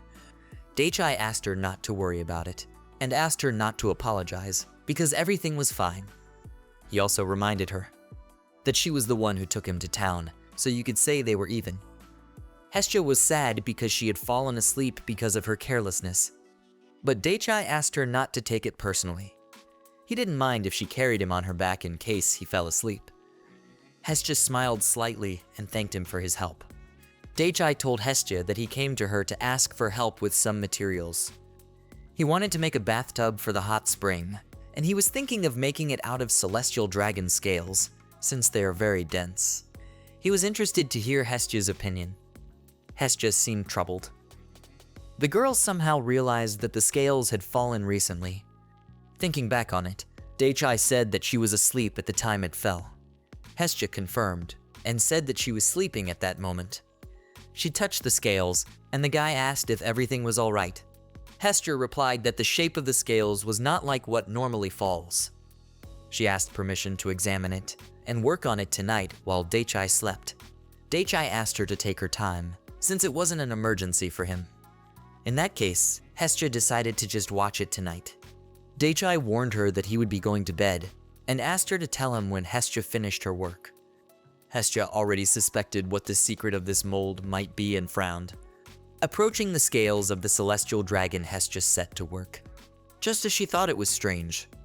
If it was really dropped by a dragon, it would have a different color. It was night outside, and the girl held the candle up to the scales. It also had a piece of flesh on it, and Hestia thought about it having fallen unnaturally. Hestia ran to her house, where she pulled a journal from a shelf. She thought that a similar incident had happened 100 years ago, and she needed to verify the information. The Great Fall of the Heavenly Dragon King. The reason for this was the sudden illness of the Dragon King. When a Heavenly King gets sick and can't fly normally, he sheds his scales to ease his suffering. The dragon forcibly cut off the scales, causing some flesh and blood to remain on them. Hestia decided that apparently things were really bad. After flying outside, Hestia thought about the possibility of the king of the sky dragons falling to the ground again. She needed to report it immediately. Hestia hurried to Dania's house and ran away. At this time, in the castle of Prussia, the princess was making a plan. Drawing a diagram, she thought that she should connect the two parts. With a relieved exhale, she said that finally the arrangement of the magic squad was complete. She left the rest to the captain. The captain thanked the princess for her hard work on the fallen stone, or rather scales. Dania thought about the fact that if anything else of that size fell, she was sure that they would need 2 more Mogs from her magical squad. It was going to take a lot of work to get people together to cover the entire city. She couldn't have imagined having to change the plan for the festival 2 days before it started. She was really sorry that she had to put it all on the captain and the witch squad. The captain only looked at the princess's plan and said it was beautiful, although he thought it was better to postpone the festival. But they didn't know when the Dragon King would start molting again. It was impossible to postpone the festival indefinitely. Moreover, the visitors and merchants had already started preparing for the festival. Dania was glad that they knew about it in advance and had time to take countermeasures. After all, they had relied on Dake Dono too much. He had always helped the princess, so she didn't want to continue to depend on him. Prussia is their city, and it is up to them to defend it as well as their people. In that case, the captain bowed and said that he would start using countermeasures. Dainya relied on him, whereupon he left. Left to herself, the princess sighed and thought about the fact that Daichai Dono juice was really good, and it made her feel better. She only needed to hold out until the end of the festival. As she expected, Daichai was incredible. Suddenly, she heard a knock on the window and turned around. Dainya was surprised to see Hestia and asked what she was doing here. Hestia was just thinking about the fact that she was still awake. The girl asked to go inside and Dainya agreed. Landing on the floor, Hestia looked around, making sure they were alone in here. Hestia lowered her eyes to the floor guiltily and apologized for bothering her at a late hour. Dainya told her it was no big deal and asked what was wrong. Hestia had something to tell her that intrigued Dainya. Hestia wanted to talk about the Heavenly Dragon King and admitted that they were wrong about something. There was a chance that the scales had fallen from something other than molting. Dainya didn't know what she meant, and Hestia suggested that the scales were huge. The princess said she was right. Hestia replied that it had dragon flesh and blood on it, and that this indicated some kind of disease or wound. Hestia bowed and apologized for giving false information earlier. Dainya said that she had nothing to apologize for, as they should have realized it from the beginning. In that case, the princess asked not to worry about it. But Hestia was worried because she was sure that it wasn't a molt. Perhaps the scales weren't the only thing that had fallen to the ground. There was a possibility that the dragon itself might have fallen to the ground. Dainya was horrified at the mere thought of it. So Hestia thought that the Heavenly Dragon King could have fallen, covering the area from the Devil Forest to the city.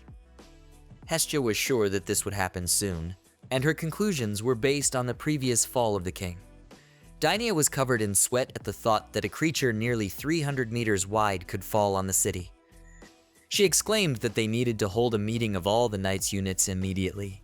The princess asked Hestia if she would mind going along with her, for they would need her expertise. Hestia agreed and asked if she could return home by morning, because she had to report back to Daichai as well. Dainya was surprised that Daichai didn't know, but Hestia told her that he was napping. Hestia didn't want to wake him up for information she wasn't sure of. Besides, she thought they had enough people to prepare for the countermeasures of the fall of the dragons. Dainya was in agreement with her. The princess remembered that Daichai Dono didn't like being woken up, but thought it was urgent and he needed to be told. But Dainya had already decided that they had to handle the situation without him. After all, as a princess, she must protect this city. Dainya held out her hand to Hestia and told her that she would count on her help until morning. After shaking hands, Hestia reciprocated. It was all to protect the city and its people. Hearing sounds outside the doors, Hestia and Dainya looked at the doors. The captain of the night squad had entered their room. He introduced himself and said he was here on an emergency call. Dainya fixed her hat and thanked the captain for his urgent arrival. She said they had an urgent matter and suggested they get started. The captain said he would gather everyone right away and asked them to wait a bit for the princess. Hestia was impressed with how quickly they responded. Dainya smiled and said it was an honor to receive praise from the dragon monarch, Hestia Dono. In any case, she motioned for the meeting to begin. The next day came. Upon waking up, the hero decided to have a breakfast of rice, talking about how delicious it was. He told Sakura that her breakfasts are incredible. Sakura smiled and thanked Daichai. She said that the festival was about to start soon, so she didn't try too hard. Sakura was unsure if Daichi would get full. Chewing the rice, the guy said he had enough.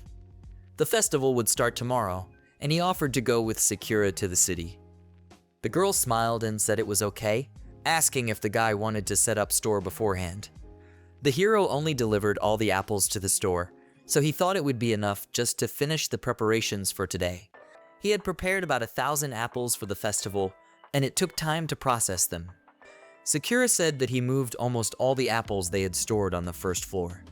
Daichai thanked the girl for the food and said it was delicious. Getting up from the table, he said it was time to get ready to go to town. Suddenly, Sakura jumped up on the spot and told her teacher that she felt a strange mana in the sky. But it wasn't above them, it was somewhere above the city. Daichai replied that there were a lot of people in the city because of the upcoming festival, and perhaps some of them had released mana. It was a possibility, but to Sakura it felt similar to when the scales fell. The hero motioned for her to synchronize, and she and Sakura held hands. They felt an object falling somewhere with a strange trajectory, diagonally from the city to his house. The guy ordered the trees to grow and become a shield, whereupon the trees wrapped around themselves and caught the flying object. Sakura and Daichai realized he had stopped. Daichai noticed that it was the same scale of the Heavenly Dragon King, and it was simply huge. If he used it as a material, the bathroom would be much bigger. Then Daichai noticed that Hestia wasn't with them. He was asleep, so he didn't see her, so he asked Sakura if she had come by. The girl replied that Hestia had gone to town last night, but had not returned yet. The hero was surprised, but thought about the fact that she just needed something to research. Sakura noted the fact that she was in a big hurry. In that case, the guy put on his shoes and said he would go look for her in town. Even if she decided to take a walk, she had been gone for too long, so it was time to try out the wooden travel armor. Sakura's frightened gaze was fixed on the sky, and she told her teacher that something was going on in the city. Pointing to the sky, she asked if he saw the same shadow as she did, seeing a huge dark silhouette in the sky. Daichai couldn't understand what was that thing. He decided he would look into it after he equipped his armor and asked if Sakura would go with him. Sakura agreed and said she would keep him company, after which they both proceeded to the wooden armor. Smiling, the boy looked at his creation. The robot lowered its arm for them to climb into it. As they climbed up into the robot, the scanned mode was activated. The robot took off abruptly, heading towards the city, and Sakura said it was just incredible. She was shocked at how fast the scenery flew by. The high speed was due to the elastic trees and magic stones used as fuel. Daichai wasn't sure if he could control such a speed, but he was glad that everything went according to plan. For balance, he attached wings to his back that acted as stabilizers. Thanks to the wings and the boosters and legs, he could take off for a little while. But first, they had to make sure no one was in their way. Daichai decided to use synchronization to increase field of vision, but strangely enough, he didn't see anyone on the path. And there were no adventurers here, which meant they could quickly get to the city at full speed. The hero had to get to the city before the thing fell there. Daichai suggested that Sakura do it, and wondered if Skanda would make it in time. The entire kingdom of Prussia was awaiting the arrival of the king of the heavenly dragons. Hestia looked at the dark, huge spot in the sky, and said that he was already here. The heavenly dragon king was right above them and the entire city. Dainia thought to herself that he had arrived much faster than she had expected him to. They had only evacuated the people living in the center and the plain. So far, everything was going according to plan. Dainia looked at the squad of knights behind her. She said that they would protect the people of the city, and everyone supported her. The knights and mages were supposed to protect the city from falling scales. It would be easier for them if Mistress Anne was with them. She had returned to the fortified city a few days ago to prepare for the festival, but there was nothing she could do about it. Hestia was certain that it had to be stopped right now. Dainia agreed with Hestia. They had purposely cleared the plain of people. As they had decided in their last meeting, she would create a barrier to slow the dragon's fall. Then Hestia will drop the giant onto the plains. Hestia said that everything will be exactly the same as it was centuries ago. The girl asked the princess how many barriers she could create. Normally, she could create about 25 barriers. Hestia thought about people being considered elite when they could only create 5, as one would expect from a princess. But Hestia asked to make 40, since that was how many barriers had stopped the dragon last time. Dainia was shocked and couldn't believe it. After thinking about it, she said she could probably only make 30. Hestia grinned. Dainia's worried face reminded her of the faces of the dragons that used to be with her.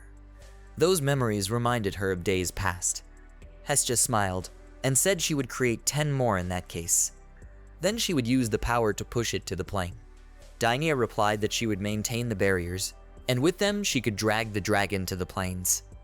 Dainia looked up into the sky, noticing that the Dragon King was getting closer. She apologized to Hestia that she would be the one to face the Dragon King.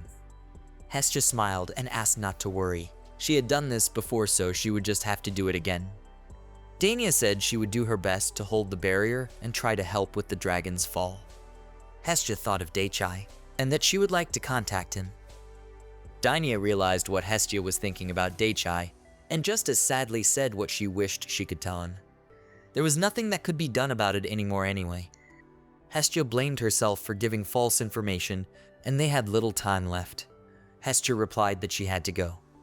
She had to take off, and asked to be ready for the shockwave. Hestia released her power, then reincarnated as a dragon. Dainya concentrated, for she also needed to get started. She raised her wand into the air, and summoned the 30 barriers of the protective dome. The dragon was already right above them, descending lower and lower. At one point, it just fell on the barriers created by Dainya. Hestia warned of the Own creating the remaining barriers. Flying high into the sky, she placed another 10 barriers on top of the 30 barriers. It was hard for Dainya to feel the full power of the Heavenly Dragon King. But the barriers had to stop him. Picking her moment, Hestia said she had to act now. Approaching the dragon, she pushed it with all her might. Hestia used the power of the white dragon and used her shock breath. A shockwave was formed, which paralyzed Hestia, but she couldn't think of pain at such a moment. Hestia had to push him away at all costs. Watching her from below, Dainya expected the fact that Hestia could push the Dragon King hard. At some point, Hestia ran out of mana. Transforming back into a human, she sadly thought about the fact that she had used all of her power, but was unable to push the king back completely. She thought to herself, is this different from 100 years ago? Hestia noticed the dragon's huge belly. She didn't realize it because she was very far away, but now she saw that it was just fat. They couldn't have imagined such a scenario. Hestia concentrated and prepared to strike. After hitting the dragon with one hand, Hestia asked the dragon to open its eyes if it was conscious. She used the spell Lamiyuro's Asteria, whereupon the dragon began to move. The dragon opened his eyes and recognized the mana of Hestia, his childhood friend. The dragon said hello to Hestia, though he couldn't see under her belly. He was sure it was her. Hestia thought she had enough greetings for now, and needed to get moving soon. The dragon said about how that was impossible, and he could not move his body. Hestia didn't understand why that was. The dragon said that once he entered a flying dungeon, and there was some slime stuck to him. He thought it would just fall off on its own someday, but now he couldn't control his body. And when he tried to move, he immediately turned back into his human form. Maybe that slime infected him with something. Hestia held the dragon with all her might, saying that it was too heavy and would soon crush her. She noticed that the dragon had gotten twice as big. The dragon shouted at Hestia to run away, for she was no longer falling, but at this speed it could hurt her. Hestia knew this, but there was a city below, and she had to do what she could. She decided to use all her power, and applied a wave of white flame. The blow struck the dragon in the stomach. Trying to see something from the blast, Hestia thought about it working, but unfortunately, there wasn't a scratch on the dragon. Hestia flew headlong downwards without any strength. Closing her eyes, she thought about the fact that it was her fault. She had used all her strength, but it wasn't enough. As she approached the city, a huge wooden robot rushed to her aid. He grabbed Hestia's arms and said she shouldn't have fallen. Hestia was surprised to see Daichai here, and she asked what he was doing here. Daichai reminded her that she wanted to tell him everything once she found the answers to her questions, but she wasn't home. So he went to look for her. Thus a hero arrived to the city's rescue. Landing right in the city, the wooden robot managed to rescue Hestia. Daichai smiled and told Hestia that they should discuss the whole situation, but they did their best. He asked her to just sit at the counter of the store and rest for a while. Hestia pointed her finger to the sky and asked her to wait with that, because they had more important things to do. Daichai agreed with her. They didn't have time to talk because of that huge thing in the sky. The hero promised to stop the dragon. Hestia looked questioningly at the golems that stood outside Daichai's store. The hero asked the golems to help them with the apples. The golems brought up the boxes, and the hero told Sakura that there were 1,000 apples in 10 boxes. He asked if that would be enough. Sakura noticed that the mana concentration here was quite high, so she was sure that it would be fine if she added the wizard's mana. The hero asked to tell him if there weren't enough apples. They could bring more, so Daichai asked to use all of them. He ordered the golems to scatter the apples around the house, and the golems set to work. When everything was ready, the hero entrusted the rest to Sakura. He asked in case there was a shortage of apples to just get some from the store. Sakura smiled and was confident that the master's mana would be more than enough. In that case, the guy suggested to get started. The hero pointed his staff upwards and ordered the apples to absorb mana and grow. All the apples lying on the ground began to sprout, after which they grew huge, strong branches that reached into the sky. The hero ordered them to put their roots deep underground and build up strength to grow. The huge roots grew bigger and bigger, intertwining into one huge tree. They were heading straight for the dragon. The branches reached the dragon, and the guy talked about how this was his store, and no one dared disturb his peace. Whoever disturbed him, he promised to personally destroy him. He ordered the apple trees to grow more, and stop the heavenly dragon king. The huge trees all intertwined with each other, growing thicker and stronger. The crown of the tree loosened enough to lay an entire dragon on top of it. Hestia looked at what was happening with amazement, and said that this is just incredible. After all, the hero could do such a thing without the help of a dragon vein. But Daichai said that he was just used to being able to do so much even outside. But things would be faster if they were at home. The dragon was indeed huge, but thanks to them spotting it, he was able to do it. Daichai thought about the fact that now that they had stopped him, it was possible to continue their dialogue. Daichi was calm and collected. Hestia was looking thoughtfully at the dragon that was caught by Daichai's huge trees. The hero asked Hestia how she was doing. The girl replied that she was fine, and the hero asked her why she left yesterday without waking him up. Daichai wasn't angry at Hestia, but he wanted to know the reason, and the girl lowered her gaze. Hestia admitted that she just didn't want to bother him. It made sense to the hero, but if you think about it that way, for the sake of the dragons, Hestia had always neglected herself, putting her life on the line. Daichai asked from now on not to be afraid of waking him up for a minor reason. Besides, he had entrusted her with the job. Guy asked if Hestia understood what he was talking about. He asked her to feel free to talk to him and to be more at ease. Hestia considered his words and frowned. In that case, the conversation was over, and it was necessary to move the Dragon King to another place, and then already think about what to do with the store. Concerned, Dainaya used the teleporter and found herself behind the backs of the heroes. Running up to Daichai, she only made sure that it was his doing. Turning to her, Daichai asked if Dainaya was alright. The princess replied that she was fine and just needed to catch her breath. Moreover, she wanted to thank him for saving their city and bowed. She asked Daichi to accept her thanks. Daichai asked her not to worry about it because he was just protecting his store, and the girl knew it. Dainaya asked again if it was true, after which she thanked him once more for his help and looked up into the sky. It was still an amazing sight. If it wasn't for the trees the hero used, the city center would have been ruined. Daichai said that they weren't done yet, and that it was hard for the trees to support that much weight. But in the princess's opinion, let it be better this way than no way. After all, she considered it a miracle that no one had died. They also needed to talk to the townspeople about what to do with the trees, and that would be quite a hassle. Guy asked not to worry about it, as he would remove the dragon and shrink the trees himself. Dainaya froze with surprise and looked at the trees, thinking about shrinking them. Daichai couldn't turn them into apples, but he could make them into regular trees. Once he finished, he wanted to use them to strengthen the store, although it would look more like a store in the trees. But Daichai thought it was pretty unique. Dainaya exhaled and asked to wait. She had heard so much and couldn't catch her breath. Dainaya said that his way of using magic wasn't quite right, but the hero didn't think there was anything unusual here. Just then, 3 people ran up behind them thanking Daichai. The man bowed and expressed his joy at having met the legendary spirit while he was alive. Daichi became uneasy. He didn't understand anything. The hero asked Daichai why they worshipped him, and the princess told him that there was a cult in town that believed in spirits. The legend said that during the terrible incident, a great tree spirit would come and protect the city with the help of the world tree. The boy had already realized that this was a world tree legend.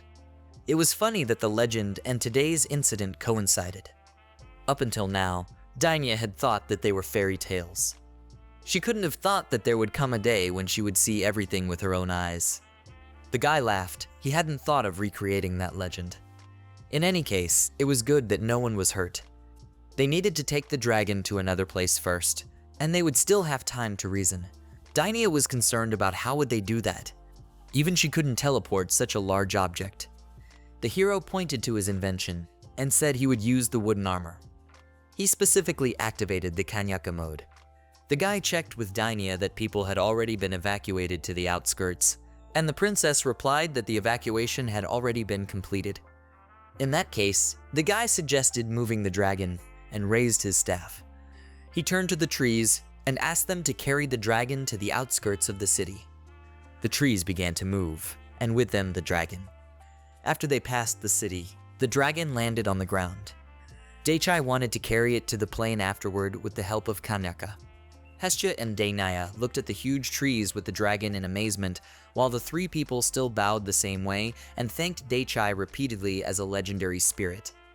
Kanyak lifted the whole dragon above the ground and carried it to the plain. Looking at the cult of humans, the guy was uncomfortable with their worship. Sakura smiled and thanked the master for his hard work. Thus their case was closed. When Kanyak carried the dragon to a fairly safe distance, he lowered it to the ground. Daichai didn't know what to do with him. After getting off the robot, the guy stretched his shoulders and said that it had been quite a challenge. Sakura thanked the master for his hard work. The guy looked at Dainia and Hestia, who were silently looking at him the whole time. The hero asked why they had such a confused look.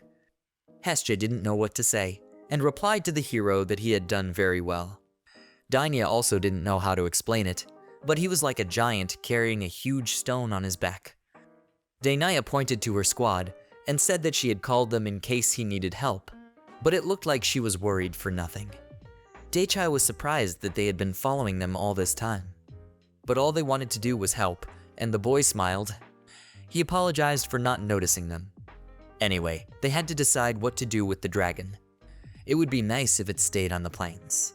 Dainia came to her senses and said that everything should go well. The townspeople had already evacuated, and Daichai said that was fine. Hestia had said earlier that the dragon had fallen due to illness.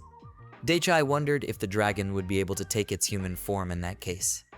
Hestia was upset and said that as long as it was infected with slime, it was impossible. The hero examined the dragon carefully. Lemuros was indeed a sturdy dragon king, but all of his durability was in scale. This empty-headed dragon still didn't realize that something was happening to him until he was no longer in control of his body. Guy asked where the slime could have been in that case. Jesshai didn't know that either, and suggested asking the dragon. He should be able to talk at least a little. The dragon spoke to Hestia and noticed that she knew much more. Hestia asked the dragon if he could speak. His name was Luthuros. The dragon smiled and said it was a pleasure to meet him. He asked to be called Laddie or just Lat. He already realized that Daichai was the man that saved him. Daichi told the dragon that it was a bit off and that he just stopped him from falling. But in Lat's opinion, that didn't change the fact that he had saved him. The dragon thanked Daichai for saving him. Dainia took Daichi by the sleeve. She understood that he was now having a dialogue with the dragon, but her people were here, and she asked to communicate in human language if possible. Coming to his senses, the boy apologized. The humans couldn't believe that Daichai was speaking in the dragon language. They thought the owner of those scales was a real monster. Daichai thought that it was too troublesome to translate every phrase and asked the dragon if he could use human language. After thinking about it, the dragon remarked that it was a bit difficult. The hero said that was fine, and since they had already met, he had to ask him something. Daichai clarified that Laddie got infected by a slug, after which he fell to the ground. The dragon thought about infecting him about a year ago when he entered the flying dungeon.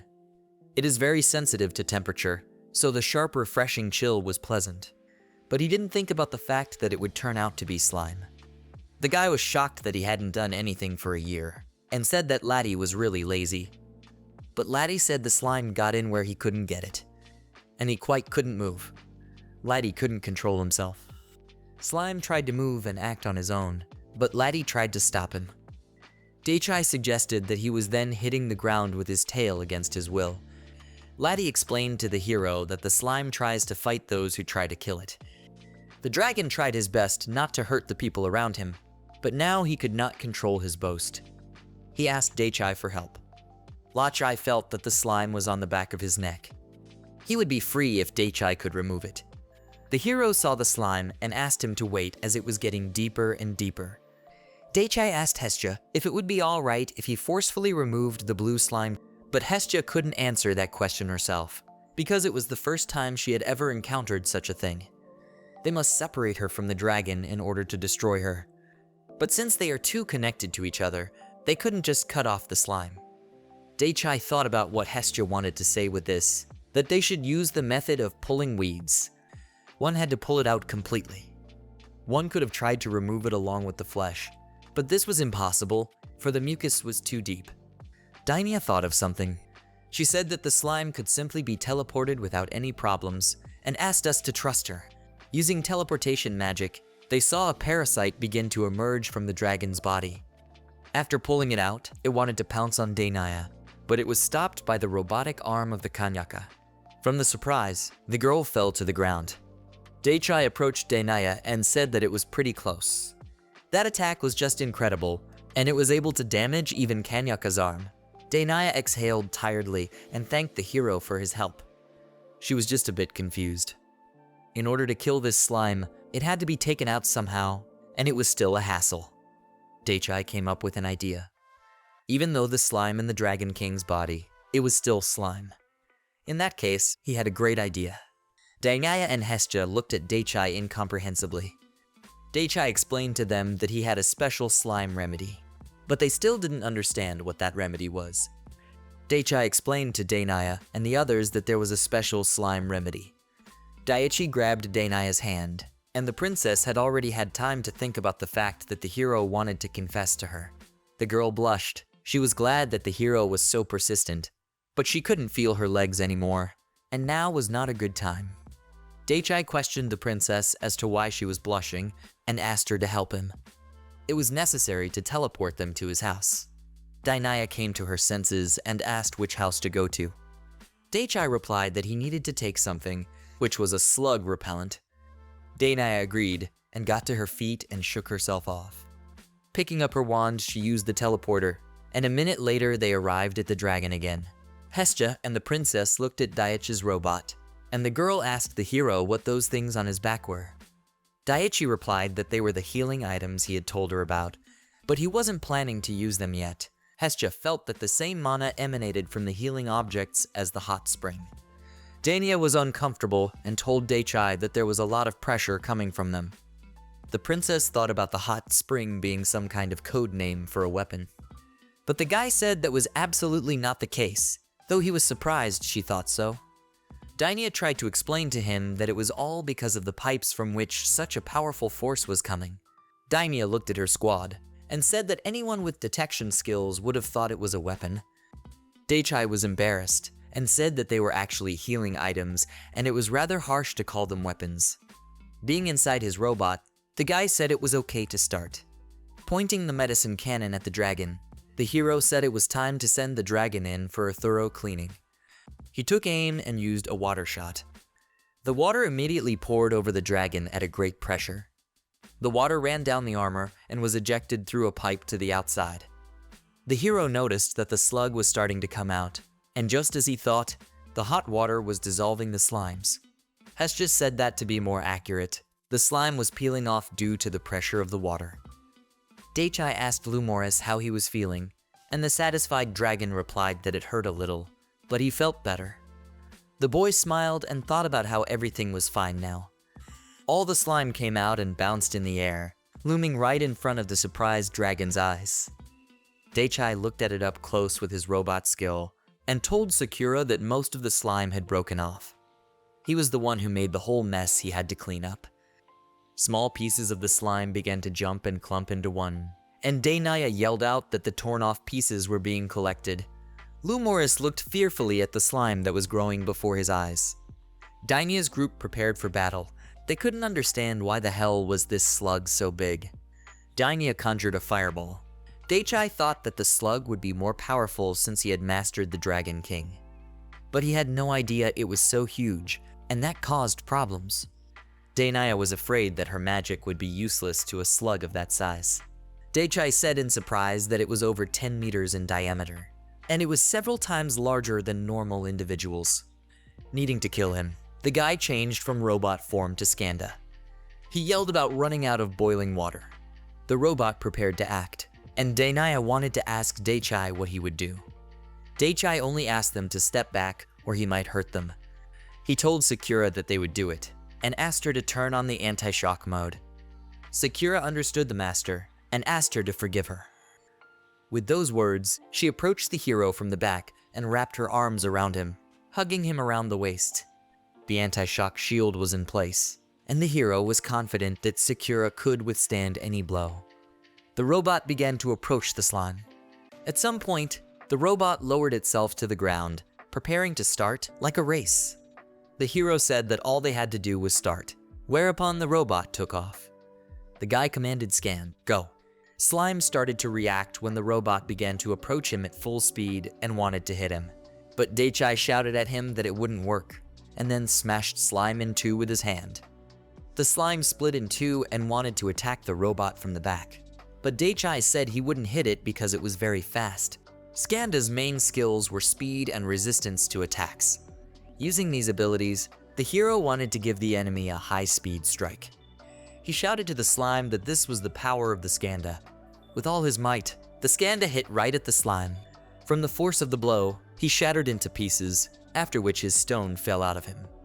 Thus the slime was defeated. When the slime was defeated, the hero noticed that the slime was dripping. Daichai thought that something had fallen from it. Sakura said it was a green magic stone that looked like a slime nucleus that had apparently undergone some kind of mutation. Daichai smiled and decided to pick it up later. The squad of guys that were with Dainaya were simply shocked. They were amazed by the speed and power of the robot, and they thought they were dreaming. But it was real. The princess noticed that Daichai was getting even stronger. She still couldn't believe that a human being could be capable of such a thing, and she smiled. This was the level of words that all knights should strive for. Every knight aspired to such power. The girl looked at her squad of knights. Daichai was an inspiration even to the knights, and he was truly the savior of Prussia. Dainaya looked at Daichai and Sakura and smiled at them. The hero turned to the dragon and asked Lemuroz if it could move. The dragon smiled and said he could move a little. He wanted to change into human form because it was rather difficult to talk in dragon form. As far as he remembered, there were some things he had to do to reincarnate. The dragon reached out and spread its wings, after which everything was covered in a cloud of dust. Lemuroz reincarnated into a long-haired, lush-breasted girl who was happy to finally reincarnate. Lemuroz smiled at Daichai and Hestia and said that she had become small. Daichai didn't understand what she meant, but when he turned around and looked at the others, he understood. Sure, compared to her dragon form, her body had gotten smaller, but as a human, she was still quite tall. Daichai looked at Hestia and asked if she and Lemuroz were really childhood friends. Hestia replied that they were. Daichai suggested that if that was the case, then the difference in their height had nothing to do with age. Hestia frowned. Hestia puffed up her cheeks and said that the hero didn't understand something and decided to clarify. She was good at transforming into dragon form, and that was enough. Lou Morris and Anne were worse at it than she was, so the difference between their human forms was quite normal. Daichai had the feeling that he had said something terrible, but he was curious and couldn't help it. Daichai asked Lou Morris if she could move her body. Lou Morris was happy that she could move freely and thanked the hero for his help. Daichai thought she looked like a huge dog wagging its tail. The girl bowed and once again thanked the surprised hero. Lou Morris wanted to make up for all the trouble she had caused them, and asked what she could do for that. Daichai said that he didn't need anything personally, and he asked Dainaya what she thought about it. The princess was confused by his question. Dainaya remembered some damage around the residential area, so she wanted monetary compensation to rebuild the city. In addition, she wanted a reward for Daichai Dono. The boy thought about the fact that he already had a lot of money, so he didn't need it, but he could still use them for the upcoming festival. The hero asked Lou Morris if she had any money. Lou Morris smiled and replied that she didn't have any, and offered to sell her scales. Dainia realized that she was talking about the scales of the Heavenly Dragon King. She didn't know the current value of dragon scales since she had last descended to Earth 100 years ago, so she asked the heroes what they thought about it. She wanted to drop the scales anyway, so she could give them to Dainia if it was enough. Dainia waved her hands and said it was more than enough. She felt like they would make too much this time. Each of Lumora's scales were several times larger than normal flying dragons, so it seemed to Dainia that they wouldn't have a problem with finances. Daichai decided to leave everything to Dainia, and Sakura said she was going home. Dainia was uncomfortable. She was fine with everything, but she wasn't sure if the hero didn't need a reward. She thought about how Daichi would be upset if she didn't get it. Daichai immediately remembered that he needed her scales for one construction, and asked Lumoris to come with him. Lumoris got curious, and the guy said he was going to build a huge bathtub. Since it was about its scales, Lumoris needed to know its characteristics. He needed the information to build it. Lumoris smiled and said there was no problem with that. She was happy to help, and the hero asked to follow him. While they were in the backyard examining Lumoris' scales, the hero said that Sakura was now preparing lunch. In that case, he suggested that the girl make a quick hot spring. Hestia thought they were having fun with Lumoris in human form here. Putting his hand on a huge scale, the guy told Lumoris that he would like to use 2 of her scales. Lumoris was embarrassed that they fell exactly here. She lowered her gaze and guiltily told Daichai that she was sorry. Daichai smiled and told her not to worry about it, because it was all in the past. He wanted to break the scales into pieces to use them for building later. He asked if there was any information that could help him.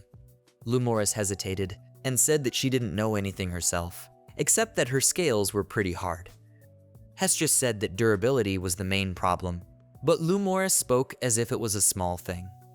The Heavenly Dragon King's scales were unrivaled in terms of durability. This material was very difficult to process. Therefore, one could get hurt or waste time if one didn't know how to properly work with scales. Lumoris was thrilled with Hestia and said that it was amazing, exactly the kind of response she expected from her. Hestia knew Lumoris better than she knew herself. Lumoris had never built anything with her scales, so she knew nothing about her. As one could tell from Hestia's words, Lumoris was carefree and knew nothing. Therefore, one could feel free to ask her if there were any questions. Daichai noticed that the two really get along well. Daichai decided to ask Hestia if she knew the best way to treat scales in that case. Hestia replied that the trick is to apply her power on the patterns of the scales. It would be much easier that way than just concentrating the power on the scales. The guy agreed, because if you looked closely, you could see a knotted pattern on it. Even using this method, it wouldn't be easy to destroy the scales. Hestia usually used a bit of magic to process materials. They would definitely hurt themselves if they were processed with the wrong force. In that case, the guy decided to use his apple trees. He turned his arms into armor and said he would only apply Kaniaki to his arms. Approaching the scales, the hero leaned his hands against it, then decided to focus his power according to the pattern. At some point, the scales split into 2 parts, and he succeeded. Daichai was pleased and surprised that it disintegrated, but what he wanted to emphasize was that it was really difficult. Among all the materials he had ever handled, this was the first time he had used such a large force. It looked like he needed time to channel the force properly. Hestia was at a loss for words as usual. Hestia apologized and thought that she had made a mistake. Normally, it was very troublesome to even break her. Generally, it took several years of training to process scales, which Daichai was surprised at. But the hero didn't care anymore. He was glad it had broken, and it was truly unstoppable. Lemuro's scales were one of the best defense materials. It was hard, durable, and hardly deteriorated with age. That's why, despite being sold on the market, it could be expensive. Lemuro's was embarrassed at being praised. Hestia replied that the materials were of the highest quality, but as a person, they couldn't say anything about her. Daichai noticed that Hestia was showing a lot of new emotions with the appearance of Lemuro's, and it was quite interesting. The boy picked up one of the pieces of scales and noticed that it was smooth and beautifully carved. He tried to use force on it by lifting the scales above him. He was amazed at how well the scales bent. Even though it is so strong, It bent very well. The scales had so many uses, and it was cool. Hestia confirmed this, although it was assumed that it was very difficult to bend scales. Daichai was indeed able to make the most out of the scales. Daichai noticed that Hestia looked kind of tired. The hero told Hestia that she was holding back Lemuro's and suggested that she rest. But Hestia asked to ignore it, even though she was really tired. In that case, the lad decided to continue working and began to chip away at the scales. When he had collected a certain number of blocks to build the bathtub, he began to stack them like bricks. It was also necessary to wipe it so that it wouldn't hurt when it touched his skin. When the hero was finished, he made a comment about the bath being complete. The next step was to connect the bathtub to the water source. And the dressing room and roof also needed to be built, after which Daichai ordered the trees to grow. When Daichai finally completed the spring, he exclaimed that their outdoor hot spring was ready. Wiping the sweat from his forehead tiredly, the hero thought about the fact that he could now use the hot spring anytime he wanted. He had waited for this moment for so long. When the bathtub was filled with hot water, Lemuro's tiredly walked over to the tree and leaned her back on it. Daichai noticed this and asked Lemuro's what was wrong. The girl apologized and said that she was probably tired from fighting the slime. She was very sleepy, so she went to the grass and fell asleep. Hestia and Daichai looked at the tired Dragon King. Hestia thought it was wrong to leave her in such a state, and decided to take her to her room. Carelessly dragging the sleeping Lemuro's by her feet along the ground, the hero noticed that she was doing it a bit roughly. Nevertheless, Daichai decided to leave it up to her. After all, they had known her for a long time. Daichi decided to take a bath after he was done with everything. When everything was done, the hero went to the closet and headed to the bathhouse, where he rinsed himself off with a bucket and washed himself. After that, he went into the hot spring. As he relaxed, he smiled and threw his head back. Nothing could compare to an open hot spring. After a while, Hestia approached him. The hero noticed the girl and assumed she wanted to join him. Hestia asked for permission. Daichai, of course, didn't mind and asked to use the bathtub when she wanted to. That's why he built it outside. There was a lot of magical power in the hot spring, and Hestia assumed it was perfect for someone who was badly injured. She thought it would indeed be very effective. The hero suggested that she just go in, since it was an ordinary healing spring. Hestia felt embarrassed and asked if she could go in the water now, for it was quite dirty. Last time she was yelled at very badly when she went into the water dirty. Daichai suggested that she just rinse off all the dirt before going into the spring. He had installed a water pipe for just such an occasion. Just need to replace the dirty water with clean water, that's all. They had an underground reservoir with an abundant supply of clean water for that purpose. Hestia understood him. Hestia took off her clothes, then went into the bathhouse and rinsed herself. After she had washed herself clean, she went into the hot spring to the hero. Hestia was pleasantly surprised by the spring. Daichai said that it felt just wonderful.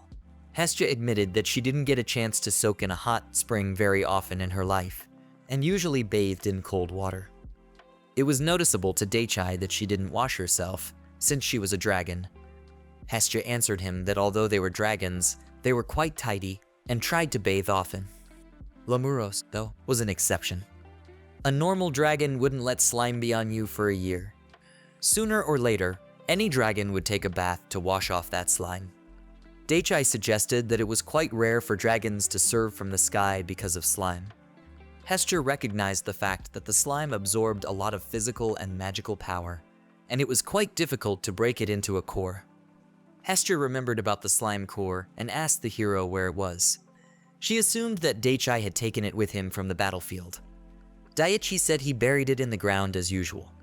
He buried the cannonball while Hestia carried Lemuro's into the room. Hestia admitted that she felt an increase in the magical power of the dragon vein, but didn't think it was Daichai. The hero was surprised that she felt it, since even he didn't particularly feel the difference. Hestia asked him not to worry. It's like adding a grain of sand to the desert, and it's almost impossible to notice the difference. Daichai told Hestia that her comparison was rather harsh. Daichai also wanted to have that kind of sensitivity, and decided to ask Sakura to teach him later. He was glad that everything went well and finally the hero could enjoy the hot spring. Hestia thought about it being a little late to give thanks, but still decided to thank the hero for saving them. After all, they were saved because of him. Hestia smiled sincerely and said that she was glad that the hero had arrived on time. Daichai was glad. Smiling at Hestia, he said he had nothing to thank him for. Walking down the path on the way to Daichai's house, Dainaya couldn't understand what was going on here. She asked Daichai if he was here. Hestia and Daichai meanwhile were in the hot spring, and the hero spotted the princess coming out of the forest. Smiling, he told her that he built the hot spring here because he thought there was no one to peep here. But apparently he was wrong. Dainaya blushed and didn't even think about peeking at them. She said she had just come to see them. Daichai thought he'd build a fence around the property later. Daichi decided to get up out of the water and asked Dainaya if everything was okay and if she had picked a date for the festival. The girl covered her face with her hands. She thought that talking naked was a bad idea. Crouching down in the water, the boy asked the princess if they could talk now. They lowered themselves and Hestia shouldered deep into the water. The water was murky, so they couldn't see anything. Dainaya breathed a sigh of relief and took her hands off her face. The guy asked her about the festival.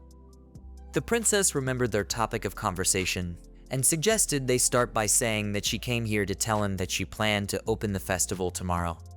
The hero was surprised that the festival would open so soon. Dainaya told Daichai that people were a bit confused, but still, thanks to his help, they were able to avoid most of the casualties. She canceled today's festival and thought that would be enough. The residents were now preparing for the festival by rebuilding the city. Daichai smiled, for preparing for the festival the day after the dragon fell was something. The people of Prussia were so gusty. The hero was happy to hear that, and said that he was just out of apples. He needed time to replenish his supply. Dainaya was glad to hear this, and looked at the basket she was holding. She said that since today was pre-festival time, she decided to bring them something, and hoped they would like it. Opening the basket, the hero noticed that the princess had brought them food and alcohol. Taking out a bottle, the princess said that they wanted to bring it during the night festival, but it didn't happen, so she decided to bring it now. It would be wasteful not to enjoy the food while it was fresh, so they gave out snacks to people in the town and in the castle. Therefore, Dainaya decided to bring Daichai as well. All the residents brought Daichi the most delicious food they had. Dainaya also wanted to give him a treat, so she came. But Daichai was sure he had not done anything great, and was not sure he needed it all. But the princess insisted that it was all just what was needed, because he was awesome. At least it seemed to the princess that she and Hestia had done a great job. Daichai said all he did was catch the dragon after they stopped it from falling on its own. In any case, the girl insisted that they accept the gifts. There were still a few sealed bottles in the basket, and she would be glad if Daichai and Hestia accepted it all. It would be a gift of sorts for the night festival. In that case, the guy thanked her for the gift, and said he'd have a drink tomorrow at lunch. Especially now the hot spring was working and one could drink right in it while taking a bath. Daichai smiled, thinking that he would have a great time. Dainaya was in agreement with him. Dainaya was embarrassed, but decided to ask permission to join them. Daichai of course agreed, and asked her to tell him about her opinion of the locker room later. He pointed his finger in her direction, and the princess said she would be right back. Dainaya headed towards the locker room where she began to remove her clothes. Meanwhile, the hero came out of the bathtub, covering himself with a towel. The guy yelled to Dainaya that he was going to go help with lunch, and wished her a good time. Dainaya didn't understand him, and the hero yelled to her that there were more of them. He was going to warn Sakura that the princess would be joining the lunch. With the locker room doors ajar, Dainaya wanted to stop Daichai, but the hero told her not to worry, because Hestia would be staying with her. The guy waved his hand, and the princess's feelings were left hanging. Setting the table, the guy put a plate of meat with lemon on it. He told Sakura that he even enjoyed preparing everything and laughed. Sakura smiled. She was in agreement with the master. The delicious dinner was about to start soon. Suddenly, the hero heard some sort of squeaking nearby. Daichai and Sakura turned to the forest and saw some sort of silhouette behind the trees. It was a girl, slightly misshapen. Apparently, she was no ordinary person. Daichai couldn't understand what was going on here. Sakura thought about the girl looking like a human, but it's a slug, though it doesn't look like an enemy at all. The main purpose of all the creatures that secretly made their way here was to indulge in energy. But by all appearances, this creature is friendly. That's what Sakura thought. Sakura reminded the master that he had buried the magic stone he had mined from the huge slime. Perhaps it is because of this that she sees Daichai as a superior being. The hero couldn't believe that this was true, and that it could only be because he buried the stone. After all, monsters are not capable of controlling their instincts. They are able to decide whether they will be friendly or hostile based on their instincts. Most likely it only took human form because it wants to be loyal to the master.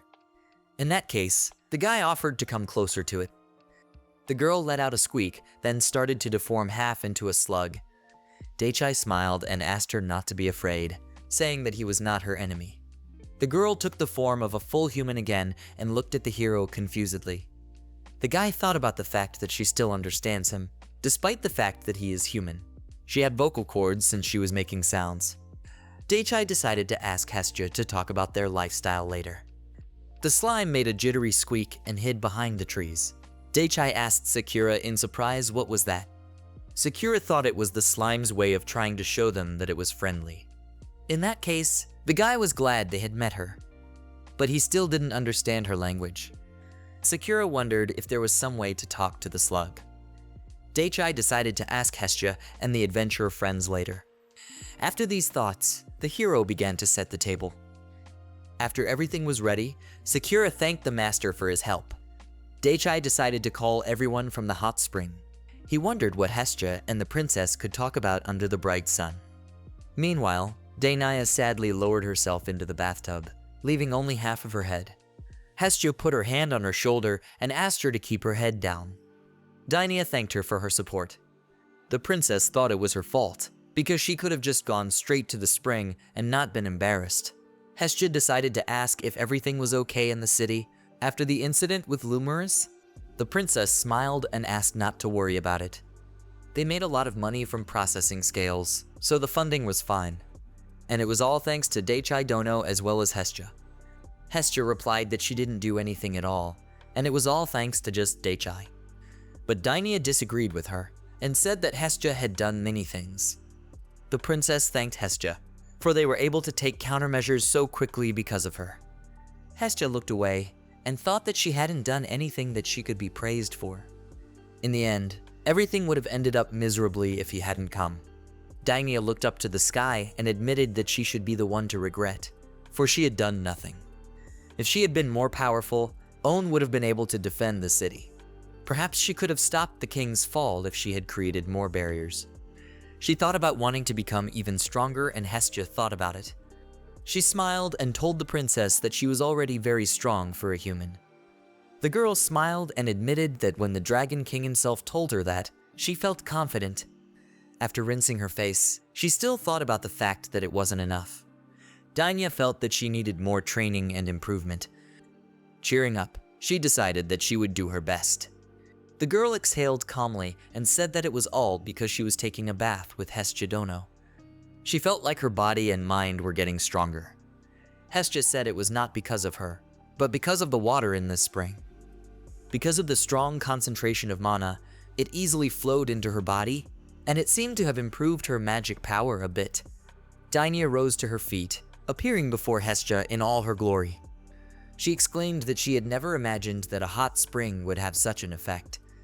She clarified with Hestia that if she just enjoyed the spring, she would grow stronger.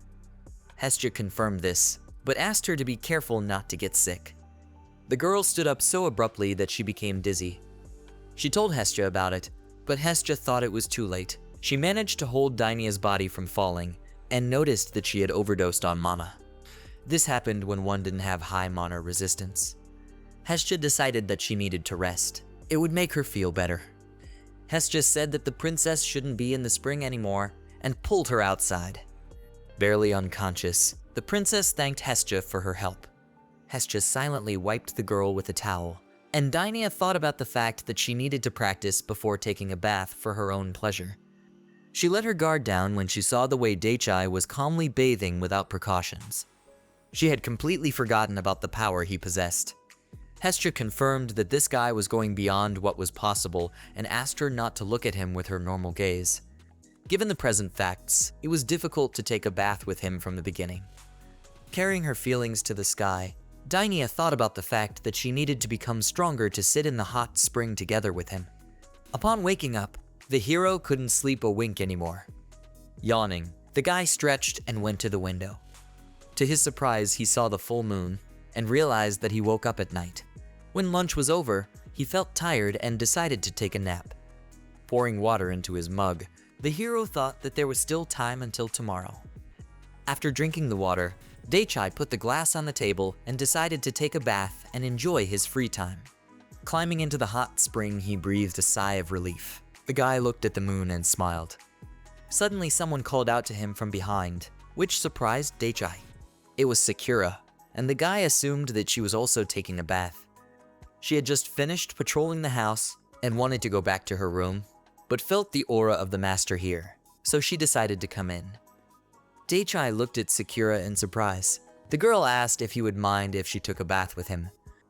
Daichai, of course, didn't refuse her, and the girl apologized by taking off her clothes. Sakura rinsed herself with water, after which she entered the hot spring. A blush appeared on her face, and she spoke of the wonderful feeling of taking a bath with the Madara. Daichai was in agreement with her, and building such a big bathtub was a good idea. Sakura was glad that she could take a bath with him after patrolling. Daichi grinned when she reminded him about patrolling. He realized why there hadn't been any intruders seen for months now. It was all thanks to Sakura's patrolling. Sakura smiled and said that she hadn't done anything that needed praise. As soon as the patrol was over, she would take care of the sleeping master and make breakfast afterward. The hero replied to Sakura that she was just adorable and asked her if she knew that. He was completely serious. He smiled sincerely and thanked the girl. Sakura smiled back and replied that she should do it since they lived together. Daichai wanted to do something for her as a thank you.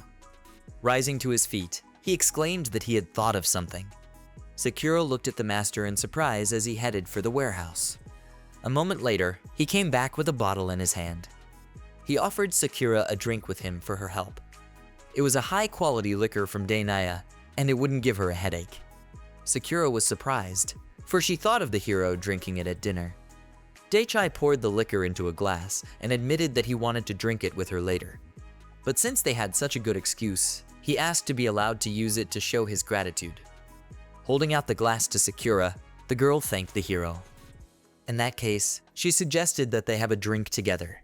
Sakura and Daichai tasted the liquor at the same time. The hero smiled and said that it had a sweet and fresh aftertaste.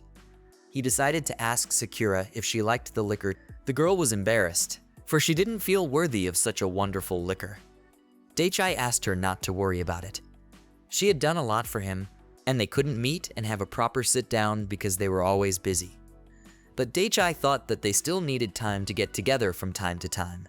Smiling, Sakura put her head down on Daichi's shoulder, and the surprised hero turned to the girl.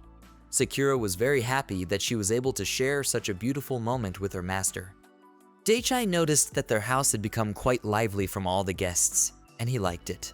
But he would also like to spend time with Sakura alone. Sakura replied that she wanted that too. In the city, everyone was getting ready for the festival to start, and the streets were full of people and children. Dainia was surprised at how many people came to the festival, considering the dragon fall that happened a couple days ago. Everyone was cheerful and laughing, talking to each other. The princess was glad that everyone was safe and could enjoy the festival. She thought of Daichai and that it was all thanks to him. All of this reminded her of her weakness, and the girl clenched her fist. She thought about visiting him and thanking him for all of this.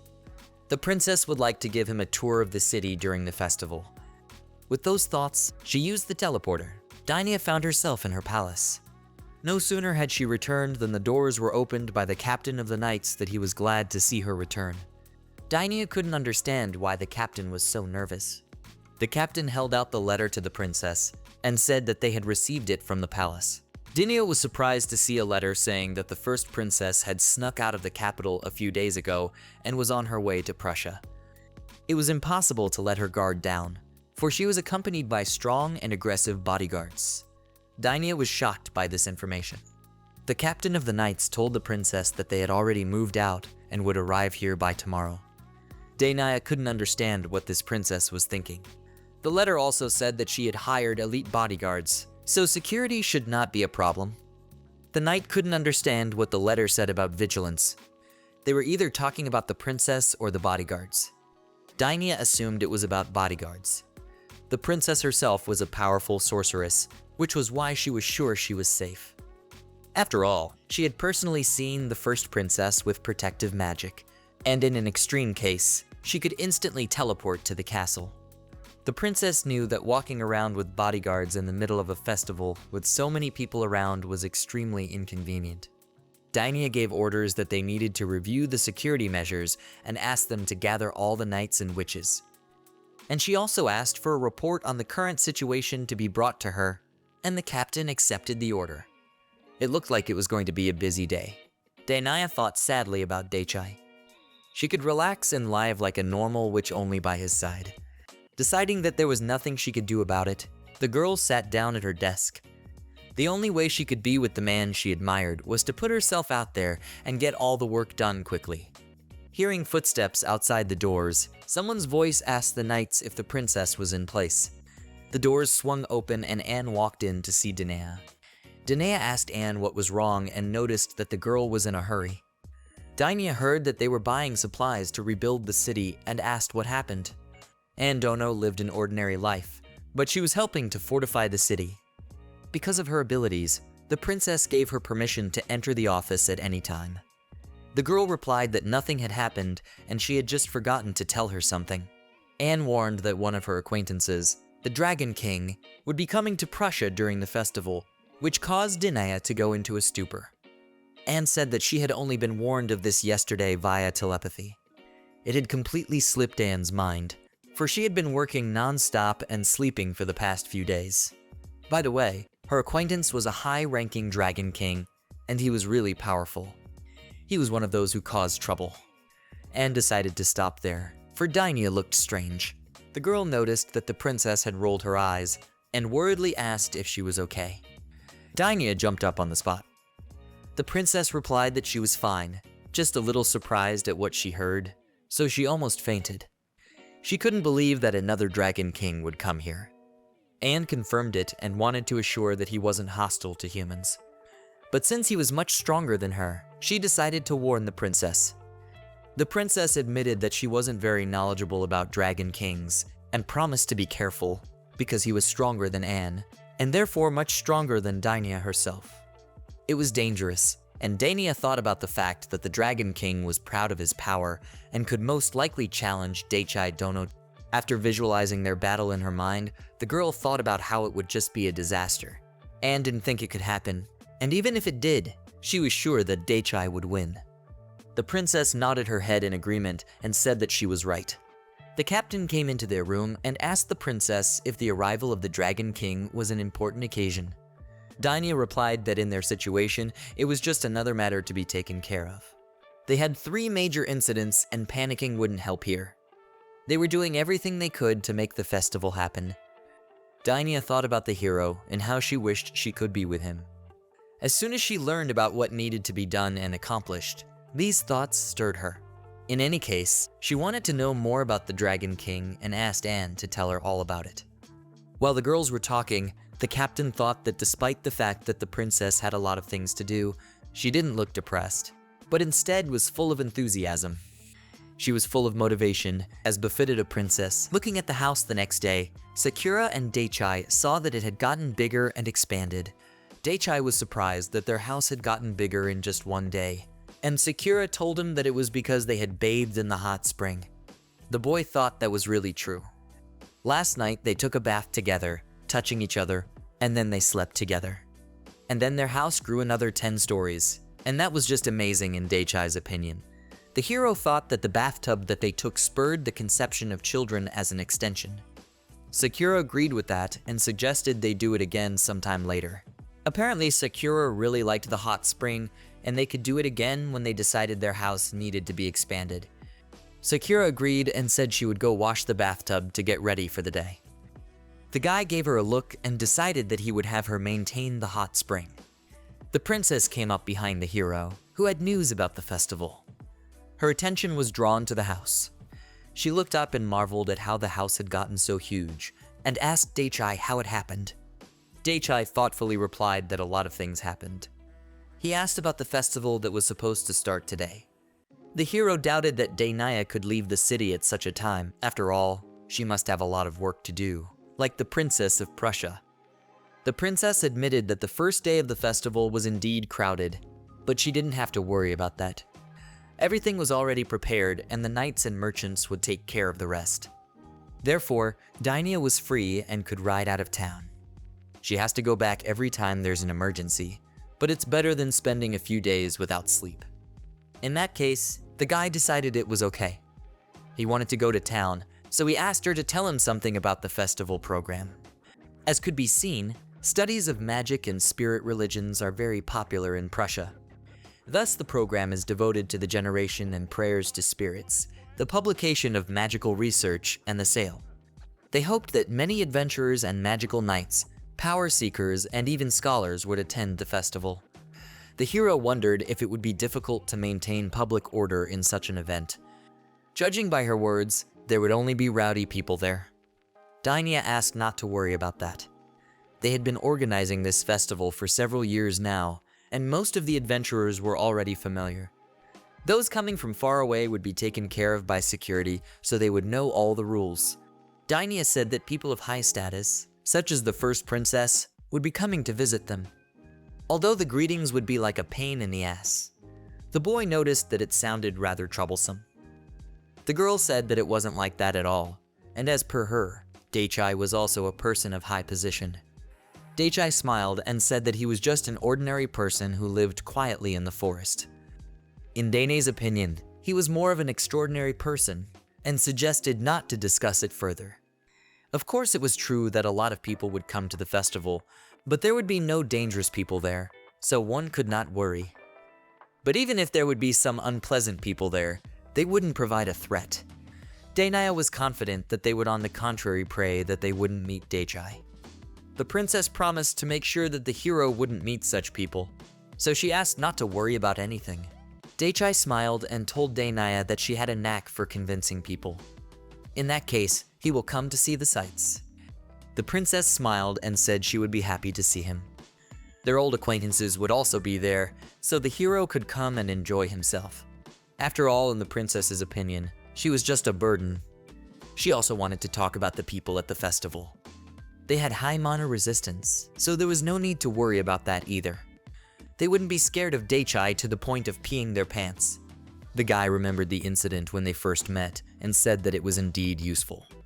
It would be a disaster if the festival turned into a urine canister. The hero thought it was necessary to prepare a covering to contain the magical power. He told Dainaya that if there were many people there at lunchtime, he could come at night. The princess understood and agreed, and then thanked Daichai for his concern. The hero was sure he hadn't done anything worthy of her gratitude. It was already a personal interest, for he did not like large numbers of people. The hero would also carry a lot of apples, and it would be better if he went at night. The princess grinned and understood him. But in the girl's opinion, that didn't change the fact that she wanted to thank Daichai Dono. She thanked Daichai for coming to their town for the festival. After waving goodbye, the princess said that they would see each other at the festival, and the guy escorted her with a look. The hero looked forward to seeing his friends at the festival, remembering Hestia, Anne, and Ash's squad. He decided it was time for him to make apple juice to sell. Daichai was looking forward to attending the banquet with his friends. While the hero was busy with the golems, someone stealthily approached him from behind. It was a sleepy Hestia who wished Daichai a good morning. The girl wiped her eyes, and the boy wished her good morning in return. Hestia said she woke up because of a strange magic power, and asked what the guy was doing. Giria wanted to shrink the golems while maintaining their immense power. He planned to use them as bartenders in an apple juice store. The store was small, and it would be nice if they were smaller. Hestia understood Daichai. He had two ways to make them small, but neither of them worked properly. The first option was to use the same materials and then shrink the goleman to the shape he wanted. That way they were supposed to shrink. But there was one problem. Golems became heavy and it was hard for them to walk. The second option was to reduce the use of materials. He wanted to use trees smaller than the ones he normally used to make golems. This way, too, it was possible to get smaller golems. But again, there was a problem in that they were lagging behind in strength. The golems he creates are usually able to lift boulders several times their size. But as Hestia could see, they could only lift a boulder, but then they couldn't move. But it seemed to Hestia that they were already strong, and lifting such a boulder, for Daichai's information, was usually impossible. That kind of strength should be enough. After all, they would be working in the store.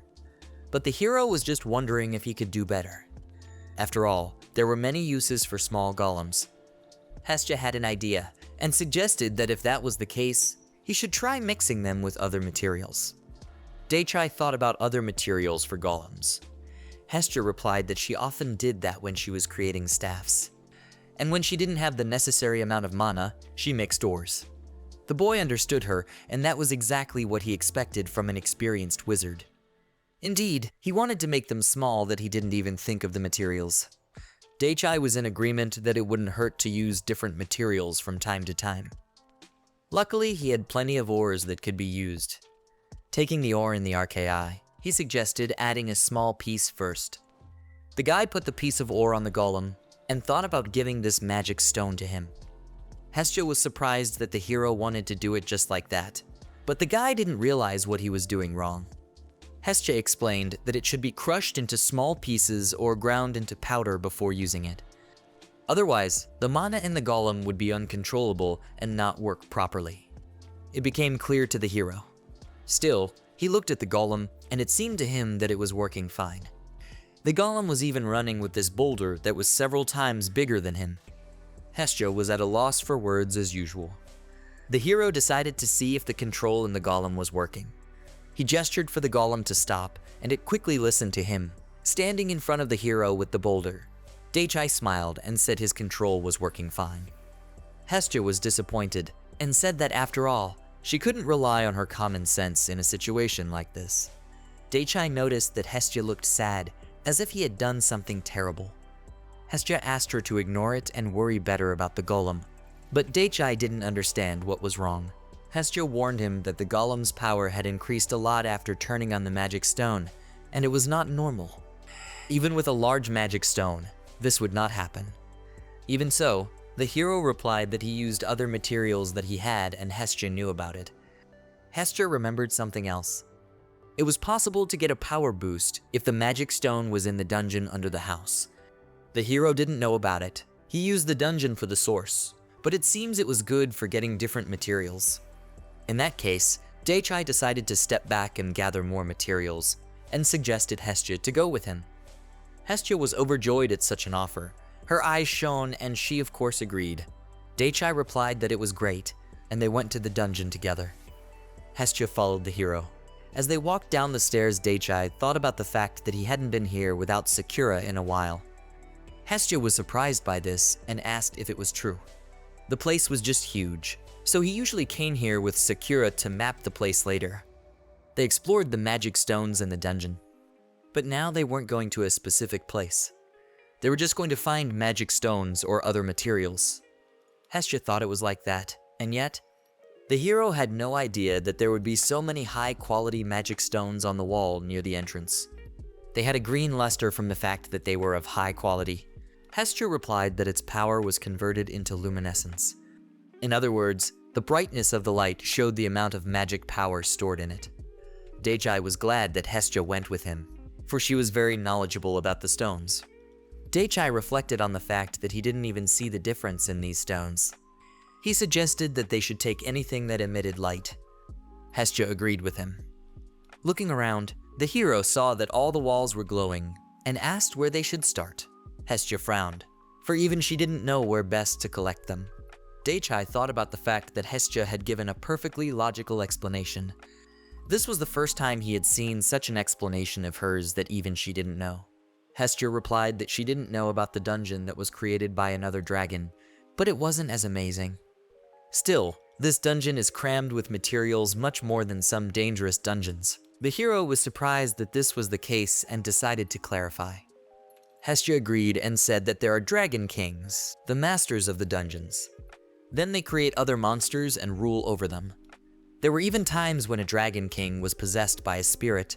The spirit would use the Dragon King to create a dungeon for itself. The hero noticed that being possessed by a spirit sounded kind of scary. Not that Hestia was possessed by a spirit, but if they have a high connection with a spirit, it's easier to become possessed. Those kinds of Dragon Kings exist too. After all, there was such a dragon that the slime had possessed, and the hero thought of Lemuros. He understood that Dragon Kings could be possessed by spirits, but he didn't understand why. There were many types of dungeons. Figuring out their types was quite easy. For example, spirits appear in spirit dungeons. Daichai wondered what kind of dungeon this was. Not a single monster had appeared yet, and yet this place was huge.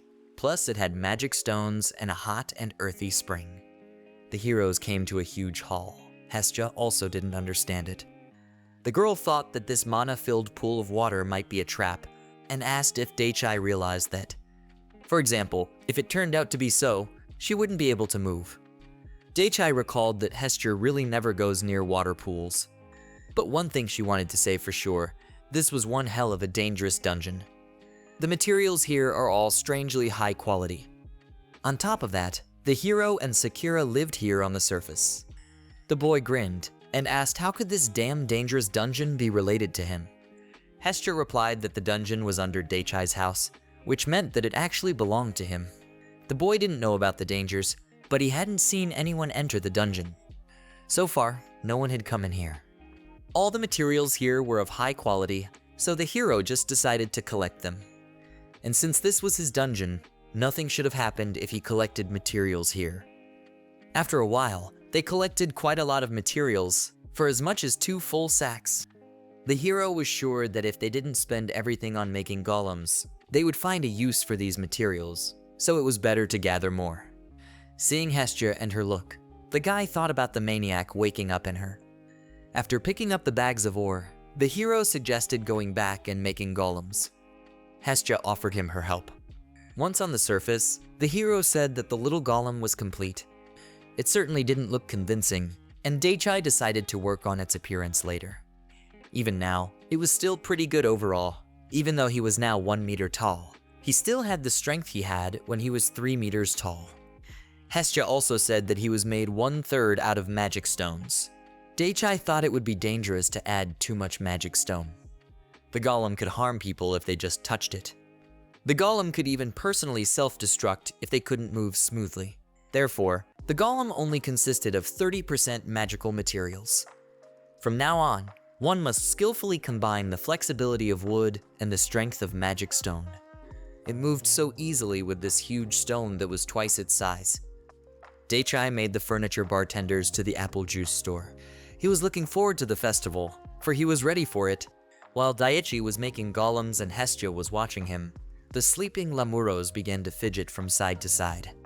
Daichai asked Hestia why Lemuros was asleep here. Hestia explained that she was always tossing and turning. She had originally slept in her room, and was sure that she had gotten to this place with her tossing and turning. Daichai asked the golem to carry this sleepy girl to the bench that was across from them.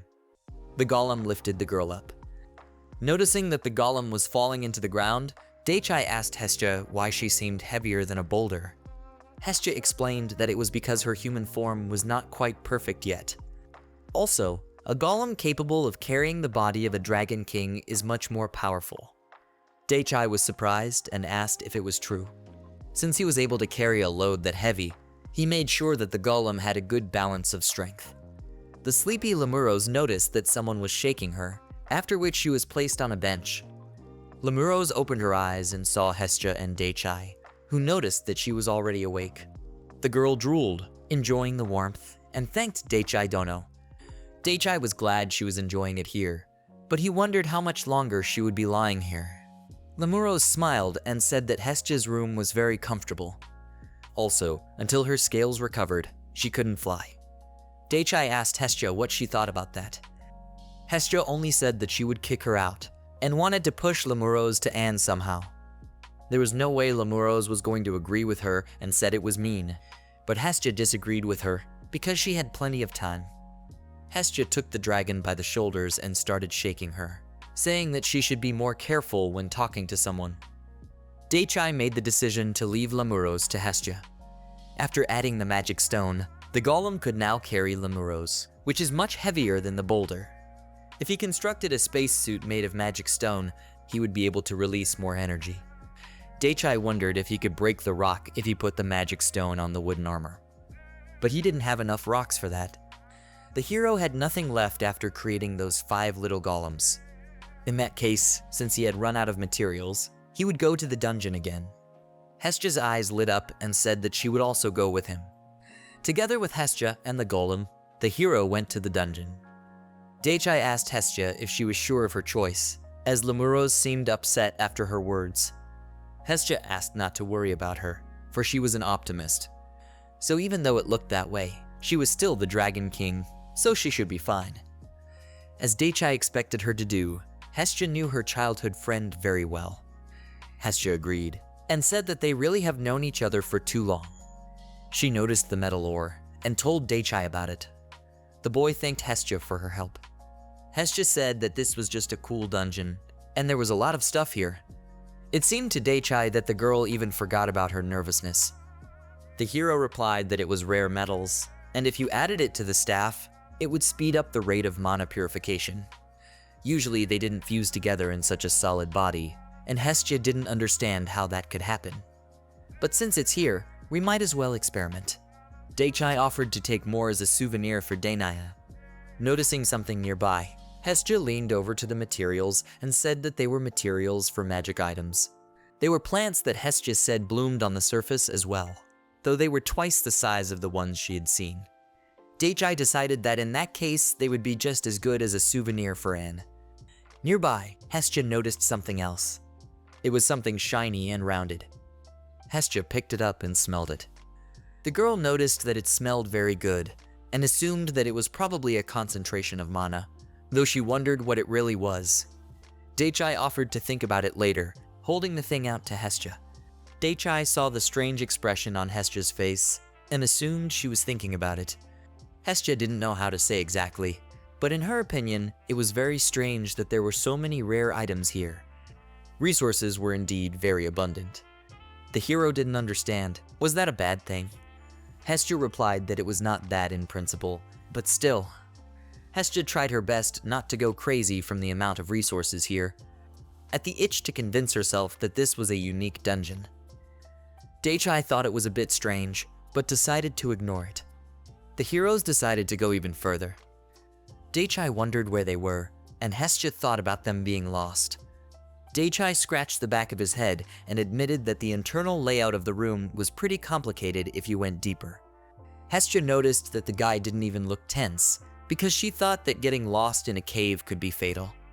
Here the hero agreed with her, but there was more to it. He said that if they couldn't find a way out, he would just make a hole to the top, and they would have to climb up. Hestia replied to him that he was probably the first person to think of getting out that way. Moreover, she didn't think anyone could do that. The hero would just create a golem and have it do the job. Or he could synchronize with his house and control the items. Hestia smiled and acknowledged that he could do that. So Daichai had nothing to panic about, and he suggested that Hestia just keep searching for materials. Hestia agreed with him. Since they were here, they needed to gather as much as they could. The hero was in agreement with her. Descending lower and lower, Daichai and Hestia had no way of knowing what lay ahead. Hestia asked to wait for the hero for a second, for she sensed some magic. She pointed ahead and said that the magic was coming from there. As they descended the stairs, a large entrance to the depths of the cave appeared in front of them on the right side. Daichai couldn't figure out what this hole was, and assumed it had appeared here recently. Hestia didn't know what they should do, and Daichai replied that they still had plenty of time before nightfall. He suggested that Hestia just head back if there were no resources there. With that decision, the heroes traveled to the black hole. Going farther and farther, Hestia and Daichai looked around. Coming across a dead end, it was a surprise to Daichai that they came across it so quickly. This tunnel wasn't as big as he might have thought. Daichai asked Hestia what was wrong. The girl crouched down in front of the crystal and said that everything was fine. She just found the magic stones. She still felt a strange feeling, but she couldn't understand where it was coming from. In that case, the guy pointed to the opposite entrance and said he would go look in the opposite direction. After entering the other entrance of the cave, the hero decided to use synchronization. Thanks to his training, Daichi could even train without Sakura. Daichi noticed Hestia acting strangely and asked what was wrong. A dark, unidentifiable golem ran right at Hestia and pounced on the girl. Hestia assumed it was an enemy, and it was the source anyway she needed to defend herself. Hestia waved her staff and struck the golem. The golem only flew backwards, and Hestia noticed that it was very strong, if it could not break. The dark golem jumped up and attacked Daichi, and the boy suggested his golem to find out who was stronger. The golem listened to its master and threw itself at the dark golem to attack.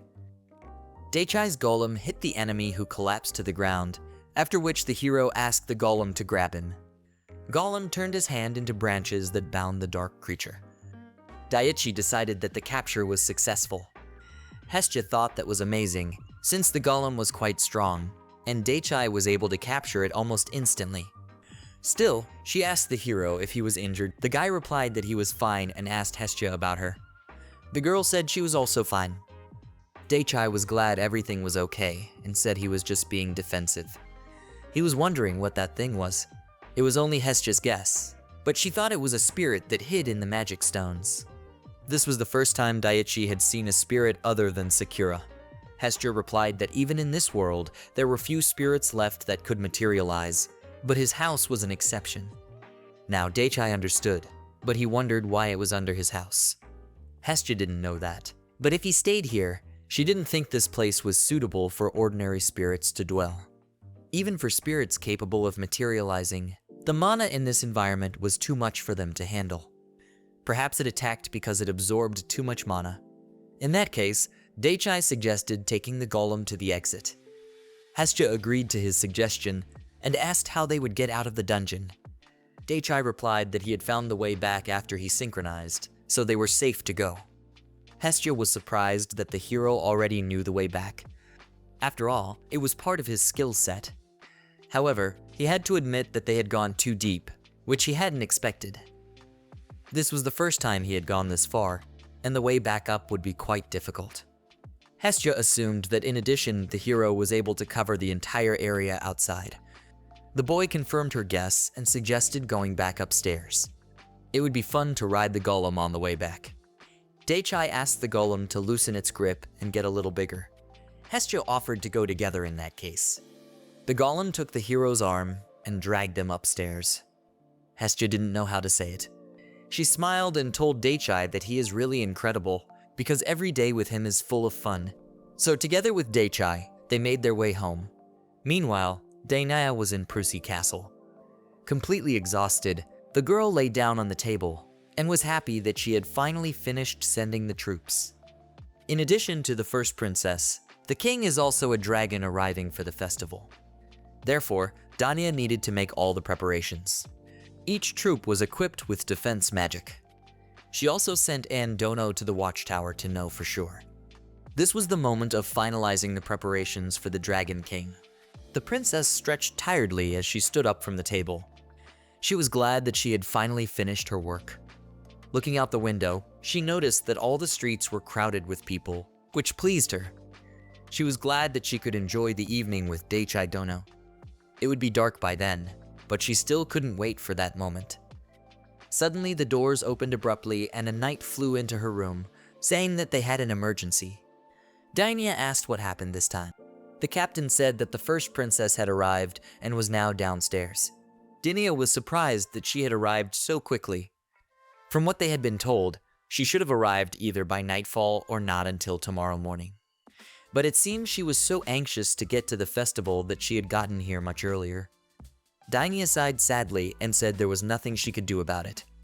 The captain took the sheet and started reading the message from her. The princess apologized to her older sister for arriving earlier than planned. She was sure that it would take some time to prepare the castle. She also wanted to take a look at the festival, so she decided to wait for the princess in front of the castle. The captain told Danya that that was the end of it. Dainaya smiled and said that it was like her. It had been a long time since they had seen each other, but she immediately had an image from that letter. She acted wild in places, but she knew her manners and considered Denaya her older sister, despite being the daughter of a concubine. In that case, Dainia replied that they should prepare to invite her to the castle to greet her. The captain agreed with her. Meanwhile, the younger princess was looking around the streets with the girl accompanying her. She was happy and said she hadn't been here for a long time, but the city was still just as lively. It is interesting and full of all kinds of entertainment. It was fun for her. The girl asked Karen what she thought of it. Karen smiled at Princess Athena and admitted that it was her first time attending the festival. And there were so many interesting dishes around. Athena laughed. She knew Karen liked to eat well. As they walked through the crowded streets, they came across a very interesting building, which surprised Athena. The princess was surprised to see such a huge tree, because the last time she was here, it wasn't here. Karen asked if it was true. She noticed that there was a huge amount of mana coming from the tree, and thought it was a deity protecting the area or something like that. The princess realized that Karen also felt the mana. Karen looked at the top of the tree. Because of the overwhelming mana, she was sure that it was something unusual. She didn't think that someone could have created it. It was most likely the result of a natural disaster or a weather anomaly. The princess smiled and said that in that case, it was understandable. This was exactly what she expected from Professor Karen. She was indeed well informed about everything. Karen smiled back. The girl replied to the princess that there was nothing remarkable here. She wasn't sure of her assumptions. Speaking of knowledge, there were still plenty of people that were smarter than her, such as her sisters. Athena laughed. She wished she could meet someone stronger than Karen-sama. After all, the princess liked strong people, and Karen knew that. As she left, Karen once again looked suspiciously at the tree. However, this mana from the tree didn't seem natural to her. She couldn't understand what kind of monster could have built this. The captain of the knights came up behind them and apologized for the wait. Athena bowed and thanked the captain, asking Karen to follow him. The captain asked Her Highness Athena and Miss Karen to follow him. The princess looked back at Karen and said that they would need to pass on the mission that they had gotten to the kingdom. She suggested that she do her best, and Karen agreed with the princess. It was rumored that there was someone else here who was very powerful besides her older sister. The princess was looking forward to meeting this person. Sakura was glad her host was back and greeted Daichai. The boy replied to Sakura that he was home. The hero decided to show Sakura the spirit they found in the dungeon and asked if the girl knew anything about it. Sakura noticed that the golem did look like a spirit, but she didn't know anything about it. She asked what had happened to them, and the hero explained that this spirit had suddenly attacked them while they were exploring the dungeon, and Daichai had captured it. Sakura said she understood exactly what she expected from a master. Physical type binding is almost ineffective in front of spirits, but this one was caught thanks to the golem's mana-filled hand. The boy thought about the fact that physical type attacks were ineffective against spirits. Sakura didn't remember the master allowing him to stay here. In all likelihood, if master didn't allow him to stay here, then he was lost. Sakura explained to Daichai that the spirit's mind and body were made of mana, and she was sure that the spirit attacked him because it absorbed too much mana and became unstable. The boy thought of Hestia saying the exact same thing. Being captured by the master, the excess mana inside him dissipated, and it was as if he wouldn't harm anyone else. However, Sakura thought it was worth it to make sure that he wouldn't want to attack the master anymore. Sakura looked at the golem that was confused and looking around. The girl was curious, and she assumed that the golem wanted to declare that it wouldn't do anything to them. The hero smiled and said that he had already defeated it, and it was well behaved, so he ordered his golem to let it go. The golem let the spirit go, whereupon it rose to its feet and bowed in gratitude. Without thinking long, the dark spirit ran towards the forest. The boy thought about running away, but Sakura said that he stopped. Daichi glanced questioningly at the golem that was hiding behind the trees and watching them from afar. Daichai assumed that the golem was not an evil creature. Sakura agreed with him and said that he wasn't up to anything. It looked like it was a harmless spirit. Daichai suggested that Sakura forget about it and said that it was time for them to go to town. In that case, Sakura decided to pack her things, and then went out to the hero with a suitcase of belongings. The girl said that everything is ready, and Peen thanked her for her help. He was sure the suitcase was probably full of spare clothes. Sakura said she didn't have to, and she was insanely glad she was chatting with the teacher. She was excited. Since Daichai was going to enjoy the festival, he wanted to make as many golems as possible. Hestia offered to use it for him. She put some of the magic stones they had collected in a box. These are the strongest ones, and they are quite difficult to process. But Hestia was confident that Daichai could handle it, so she brought them over. Daichi was surprised and thanked Hestia, saying he could count on her. Hestia smiled, and Sakura remembered that she hadn't asked Hestia if she would go to the festival with them yet. Hestia was surprised and asked permission. She didn't want to bother Sakura and Daichai. Daichai thought to himself that this Dragon King was considerate, and smiled embarrassedly. Daichai told Hestia that she could do whatever she wanted, and was sure that Hestia knew it. Sakura agreed with the master and said he was right. It wasn't worth holding back, even though she was a little upset that she and Daichai wouldn't be alone together. But Sakura also liked to see when Daichi was having fun with someone. Hestia thought about it for a while and decided that she would go with them too. Daichai agreed and asked her to help them carry the apples, and Hestia willingly agreed. Hestia thought of the crowds that would be at the festival. Smiling, she thought about how she couldn't wait for the festival. Daichai said she was beautiful when she smiled. After pulling all the crates of apples out of the warehouse, the guy tiredly wiped the sweat from his forehead. Putting the last crate on the ground, one apple fell and rolled on the ground. The hero recognized that 20 boxes was quite a lot. Most of it was from the supplies they had to throw away. It was already nighttime in the yard. The only option for Daichai was to create a golem that would carry it all. In order for them to move all that cargo, they needed to create at least 5 golems. Daichai thought that it would probably be like a parade of golems, but thought it was no big deal. From behind them, Lemuros approached them. The girl sleepily rubbed her eyes and asked Daichi-san to wait for a while. She wanted to go to the festival with them too, and asked if she could go with them. Daichai didn't mind, but he was concerned about her body, and asked how her wounds were. The girl raised her hands and happily admitted that she had plenty of mana, for she had rested well during this time. She had also accelerated her recovery by being near Daichai Dono, who already had plenty of mana around him. The guy smiled and thought that it was an impressive recovery. Lemuros said that it was all thanks to him. She admitted that she had disturbed them a lot, so she thought she should have recovered faster. Since she had already recovered, she was ready to help Daichai Dono and the others. The girl used transformation. Lemuros turned into a big chubby dragon, but the hero noticed that she was still smaller than before. But she was still big though. The dragon smiled and said that this way she could carry the supplies along with Daichai and the others. Daichai said it was a shock to the townspeople to see a dragon falling on the town, in which case he asked her to land near the town. Hestia used her overwhelming magic on the dragon. Just in case, Hestia decided to cast a spell on her to hide her mana. That way she wouldn't be considered a threat.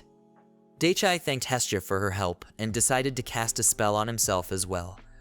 After applying the spell, he asked Hestia what she thought of it. Hestia noticed that the hero was actually hiding his mana more than her, and assumed that he was practicing. Daichai admitted that this was the case, and he had been practicing every spare minute. Now that everything was ready, Lemuros suggested they climb on his back with supplies. The hero agreed, and placed a crate of apples on Lemuros' back, causing her to almost jump up on the spot. Daichai didn't understand what happened, and Lemuros said she was sorry. That was where her scales grew, so it was a sensitive spot. The guy said it was his fault, and promised to be more careful. Lemuros thanked the hero. When everything was ready and everyone had climbed onto the dragon, Lemuros warned that she was taking off and asked them to hold on tightly. For safety, she suggested that the heroes attach themselves with mana to her scales, then began to take off. Sakura smiled and told Daichi that she couldn't wait for the festival. The hero was in complete agreement with her. This was also the first time Daichi had seen so many people, and it was all quite exciting for him. Daichai asked for Lemuros, and the dragon flew up. Meanwhile, the soldiers were patrolling the castle wall. The captain of the knights approached them from behind, and asked his friends if there were any anomalies. The guys replied that everything is fine, and that no enemy will not pass through such a defense. The captain hoped that the soldier was telling the truth. The captain knew that it was only a festival, and nevertheless asked to remain vigilant. Suddenly, the knights noticed something in the air, from which they were extremely surprised. A soldier shouted that there was a huge stream of mana coming from the west, and there was one of them. This alarmed the captain, but Anne came up to them and told them not to worry about it, assuring them that everything was fine. The captain turned to Anne herself, who was supposed to be patrolling a nearby neighborhood. Anne told the captain that it was like that, but she felt the mana, and that's why she came here. As she approached the edge of the tower, Anne could tell by the mana that her older sister and Daichai Dono were there. The knights began to discuss the hero who saved Prussia. In that case, everything was fine. The second knight admitted that just a little more and his heart would have jumped out of his chest. Anne smiled and asked him to calm down. The knight understood her and said it was still an experience, and promised to be more sensitive to mana. The captain said that next time they should thank Daichai Dono. The captain also decided that it would be necessary to warn Dania herself that Daichai had come. He asked the knights to send a message urgently. Looking at Anne, the captain was shocked and asked her what she was doing. A distraught Anne asked him not to worry. She just lacked love from her elder sister, so she was on her way to greet her. She asked the captain to give Dania the information that she would be coming soon. After that, the girl soared into the air and said that they would see each other again. Anne headed towards her big sister at full speed, and the captain was shocked to see that Anne could fly. Lemuros was heading into the city with the heroes. They had already seen the city lights come on, and the guy suggested they land here. Daichai thought about the fact that they were right in front of the city gate, and if they got off here, he wouldn't cause any problems. Sakura noticed some kind of flying object forming in their path and asked what it was. It was Anne that was carrying towards her sister with all speed, shouting out her name. Hestia prepared her staff. She wondered what her intuition was, and if she could use the magic cube to catch if they fell. The hero asked her not to bother. The hero shouted to Anne that once they landed on the ground, they could talk to her. The dragon landed, after which all the heroes descended from Lemuros. No sooner had Hestia descended than she found herself in the arms of her mad sister. Anne greeted everyone, and thanked them for coming to them. Daichai wondered how Anne realized they were here. Anne did not let Hestia go, and explained that it was all because of the master's power, because she felt it very well. Hestia sank into Anne's chest, and said that it was just frightening. Daichai strained a smile, and thought of what a wonderful surprise this was. In the first place, Daichai Dan's power was impossible to hide no matter how much they suppressed it. Those who were sensitive would understand her. Daichai looked at his hands in surprise and said that he had cast many spells on himself. Anne could understand that, but if he got close he could feel the way the magic power flowed along with the electric field, so it was impossible to hide it. And the hero understood her. Anne turned her attention to Lemuros that she turned back into a human again. She noticed how the girl changed her dragon form, and its huge magical energy. Lemuros was the star king of the celestial dragons, and Daichai told Anne about it. Anne bowed and greeted Lemuros, saying that she was the Black Gold Dragon King. Lemuros apparently recognized her.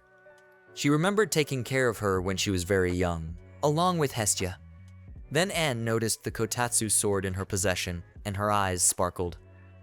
Daichai thought about the fact that the trio of Dragon Kings had been through a lot. Hestia caught the moment, after which she ran away from her disappointed sister. Daichai assumed they all had relevant experience, and Hestia was very caring. He was confident that she could take care of them. Anne said that they would like to know too. She was asked to inform His Highness as soon as the new Dragon King arrived. Anne was to report to Lady Dene. Daichai remarked that she seemed to be working hard, but Anne said she wasn't. She was just helping Denia. Anne asked Daichai's permission to thank Lemuros, and wanted to ask something beforehand. Daichai replied that the Lemuros are from the east. The girl replied that if she went first, the hero wouldn't be able to carry all those things they took. She was worried that Master Daichai might get into trouble. Daichai smiled and said that he could use the golem to carry the goods. The guy took some apples from the crate, then rolled them on the ground and ordered the apples to become golems. Immediately, branches sprouted from the apples, which turned into large humanoid golems. Anne was thrilled at how quickly they transformed, since Daichai wasn't even in the magic pot. The hero said that everything was fine and they didn't have to worry about him. It was just business as usual for him, and he offered to move on. Lemuros smiled and agreed with him. Anne bowed goodbye and said they would see them in a couple hours. After saying goodbye, Anne and Lemuros went to Denaya, waving goodbye to the heroes. Daichai turned to Hestia and said that in that case they would also head to their store. The girls supported him. They had a fun trip to the city ahead of them. The 3 blocky golems each grabbed a couple boxes of apples, and they merrily trudged forward on their way to the festival. The heroes reached the town, where there were a bunch of people. The invulnerable and large golems stood out in the crowd, and people watched in amazement as the hero headed towards their store with them.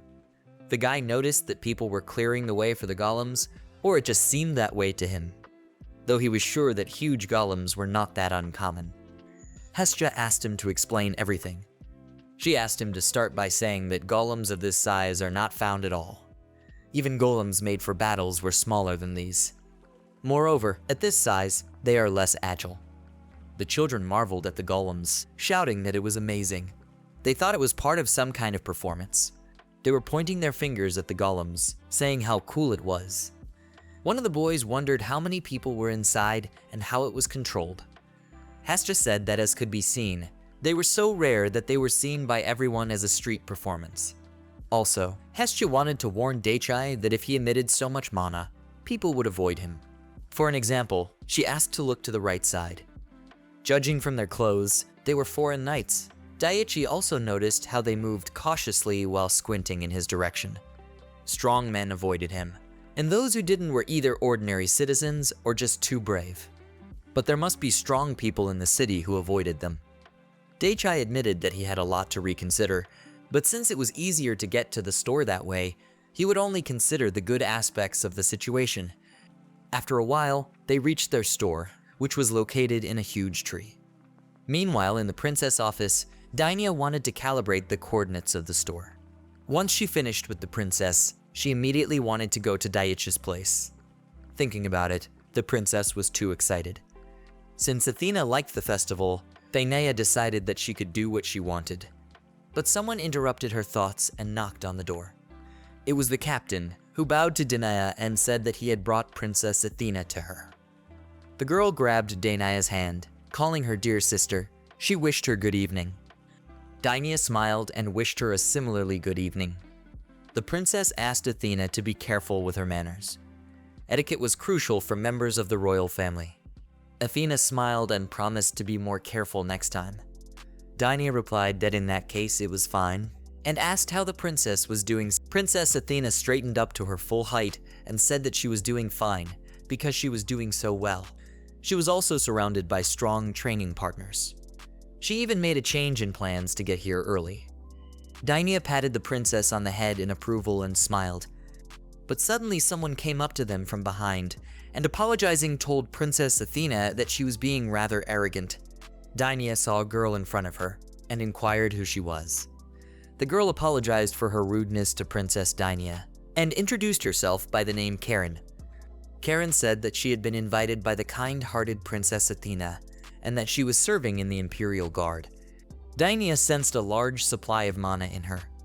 She was the very personal guard that Athena had told her about.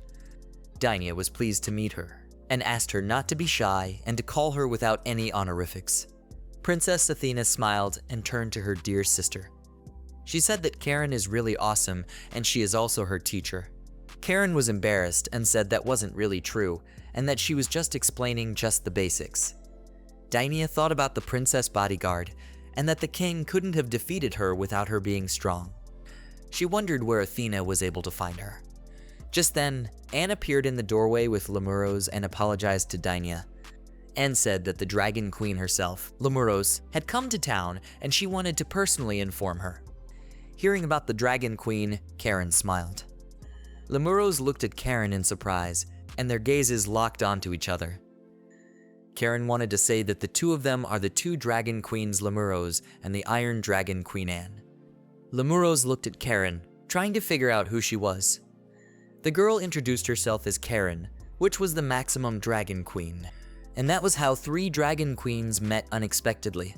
Lemuros smilingly interrogated Karen about the fact that she was the maximum dragon king. Dainya was shocked that Athena's bodyguard turned out to be a dragon king. Lemuros admitted that it was a long time ago, but her strength and appearance hadn't changed a bit. A raging and powerful aura stood between them. Suddenly, their power became so powerful that it illuminated everything around them. Such power made the captain and the other knights' ears pop. They could not resist such a force, so they crouched down to the floor. Dainya thought that this was a powerful clash of 2 forces, and she wanted to get Princess Athena out of here first. Dainya ran up to Athena, covering her with herself, but the princess didn't realize anything. Dainya used a teleporter on Athena. After the girl disappeared, the princess thought that Athena was now in a safe place. Meanwhile, Karen and the 2 dragon queens were already approaching each other. Dainya decided that this was very bad, because a sudden clash of the 3 queens would surely destroy this castle in an instant. But instead, the dragon queens only greeted each other by clapping their hands together. Karen smiled and said they hadn't seen Lemuros in a while, and asked how she was doing. Anne and Lemuros smiled, and the queen replied that she was fine. Karen looked at Anne and said that she also looked well. Anne thanked her, and Dainya didn't understand at all what was going on here. Anne apologized and said that Karen was their big sister and she was their family.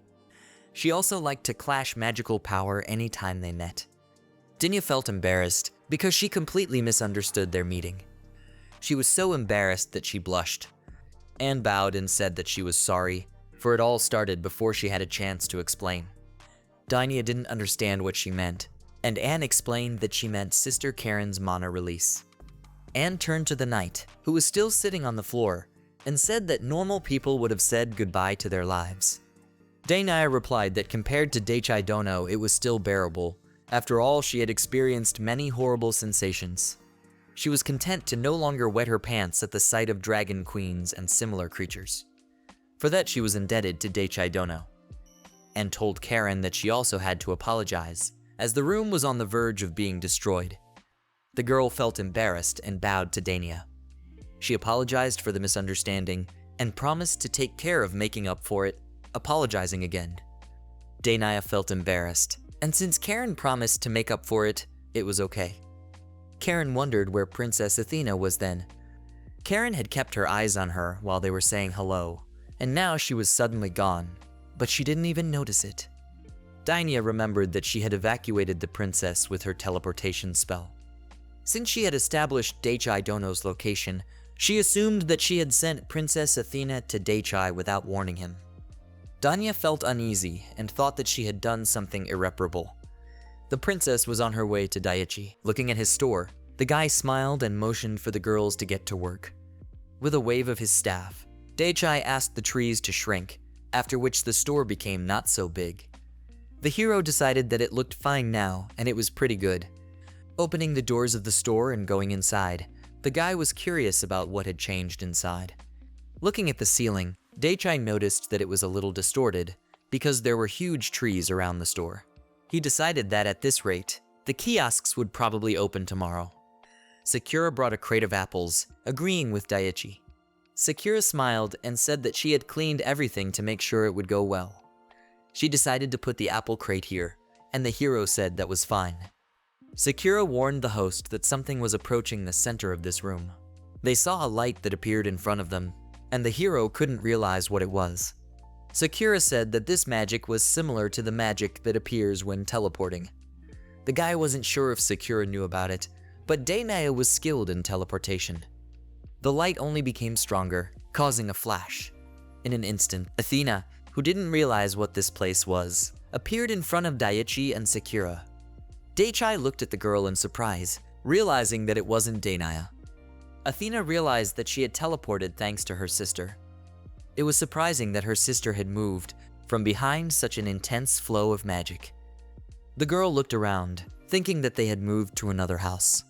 Suddenly, Athena looked at her hands and didn't realize what was happening to her. Her body was trembling. The hero stood in front of her and asked if she was all right. Athena was horrified, not realizing what was this magic that was coming from both of them. Frightened, the princess thought about them killing her. She wanted to use emergency teleportation, but covered her mouth with her hands, not realizing what was wrong with her voice. Dake decided to ask how she was again, and the girl looked at the door, which was apparently the way out. Ignoring the guy, the princess ran in front of it, heading for the exit. At that very moment, the doors opened and Hestia yelled out that she had brought an extra box and she wanted to put it here. Hestia bumped into Athena, who hit the box that the girl was carrying. Hestia looked at Athena in surprise and asked the hero who she was. Athena was horrified, for she also possessed great magic. Stepping back, the princess tripped and flew backwards, but she was saved by Dake, who put up his hand, preventing her from falling. Dake wasn't sure if she was alright, as she was wobbling. After touching his hand, the girl fell to her knees and lowered her head. Shaking her whole body, she cried, and Dake realized that apparently he hadn't hidden his part of the magic. The princess burst into tears. Sitting on a chair, the blushing princess thanked the guy for lending her underwear. Dake asked thanking Hestia as she was growing up. Hestia asked her not to worry, and said that it was a meek journey, and she had taken enough stuff for it. She also forgot to say that he was not to be touched where there were no clothes. Athena smiled and apologized for the mess in the store to Mr. Dake. Dake replied that it didn't matter. The cold floorboards could be cleaned up by recovering them. He had also already been told why she was teleported here, so she should be taken away soon. However, Dake wanted to complain to the Dane for forcing him to retire out of the blue. The guy called out to Athena that the princess jumped up on her chair. The guy asked her to calm down and noticed that she was even more petrified, not knowing what to do with her. The golem, meanwhile, was crushing apples, which got Athena's attention. The girl thought but remained silent, and the boy asked her if she was thirsty. The princess asked if she could have some. The hero commanded the golem to fetch some juice. Princess Athena was surprised that Dake could control such a complex golem without a staff. Dake explained that the golem had no will of its own. They were only using it, so it didn't need a staff. Athena was surprised that it moved without its own will, and it was just amazing. Dake noticed that apparently Athena had relaxed a bit. He assumed that the golem was popular with the children that were also in town. The golem brought Daichi some juice, and the boy handed the glass to Athena, saying that she would feel better after the One drank it. Taking the glass, the princess thought about the glass being warm. Sakura smiled and also taking the glass in her hands, said that it was apple warm juice. Golems with magic stones get a bit hot, so it becomes warmer when they squeeze it. And then it's mixed with hot water so you can drink it. Dake drank some juice and asked Athena's opinion. Dake smiled and said that the apple was diluted but still tasty, and now it could be sold. After tasting it, the girl's eyes glistened and she said it was delicious.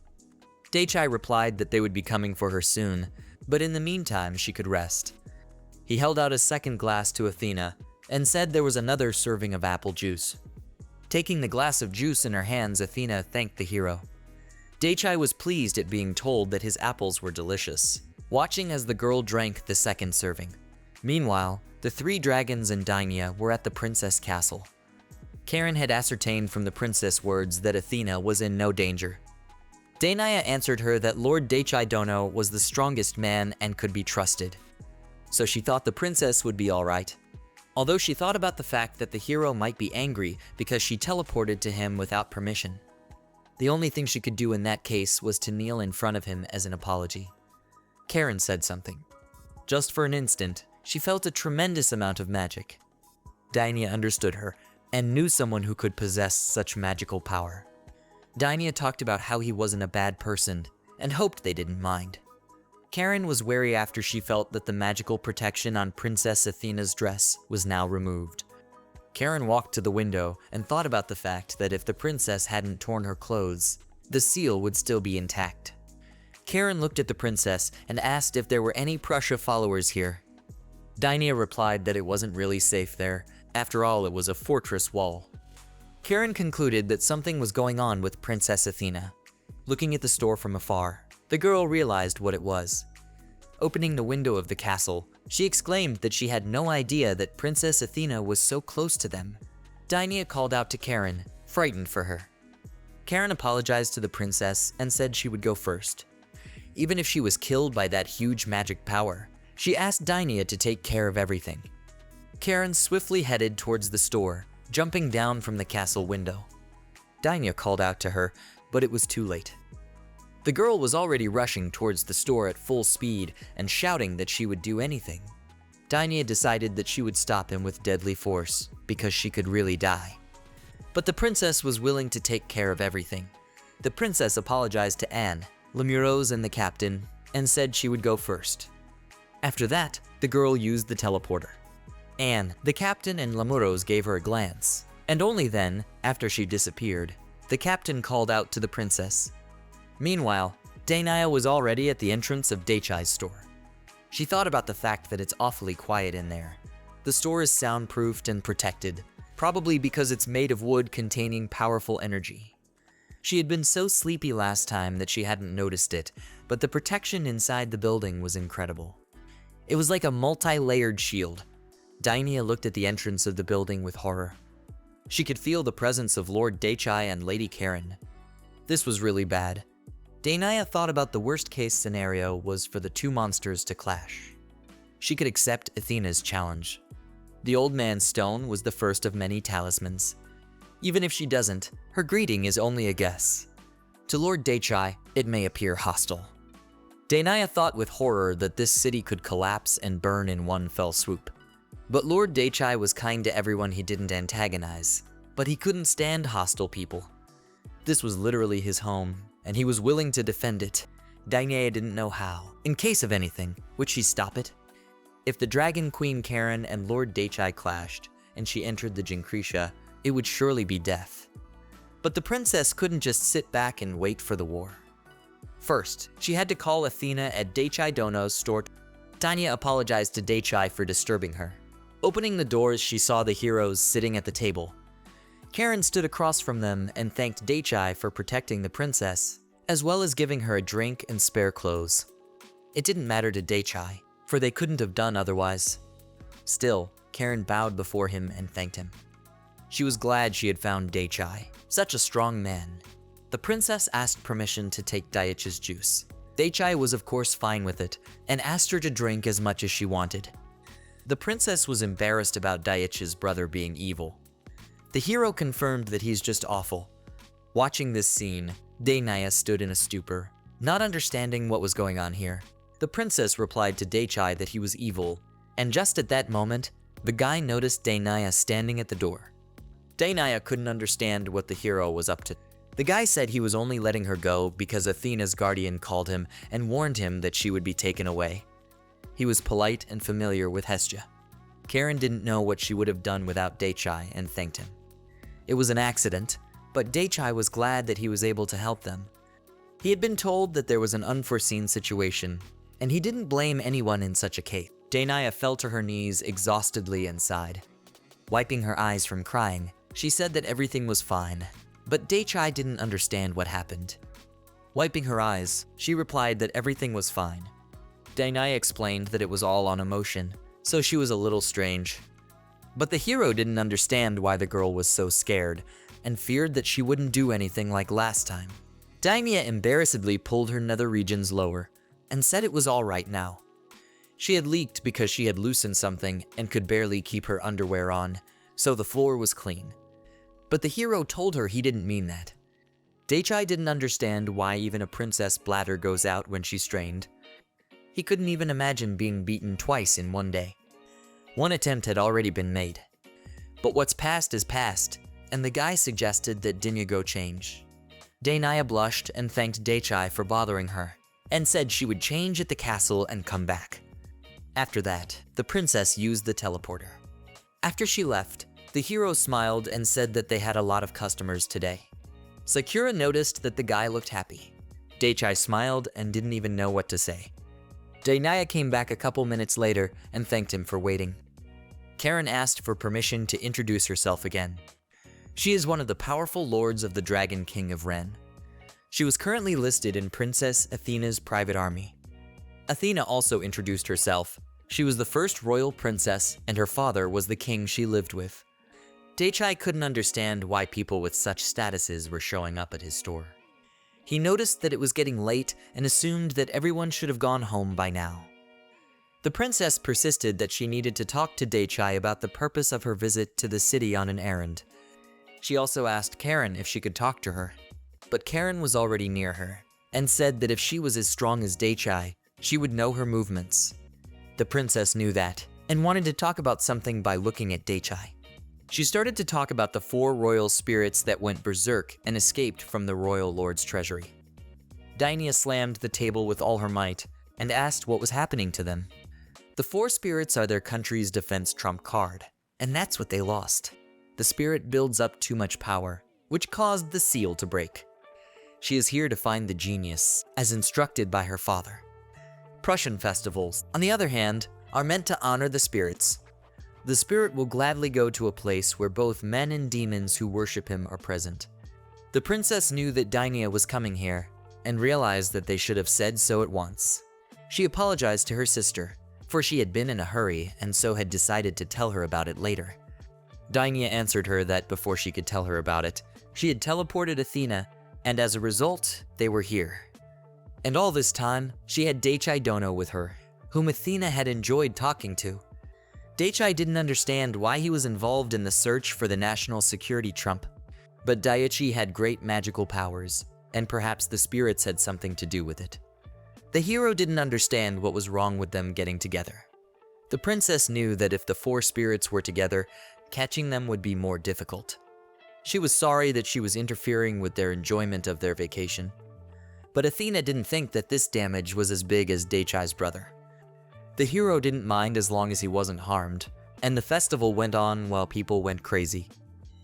The princess explained that if they stopped the festival during which the spirits were worshipped, there was a chance that their spirit would be in a bad mood and go against them.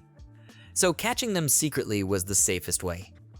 Daichai agreed and asked the princess to be careful. After all, if she didn't have the strength, she wouldn't be able to enjoy the trip. The princess smiled at Karen and suggested that they work hard to catch the spirit. Karen suggested that in that case, they should start tonight.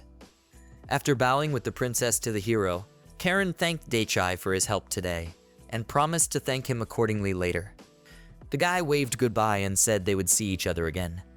The girl smiled happily and told Daichi's son that she was happy to meet him. The princess and Karen left the store and headed deeper into the streets. Fiona turned around once more and waved goodbye to everyone, and the boy gave them a look before they left. Daichai didn't know what the 4 great spirits were, but he hoped they wouldn't get caught as adults. Back at the store, the hero asked Dene why she decided to stay.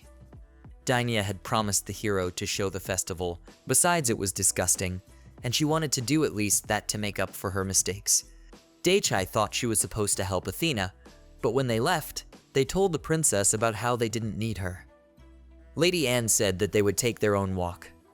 The princess asked to go with Daichai in that case. Daichai offered to show her the way, and the girl was surprised that he agreed. Daichai didn't understand why the princess was so surprised. But Dainya thought about the fact that he would refuse to go with her. But it seemed to the hero that it was useful to have someone by his side who knew the city well. Dainya got excited and said that she would be in charge of the city. They would visit all the famous places, from the 3 to the holes in the wall. The hero asked to take care of them, and suggested that in that case they should go. Hestia, Sakura, and Daichai headed along the streets accompanied by Dainya. Looking around, the guy was amazed at how many people were here, but for some reason there was no one around them. Dainya explained that it was daytime and there weren't many people around. The hero decided that he would keep quiet and they would get closer to zero. Dainya waved her hands and said that they were a bit wrong. There weren't many people around the castle, so she was sure they would find a place where they could have a great time. But Daichai didn't like crowds, so he just thanked her for the information. Suddenly, a voice was heard behind Daichai's back, telling the princess that it wasn't her husband. Daichai turned around and saw Ash. He was happy to see him, as they hadn't seen each other for a long time. Ash was also happy to see them. Daichai asked Ash what he and the group were doing here, and Ash explained that he was hired by the princess to guard the festival. There are many problems at the festival, and nights alone were not enough to solve all the problems. They hired proven adventurers to increase their security. From behind, a shout was heard from two guys. One stepped on the other's foot, and the guy asked not to blame him for nothing. Ash looked at the guy and asked if he was looking for trouble. The two guys looked at the bald-headed guy and recognized the leader of the heads. Ash smiled and said he was the leader of the heads. Number 1, Ash. Now he was in charge of security here, so he decided to see if they had any problems. The two guys hugged and assured him that they had no problems. Ash laughed and waved them off. In that case, everything was fine, and he asked them to enjoy the festival. When the leader stepped back a bit, the guys started shushing him, talking about how he was a birdie monster with a 90% chance of mission success, and he was intimidating him with looks and words. There were rumors that he had gone home to Prussia, but apparently those rumors were wrong. Dake approached Ash, nicknamed Ash, and said that his team was quite popular. Ash was embarrassed because they weren't, according to him. They weren't even close to Dake, but Dake was surprised because he wasn't popular.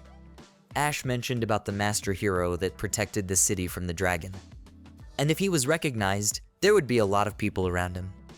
Ash thought it was a good tactic if he wanted to attract attention, and Daichi stood out at the moment, being next to Ash and his team, next to the princess. It was as if Daichi had only just remembered that Dainaya was a princess. Daichi suggested that Dainaya go to the next location, and the princess agreed. Waving goodbye to Ash, the guys said they would go on. Ash waved back and offered them a drink later. Ash was covered in sweat, thinking about the south wind blowing at the beginning of the rainy season. The deputies standing behind him asked Ash if he was all right. Ash sighed heavily and they walked on. He told the guys that when they were around this guy, you could immediately feel the difference between them. Ash released a strong spell to stop the fight, but ended up being swallowed by Daichi's magic. It was simply amazing for Ash, and that was something to be admired. The guys smiled and admitted that their leader was right. Ash laughed and said that his guys were on guard duty today, and they gladly agreed. While Dainaya was giving a tour of the city, her legs started to wobble, which Daichi noticed. He decided to ask the princess about it. Dainaya admitted that she was a little tired, but not only that. She enjoyed walking around crowded places at night, and she just had this feeling of lightness. Daichi thought he knew what she was talking about. He asked her not to overdo it so she wouldn't fall like she did before. Dainaya remembered how she fell unconscious outside Daichi's house. Thanks to the hero's help, she had lived to this day. The princess bowed, thanking Daichi. She knew it was a bit late, but she's sure she'll repeat it many more times. Daichi didn't think it was worth it, as he was just doing his best to live a quiet life. Daichi was happy to hear that, and that they were together was a result of him doing what he wanted. Daichi thought about the fact that he was just spinning around and trying to look at everything, but this is a festival, and there was hustle and bustle everywhere. He wondered how Anne and Lamuros were doing. They told the princess that they would go around town and go to Daichi's house dono. Daichi understood, and assumed they just got off on the wrong foot today. The hero was sure they would see each other soon. The city was large, but he had a small area to do what he wanted.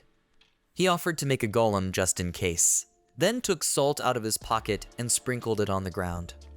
In an instant, a golem appeared from it.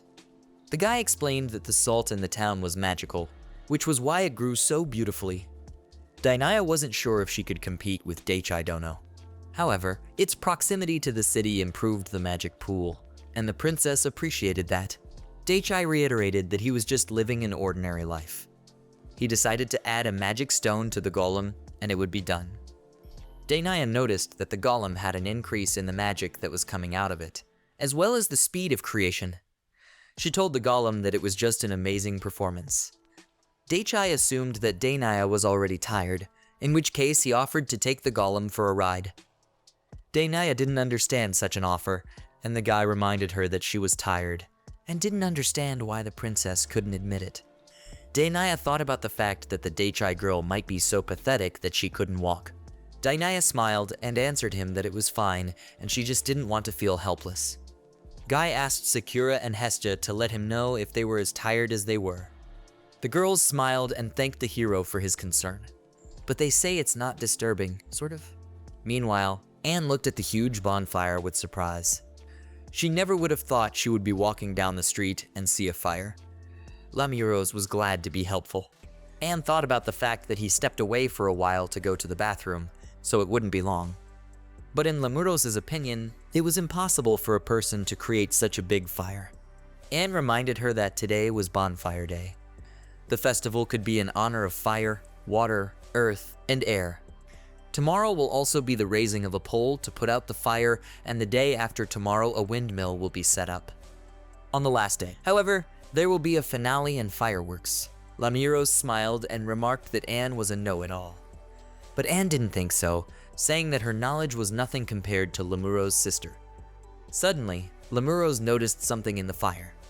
She assumed that the fire was out of control, from which some kind of creature had emerged. The masked fire creature decided to pounce on the shocked dragon kings. The creature roared, after which it pounced on the girls. Lamuros and Anne just dodged to the sides, causing the creature to just have to slip past them. But Lamuros put her hand up at just the right moment and hit the fire spirit, which bounced back. The fire spirit growled nervously at them, but did not move. Anne couldn't understand what kind of fire it was.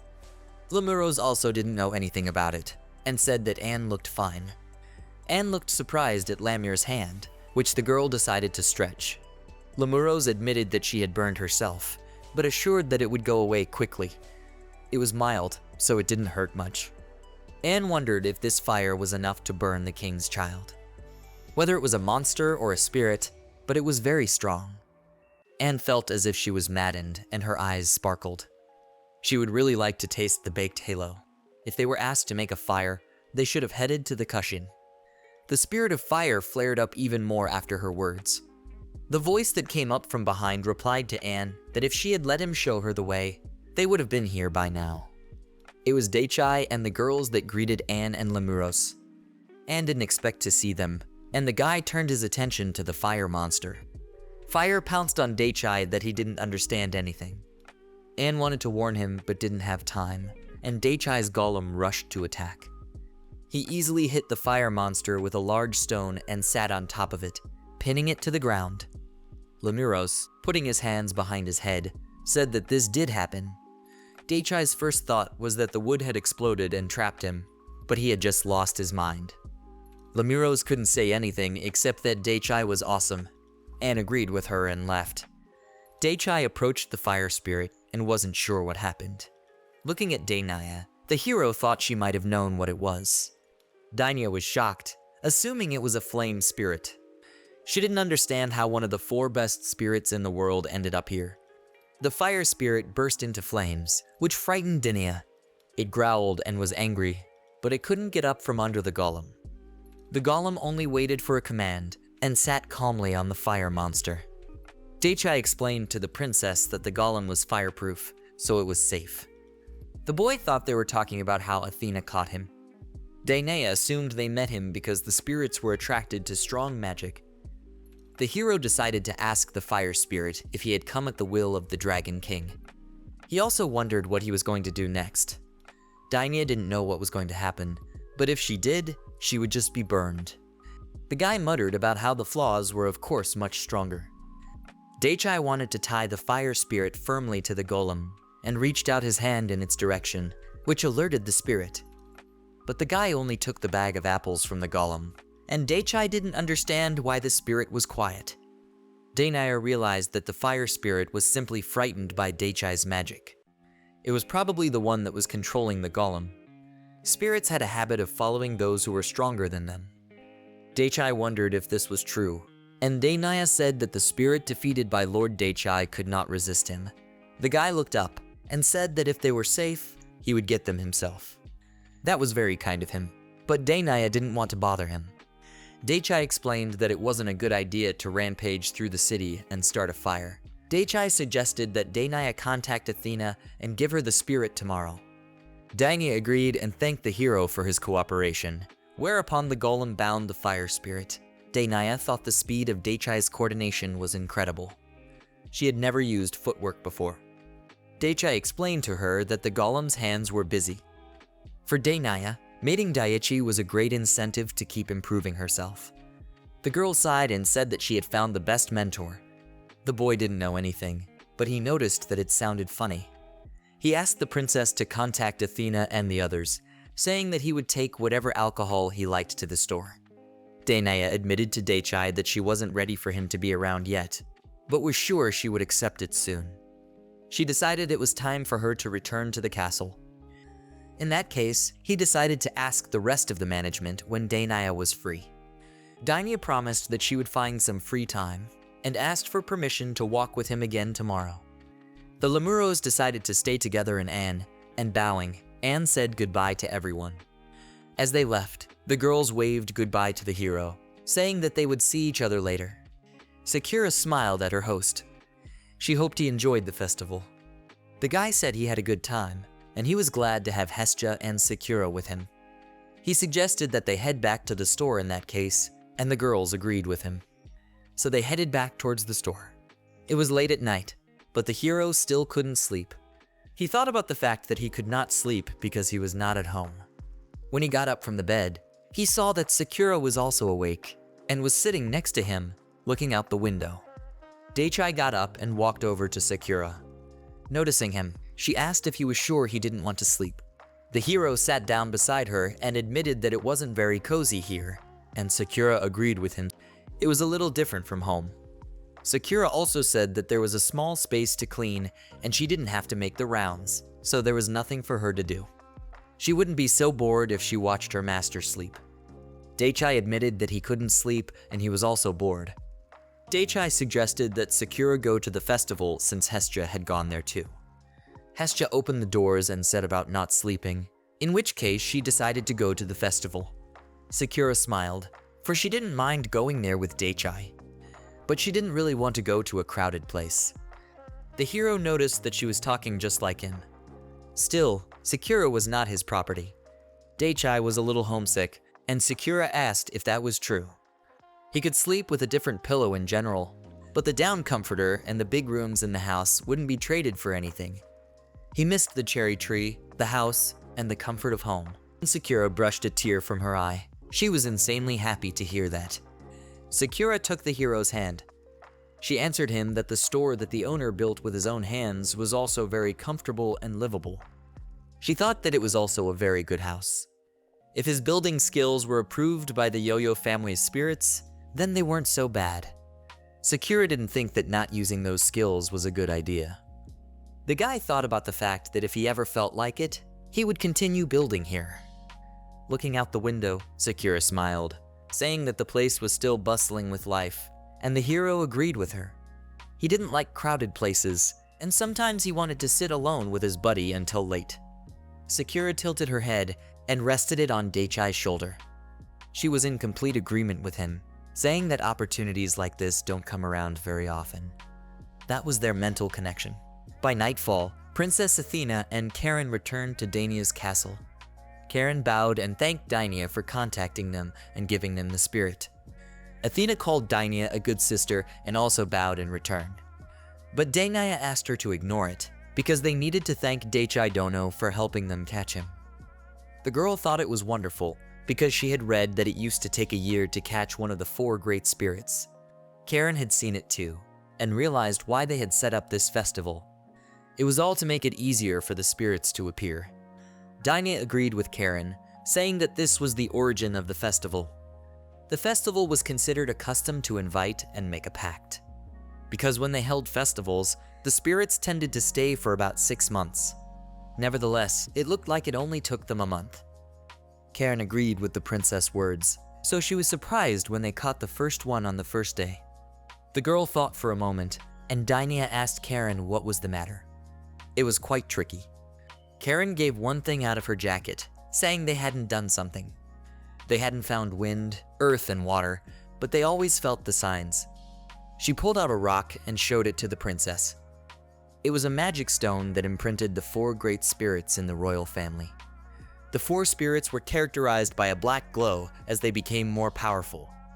Dainaya immediately noticed that the stone was already quite dark.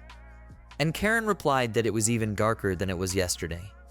That meant that it was absorbing the surrounding magic, and as the spirit power increased, the stone would get darker. If it continued to grow too fast, it could get out of control, and that would lead to disaster. The four spirits are a beautiful creature of nature. If it's some kind of insect or virus, things could take a serious turn. Dainya asked if they couldn't find the spirit faster. Karen replied that they could be attracted by powerful magical forces or people, but the underlying principle remained unknown and was still growing. Therefore, it was impossible to identify any phenomena amicably. That was why they were holding the festival. If Dainya could, she would gather before the disaster began. Karen agreed with her, but only if in the event that Dainya wouldn't do anything to herself. Karen would also risk her life to stop them. Dainya asked her to stop. But Karen was the strongest of the Dragon Kings, and her talent in communicating with spirits was very high. So she could even imprint it on her body, and that was the last hope. Dainya asked Karen if everything was alright. But Karen replied that basically there was nothing scary or life-threatening. If it wasn't controllable, it could have been very difficult. Dainya did not understand what she meant by the word difficult. She could have gone into a rage, but Dainya said she just couldn't do that. Dainya couldn't let the Dragon King run rampant in the city. Karen smiled and said that if they had to resort to that, they would have to do it outside the city. Karen's own will would not allow her to lose her mind. And even if she went out of control, it wouldn't be for long at all. Even the four great spirits had a limited amount of power, so if they dissipated, everything would stop. Her body would only shrink for a price. Dainya thought that the reduction meant that even the Dragon King's accusers would die. Karen agreed with her, putting her power of the four great spirits, which amounted to disaster, into her body. She let it run riot. If Karen went to the city, she could save him anyway, which was already a good thing. Concerned, Athena grabbed Karen's sleeve. Karen just smiled and told her not to worry, because she was talking about the worst possible outcome. Athena cried and wanted to make sure it wasn't true. After all, Karen couldn't just leave things like that. Karen knelt down on Athena's knee and told the princess that it was. Smiling, she told her about how they just wanted to prevent all the risks. So far it wasn't that bad, and maybe it would end without any problems. To make sure that nothing would happen, Dainya suggested that they start taking action, and Karen agreed with the princess. After all, the longer they take to collect the spirits, the sooner they would go berserk. In that case, tomorrow on Water Day, Karen was willing to do her best to gather them. She apologized for the inconvenience to Dainya and the whole town, and thanked them for their patience. Dainya replied that she was fine, and she too was doing her best to help protect the town. The next morning, Sakura prepared the rice, and Daichai picked up the chopsticks with a strange expression on his face. Looking out the window, he told the girl that he had some strange feeling. Sakura smiled at him and told him that the food was different from back home. It was hard to control the temperature, so the flavor was different. Daichai replied to her that it was fine, and that today was as beautiful as ever. But Sakura put one thought in the hero's mind. They could make the store more convenient for customers. Daichai decided they needed 3 more floors. Sakura agreed, because the more space the better. It was clear to them even after last night when they had many people come into their store at once. But they had too little free time. The guy suggested that they create separate rooms to start with. The hero didn't know if he would have time to do it all in a few hours. Sakura thought her master would be quick with his options. The hero asked her how their apple juice making was going. Sakura replied that they haven't had any problems since yesterday, so it was fine. Daichai looked at the golem and the finished 3 barrels, and decided that in all likelihood the golem had done its job that he had assigned to it. The golem waved its arms contentedly, and the hero suggested they open up store. Daichai decided that he would open the shutters, and asked Sakura and the golems to be ready to choose the right people. They had a new way to sell in the store, and the guy opened the shutters. A werewolf came up to them that congratulated Daichai on the opening. The werewolf greeted his king, and the hero told him they hadn't seen each other in a long time. Daichi thought that today was the first time they had a werewolf guest instead of a human. But the hero didn't tell him that he was opening a store, and was surprised that the werewolf had gotten here so quickly. The werewolf was sure that their species itself was quick to gather information, especially when it came to their king. The boy could see that the werewolves were also friendly to the people in town. If Daichi had been emitting such magical vibrations from the beginning, he would have noticed him right away. Daichi looked at his body in surprise and assumed that the werewolf was taking frequent walks. He was confident that he had a solid defense. The werewolf explained that there was a lot of energy coming from his golem and barrels, so only their king could put it up for sale. Daichi looked at the golem because he was only thinking about himself and not his other things. The materials were made from magic stones, apple trees, and other things that produce magic, so it poured outwards. In any case, ordinary people couldn't notice it. It's just inconvenient, so the werewolf liked a simple shopping trip better. The hero understood him and suggested leaving it as it was. Daichi also forgot to ask the werewolf how much he would buy this time. The werewolf said he would take 30 barrels. Daichi was a little surprised, since that was a lot. The werewolf explained that they were for the reporting staff. He's here to buy them on his behalf. Daichi thought that they were from this city. If there is danger in the city, the localities will be informed immediately. They also conduct parallel investigations of suspicious people and events. So the werewolves worked for the werewolves. Daichi was happy to see that they were staying in the city again. The werewolf smiled and said that they were indebted to their king. Now were not the days of fighting and plundering. He was living life to the fullest. After stroking the golem, the guy replied that he hadn't done anything, so he asked the guys to work hard. The hero asked not to bother to shelter him. The werewolf bowed and said that their king was really tolerant of his servants, and was immensely glad to have served him. Daichi did not remember when they had served, and decided to omit the matter. Daichi turned to the golem and asked if the juice in the small barrel would be safe. The guy set the keg on the table and said that the snake rods were also included, so it would be fine if they shared them the right way. The werewolf laughed and thanked Daichi. He promised to take good care of the drink and asked its price. The guy stood in a stupor. He hadn't even considered how much to charge them yet. Daichi asked for the werewolf's opinion. It might help him set a price. The werewolf was shocked and deemed not worthy to speak for the king. Daichi only wanted objective advice, and asked if the werewolf was sure of what he was saying. The werewolf didn't know what to say, because he had said so, but Daichi insisted. The werewolf decided that it wasn't just an excuse. In the werewolf's opinion, it was classified as an advanced recovery potion in terms of magical power. Daichi remembered a time when one could live on 3 million gold for an entire year. 1,030 gold for a glass seemed too much to him. The guy decided they shouldn't have raised prices. The werewolf exclaimed that it was ridiculous. It's a weak level with unrivaled performance for an advanced master. The werewolf also said that he wasn't chasing his own life. In that case, the guy suggested to stop at this amount. The werewolf put a large bag of gold on the table and said that it was 30,000 a cup. After bowing, the werewolf thanked Daichi and wished him the continued prosperity of the store. Then he left, waving goodbye. Daichi looked worriedly at the bag and decided that if this continued and their store continued to grow in popularity, there would be trouble. Although the regular customers were bringing in money, they might turn away from the store at some point. The guy decided that this was a lot for apple juice, and that if the customers kept scattering money like this, the store would soon be robbed. Suddenly, another guest approached the store and greeted Daichi. It was Henry, whom the hero was happy to see. He asked for permission to look around Daichi's store for a while. Old man Henry was honored that Daichi remembered him. Henry was originally together with Hestia, so they were similar in character. Daichi admitted that Henry was perfectly preserved for his years. The old man laughed and thanked the hero for his kind words. He wasn't very good at transforming into a human, so he had to read the atmosphere. The guy thought it was good to be able to read the atmosphere. The hero had a strange feeling when meeting a customer, even though the store had opened twice already. Apparently, there were a lot of newcomers this year, but a customer is a customer. Daichi made sure that Henry needed the usual apple juice. Henry confirmed that he would take it like last time, asking if there would be a problem with that. Daichi replied that there would be no problem, and he had prepared thoroughly for sales and for large orders. Henry was glad to hear this. The old man happily said he needed 300 cups, and Daichi asked him to repeat it, thinking he had misheard.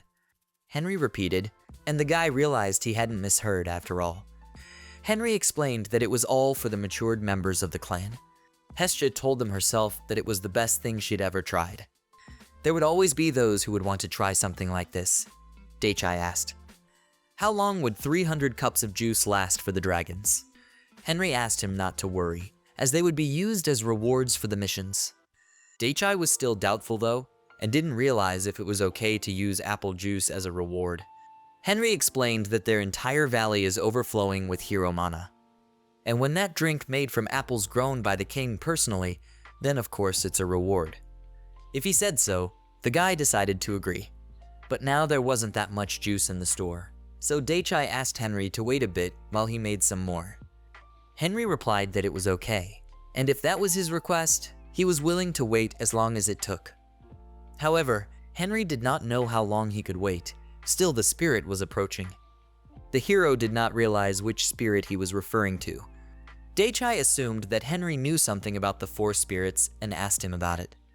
Henry explained that they had been reported missing earlier, and that large crowds of people and mana, like in this city, were the best way to attract spirits. Henry asked to report to him immediately if Dake sensed anything evil. Dragons' bodies themselves were better suited to suppressing spirits, and Dake realized that being a dragon wasn't easy. Henry said they are different from humans both physically and spiritually. And dragon kings are the best at all of these things, so there was no need to worry about them. Dake wondered if dragons were vulnerable to control. But if they were talking about an adult, it was complicated. Dake was surprised, because while they were talking his golems had already finished preparing the sap. The 2 golems brought up a large tankard. Daichi asked them to take their 300 cups, and said that their volume was too large for the cask, so he gave them the cistern as a gift. Henry thanked the hero and bowed, asking how much he owed him. Dake asked for 1,000 per cup, and a surprised Henry asked if that was enough for his life. Dake agreed with him, for instead of living a poor life, he was constantly thinking about where he should spend so much money. Pulling out a sack of money, Henry was amazed at such an honest answer from the gentleman. He didn't have much of the man's money, so he was indebted to him for such a low price. A huge sack of money fell on the table with a clinking sound, and Henry said there was 300,000 for 300 cups, which was a comfortable sum for him. Taking the tankard of juice, he thanked the hero for his time. Dake was shocked and thanked Henry, asking him to stop by more. His store was now geared towards commuters, and they would happily make a couple purchases, so his money was added back in. Dake decided it was time to close up store. After all, they were out of supplies and needed to let the golems do their job. Looking at Sakura, he said that he would probably expand the house grounds a bit. Sakura was happy and told Dake that she would love to help him with that. After looking around his store from the outside, Dake suggested that Sakura do an expansion. It was like building a house and making an extension on the side on top. Dake presented a diagram of the structure and suggested adding 2 more floors. He suggested using the trees that grew near their store. Sakura agreed with Dake, and the hero set to work raising his staff. Dake ordered the trees to multiply and become a new floor. After a while, the store took on a new appearance. The trees wrapped around the building and added another floor to it. The new 2-story store was ready. It also had another side addition. It only took Daichi a few dozen seconds to complete the expansion. The hero admitted to Sakura that he thought it would be more difficult to rebuild the building, but it wasn't a house after all. Making over the cherry tree was pretty easy, and it was all thanks to Sakura. Sakura smiled and said that it was just the Lord's magic that moved the trees well. He had some free time, so he thought of making a magic stone hand. Sakura was surprised at Dake's idea to make himself a drill arm. The hero thought it might come in handy for making juice, and Sakura agreed with him. After entering the house, the hero saw that the interior of the store had changed immediately. It became more spacious and neat. After dragging a box of magic stones, Dake put it on the table and poured out the contents. He said that he was using the magic stones to create. Rolling up his sleeves, the hero got down to business and touched the stones with his hands. The magic stones became surprisingly soft, and Dake began to create the shape he wanted from them. Sakura was delighted, for no one could handle magic stones like Daichi-san. After a while, everything was ready. Looking at his final work, The guy decided that it wasn't exactly like a hand, but more like a pestle. They should have done a detailed modeling of the fingers or something. It would probably be better in the current situation, but it still needed some practice. The guy wished he could make it more detailed. Daichai was surprised when he touched his hand and Sakura's hand, which also decided to touch the hand he made. Sakura was sure that such a stone was a good way to stretch hard magic. If it's so heavy, it could most likely shatter the rock or destroy the Rinko as well. Daichai agreed with the girl and said that if it was ready to be used, it was okay to start. He was glad that Sakura could help him in his spare time. He decided that he would try using her later. Upon arriving at the store site, Princess Athena was amazed to see that Daichai's house was even bigger. Karen told the princess that it was immodest, which made Athena embarrassed. Seeing Daichai behind the counter, Karen and Athena greeted him and bowed. Karen apologized to the hero for interrupting him yesterday, but Daichai was fine with Karen coming to see him. Karen appreciated his words, and Daichai replied to her that the guy was here and she could stop by. The princess and Karen went inside the store. Seeing the fire spirit sitting at the sink, they were surprised. Athena noticed that the hero was very secretive and asked how he managed to catch the spirit. Daichai replied that he was just walking down the street when suddenly he was attacked by a fire spirit, but his golem carrying luggage put it down. The princess was surprised, for the golems were made of wood. The trees suppressed the fire spirit, and Athena did not understand how this was possible. Karen replied that it was possible if Daichai had more magical power than the spirit. But it is not easy, because the power was given to them by nature itself.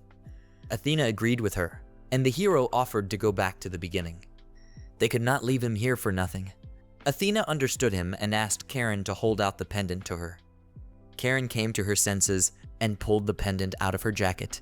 Holding out the pendant to the spirit, Karen ordered the fire spirit to return to the magic stone. But the spirit got to its feet and began waving its arms at the table. Daichai didn't realize what he was doing. Karen noticed that he liked it here, and so he shared his energy. As he touched his hands to the stove, suddenly there was a blinding light in the kitchen. A moment later, his fire was on the comforter.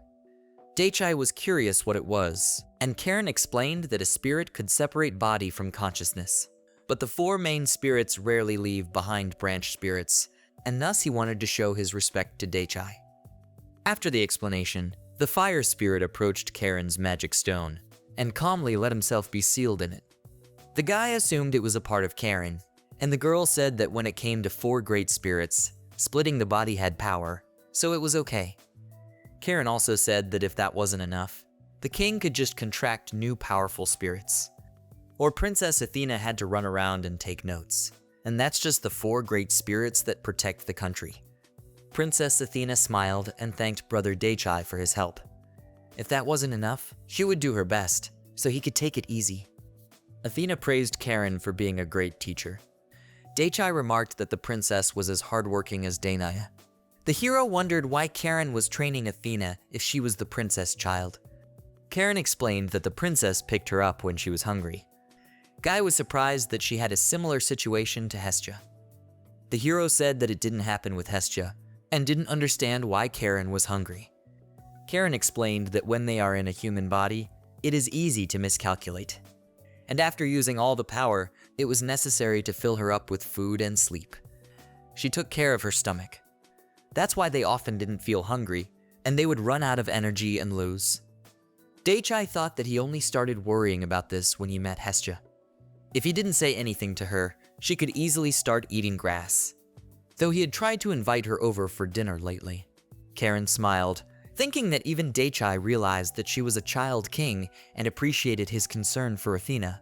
But the hero replied that he just couldn't watch it, so it was no big deal. Karen was happy that Hestia hadn't changed in all this time that she hadn't seen her, and thanked Daichai for telling her everything.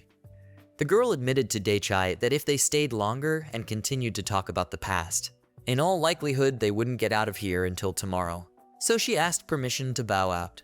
Athena smiled and said that they still had to find the spirit, and waved goodbye and told the hero that they would see each other later. Daichai waved goodbye to them.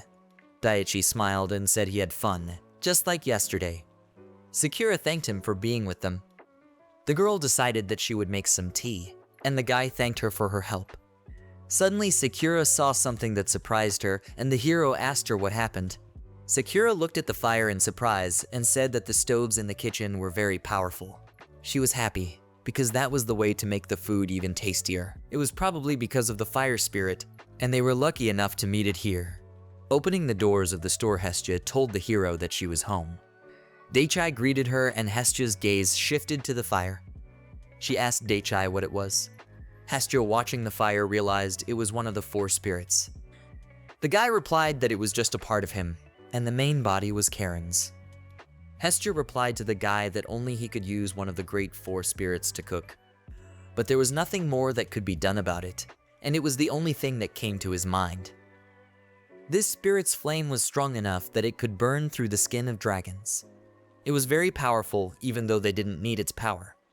Daichai didn't want to attack someone first, but since it was so strong, it was okay to keep it for home. Hestia realized that the hero had shown this spirit his power, which meant that everything would be alright. Doubting, the hero decided to see if this was true.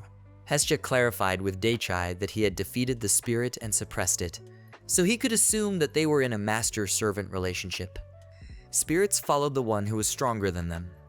It was just that the hero's power was also connected to the dragon vein, and Hestia thought that was why the spirit decided to stop raging so quickly. The spirit said that he would never betray the lord he recognized. Hestia was sure it could be left at the store. Firebender friendlily toasted an apple on a stick and held it out to the surprised boy. He didn't have an oven, but Daichai thought he could do without one, after which he stroked the light on his head. Daichai noticed that the fire couldn't burn him, and thought it was because he was obeying it. What Hestia meant was that he was certainly suppressing his power, but he was still a little hot. Hestia explained that the hero's defenses were simply too strong to let the heat through. The spirit seemed to be trying very hard to keep his flames from raging. It was as if he wanted to say that he wasn't hot anymore, and that he wasn't to be feared. Daichai thought he was pleased by this, as suddenly they all heard rumbling from Hestia's belly. Hestia looked questioningly at her stomach and thought she was hungry. Daichai asked her not to be so suspicious. He handed her an apple on a stick and offered her a taste. Hestia decided to clarify if it was edible just in case. But Daichai replied that of course it was edible. He didn't want Hestia to go home hungry, so he made it just in case. Taking the apple stick, Hestia thanked Daichai and then took a bite. From her smile, the hero realized that it was delicious. He decided to go to the store for now, and asked her to take her time eating it. Walking up to the counter, the guy said that they were open for new customers again. While Daichai was experimenting with the golem, Lemuros and Anne stealthily approached him, saying hello to the hero. Lemuros apologized for not coming yesterday. Daichai was glad to see them, and knew that this dragon duo always came to see him in the morning. He let them come in, but warned them that he would have to wait a bit. He was creating a service golem now, and the girls agreed with him. Even though this was Daichai Dono's store, it was still Lemuro's first time here. But in fact, the hero said that she was here when she fell. Lemuros was embarrassed and said it was in the sky. She also thanked him for his help back then. Lemuros decided to ask the hero if this place was suitable for a juice store, but Daichai had no doubts about it. In that case, the girl asked for 50 cups of juice. Daichai decided that Lemuros went to the same place. He didn't understand why she needed so much juice in such quantity, and assumed that she was also buying it as a gift for someone else. Lemuros looked at the guy questioningly and said that she was just drinking it herself. She didn't understand what the big deal was. Daichai decided to ask if she drinks it alone. Lemuros said she drinks it alone, and the hero was only convinced that she was indeed the biggest dragon he had ever seen, and also the most voracious. He decided that this was her truth, and placed a whole barrel of juice on the table, saying that there were 50 cups of juice. Lemurs took her portion contentedly, and wished herself a pleasant appetite, after which she opened the barrel and downed the drink. Watching this, the hero decided that it was simply marvelous. Anne told Daichai's son that she would pay all the expenses and looked at the price list that appeared on the table not long ago. She was shocked that the price was 1 gold piece per cup. With such marvelous quality, he charged such a small price. Even though it was delicious, it contained mana and filled with energy. This kind of thing usually had a markup of twice, if not 3 times. But Daichai didn't know how much other places charged for such things, but he would be fine with that price. 50 cups would be worth 50,000 gold pieces. Anne thought about the fact that it was still a lot of money to spend. It was all her earned money for the month that was spent right now. Daichai assumed they were working together now, and Anne smiled. Taking items out of her bag, she explained that they were now traveling doctors who sold medicines and potions. Lemuros also helped her with the items. The proceeds from the sales were quite large, and apparently their business was going very well. Today was also a sea day, so drinks sold well. That's why they were selling hangover potions. Looking a little further, the guy noticed that there was apparently a good drinking party going on. He wasn't sure what was wrong with that. Anne agreed, but it was such a tradition to drink during a celebration. A lot of people got too involved in drinking and drank too much, and their medication was very good for that. Daichai recognized that it was a terrific idea, and said that Anne was a talented businessman. Anne grinned, and said she wasn't that good, but Daichai doubted her words. Anne was just interested if it was possible to sell such potions. So she lowered the prices on them, and everyone started getting drunk immediately. Daichai said it was a great idea for business. When she called the price of 20,000, everyone looked at her with their eyes wide open. Even though they were drunk, they didn't have that much money on them. A drunken party and hangover potions together sold well. But still, Anne's product was just fine. She thought she could sell potions of that quality, but it wasn't so easy. Daichai wondered how much she had. The hero needed something small and expensive. Anne looked in her bag and said that she had one advanced potion that cures with just a sprinkle for 20,000. There was also a communication potion that allowed you to merge with spirits. It cost 10,000 gold. Daichai thought that was great and decided to buy everything in that case. Anne didn't even understand at first, and decided to ask if she heard correctly. Anne calculated how much it would all cost, and all the potions came out to 35,000 gold. For a hero, that was fine. Putting a huge bag of gold on the table, the guy told Anne that she could have all that money. Anne was shocked, for here was a large sum of money, and she didn't know what to do with it. Daichai said that he had a lot of customers, and he was not short of money. Lemuros drank 50,000, and the hero offered to pay him back with potions. He also noticed that Anne was having a hard time. After bowing a few times, Anne thanked Daichai, for such spending was indeed a problem. Even though she received the money for the potions, she still decided to thank him. Daichai smiled and said that it wasn't necessary. He was the one who needed to thank her for helping to make room in the store. Anne was just shocked at Daichi-san's generosity.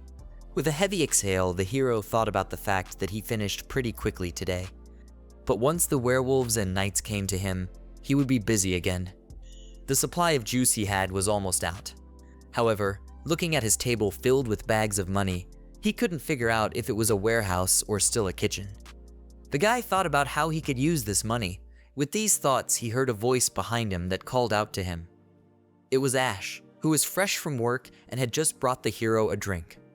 Daichai recognized his shiny head.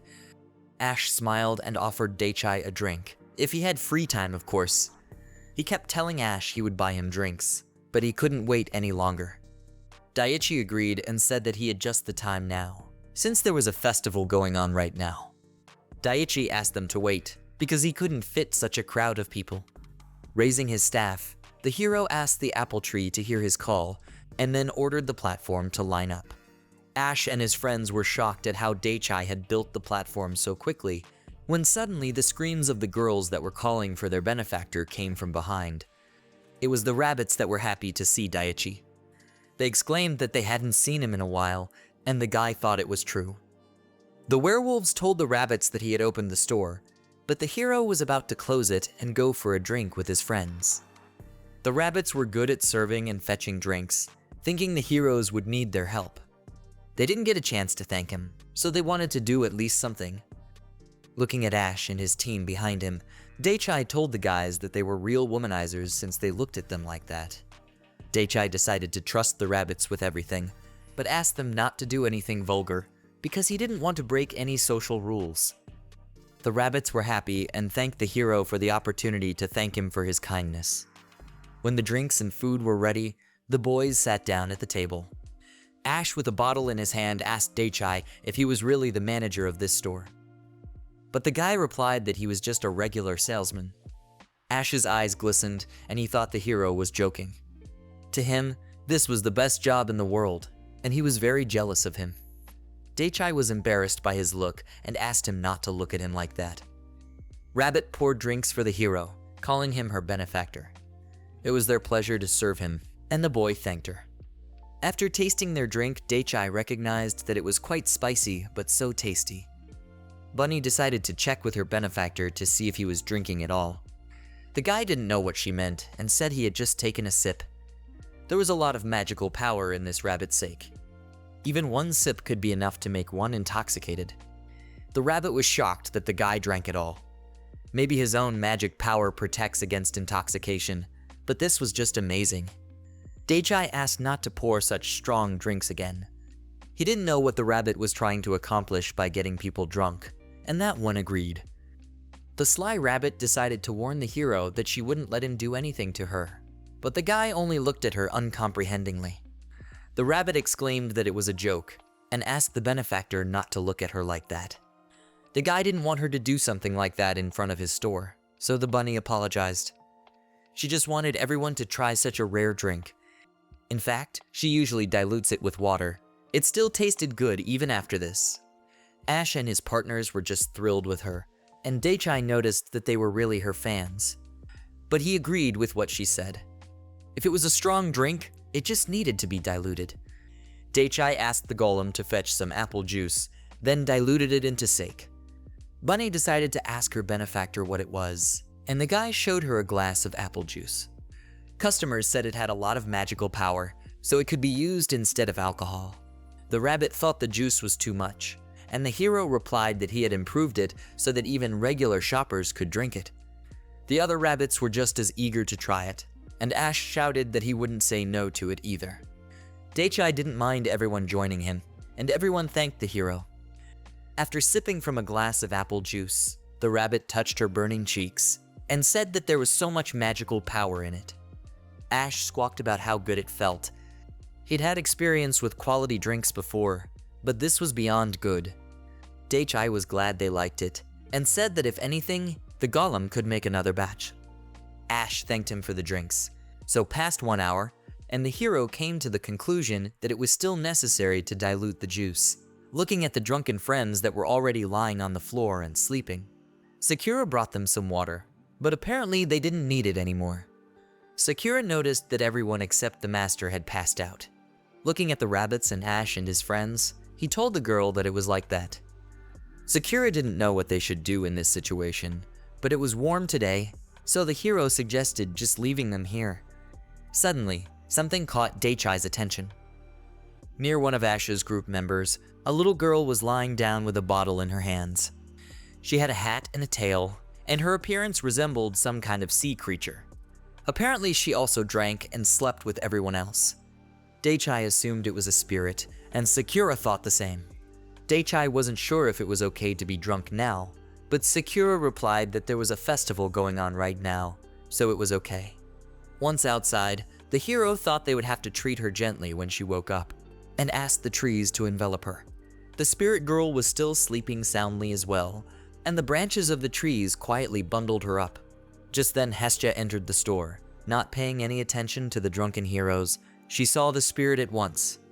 Daichai asked her how the evening went. Hestia explained that a couple minutes ago she felt water magic energy, and the guy decided to clarify what kind of power she felt. More precisely, Hestia felt the power of one of the 4 great spirits. Daichai looked at the sleeping little spirit in surprise, as if he couldn't believe it. One of the spirits that guarded the country was now lying on the floor in the arms of a bottle. He didn't think that this drunkard could be one of the great spirits. Hestia recognized that she was a drunk, but water spirits liked to drink, just not to this extent. Daichai asked Hestia if a water spirit was drunk. Hestia said that it was, and clarified if the hero was having a drinking party with her. Daichai thought to himself that that was the case. If that was the case, Then he had beaten her in a drinking duel. In all seriousness, all water spirits were very fond of drinking competitions. Hestia thought that the reason why the hero drank so much was because she made him compete with her, but Daichai asked her to wait. He couldn't remember competing with anyone in this. He was drinking at his usual pace, or not. Hestia was doubtful, with so much sake in small portions. But in the end, Daichai defeated the water spirit on his battlefield. Hestia asked if Daichai felt the master and servant bond with her. The boy scratched his head and admitted that he didn't know. It all seemed somehow unreal to him. In any case, Hestia's drowsiness had already passed, and she was going to run down to Dania. Daichai wished her luck, and looked at the mysterious spirit once more. They were having such a good party, and he never thought he would win against the spirit. Sakura smiled and told the hero that he was a master at everything. Dania told Karen and Princess Athena about the latest news that Hestia had given her. Daichai had Dono managed to catch the water spirit. Karen was just shocked that he was caught so quickly. Princess Athena didn't understand what the big deal was, because Daichai was unbelievable. Dania thought the same thing, and that she shouldn't have reacted like that. It was just that he surpassed their imagination.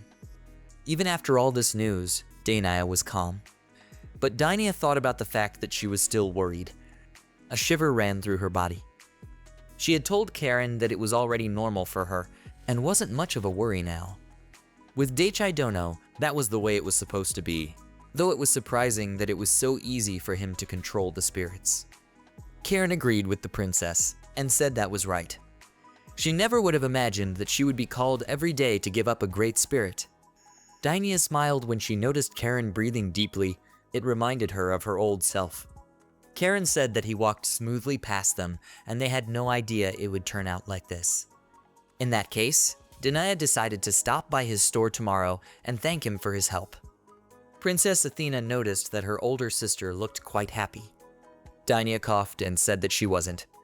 This was a communal affair, and she needed to be more serious. Tomorrow was also the last day of the festival, and Dania asked Athena where she would go next. Athena was going to go to Daichi's brother's house and then walk around the outskirts. They still needed to find the spirits of earth and wind, and tomorrow was the last chance for that. Dania interjected about the outskirts. Athena explained that it was a plane with a large concentration of earth and air forces, and they were thinking about what they might have been there. Karen said they had found some similar places near the castle, so they needed to check them out. Karen asked Dania what she would be doing, and the girl said she would just go around the guests and prepare the fireworks for the closing of the festival. She also decided to ask if they needed any help. But Athena refused and decided that she could handle it on her own. They decided to act as independently as possible, and Dania thought that was great. Dania replied that she would be at the castle in the evening, and if anything happened, they could report to her. Athena smiled and agreed with her sister. Karen replied that thanks to Daichai Dono, their assignment was progressing at an unthinkable speed. It would be troublesome if the spirits were even stronger. Holding out the magic stone to Dania, Karen asked her to take a look at it. Dania looked at the stone, which was already extremely black, and thought it was very bad. It was changing color too fast. Either it was because of the people here or the activity of the spirits. With so much power, it would be extremely difficult to control them. If Karen, the Dragon King, was saying that, then things were more serious than Dania could imagine. Now that the festival had passed, the spirits would settle here for another half a year. However, when it was over, they would decrease their activity. So Karen was going to do her best to make it end tomorrow. Dania wished Athena and Karen good luck, and promised to help in any way she could. She didn't want them to get in trouble or hurt themselves. Athena smiled and thanked her sister for her concern. Athena was also sure that Karen would protect her. A new day came, and the hero decided to prepare for the opening of the store. He asked the golem to bring apples. Karen and Athena walked up to his store and greeted Daichai. Karen apologized for them always distracting him, and Daichai noticed that they were early today. He didn't see it as a big deal and invited them in. As they sat down at the table, Karen told the hero that they had a reward for him for catching the spirit. Handing Daichai a small palm-sized pouch, the hero asked in surprise what it was. They were gems with magical power, something like magic stones. They found them when they were searching for spirits. They could be exchanged for money, so the hero could do that. Karen apologized, for it might have seemed rude. But dake replied that it was okay, and he didn't need the reward from the beginning. He decided to take it only because it was indecent to refuse. Besides, the water spirit was already here. The heroes looked at the spirit that was hanging around the water faucet. When dake woke up in the morning, the spirit was already here. The water spirit acted like a filter on the faucet, and the water flowed incredibly clean. Karen noticed that the water spirit was so strong that its actions could not be predicted. It completely obeyed dake, which surprised her. The hero asked Karen what she meant. The girl explained that this happens very rarely, because water spirits are second only to air spirits in insubordination. In any case, Karen was concerned about whether it would be safe to bring her back, and dake suggested she do whatever she wanted. Karen thanked the hero for allowing her to approach the spirit and decided to use the stone. Suddenly, the water spirit summoned another fish-like creature. Karen thought she had summoned another spirit, and dake decided that was what it looked like. The magic stone absorbed the water spirit, leaving only the spirit of the fish. Yesterday they caught a fire spirit, and today a water spirit. Karen replied to dake that this was the case. She said that her pendant allowed her to seal spirits and unite them. Daichi found that very convenient. The fact that all the spirits found in one place could mean one thing, that the seal was broken. Karen was extremely grateful to dake for helping her find the two great spirits so quickly. Athena agreed with her, and said that her brother had been a great help to them. Dake didn't think it wasn't worth the thanks, and that wasn't why he came to the festival. But if it made them happy, he was fine with it. Dake decided that was all for today, and Karen replied that they thought it would be a good idea to go look for earth and wind spirits. In that case, the guy wished them luck. He was selling juice and offered them a drink. Athena thanked her brother dake and agreed, but suddenly something startled her. Athena pointed her finger at dake and asked what was on his leg. The hero, not understanding anything, looked at his feet. Dake didn't even notice that there was a small golem clawing at his leg. He remembered that it was the same golem he had met in his basement, and couldn't understand when he had gotten a hold of it. But suddenly the little golem began to merge with the floor, and everything became clear to the hero. Still, he couldn't understand how he hadn't noticed it before. Dake looked at Athena and asked if Athena was familiar with this spirit. Athena was shocked, and replied that it was one of the four great spirits, the spirit of the earth. Somehow the hero wasn't even surprised by this. It seems that today he also saw the spirit of the earth, which was staring intently at the hero from below. Everyone was surprised that the golem had attached itself to dake's leg, and Athena decided to ask the hero how he was able to bind the spirit to him. Dake didn't remember doing anything to do so. He attacked it in the basement, after which he defeated it. Karen realized that she had felt the magical energy of one of the four great spirits, and it appeared to be him. Athena thought that Karen had sensed him as well as herself. This earth spirit is growing too fast. The guy suggested that they seal it just like that in their crystal, and Karen agreed if the hero didn't mind. After that, she held the pendant up to the golem. The small and harmless-looking golem struck Karen's hand sharply, knocking the pendant out of her hand. Karen was surprised and thought that its strength and character was changing very quickly. The golem reincarnated back into his battle form. He couldn't let anyone but Daichi Dono touch him. Karen couldn't leave empty-handed and apologized to the earth spirit. She tried to explain to him that he needed to return to the defense of the kingdom, but the golem wouldn't listen to her. Using its power, the golem started covering the floor with earth spikes, and the guy thought it was going to change his entire floor. Daichi became serious and demanded that the spirit listen to him. He told the golem not to dare break his half of the store, hoping he understood. The golem obediently stood still, and Athena fell backwards. Daichi looked at the girls in surprise and asked what was wrong. Athena replied that they were fine. She just didn't expect Daichi to release so much magic power at once. She thought she just relaxed, and asked Karen if she was okay. If you think about it that way, the hero could summon a magic vortex just by speaking loudly. He apologized for acting so rashly. Apparently, the golem was willing to go with Karen after all, and the girl agreed. Approaching the golem once more, she once again set her pendant to seal the spirit. Suddenly, the golem-like sea spirit left behind a small golem spirit. The golem itself approached the pendant and touched it, letting itself be sealed. Karen was just shocked at how strong it was. Dake noticed something was wrong and decided to ask Karen.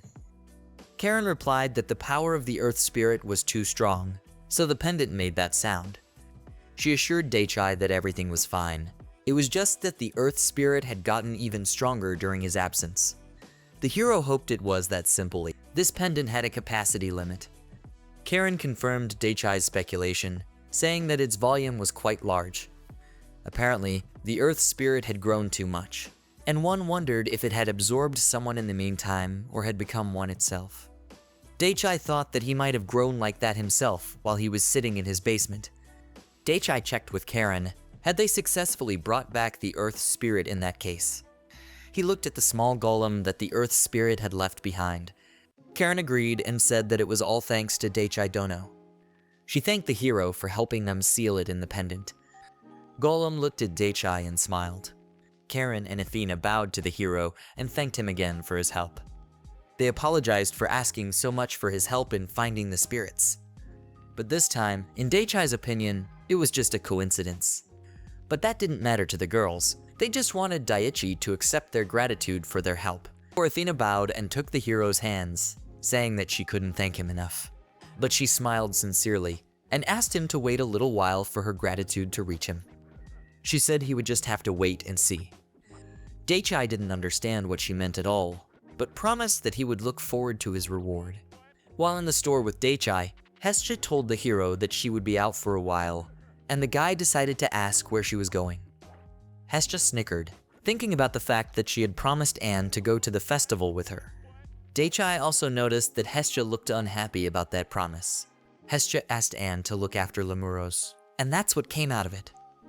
Dake understood her perfectly well, and had already spotted Anne on the street that was on standby.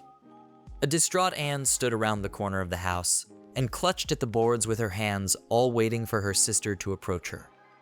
Hestia sank down completely, and remarked that it seemed to have affected her feelings. Hestia didn't know what to make of it, and apologized to the hero for making her look at it all.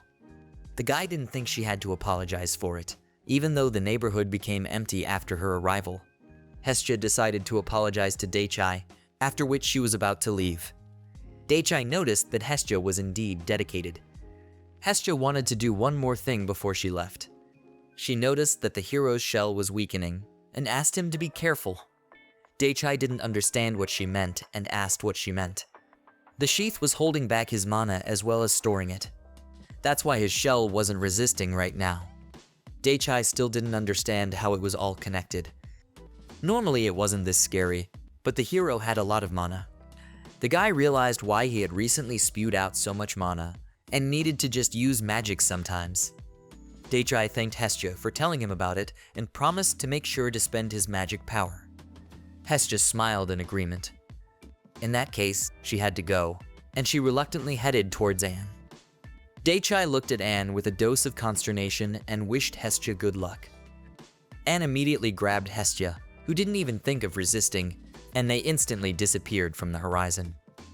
Guy thought that everyone had their own way of enjoying themselves, and he knew that Hestia had a lot of problems, and yet wished she would have fun. It was the last day of the festival, and it was time to go to town with Sakura. Meanwhile, at the Prussia castle, Dainaya decided to turn in all the documents that were needed. Holding out the documents to the knight captain, Dainaya asked him to check. The captain thanked the princess for her help. Dainaya stretched as she sat back in her chair and said that finally they could rest. The captain replied that she had done a good job. Dainaya was glad that the festival went smoothly, all thanks to Dake Dono. Usually monsters came to the noise, but that didn't happen either, which was quite expected. Right now, there were a lot of people with extraordinary mana levels in the city. There weren't many monsters in the world that would dare to attack in such a situation. If Karen and Athena get the 4 spirits and the last day of the festival goes well, it would be possible to go on a well-deserved vacation. The captain replied to Dainaya that nothing gives so much trouble and this is the best thing possible. They both did a good job, and it would have been almost impossible if not for Daichai's apple juice dono. The captain was also surprised at the effect of this juice. The juice had become quite popular among men of his age. Dainai laughed and remembered Daichi, who took care of all this. Just then, a soldier burst into their room that he apologized. He notified the princess that he had a message from a soldier in town, and the princess asked him what happened. They had detected a powerful magical tornado on the plains outside the city. The message also said that it was coming right towards the city. Dainai went to the window thinking it was an unusual phenomenon. There was a possibility of a wind spirit appearing.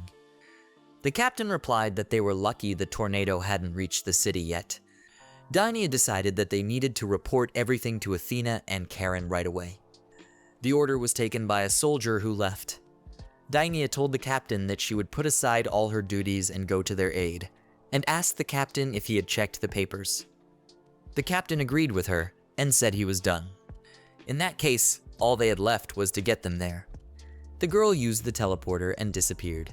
The hero decided to move on to Ternary. Remembering Hestia's words, he told Sakura that he should spend some mana. Sakura agreed with him, and that's why she brought magic stones and apples for him. The boy thanked the girl and then decided to get down to business and practice on the apples, wanting to move on to armor later. Sakura wanted to help him with that, and the hero said he'd leave the store to the golem, suggesting they go outside. Sakura opened the window to the street, where fresh air blew in. Today was the day of wind and earth, and it was said that fireworks would be launched from the central square. Even though it was the last day of the festival, but the show was something to behold. Sakura suggested that Daichi close the store and walk around the city and watch the fireworks in the evening. But the hero was tired of the crowds, so he decided to just wait for the evening. After 3 days in the city, he was already beginning to miss their home. Sakura was happy to hear that and snuggled up to Daichi. Before, they had only done this at home and the feeling was different. Daichi decided it was time for them to get back to work and Sakura supported him. At first, the hero decided to use the apples as material, then ordered them to grow. Suddenly, a huge tree grew out of the apple, which surprised Daichi. Sakura was surprised at the size of these trees and was worried that Daichi would be alright. But the hero didn't feel anything like that, and said that he felt as normal. It seems that Hestia was telling the truth, that Daichi-sen had accumulated too much power. Daichi had to get used to it. He had heard that if you spent mana, you could feel relief. The hero suggested that Sakura take advantage of this possibility and expand the store, just as a strong stream of wind suddenly hit them. The guy decided to close the window after noticing that there was a strong wind outside today. Sakura hoped that this weather wouldn't interfere with the launching of fireworks. Somewhere outside the city, Athena and Karen approached a whirlwind that was on the plain. Seeing that the tornado was green in color, it was clear that it was a spirit.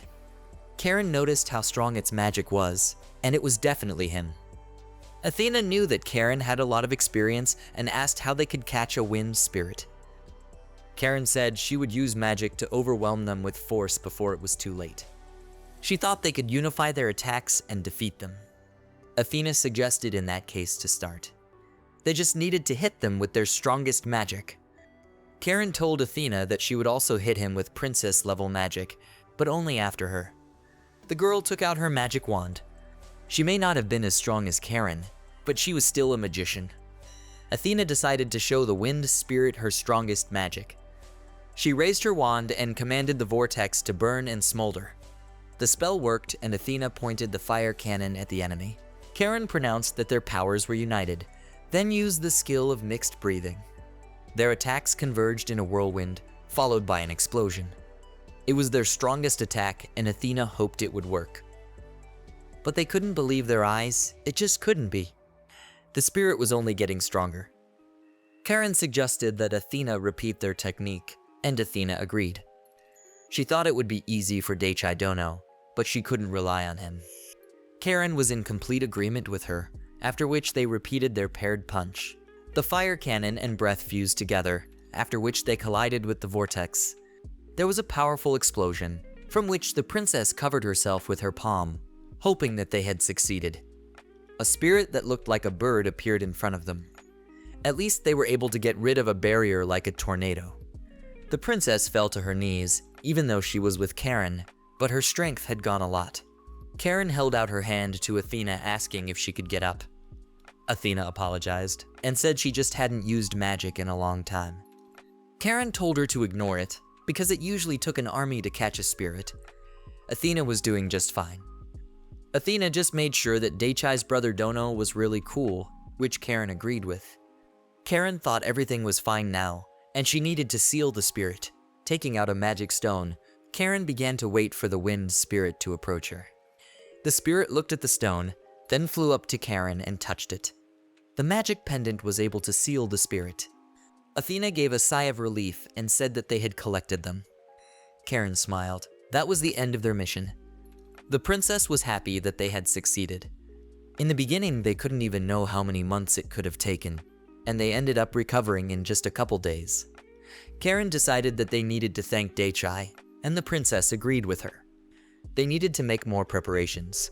Stretching herself, Athena said that when they got back, they would have a lot of things to do. Also, she still had classes left with Karen. Karen smiled at Athena as she suddenly felt something strange inside her that made her feel sick. She looked at the stone and realized that the spirit power was coming out. Karen couldn't understand what was happening. It was like all the strength was being sucked out of her. Karen told Princess Athena that she had bad news, and Athena was scared for Karen, asking what was wrong. The power of the four great spirits kept coming out, mixing with each other, but she tried her best to hold back. Karen knew she couldn't hold out much longer and asked that Dainaya be informed. She asked for orders to have the residents evacuated and to call in those who could resist the spirits. Holding back the spirits with her last strength, Karen ordered the princess to act faster. Athena understood everything, after which she used a teleport and Karen fell to her knees. Unable to contain the spirits any longer, Karen fell to the ground. Opening her eyes, the girl wondered how much longer she could hold on to contain the spirits. She wanted to preserve her strength until the other dragons came. Creating a huge robot, the guy was surprised at how big it was. Sakura smiled and said he was right. He turned out to be stronger than they expected. The hero made him so that he was taller than a 3-story building. He decided that he would call his robot indestructible and decided to test it. Sakura agreed, and they climbed with the help of the robot's arm to its base. Once inside, the guy decided to start with the arms. The robot's arms started to repeat all of his movements, and Daichai decided that wasn't bad. He wondered, what about the pestle? A staff appeared in the robot's hands, which it raised to the top. The hero decided it was awesome, but Sakura didn't expect anything less from him. The kids decided it was all for the party, and were just delighted with such a performance. Seeing the enthusiastic faces of the children, Daichai decided to show them a few moves. Daichai watched through the robot's screen as the kids marveled at his every move and shouted how cool it was. They thought the robot was cool. The hero liked the kids' reactions, and Sakura told the hero that the kids admired him. In that case, he decided to entertain them some more and used the robot's legs. While moving the legs, the guy noticed something small and alive on the steel leg. It was the previously sealed spirits that were trying to call out to Daichai. It was as if they were pointing him somewhere and asking for help. Sakura noticed that the spirits were asking to follow them. In any case, they had a worried expression on their faces. Daichai decided that they would follow them and test the robot at the same time. Then the robot went ahead. While Daichai was following the spirits, Dainaya was in her office. She asked Hestia what happened, since it wasn't like her. Hestia sensed that something was wrong with Karen's magic, and asked if Dainaya was aware of it. The princess told her that Athena and Karen had gone after the spirits, and Hestia wondered how they were doing. Suddenly, Athena appeared right in front of them that she had used a teleporter. Dainaya noticed that the princess was agitated, and Athena shouted to her sister that Karen needed help. Dainaya asked her to calm down first, and then tell her everything in detail, because that's what Karen had taught her. The princess decided that her sister was right and decided to calm down a bit. The four great spirits had come together, and now the city was in danger. Athena told how Karen had tried to seal it, but it had gotten out of hand. Dainia was concerned about the 4 great spirits, for this was a great power. Hestia recognized that the situation was unpleasant. Even Karen couldn't handle the 4 spirits alone. If she continued to do so, she would die. It was necessary to stop her quickly or her body would be finished. According to Hestia, Karen was in great danger, so they had to rush to her aid immediately. Dainia made the decision that she was also going, after which she entrusted the captain to evacuate the civilians. She ordered to find Anne and the others, asking for their help. The captain accepted the princess orders. Dainia asked Athena for Athena to show them the place. Athena asked to hold on to her to use the teleporter. When everyone got together, Athena moved them to the right place. Seeing a dark, raging silhouette, Dainia was horrified to think that it was Karen. They couldn't understand what kind of appearance she had taken. The dark monster roared as it glared at the heroes. Karen's monster made strange sounds and had great strength. Dainia looked in shock at the distraught Karen, who was using attack magic. The princess didn't know what it was. There was no time to think, and Dainia used a multi-layered shield to protect them. Karen's attack collided with the shields. But Dainia began to notice that the shields were collapsing one by one. The princess could not hold back the power of the spirits for long, and Hestia decided to help her. Hestia channeled her power into Dainia's shields, thus strengthening them. Dainia asked if they were all right, and Athena said they were intact thanks to her protection. It was extremely dangerous, for fire, wind, earth, and water mixed into one. Care had to be taken when attacking so as not to destroy Karen's body. But Athena was a princess, and they could be in big trouble if something happened to her. Dainia looked at the princess and asked her to support them from behind. Athena wasn't very happy about this news, but Dainia assured that it was a very important role. In an emergency, she would be able to teleport quickly and call for help. Athena understood Dainia and obeyed her request. Dainia asked Hestia what their plan was. Karen's body had already been taken over by the spirits, and they needed to stop this flow of power coming from her. Then they would remove the badge and separate her from the spirits. That's if everything goes well. Danae didn't understand what it all meant. Karen was very strong, and the spirits were now controlling her power, so one had to be careful in their attacks. Otherwise, there was a high probability that Karen would die. Dainia was getting scared from such words. But she was sure that the spirits were no stronger than Daichai Dono. They only had to fight, because their city was in danger. Karen's body began to move, preparing to attack. Hestia shouted that she would help her. Karen was faster than Hestia expected her to be and attacked her. Hestia set up her staff to defend herself, but Karen was strong and it was hard to defend herself. Hestia jumped back and created distance between them, then shouted to Dainia that they should attack at the same time. Dainia understood her and prepared to strike. She was confident that together they could do it. Hestia used her white flame breath skill at the same time as Dainia's attack. As soon as the attack hit Karen, there was an explosion that threw the girl's body backwards and she fell to the ground. Dainia shouted that this was not all.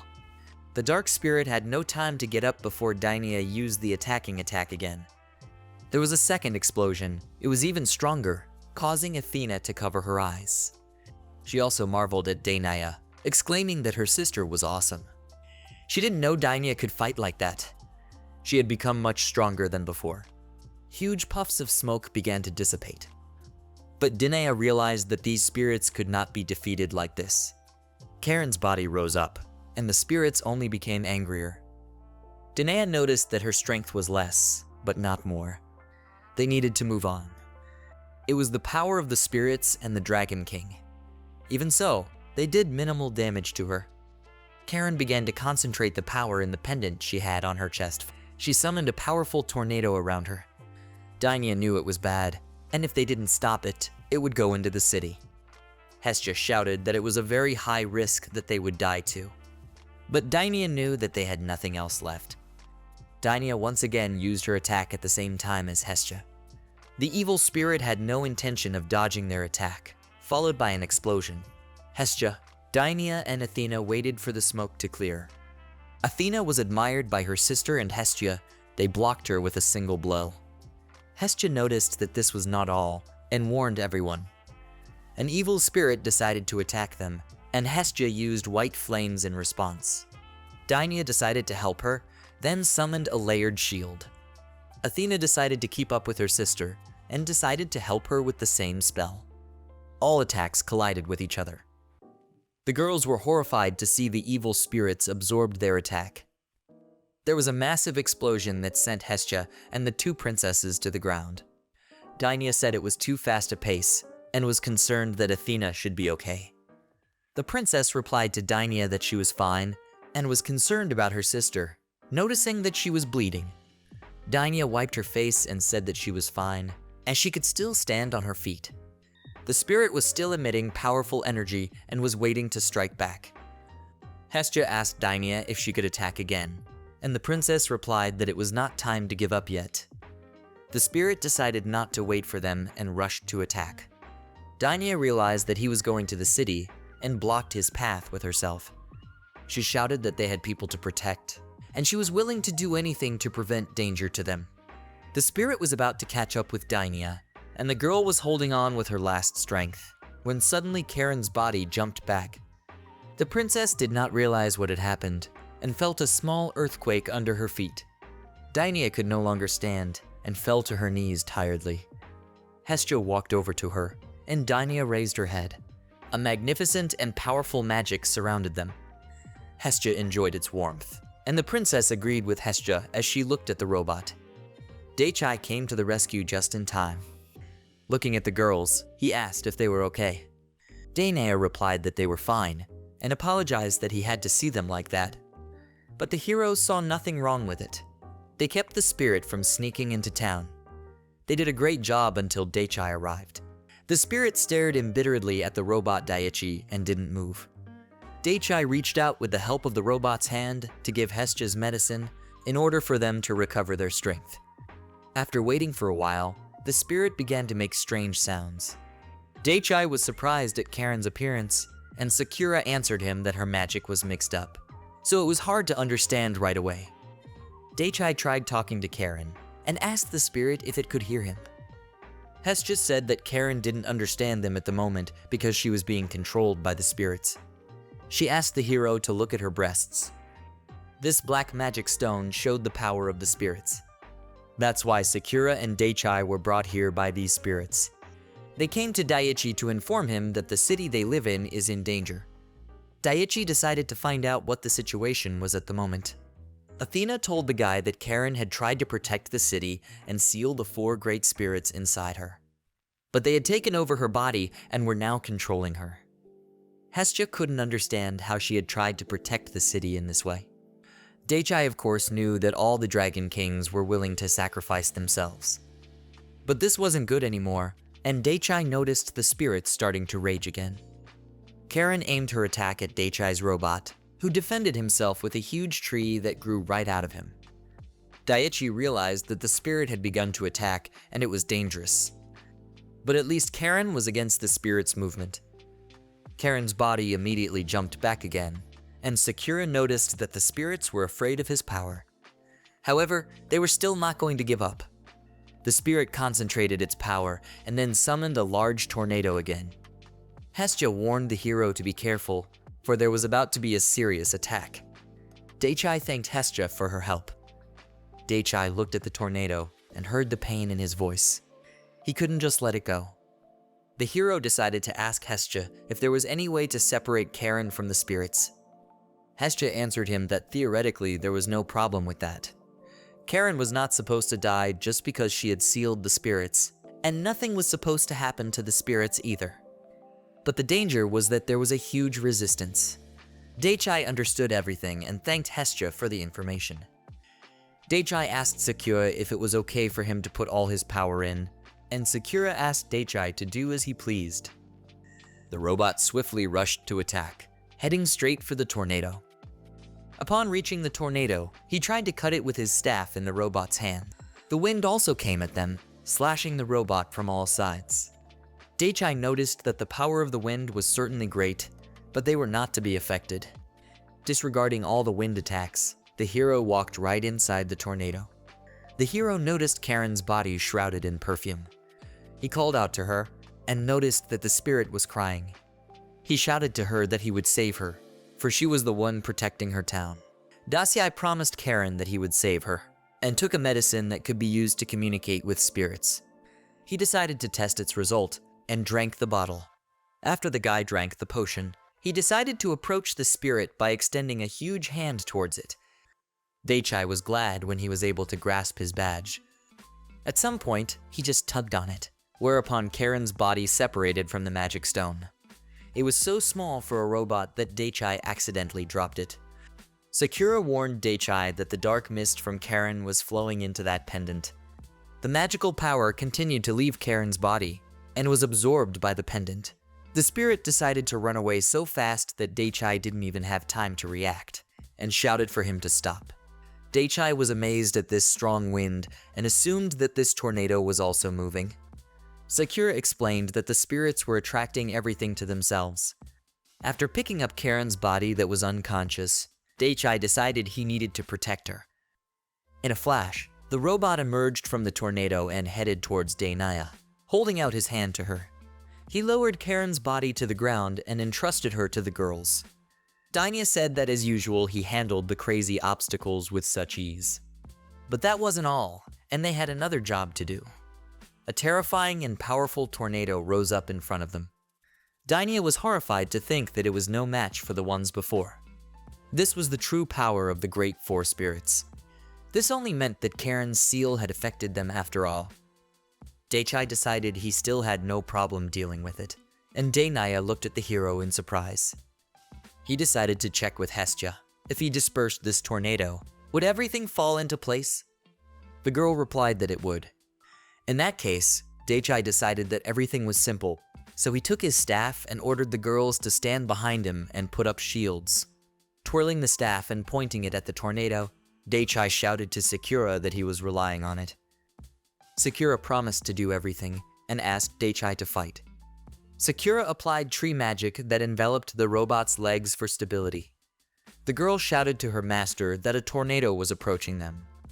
The power of a weapon made of magic stone was directly dependent on the ability of the wielder. This was something Daichai realized when he used the Idaten. Even if the stone was poor in characteristics, if used correctly, one could pull off unrealistic tricks. Daichai decided to test his new stone on a pestle. It was the same pestle Daichai had created at the store for grinding absolutely everything. And this device was invented specifically for this pestle.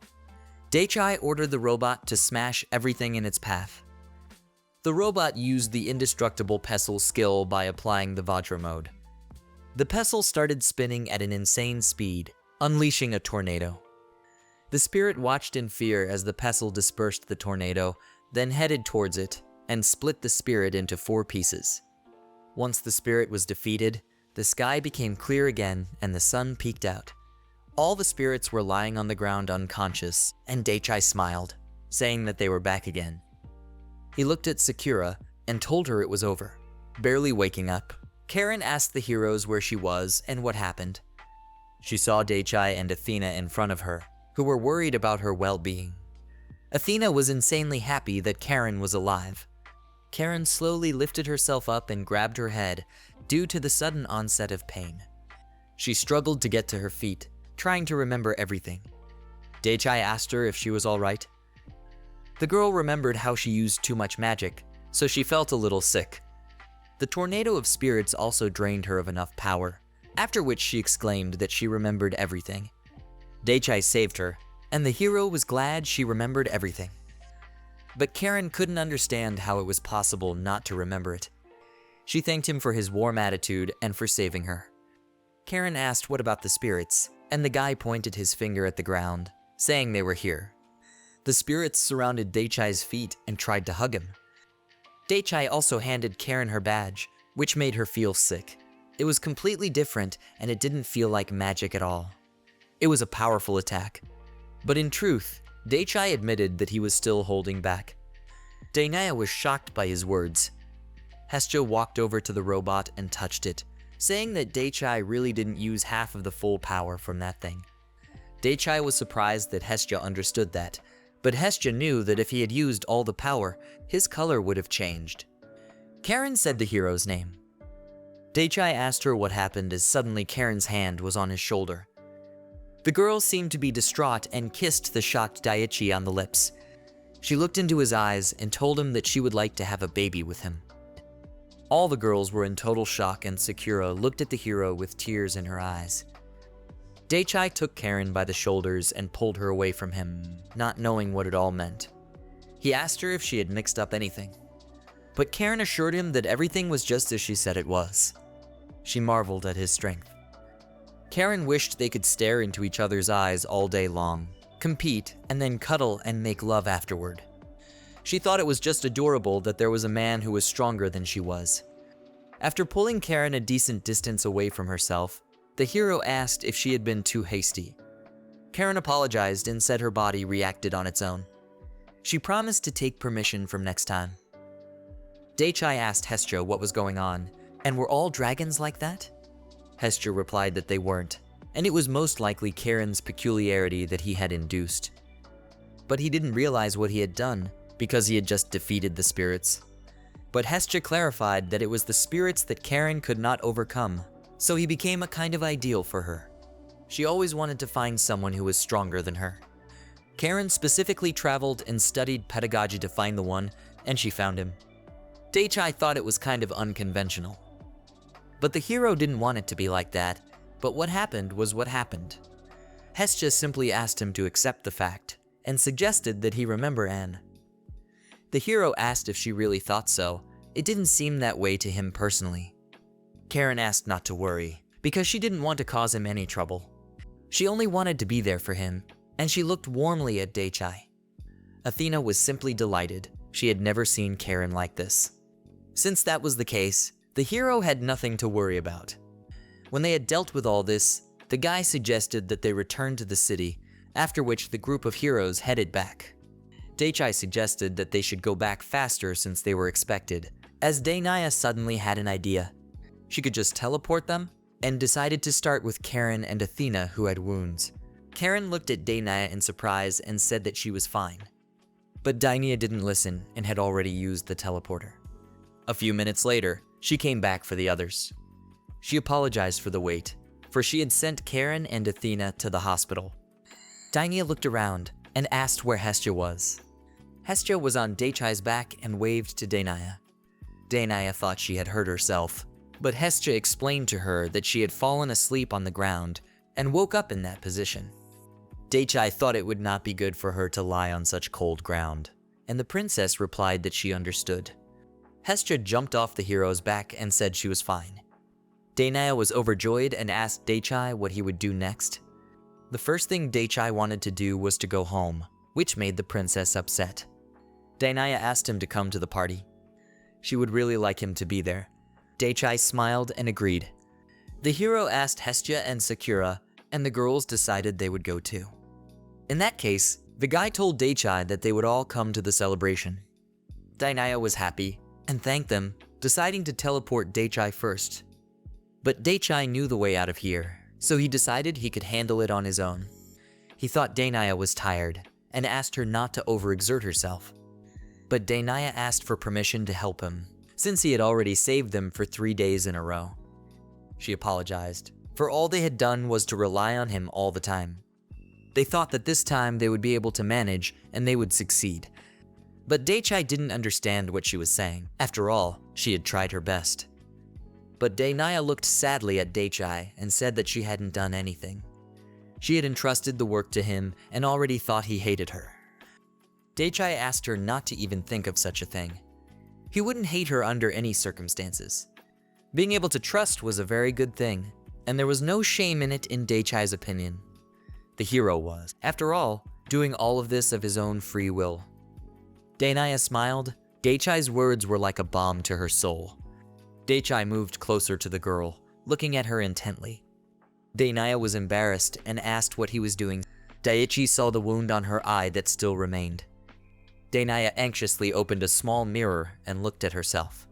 She probably just didn't have enough elixir, and decided that it was no big deal, as it would heal itself. Daichai said it could be fixed and that he still had some left. He asked the girl not to move, going to help her anoint her eye. After a minute, Dainaya felt better and said it was gone. Suddenly, Dainaya grabbed her skirt and let out a strange groan. She fell to the ground, and Daichai worriedly asked her if she was alright.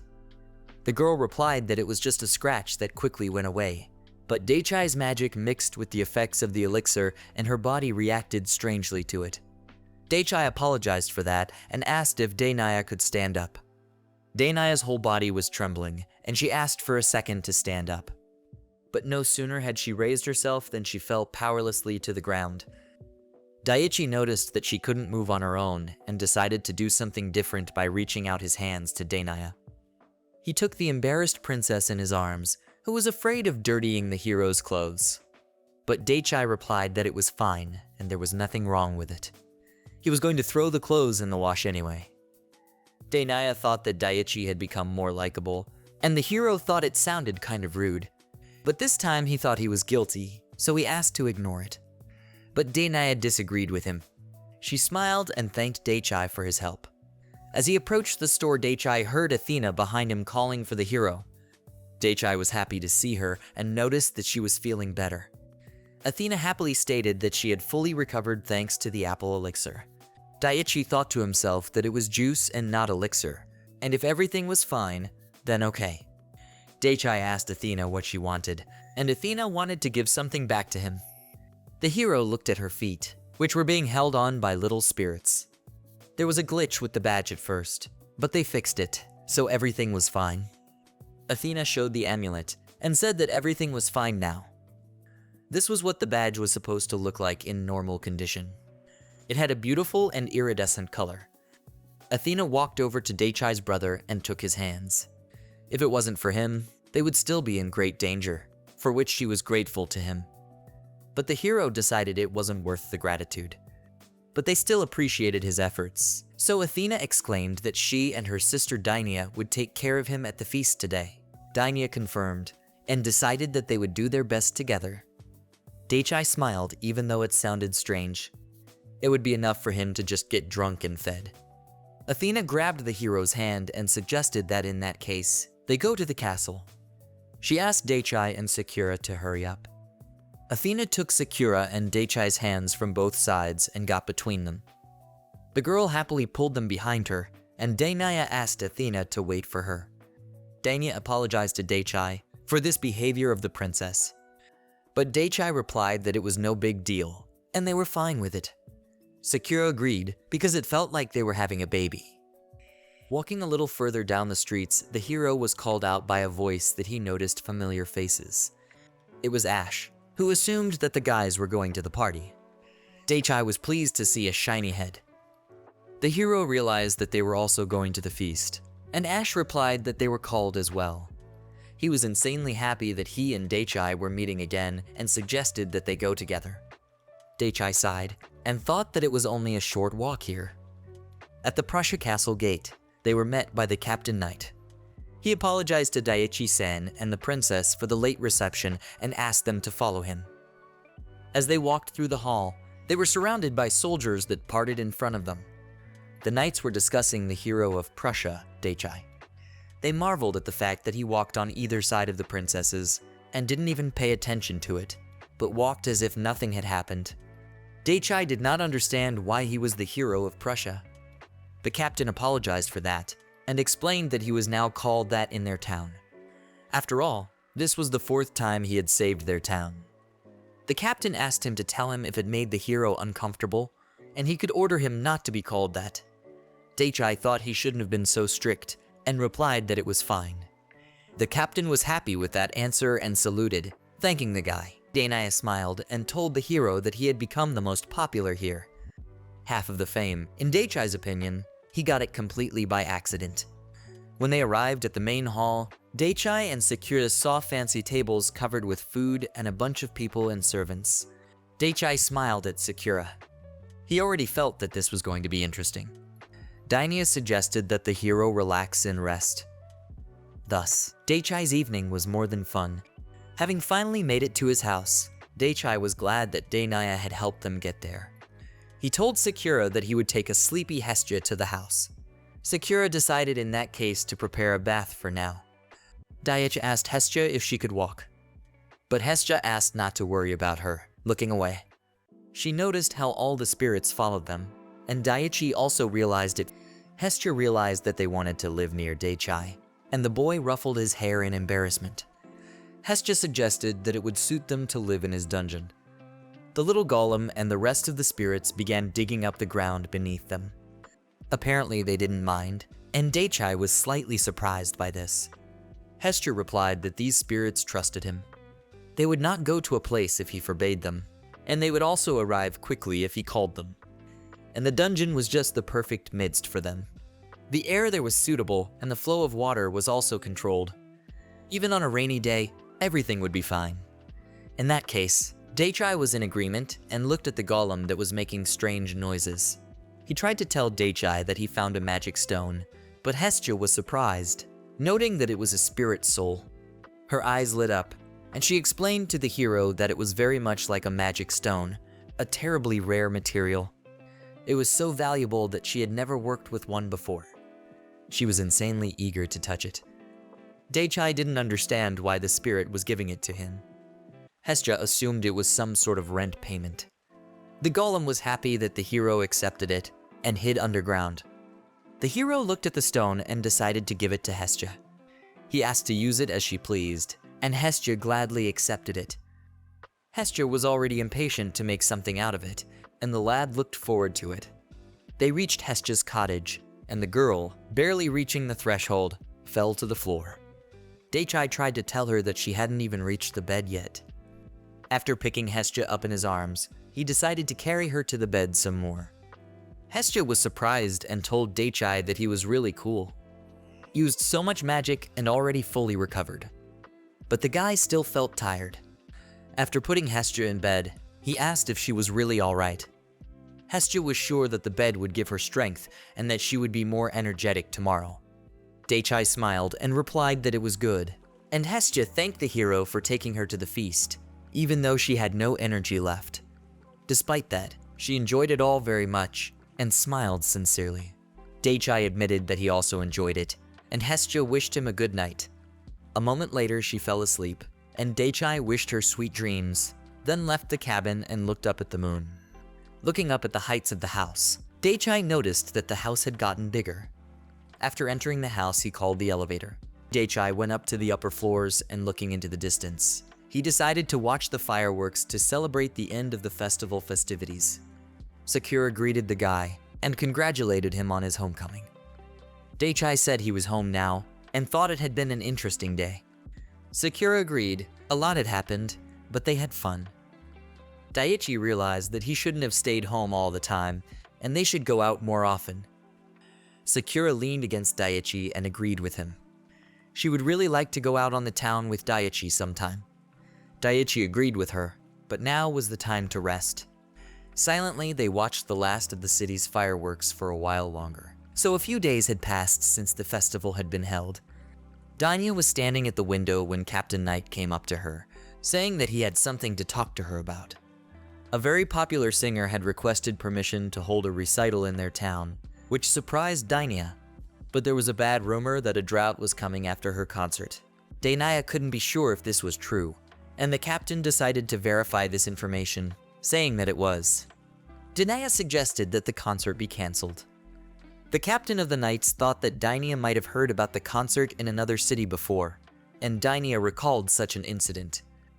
This city refused her to hold the concert, and other cities that had also received the same thing happened. Danya was confused, for in that case they had no way out. And why was she so popular then?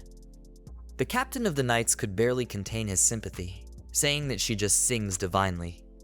Danya wasn't surprised by that. In that case, she asked for the order to be passed on and for her permission to be granted. In the meantime, she asked for an urgent meeting to be opened, and the captain immediately got down to business. If it was a regular concert, Danya could call Daichi. Meanwhile, the hero had just woken up, and Sakura was already waiting for him with a table full of food. Seeing that the host was awake, the girl wished him a good morning. The guy got out of bed and said good morning, noticing that Sakura was well prepared. After all, she was monitoring the state of his body, so she could easily know when he would wake up. Tasting the bread, Daichai noticed that it tasted better than usual. Sakura replied that it was made from a different flower they got from the werewolves. It looked like it was of the highest grade. Daichai decided that they should have thanked them later and given them a larger sum. They were also loaded with money from yesterday's sale, and even Sakura couldn't have guessed that they would make so much money. The hero wanted to use the money as soon as possible, but he was sure that the werewolves would refuse and say that they couldn't accept it. But they were helping them very well, and Daichai would like to encourage them. While he was eating and wondering how he could talk them into it, Sakura took the envelope with the letter and said it was from Dainya. She wanted to stop by and thank them for everything, and told them that they were having a harvest festival. Daichai was surprised that they were having one celebration after another. Sakura smiled and said that they were doing well with it too. The spirits gathered in large numbers and the land became more fertile. The hero noticed it too, with the appearance of the 4 great spirits. Their trees began to grow faster and the fruits also became bigger. For their part, they did not invest more magic, and it was all thanks to the spirits.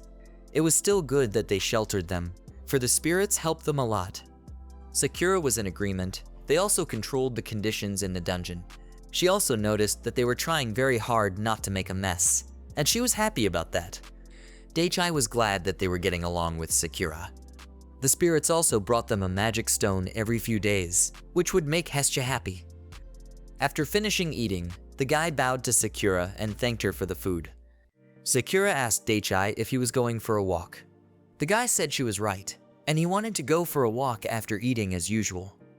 She really knew his whole routine by heart. Sakura smiled, for it was her dear lord's schedule. She walked Daichai to the door and wished him a good walk. The hero waved goodbye to her and went on his way. Dainya looked at the report. As far as the feast was concerned, they were doing well. The captain was also satisfied with it and said that everything was going well. The only problem was the speaker. It was the very popular singer Ruri Ruri, and Dainya had already realized that the captain was well aware of her. The captain's eyes lit up, and he admitted that he was a fan of hers, for which the princess wasn't even surprised. Judging from the information, the prices for her concert were not cheap. If they hold the concert, there will be a drought. Otherwise, there will be a flood. As a fan, the captain was certainly pleased, but as a resident of the city, not so much. After they gave permission, 3 days had already passed, and Dainya asked the captain if the answer had come. The captain immediately replied that they had said yes and began packing. In about 2 weeks, they were to arrive here. Dainya was shocked at his attitude. She ordered to gather more information before her arrival, and the captain accepted the order. Captain Knight also noticed that the princess was surprisingly calm despite the circumstances. But the princess had someone to rely on, and she remembered Daichai, so her spirits were calm. The captain could understand her. After all, thanks to Daichai-san, their business had improved. Now the princess wanted to see what their plan was with the farmers. The results shocked him, because this is many times more than last year. This number breaks all records. What stunned the captain was that it was all from one person. Of course, they wanted to thank the hero for everything and try not to rely on him so much in the future. The captain noticed that he was also good as a knight, practicing a lot and performing well. Dainya thought that she could use some practice too, but she was already a top-class mage. The other people also marveled at the princess's strength, and the captain suggested that they should promote Dainya in rank. Dainya thanked the knight for the praise. However, she was forced to delay the process. She wanted to spend more time developing techniques. The princess didn't want to stand in one place all the time. The captain was interested in something, and he told Dainya that there were some unpleasant changes in a cave. Dainya already realized that the dungeon had started to act. Monsters were coming out of it, and there were already casualties. The problem was the increase in their numbers, so the princess ordered to send people there, promising to join them soon. The captain headed for the exit and said he would give the order. Even though it was good news, there was no getting away from the bad news. Gathering all the sheets in a stack and leveling them, Dainya said that not always in their yard will be a holiday. Daichai looked at one of the stones the spirit had brought and asked Hestia how they would use them. Hestia suggested attaching them to Daichai's walking stick. By combining with his magic, he would become even stronger that way. Daichi decided that they should check it out. when suddenly a dragon appeared above the trees and roared at Hestia and Daichi. The boy raised his staff and ordered the tree to become a barrier, after which the tree immediately grew, blocking the dragon's path. The dragon hit the tree with its head, and the hero asked Hestia if she knew the dragon. It seemed to Hestia that this dragon had a complete lack of intelligence. She did not know it, and said it was not their dragon. In that case, the guy decided not to hold back and used the golem, which hit the dragon with all his might, sending it into a long flight. Daichi smiled and said that they did well. Hestia noticed that Daichi's speed had increased, but the hero didn't even notice it. Also, on top of that, his attack power had increased as well. Daichi, according to Hestia, was developing very fast. Daichi was happy about that and thought that he was really growing a bit. Hestia puffed up her cheeks after noticing that it wasn't a little at all. Daichi looked at the staff in surprise and noticed that a crack had appeared on it. Hestia explained to him that the staff couldn't resist his speed of development. Daichi frowned, for that sounded rather strange. Hestia assured him that it was fine, and she could fix it. Taking the magic stone from the bag, she promised to try her best to produce a quality item for the hero. After a while, Daichi's staff was ready, and Hestia happily handed it to the lad. Daichi was amazed that she had done it so quickly. Hestia was embarrassed, as this was her usual speed. Taking the staff in his hands, the guy noticed that its shape had changed, and also the feeling was completely different. This staff was twice as hard as the last one. It could break a huge rock, which Daichi was shocked by. Otherwise, it wouldn't be able to withstand such strength as a hero. Hestia proudly stated that he could now put up his full strength. Daichi thanked Hestia and decided to test him now. The hero raised his staff, scattering apple seeds, and ordered them to grow and give their fruits. The apples immediately grew into huge trees, which amazed the hero. He was pleasantly surprised. It was now straight into a whole forest. Not only the speed, but also the magic contained in the apple was increased. Jesshai noticed that Daichi was strange, and the guy said that it was kind of rude. Now it was more convenient to use. Hestia smiled. She was happy to hear that. Hestia asked what they would do with the crops now. Daichi noticed that they really did have too much. He thought he should give it all to the werewolves, who would probably be happy about it. While Daichi was thinking, dragons appeared out of nowhere, and there were even more of them. When he looked up, he and Hestia noticed that there were even more dragons, and there were quite a few of them. Hestia was surprised, as this was the first time she had ever seen dragons behave like this. Daichi decided that he would deal with it now. Raising his staff, he raised huge golems that surrounded the dragons on all sides. The hero trusted the golems and said he was leaving everything to them. The golems obeyed Daichi and began to narrow the circle for the dragons. The dragons were stumped and panicked. Getting close to the dragons, the golems simultaneously struck the dragons, which followed the first dragon into flight. The boy decided that was the end of it and looked at his cane, which thankfully wasn't broken. Hestia smiled and noted that he had more stamina. It was good that they were able to eradicate the problem in time. The hero thanked Hestia for her help, and now thanks to her, he could not worry about it. Hestia placed her hands on the staff, which surprised Daichi. The girl smiled sincerely and said that she was very pleased to hear such words. The next day, when the hero was working with the golems, Anne came to him to say good morning to Daichi. Anne greeted the girl, who was apparently worried. She had heard that they had been attacked by dragons and wondered if they had been able to defeat him. Daichi said they were fine and suggested that someone might have gotten hurt. But Anne reassured him that everything was fine. She wondered if they had any problems in the dragons themselves. Daichi replied that it was business as usual, and Anne understood him. Still, she was rather surprised when the dragons flew like that. Daichi suggested that there might be more of them next time. This time he was using a golem to fight, and thought he should have adjusted its attack power. Anne replied that it was fine, and the dragon did almost no damage. Daichi decided that he wouldn't change anything in that case. Anne asked to take the materials from him, and Daichi wondered why she was asking him that. Anne explained that he was the one who defeated him after all. The hero didn't mind, of course, he just chased them away from his territory. By the way, the hero wondered if they had gotten a lot of material off of them. Anne replied that it usually takes time to remove materials with magic, but this time the impact was too strong, so everything shattered on its own. Dake was glad he was able to make her job easier, and Anne bowed to him in gratitude. The girl quickly looked around. She wished she could meet her sister, but she didn't have time for that. Dake asked if she would look for her, but Anne really didn't have time for that, even though she really wished she did. Today was the Dragon King's meeting, and Anne wondered if Dake would go to it, but the guy said no. Anne thought that Dake was the ruler of the Dragon Valley, but the boy said that he was not the ruler. Besides, he had never been there. Anne understood and decided to bring him some food for him later on. Dake agreed, but could not promise that Hestia would be with him. Anne said it was all right, and inhaled a lungful of air. She became distraught again and said it was just enough that she could smell her. Dake was shocked. He was already realizing how unlucky Hestia was.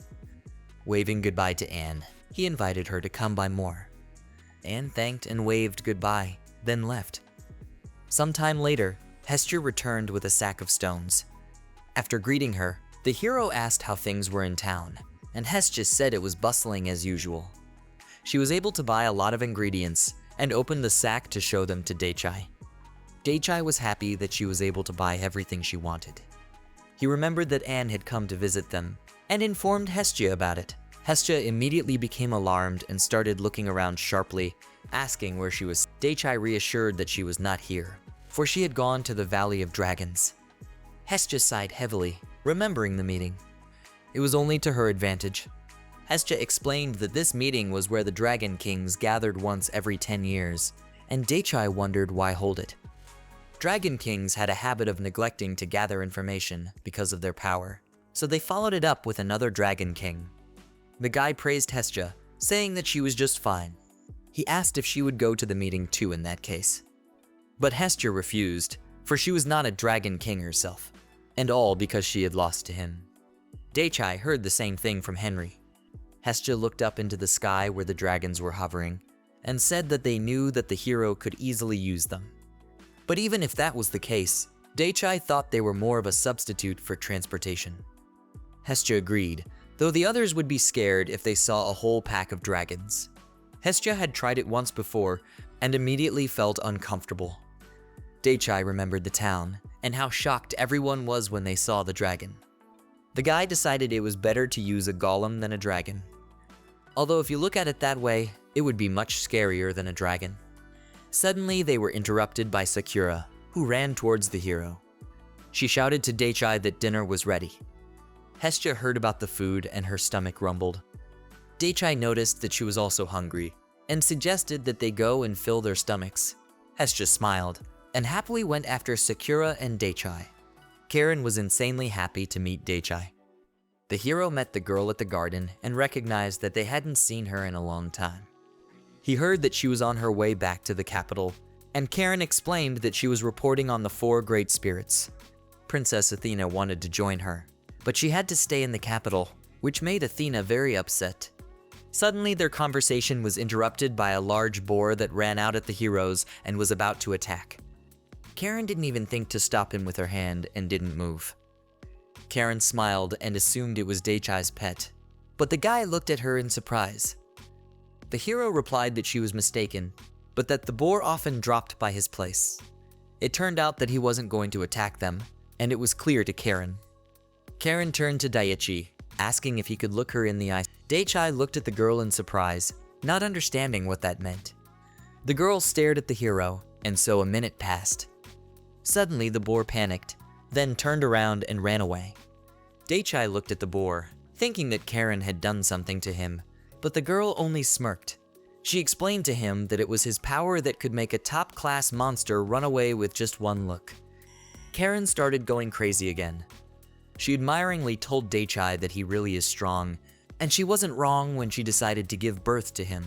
Daichi decided that he would let that pass his ears, but he still had to thank Karen for being able to chase the boar away. The girl disagreed with him. After all, the boar ran away because of Daichi's magic, and she only became its guide. Daichi didn't understand anything about the guide. Karen was surprised, and decided to ask Daichai if he had sent back to her the stream of magic that she had sent with her gaze. But Daichai replied that it wasn't exactly like that, and he just looked into her eyes. The girl was shocked that it happened even without effort. She looked at Daichi the way Anne had looked at Hestia, and exclaimed that he was simply excellent. Daichi didn't understand anything, of course, but was happy that she was pleased. The hero inquired about the purpose of Karen's visit to him. Karen said with loving eyes that she came to see him, of course.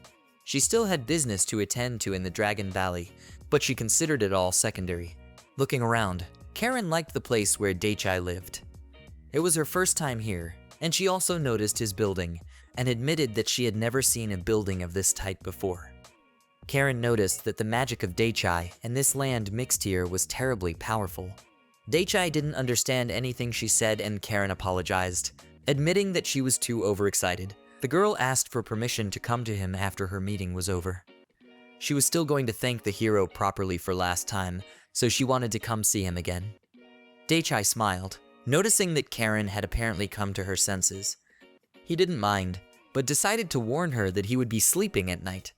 Karen assured him that everything was fine, and the meeting was going to be over quickly. Daichai doubted it would be that quick. Karen looked at Daichai with a fanatical look, and the hero decided to agree with her. He let her come over to his place tonight. Karen thanked Daichai and bowed to him. She decided to turn on top speed to finish faster. Breaking from her seat, Karen rushed towards the Dragon Valley with all her legs. Daichai was worried that nothing would happen in the valley. The hero raised his head to the sky and decided that it wasn't worth it to fill his head with this. After thinking for a bit, he decided to go to the onsen. Soon all the Dragon Kings gathered in the Valley of Dragons.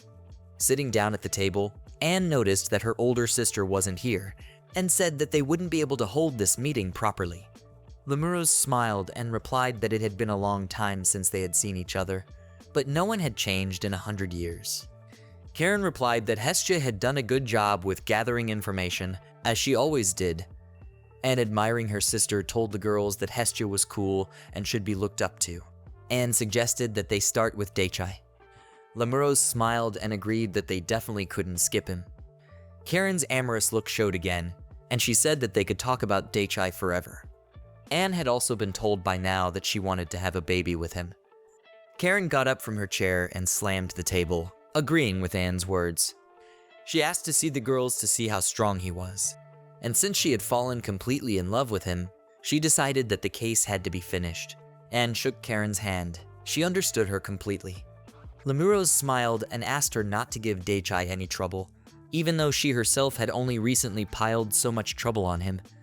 Anne didn't understand why Lemuros could be so calm when they talked about Daichai. Lemuros was sure that she was no match for him, because he had saved her life. But she didn't have similar feelings for him as Karen did. Anne was delighted that their sister was so sensible, and decided that she was worth learning from. She remembered something. Near where Daichai lives, various monsters and dragons have begun to spread. Also, a dungeon was even created there, and a strange flow of magic was felt. Lemuros confirmed this, and admitted that she had also seen a dragon that had lost consciousness. She assumed it was because of the dungeon, and Anne said that it was probably true. Anne asked for Lemuros and Karen's opinions, deciding that she should have informed Daichai. Lemuros thought it was fine, and it would be for his own safety. When the three dragon queens came to a consensus, they decided that their meeting was over, and gathered all to visit Daichi.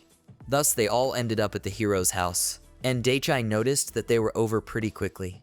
Karen got mad, and said they had some things to tell him, especially about her feelings. She decided to mention her feelings several times. Daichai then invited them inside, saying that he was just dealing with the apples. After serving tea, he invited them to eat as well and help themselves to the cake. Karen was the first to thank him, and sitting down at the table, she couldn't believe that she could eat a meal that was soaked in Daichai's atmosphere, and next to him. She thought it was a blessing. Daichai looked at Anne, reminding her that she had said something about the dungeon. Anne had already captured her sister Hestia that was sitting under her huge boo-boos. She told the hero that there was a hole in the city connected to the dungeon. Anne could assume that an aggregation of magical stones was taking place. Daichai wondered if there was a boss in such a dungeon, since someone had recently rioted in the garden. He remembered the huge goat they had defeated once. Tired and gloomy Hestia replied that they usually don't exist because the dungeon boss was a magic stone that had been accumulating magic power for many years and had mutated. If that was the case, it was a good thing. Hestia replied to Daichai that it was possible in his case. Anne seemed to go mad, and squeezing Hestia tighter by her small breasts said that it was violence. Hestia broke out of the last of her strength and ran behind Daichai's back, running around the table. Hestia decided that this was an exception, still talking about the dungeon, especially since a strange flow of magic was felt. In that case, Daichai decided to go down to the dungeon and check it out. He turned to Hestia and offered to go there tomorrow, and Hestia gladly agreed to help him. Karen and Anne also wanted to go to the dungeon and asked to go with them. They wanted to be near Daichai.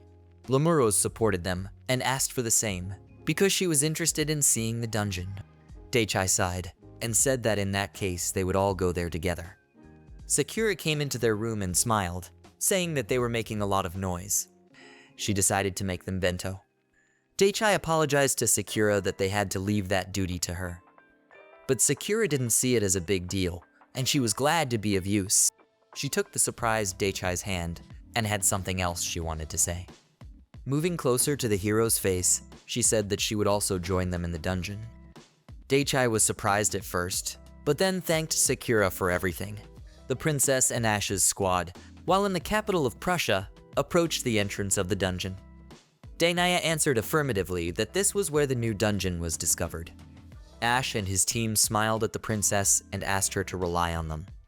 Dainaya shook Ash's hand and thanked them for taking on this task, saying that they were a pleasure to work with.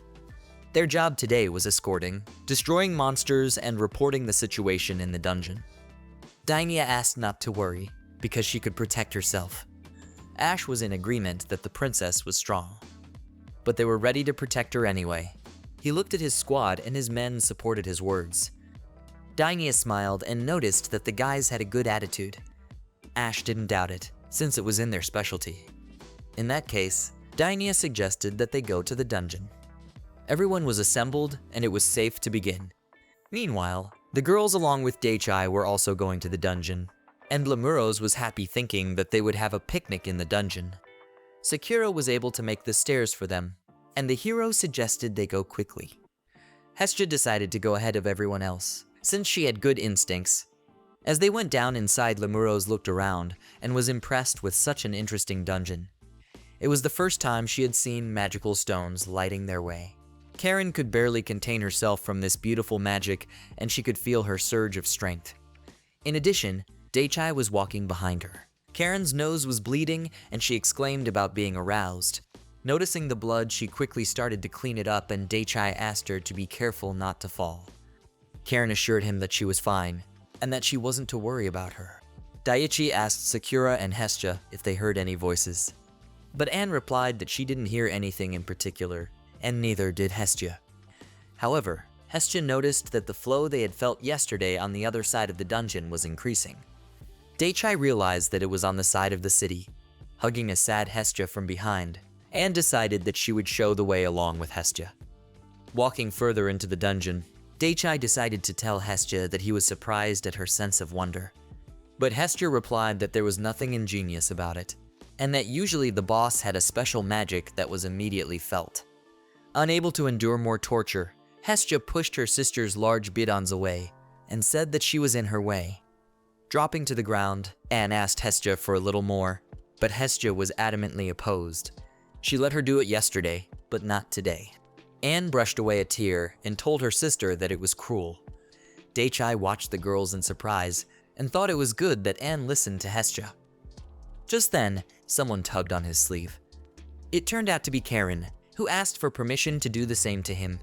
Daichai was glad she decided to ask, but he was adamantly against it, which made Karen very upset. Karen stepped behind the hero and said she would keep her distance in that case. Daichai was a little surprised that Karen also obeyed. Hestia stopped and pointed her finger forward. Ahead of the heroes, the dungeon master goat appeared, glaring angrily at his enemies. Turning to the golem, the hero ordered it to act, whereupon the golem rushed to attack. The golem used the drill in his hand and wounded the monster at full speed. The goat disappeared and a dark stone fell from its body, which fell to the ground. Anne was shocked that it all happened in one hit and told dake that his golem had gotten even stronger. Dake leaned over to the golem and stroked it, praising it for its work. He said that the monster was weak, but the golem did well. Dake turned to Hestia and asked if that was it. Hestia replied that it wasn't, and that there were several more of these monsters. Dake didn't want to believe it. He was too lazy to fight them. In that case, Hestia looked at Lemurose, Karen, and Anne, and asked if they could deal with the monsters together. Anne said yes, since they had volunteered to help, they would definitely deal with them. Dake remarked that it was very convenient that all Dragon Kings had well-developed senses. Hestia smiled and replied that they would do their best for not having to rely on Daichi all the time. Dake thanked them for their help and asked them to tell him when they were hungry. The girls were overjoyed and put their hands up in agreement with the hero. Meanwhile, Dainia and Ash's squad were also massacring the monsters in the dungeon. The princess was using a fire spear. When the enemies were defeated, the girl said that if you met them once every 5 minutes, you could get exhaustion. Ash told the princess that this was what a newly built dungeon represented. There were also times when you had to deal with monsters for several hours at a time. Dainia walked forward while thinking about how uncomfortable it was. Suddenly, a rabbit-like beast pounced behind her, but the princess spotted it and turned around and used her fire spear. Ash looked at the ground, where there was not a single gap left by the rabbit, and said that the princess's immense strength was something. Dainia replied that a monster of that type was easy for her to defeat, but she was still hindered by exhaustion. Dainia replied to Ash that he was right, and that she wasn't used to fighting in such places. Ash replied that there was nothing wrong with that, and that she would learn everything yet. There was no relaxing here. Dainia looked sadly at her staff and thought that there was no dungeon in this world that was kind to people. These magical stones had some kind of special effect on them. The princess looked up. She was glad that Ash's group went with her, but Ash asked them not to thank them, for they were very grateful to her themselves. So Ash shouted to his men and asked them to push on. The squad was in a good fighting spirit and shouted that they would defeat everyone in their way. Dainia looked at the rampaging squad that ran after Ash with a smile, but the squad leader ordered them to stop. Right in front of them stood the monsters, and by all appearances, Ash assumed it was the dungeon boss. With the big goat were little devils that swarmed to attack. Ash yelled to the guys about protecting the princess. Smiling, Dainia thought she'd leave it to them, but asked Ash's squad to let her go ahead. Ash was alarmed and called out to the princess. The princess looked at her enemy without a shadow of fear and pointed her wand at him. She would have been scared before, but not at it now. Dainia remembered dake and thought it was all thanks to him. She was determined that she would show everything she could do. With those thoughts, she used her power and applied the fire skill. The attack smashed the small devils and flew straight at their boss. The fire reached the goat and hit it right in the stomach, whereupon the monster screamed. When the enemy was defeated, he disappeared, leaving behind a dark stone that fell to the ground. The princess looked at the wand and said she could do it. It had grown. Ash and his team congratulated the princess on her victory and exclaimed that Dainia had done well. Dainia thanked them for their support, but that wasn't all, and they needed to move on. After walking a few steps forward, there was an explosion right in front of the princess, and something broke through the wall right in front of her. The girl covered herself with her hand from the explosion. After the dust cleared, the heroes saw in front of them a huge monster that was many times bigger than the previous one. Ash shouted to the group to get them ready for battle. Dainia ordered the leader to stay alert, and Ash shouted that he understood her. Ash looked at the princess and asked if she was able to hit him one more time. Dainia replied that she had enough for 2 or 3 more times, but she had a feeling that even the first hit wouldn't work on him. They would have to put more effort into dealing with him. But the princess was confident that this was not an enemy that could not be defeated. She suggested that they should give their best, and then they could be victorious. Ash, Dainia, and their squad rushed into battle as they suddenly saw a tree branch in the air. The branch coiled around the huge monster, tying it up tightly. After the monster fell to the ground, a voice was heard from the dust cloud that it was the fifth monster. Walking out to meet Dainaya and the bald head, the hero was happy to see them. Dainaya was surprised to find Daichai in the P-dungeon. Dainaya looked at the hero in surprise and shouted his name. Meanwhile, Sakura approached the hero and told him that the Dragon Kings had apparently finished gathering as well. The girl could sense them approaching. In that case, the guy decided that before they arrived, they should finish off the last monster. But then Daichai decided that it was better to do everything according to Hestia's advice. He tied the monster even tighter, then swung it like a whip and slammed it to the ground with all his might. The monster disappeared, after which he left his stone behind. Daichai walked over to the stone and explained that Hestia had told him that the stone was less likely to be damaged that way. Smiling, Sakura thought about how Hestia probably wouldn't have expected the hero to take her advice. He was excellent as always. Dainaya turned to Daichi, assuming he had come here from home. Daichai agreed. He was thinking about the fact that he would have to be quicker to take down the bosses. Dainaya and Ash's squad bowed to the hero and thanked him for his help. Daichai asked them to keep their heads up, as he didn't remember saving them. But that's the way it was, so they would like to thank him. Daichai wouldn't want them to think that, but there was nothing they could do about it anymore. From behind, Karen came through a hole in the wall and shouted that she was back. Daichai greeted her, and the girls spotted Dainaya. The golem brought up the stones on a saucer, and Karen was surprised that there were as many as 5 of them, since she could only defeat one. Her nose was bleeding again, and she replied that the hero was amazing. Lemuros also only had 1 monster, so she asked Karen not to worry about it. Anne said she had 0 at all, and Hestia silently just held the rock in her hands. Hestia gloomily looked at the stones and said she had 2 stones, but she was exhausted from Anne's constant prying. Daichai looked pityingly at Hestia as she struggled to put the stones on the saucer and asked her to rest. Hestia smiled and asked her to ignore it. At this point, they finished their work and Daichai thought they could relax. Hestia thought it would have taken them longer if Daichai hadn't dealt with 5 monsters at once. Anne was also amazed at Daichai's speed. The hero was glad that they finished so quickly. He thought about having lunch here, but it was kind of dark. Hestia suggested him to enhance the light of the magic stones with his magic. He just had to command them, and the boy was surprised that it was so simple. Hestia explained to the hero that the stones tended to change their characteristics, so she suggested him to try to do as she said.